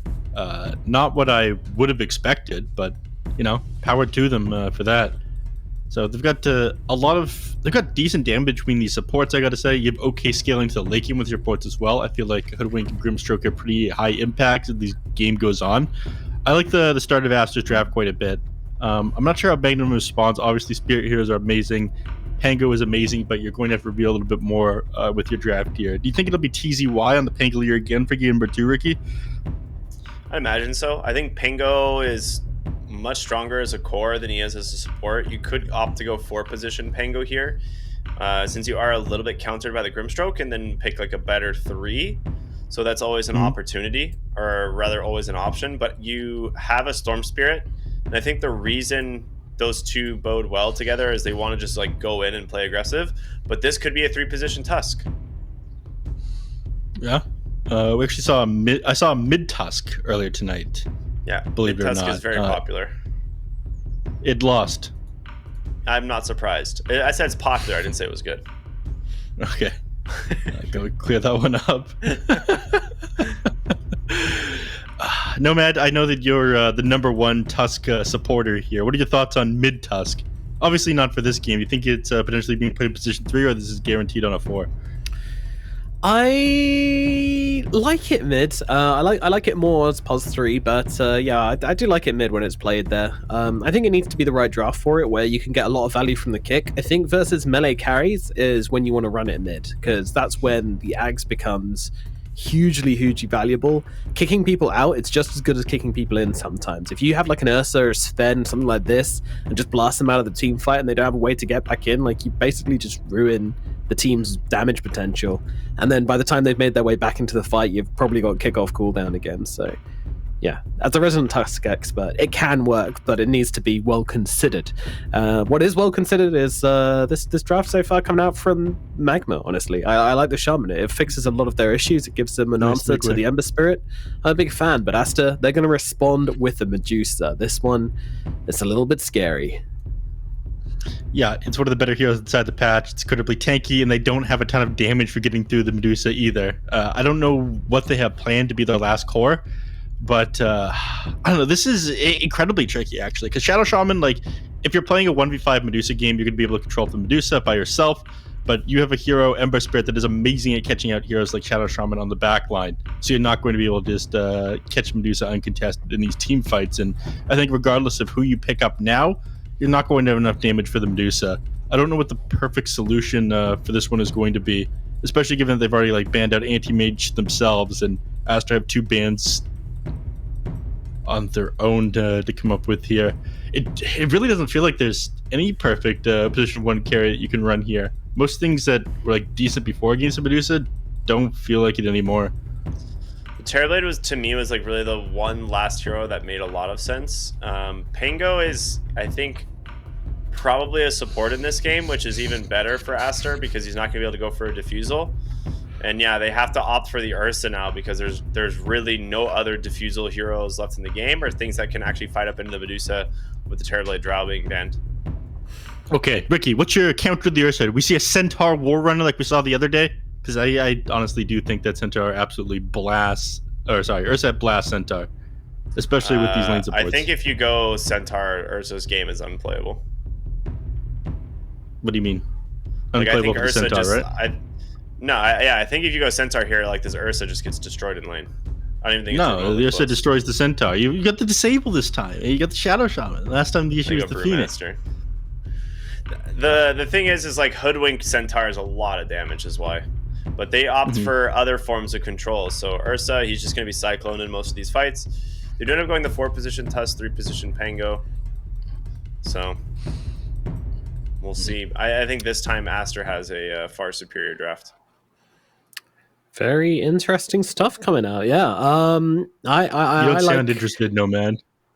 Yeah, well, I mean, Brewmaster is just so boring. I don't know. Like, even when we haven't seen Brewmaster for ages, you see him one game, you're like, oh boy, Brewmaster's back. And then you see him play it again, you're like, oh yeah, this hero just kind of, exists. He's also super frustrating to play against as well. Hero's so much fun to play. There's so much you can do with it. Yeah, I know, but he's just annoying. He's just an annoying dude. He gets his ags and he just doesn't die anymore. He gets to get out of jail free cards. So very, very, very annoying. But anyway, this is looking like it's going to be a pretty Aster favored game, I would say. I mean, this Medusa has an insanely high win rate for good reason as well. It seems like they've gotten loads of really comfortable heroes for them and really strong heroes in the meta. Magma, they do have some nice ideas, but not really enough for them to swing me in their favor. Do you guys have any... What do you like about Magma's draft? Do you want to take that Don't talk up all at once, guys. Go ahead, Ricky. Be my guest. In general, Storm Spirit is still pretty solid in this game. They don't have like the instant disable from the Fiend's Grip that we saw last time, so he can definitely still jump the back line. Getting onto like the Hoodwink and the Grimstroke should be pretty easy for him. So I think a lot of this game is once again gonna be on Dust. Like he has to actually ball out on this mid lane Storm. All right. What I like about Magma's draft, I like Shadow Shaman. I like how we can click shackles on them and hold them in place. Unless the Medusa gets Axe Shard. Then he can't shackle the Medusa anymore. That's true. Then his plan is foiled and his day is ruined, and he probably loses the game. All for the low cost of 5,300 gold. Yeah. It's really funny playing Medusa into the Shaman because basically even... Like typically in the past, like your like guaranteed like long duration shackle comes when you like get a BKB eventually on this hero, but then she just presses Stone Gaze and stares at you, and you're like, oh wait a minute. Yeah, it makes things hard. I don't know, man. I've been playing a lot of Shadow Shaman recently as well. I feel like if it's your job in Shadow Shaman to control the Medusa, your team needs to deal with everybody else, and I don't even see that happening here. I think. Ori is probably going to pop off on the Ember Spirit and do a decent job of controlling everybody up. But it is winnable for Magma. I mean, they have a lot of early game aggression with their lineup. They have ways of taking towers. They have ways of jumping the back line. But against a team like Aster, it's difficult to just like win every single lane, which I think that you need to do here. If the game becomes even, and you start taking like late game team fights, Aster is just going to stomp. Maybe they win every lane. Things go well for them. They've got the heroes to win or potentially win every lane. Like Tusk Pango is incredibly scary. Shadow Shaman Ursa is also pretty scary, especially when you're playing like Brewmaster as a melee hero. We'll see. All right, should be fun. I'm gonna keep my eyes on this mid lane because I'm curious to see how well Ori does against us. Like the new Ember Spirits like Flame Guard basically doesn't get popped level 1 by Static Remnant anymore, as well as a handful of other spells. that used to like hard counter the Ember. But nowadays it's a little bit easier. We'll probably see him still max out Sleight of Fist. I think that's been pretty much the standard build on the Ember Spirits these days. As for top lane, like you were saying, the Brewmaster into Ursa. Should be okay for the Ursa, but I think the more levels you get a Cinderbrew, the more difficult this becomes, because like they just have such an easy time just like poking the Ursa. We'll see. When you have an AoE disable like Bushwhack, as long as you hold the Bushwhack for the shackles coming out from Shadow Shaman, they're not going to have the great ability running at you. But again, I feel like as long as Ursa keeps his HP fairly high, he can stop any melee safe laners he plays against. Yes, it didn't happen last time when he played against Centaur, but I think that was just a one-off.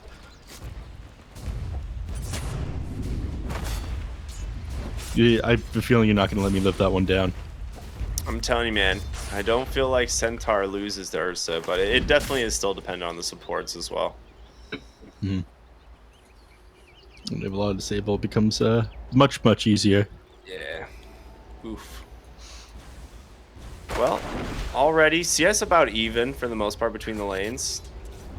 Yeah, Stormtheer will get an advantage eventually. What we're seeing in this game is over in the mid lane, he actually doesn't have his camp warded. So he stacks this one up for himself. He clears this when the wave pushes into the enemy's tier 1, and gets himself like a CS and gold advantage over the Ember Spirit. Really need to be disciplined about like trying to get a ward over to the Storm Spirit's small camp when you're able to. He clears it out way too fast. All right, what lane is First Blood coming from? The hard-hitting questions, huh? Yeah, that's what I want to know.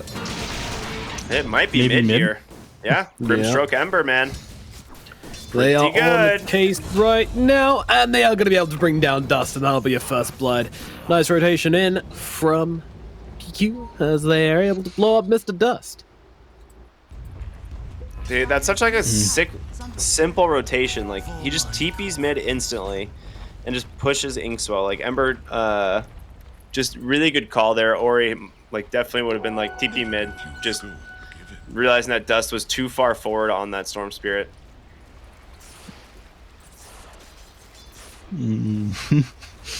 Unfortunate. Yeah, incredibly low movement speed as well. So once he was that far up, he was basically just dead with no way to get away. So nice punish there coming up from the side of Aster. Makes one player fall further behind and kind of ruins any advantage that he has from clearing out these smoke camps and whatnot. Ooh, top lane. Alright, they don't actually commit Undakazi here. Yeah, absolutely nothing. Is that what you wanted to hear, Nomad? Yep, thank you. Looks like maybe a counter gank mid. Nah, Mercy not gonna be able to get his hands on Ori here. They are playing for the 4-minute Tusk is rune, rotating but in. Well, 2 Tusk hasn't leveled his taken all a that second much ability about this Tusk here. Interesting. No, not the Flame Guard up. He's got 3 points in this one, so unfortunately just through a Flame Guard, he's not able to cap the distance. Mercy's going to be just fine. But yeah, with 3 points in the Flame Guard, they don't really have the magic damage to get through that, so they wouldn't be able to finish off Ori there. With the Tusk showing up. Dust potentially in a little bit of trouble. Acorn Shot and Bushwhack are both up. Flame Guard in 5 seconds. Dust is dead. Mercy might be in similar trouble. He does finally level up the Snowball here. Is it going to be enough to save him, though? He's actually just choosing to back himself away and not use his spells, so playing it nice and safe. No chance of a turnaround there, really. They don't have the damage. Nope. Ori's basically a lot of act for level 10, or for level 6, level 10, Jesus. Yeah, man is having an incredibly good game. I was looking at his stick. His stick was at 10 charges, is why. That's where the 10 came from. Yeah. So carried the 10 over from the stick. It's the level he's playing for. Honestly, amateurish stuff. I should know what you're talking about. Oh, Mercy ends up going down. Dude. What? I didn't even see that. Wow. Stroke of fate from downtown. Alrighty. End up and hit with his stroke of fate as well. No, that'll do enough to finish him off. Getting close to the 6-minute mark. We'll probably see another brawl towards the mid lane. Once we get there. They're wrapping around right now onto Dust. Ember Spirit does have his level 6 as well, and Dust doesn't have his 5. You were talking about this one last game, Ricky. Nice snowball save, though. Dodges Bushwhack. Dust. He's about to get 6. He'll get it if they take down the Grimstroke. Run! He's out. Wow, what a turnaround there. Just fighting for the level 6. They had to get the kill, to get the XP, to get the escape, and to turn that one around. Now, Ori, he got a double damage rune, but he's not going to go for Mercy under the tower. That feels a little bit too much, even for this madman, so he'll just keep that in the bottle for the time being. Surprise someone with it later on, perhaps. Yeah, Dota 2 is all about butterflies, butterfly effect, right, No Man? Yeah. Great job of summing that one up. Thank you. Up at the top lane, Storm Spirit's gonna TP here, and still level 5 on XSS. Kazi comes in for the gank, but it turns around he is the one, in fact, being ganked. Oh, look at that bushwhack as well. 3 heroes tied to 1 tree. Over at that one. This Ursa is super dead. Maybe this guy's he's horny. I'll say that. He really wanted that kill, and they are gonna get it. Was it worth it, guys? Not There's no way. He's got Urn. He's just gonna get chased down. He's a little bit dead. Wait. Boca. Okay, yeah, he got him. He's a 6 now. Is he gonna ult for this one just to dive underneath the tower? He might not even have to. Yeah. Yeah. Oh my god! Look at him! Look at him switching between the various forms. The drunken brawler goes to fire for the damage, then goes to earth for the earth to tank up. Yeah. Wow. Yeah. Gamer with a capital G. Maximizing the potential of the Brewmaster hero here. Right. Meanwhile, Ori is farming up. He's at 3.4k net worth. Storm Spirit's 600 net worth behind him, and the tier 1 tower in the mid lane has already almost gone down here at 7 minutes into the game. Gold over corrosion. Yep. They're gonna try to punish him here. They're TPing in on. He's gonna get who gets the tower? Who gets the tower? Ah, he gets it. Okay, nicely done. Snowball fort though. They want to try and catch our PQ here on the Grimstroke. The roll coming through. The damage is there, and they will. He's be able trapped. To get that He's kill. trapped inside the creep camp. The creep's body blocked him. Oh no, that's not very nice. If he dies to this, he's gonna die to it. Is he? Oh, Here's a remnant. Remnant Oh my away. god. He looks Fairy like fire? he might just- No, he's dead. Oh my god. Trade by the creeps. Jesus, that's just rude. Yeah, there's like the old Warcraft 3 thing where you surround the enemy hero when they're trying to escape with like all your foot soldiers. You're just trapped in between a bunch of them. Good lord. Elsewhere on Big the map. death for Ori for sure. Yep. But they're still very farmed on all of their cores. And that is so unfortunate. This Fire Remnant could have been like a slightly different place and he wouldn't have gone down there. That is so rough for Ori. He's having a great game prior to dying like that. Bottom lane. Nope, they're looking for the Aster here. Bai might be in some trouble, and he certainly is. Boca takes him out with the sharpshooter. Snowball out from Mercy here as they're looking for a bit of revenge. They're going to go on to PQ once again here. They want this Grimstroke. I'm not sure they're able to finish him off here, though. The jump comes through from Dust, and he will get the kill. Mercy is going to die at the same time, though, and I'm not sure Dust is getting out. It's out of mana, out of health, out of life. He's gone too. Not a worthwhile trade at all from Magma there. They don't save the Aster, and in fact, they get their mid laner killed as well.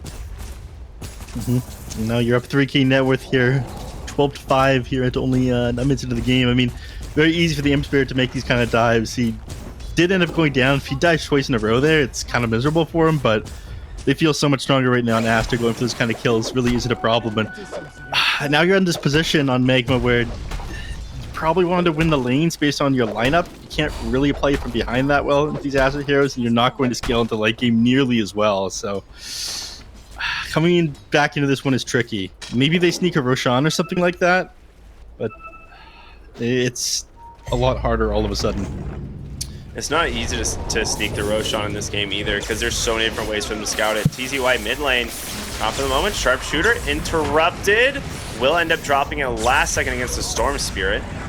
TZY able to get the Rolling Thunder off, so he's going to be okay. Or he can just slight. Yeah, that's exactly what he's going to do.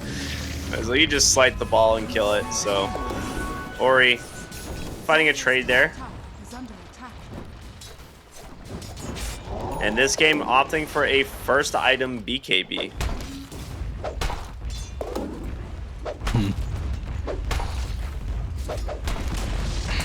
Yeah. I mean, this isn't surprising. So you're talking, on Ori. It's a spirit meta. This is a little bit more surprising. Yeah, I mean, this is kind of the normal thing for spirits. It's a little bit unusual for Ember Spirit to get that, but it still happens pretty often. But Stone Spirit goes like double or triple null into BKB, and Ember Spirit usually goes either like straight BKB after like Boots Orb or Corrosion, or maybe he'll get a Maelstrom first. But he's got a Medusa to pump out the damage this game, right? He just needs to be able to jump the backline and kill Kazi. They just want to fight, right? Like, that's it. Like, they only just want to fight right now. They have the Aghanim Scepter coming out on the Brewmaster in about 1,300 gold. Once they have that, it's just going to be nonstop 4-hero aggression while the Medusa farms. And I think when you start doing that, Magma will just start falling so far behind. Exorcist down here by himself. I mean, Tower's full HP for now. Yeah, they've definitely got enough chain stun for him. 2 points in a hex, point into shackles, and then Walrus Punch. They could kill him here. They're going to try to kill him here. He's got ult just now. Ooh, Deja Vu here. Pinned against the wall with a Pango. Oh, he gets it off. My gosh, He literally gets 20 it HP. off. Unbelievable. And now in comes the Grimstroke, ready for the cleanup crew. They want to take down TZY. I mean, they kind of need to take him down, otherwise Access will die regardless, but they have the damage to do so. They get the kill. The tower did take a beating in the meanwhile, but that Brewmaster surviving some way, somehow he makes it out. That is absurd. Dust, though, he's looking for it. He wants to try and find the kill here. And look at the Brewmaster. He knows. He's hiding in the trees, and they won't be able to find him. Man, that was an illegal split. That man should have died there. He's at like, what, 15 HP or something like that once it finally got off. A little more auto attack, a little bit more damage. That's like a damage variance thing for sure. Definitely. That 28% win rate Grimstroke, guys. Coming in huge. It was. I mean, it was. Like, he was able to hold the Glowing Thunder in place for just another second and a half. And it was just enough to get the Primal Split off, so. Huge play. Success getting gone on by Mercy down here in the bottom lane. I mean, he doesn't have split this time, and he's going to pay for this one with his life. At the same time, they end up losing Shadow Shaman over by the Ancient Camp. Medusa's just farming their triangle. I mean, what are they going to do about it? Nothing. She has Manta, Treads on her way to the Scotty. Yeah, Mone's chilling.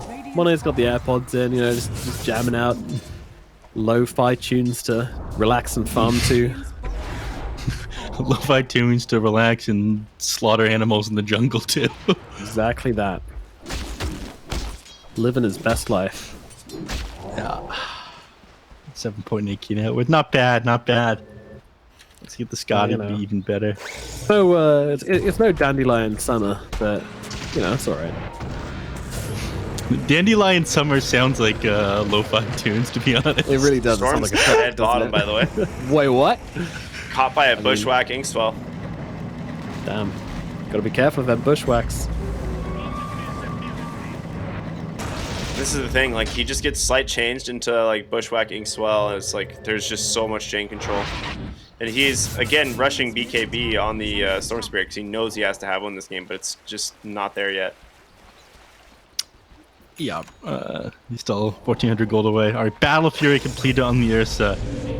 His farming adventure begins now, if he doesn't die.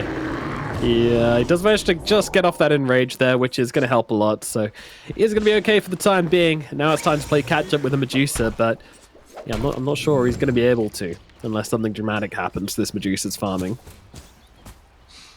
Like they got no way to stop this though. Again, their win condition was like winning like at least 2 of these lanes and being able to consistently run at Aster. Now they're missing a mid tower. Eris is getting chased out of his triangle. They found Dust again. Oh, no.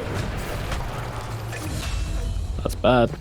That's very, very bad. I mean, there's no space for him right now. He's got to be sitting in these really weird places while Ursa farms the only safe areas of the map because they control so little. And this is prior to him getting his BKB as well. That's a really sick ward. Like, that's one that you don't really see all that often. And as soon as they saw Storm, they just smoked straight at him. Yeah, it's a little bit outside D ward range as well of that sentry that they have. Yeah, quite largely. Very good, very good. Magma, right, their options are kind of running out this game. Yeah, like with this Brewmaster, yeah, they're desperate. Their team fight just becomes so good on Team Aster. Like the control is just insane. Like they've got all they need to make sure this Medusa can just hit people until. That's a sub 16-minute Aghanim Scepter completed on Brew. But yeah, this is a sign of desperation. The fact that they just kind of drop wards nearby the tower when they're pushing and they're all together like this, and just cleared out instantly too. Like you, under most circumstances, want to drop that one mid, but they're just trying to get anything they can right now. Arcane Rune for Storm. Ooh, he is going to get caught by the tether. XSS. Yeah, they'll just settle for the Tusk here. Yeah. Bobica with another snipe. Definitely an op main. Ooh, Shadow Shaman gets a D ward, but gonna pay for this one with his life, it seems. BKB now completed on the Ember Spirit, so you're no longer a threat on the Shadow Shaman. Every single team fight, his first objective, jumping the back line, just throwing the Remnant out where he thinks you're going to be, popping the BKB and sitting on top of you. Your game is kind of miserable now. They've done a great job of keeping the pressure on the side of Aster as well, not giving the Storm Spirit a chance to get anything. And this began from very early in the game as well. The moment they saw Dust like playing too far up on Ori, they TP people in and punish them. Oh, look at that! And So quick from Ori there. So damn quick. Can they save him though? The snowball bombs through, and they will be able to get him out of there.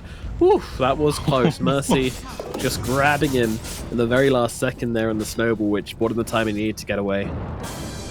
Yeah, it's a really sick play by Mercy there. Like, this Storm dies one more time, I don't think he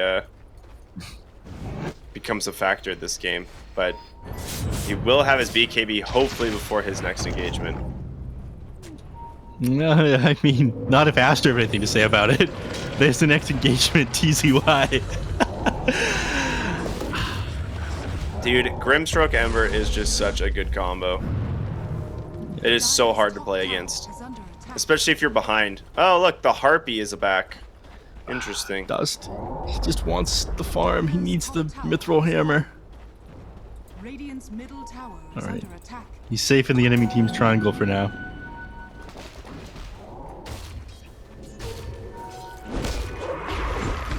Unfortunately, Ursa and Shadow Shaman are about to die.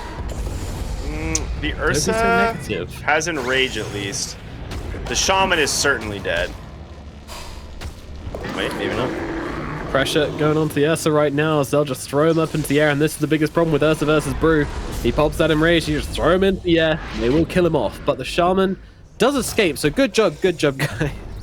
He just TP'd home. Yep. He's like, alright, I'm out. I don't want to deal with this. Yeah, you want to know a fun Brewmaster fact there, Nomad?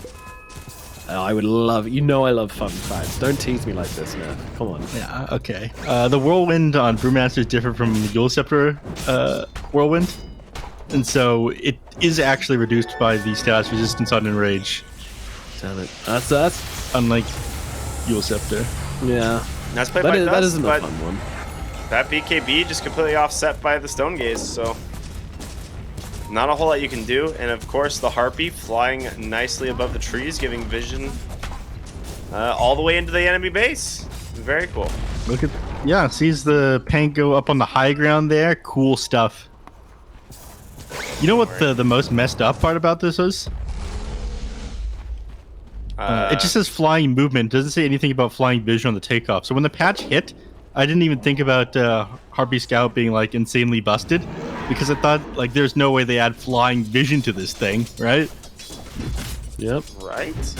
Wait, can Clink steal this? Yep. The 15 ton? Hell yeah. Yes. Okay, that might be my new favorite thing to steal on Clinks. My previous one was the best one's the Bruiser. Hell yeah. The Bruiser's hilarious. Yeah, I'm a man. Metaculture, I see. Absolutely. This might be a fun one. I do like the Rock as well, just setting up Burning Barrage. But anyway, TZY jumping into the pit. He's going for the players right now. They want to interrupt this Roshan attempt. Will they be able to do so? Two heroes held to a tree, getting beaten on down. Oh my goodness, it is looking brutal right now. The poor old team Magma as Aster are just turning them inside out in all the ways you don't want to be turned inside out. TZY somehow blinking to the... Alright, whatever. He gets himself away. Ori's on top of him though. They're going to be able to finish this guy off, and that's going to be another kill going the way of Team Aster. They're looking like a totally different team coming into game number 2 here. They're not willing to give Magma even the slightest bit of chance of fighting up into them as they take down 3 heroes, secure themselves Roshan, grab themselves an Aegis, and just generally do lots of very good things. Yeah, they did that really good, like. Like, dude, Storm went into that fight with 2 seconds left on his BKB and got chain stunned. Yeah, hit with the searing chains into a bushwhack, then finished off, and then he dies like as BKB is available after he was stunned. It hurt, man. That's so rough. Yeah. He's going in though. Yeah, he really is. Storm the backlines. Get the kill at least onto Mr. PQ there. Blowing up the Grimstroke. Very nicely done. Was it worth a BKB charge? Maybe. TZY should kill. He's not using roll up. He should be able to get the ping. Okay, never mind. He is in some trouble. But I don't know. He's kind of gaming them right now. The Boker is actually the one who's going to end up going down. Stonegaze not doing a whole lot. As Magma will back themselves away once again. The Ursa might be left behind. No, actually the team's disengaging. They don't have their support, so they don't want to fight. Yeah.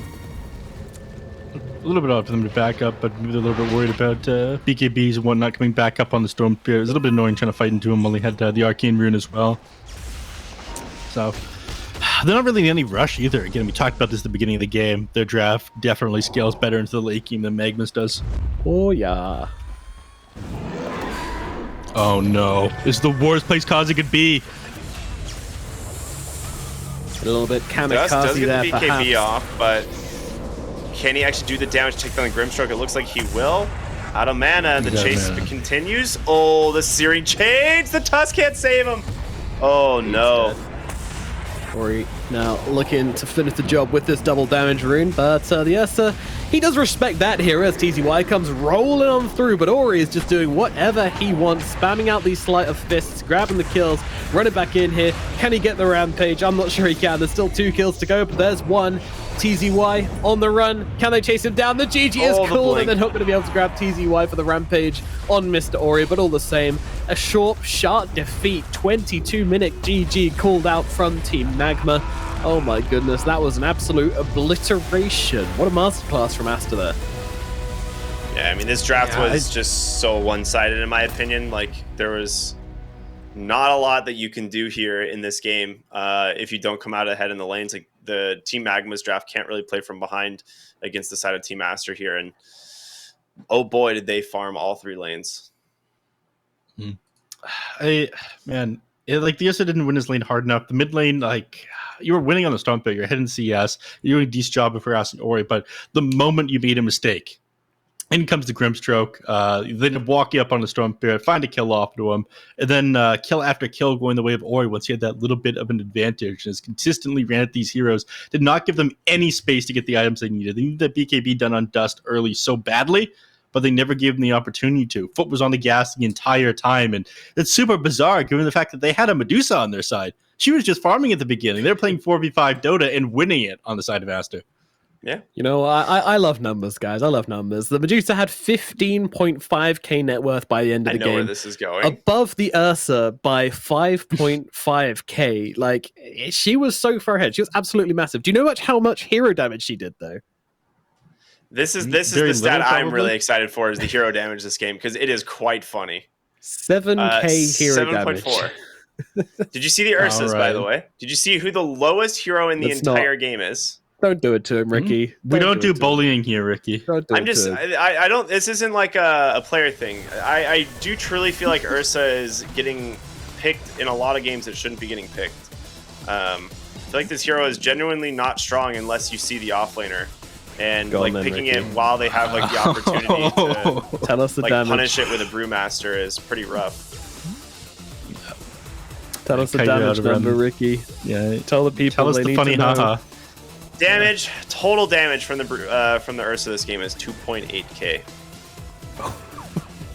Good lord. So neither carry really kind of turned up to any. That entire damage number is from the lane stage. Like, you do 2,000 damage in the lane for sure. Like, the other 800 is like you like pop the BKB and hit someone twice or something. I don't know. This just feels so rough. He was trying to hit the Brewmaster. He like popped Overpower and tried to go on him, but he had like Drunken Brawler, plus he threw his Cinder Brew on the ground, so he had like 75% evasion, just missing all of his attacks. dude, it's really rough.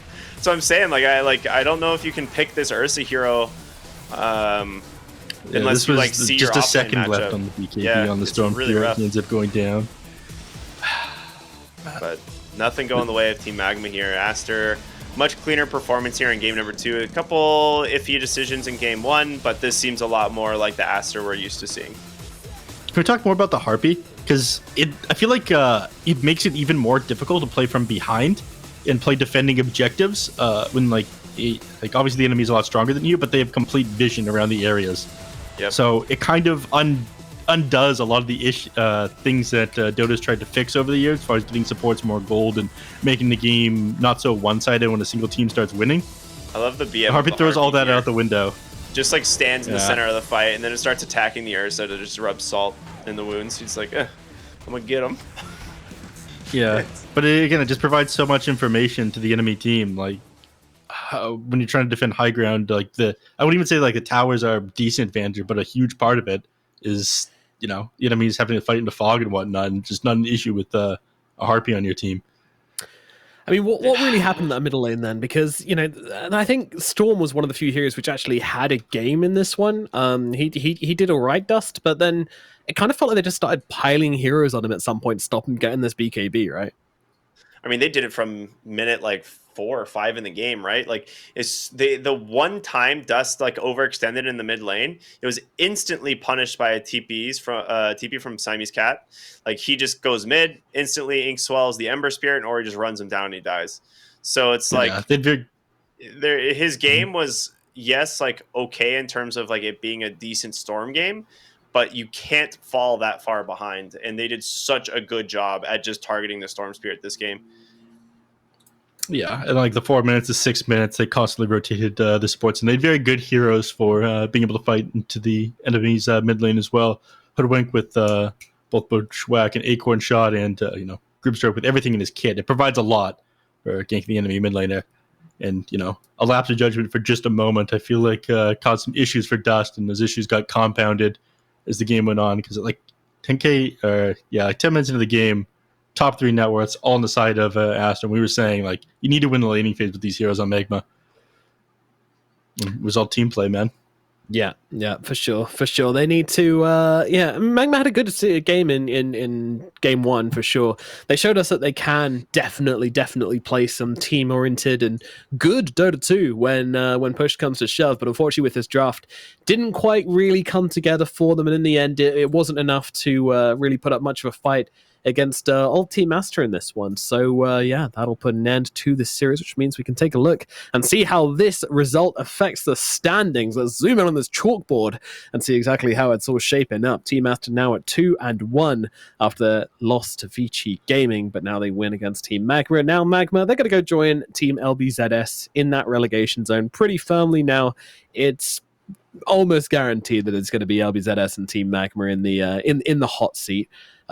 Jumping down to Division 2. I'm not sure what more they can do after this point. I think they just got to hope that eHome get absolutely obliterated in all of their next games, which is unlikely.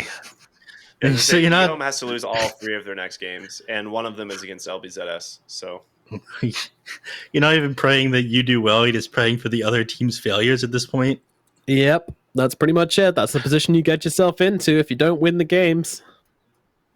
It's tough. I remember that's what was being a Beast Coast fan at the second major last year. You were just hoping that Nigma at the time ended up losing their game, so Beast Coast ended up succeeding and going to the major. There's 2 teams that had to lose, so all the Beast Coast fans were like, yes, I can't wait for you to drop out of this tournament so my team can go to TI.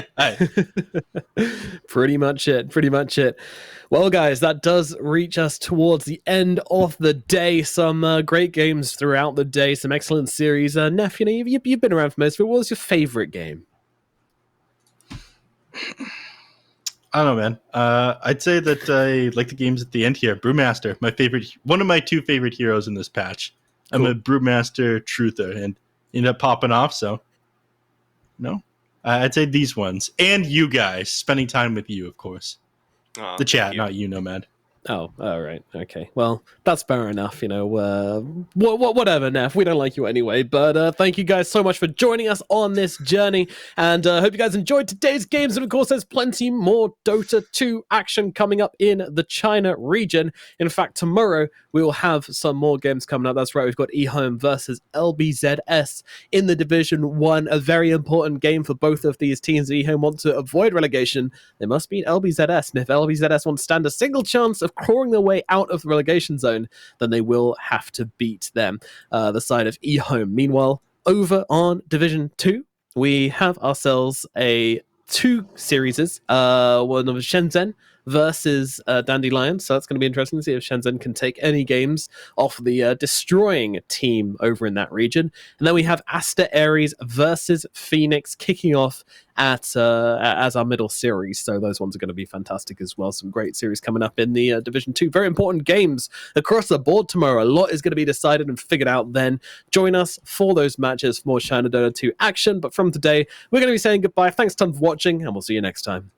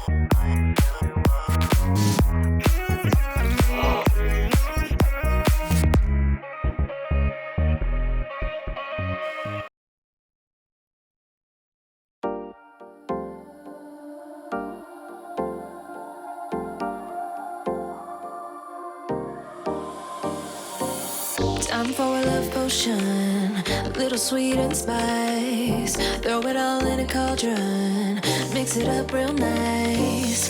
Fire in my eyes, stir counterclockwise. I dream of you all night. Feel with the emotion, follow the signs. With this love potion, you will be all mine. I'm pulling you closer to me. You're finding it harder to breathe. The magic is taking over your mind.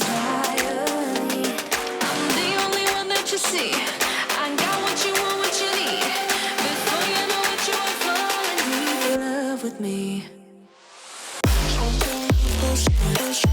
Little sweet slide. Made a love potion for you. Little sweet slide.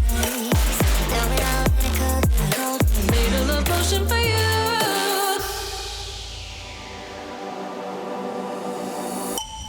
This is the moment, no turning back. One drop on your lips and the spell will take effect. Under the moonlight, stay close to my side. We're burning so bright. Oh, oh, oh. Feel the emotion, follow the signs. With this devotion, you will be all mine. I'm pulling you closer to me. You're finding it harder to breathe. The magic is taking